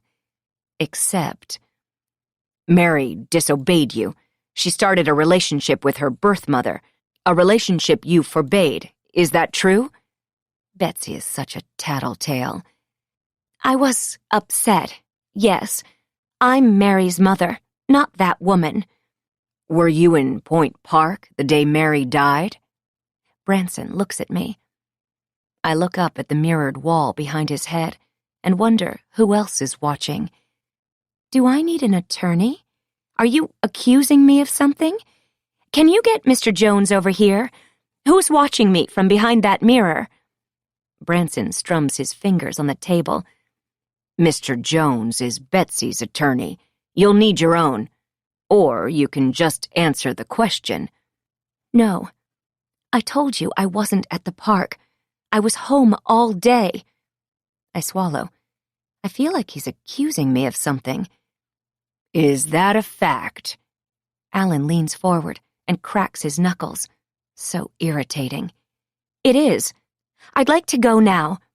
Not so fast, Mrs. Harris. What if I tell you there is video footage of you dropping your dog, Cash, off at the back gate of the next community over from the Cove on the day you swore you were home all day? Would you be surprised? Actually, as you know, it was more violent than just dropping the poor dog off. I have a video of you shoving the poor dog out of your car without stopping on the day Mary died. What would you say about that? Wrong. I didn't do that. I would never hurt Cash. I glare at Alan. How dare he accuse me of such cruelty? Besides, he knows I was home all day. They've already investigated all of this. Case closed. Well, I just got to thinking. That was a far way for the pup to travel with a leash on without getting tangled up.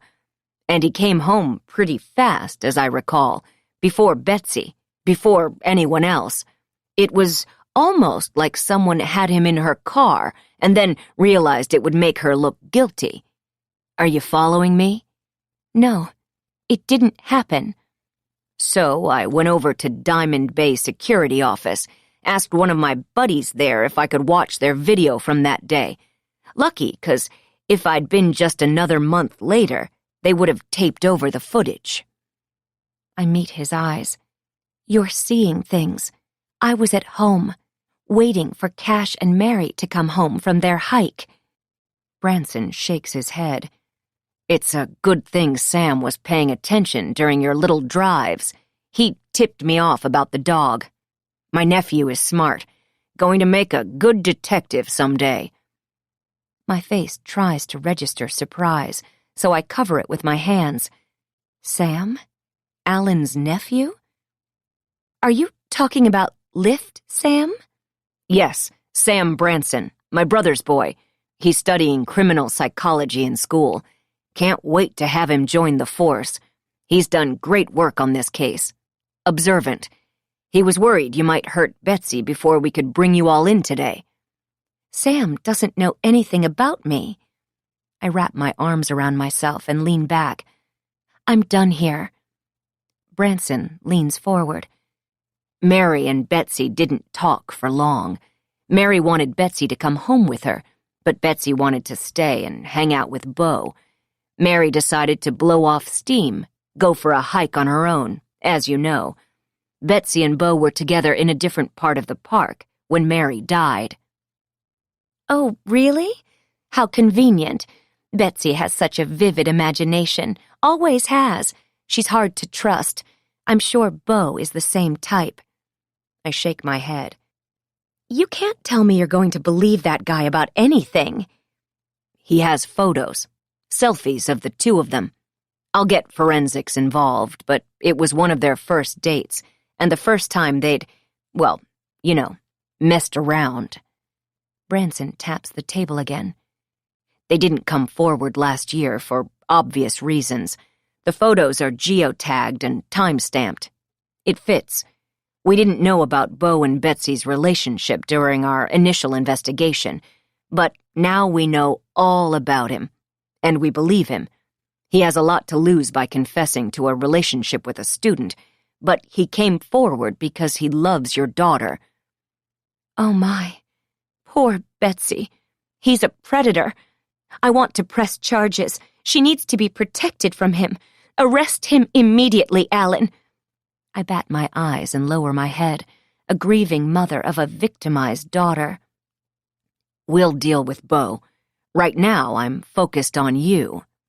He flashes me a big smile. He does want a date. Okay, I'm listening. A chill runs down my spine. He leans forward again, palms on the table. I'm thinking you were there. I think you followed one or both of your daughters to the park that day. You weren't just furious with Mary. You were fighting with Betsy, too, right? I didn't know about Beau then. My face flushes, but I tamp down the anger percolating in my veins. No, but I'm sure you were mad about something else. You have an anger issue, Jane. You spy on your girls, try to control them. You play mind games to keep your daughters off balance, confused. dependent on you. It fits a pattern I've seen before, your type of personality. Personality disorder, that is. No, that's not true. I stand up, tired of this talk, of this blue dress, of this ugly conference room. I'm going home. Not yet, Jane. What did you do to Kylie Dorn? Branson asks. Did you hurt her? Okay, that's it. I lean forward, meet his stare. You mean Nancy Finch? That's her real name. She's alive and well somewhere in Mexico. You people are so stupid sometimes. She's a wanted criminal, a check forger, and she's been waltzing around in our community. I did us all a favor. I'll tell you where she is, and you can arrest her. Look, I'm a hero. I'm tracking her. I hold out my phone and open the app. I'm just about to show him where Nancy/Kylie is, but Branson stands up. I watch as he nods his head, and the conference room door bursts open. I'm suddenly part of a low-budget cable TV cop show. 3 uniformed officers swarm in, one on each side of me, and the other blocks the door. I watch Branson's lips moving, but I can't hear anything. Not really. Time is slipping, or something is. Everything is hazy. I sit down. He taps the table. Your Kylie story better hold, Jane, because I'm starting to realize most everything you say is a lie. Wrong. I'm the one who has been wronged here. I can't believe this. Jane Harris, you are a suspect in the murder of your daughter, Mary Harris. You have the right to remain blah, blah, blah. He finally stops talking, and it's my turn. Look, you were right the first time. It was a tragic, awful accident. Mary slipped, that's all. I mean, she was too close to the edge. About 78 Americans die every year falling from cliffs. I turn on the tears. My knees give out, and the officers on either side of me catch my fall, helping me into a chair. We know you were there, Jane. You followed your daughters. I bet you tracked them like a predator hunting her prey. In this case, your own flesh and blood. We've been working the case again, thanks to Sam's instincts. We've been digging around, and we found a new witness, Jane, someone who spotted you on the closed trail. She didn't come forward before because, like most of society, she could never imagine a mother hurting her own child. None of us could. She thought she was mistaken, that it couldn't have been you running down the trail with the dog. But it was. How law and order of you. A mysterious new witness. How convenient, I blurt. But my heart is racing as my memory flashes to a woman jogger. Focus, Jane. Get yourself under control. He knows nothing. You know I'm innocent. I fold my arms across my chest and stop the tears. I will pivot. I'm a master of it. I match his steely gaze. So what if I was there? Maybe I was the one trying to get Mary away from the edge. I barely saved the dog. I couldn't save Mary. It was her fault. I tried. Maybe it was just a horrible accident. My mind reminds me of all the tragic deaths from falling over a cliff. The Grand Canyon claims 12 people a year. There is danger everywhere. I look up, and for some reason, Betsy, David, and Beau are now in the room. I thought she was locked up. David was dying of a heart attack, and Beau was packing his car, preparing to run away to avoid prosecution. This is disconcerting. Beau's arm is around Betsy's waist, a gutsy show of affection to display in front of me. How dare he? David's face is ashen. I really thought he died. He should have. His blood pressure must be so high. Those little pills he's been taking for the past 2 days weren't what the cardiologist prescribed. Once he carried Kylie over the threshold, I swapped the pills. Who knew how much he needed them? Shame I didn't have a couple more days. How could you? You killed our daughter? David mumbles. He doesn't look good. There's still hope. Does he really think I'll answer him? Incriminate myself? I'm not stupid. He should know that by now. He should shut up. I didn't do anything. Mary's death was a tragic accident. You really shouldn't air our dirty laundry in public, David.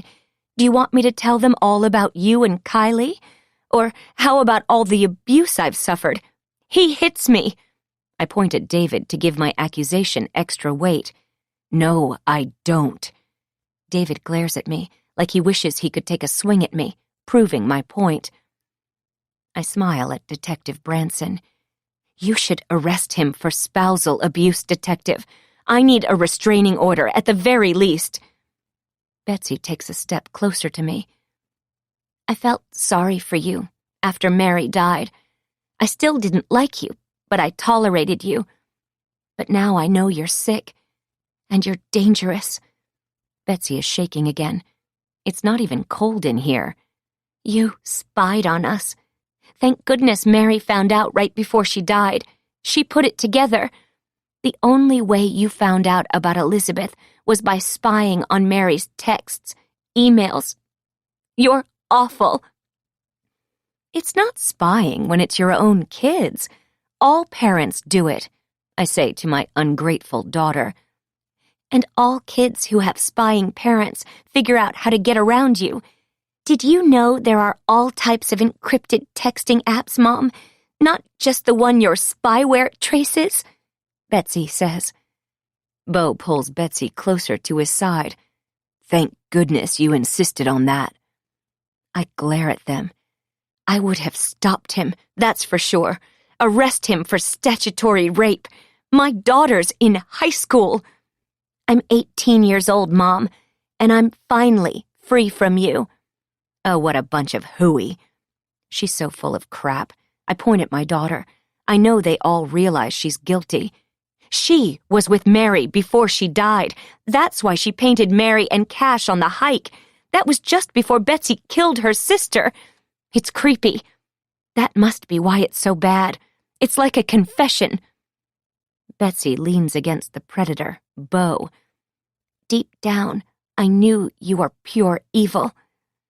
I look up at my daughter, the daughter who shares my same eye color, my hair color, my only biological creation. I brought you into this world, and I can take you out of it. My mom loved that line, too. Or am I only imagining it? Your subconscious wanted you to confess. It's okay, Betsy. We're here to support you. I'll visit you all the time in prison. Betsy glares. I don't ever want to see you again. How silly. I'm your mom. Our bond is forever. It would help if you had talent, something I could be proud of when it comes to you. I still can't believe you won an award for that ugly painting. The teachers must have felt sorry for you. Betsy smiles, like she's in control. That's disconcerting. She leans forward, stares me in the eyes. She never does that. But you see, Mom, I was with Bo. We have photos together. Poor Mary. The last person she had to see on Earth was you, and you pushed her off the cliff. Terrifying.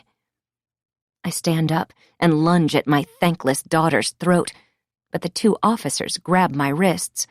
Betsy, Bo, and David jump like startled babies as I scream, "She's a liar! They both are lying! They all are!" Betsy doesn't seem to be afraid of me right now. She should be, stupid girl. No, Mom, we aren't lying. You know it. Everyone here knows it. A new witness has come forward, placing you at the park that day, and they have the video of you abusing poor Cash. I mean, you're the one who wanted the investigation opened up for some reason. I guess so the cops would come after me for Mary's death. And now, you've been caught in your own trap. Betsy shakes her head, still trembling, weak. You should be quiet now, Betsy. I know she's afraid of the evil eye look I just gave her. I've trained her well. For some reason, though, she keeps talking. Of course you showed up that day at the park. Of course you followed us. You must have loved the fact Mary and I were fighting. She didn't understand the peace I'd found with Beau. I didn't understand why she'd start a relationship with her birth mother when you were enough to deal with. We would have worked through it all if you hadn't killed her. I shake my head. I'm pivoting again. Both of you were out of control. I was trying to help, that's all. But I wasn't at the park. I never go there. I look around the room, trying to find the camera. You're lying. You always lie. Mary and I were pawns in your sick world. Home was never happy. Your only goal was to tear us down, make us dependent on you. We were always afraid, always wrong, and never sure why. I knew you never loved us, especially me, but I never imagined you'd be capable of this. Betsy shakes as David wraps his arm around her shoulders. David blurts, "My God, I'm so sorry. I should have moved out sooner, taken you with me." He looks like his heart may be seizing up again. He's gray, shaking. You are pathetic, both of you. I'm the only one who really loved Mary. I knew what was best for her, even if what was best meant pushing her over the edge of that cliff. I look into Betsy's eyes. I whisper, "You're my only daughter now, my only focus. But you're such a disappointment. Maybe you should join Mary. I'll help." Betsy screams, a sound much more appropriate for a horror film, not in this claustrophobic conference room. She needs to learn a bit about acting. I glare at her. "Take her away," Branson says, as I shake my head yes in agreement. "Goodbye, Betsy. I hope you make friends in there. I'll visit." I look at the detective. It will be good for her. She always was such a difficult child, hard to love, not almost perfect like Mary. Something isn't right. I look around, and everyone is staring at me. Perhaps I got my lines wrong? I never do that. What? Detective Branson's eyes are steely, dark. "I really can't believe you'd kill your own daughter. Only a monster would do such a thing." I meet his eyes. I flutter my eyelashes, then rethink that, and start to cry. Someone yanks me to standing, and now I'm weeping loudly as they force handcuffs on my wrists. "Of course I wouldn't do something like that, Detective. You know me.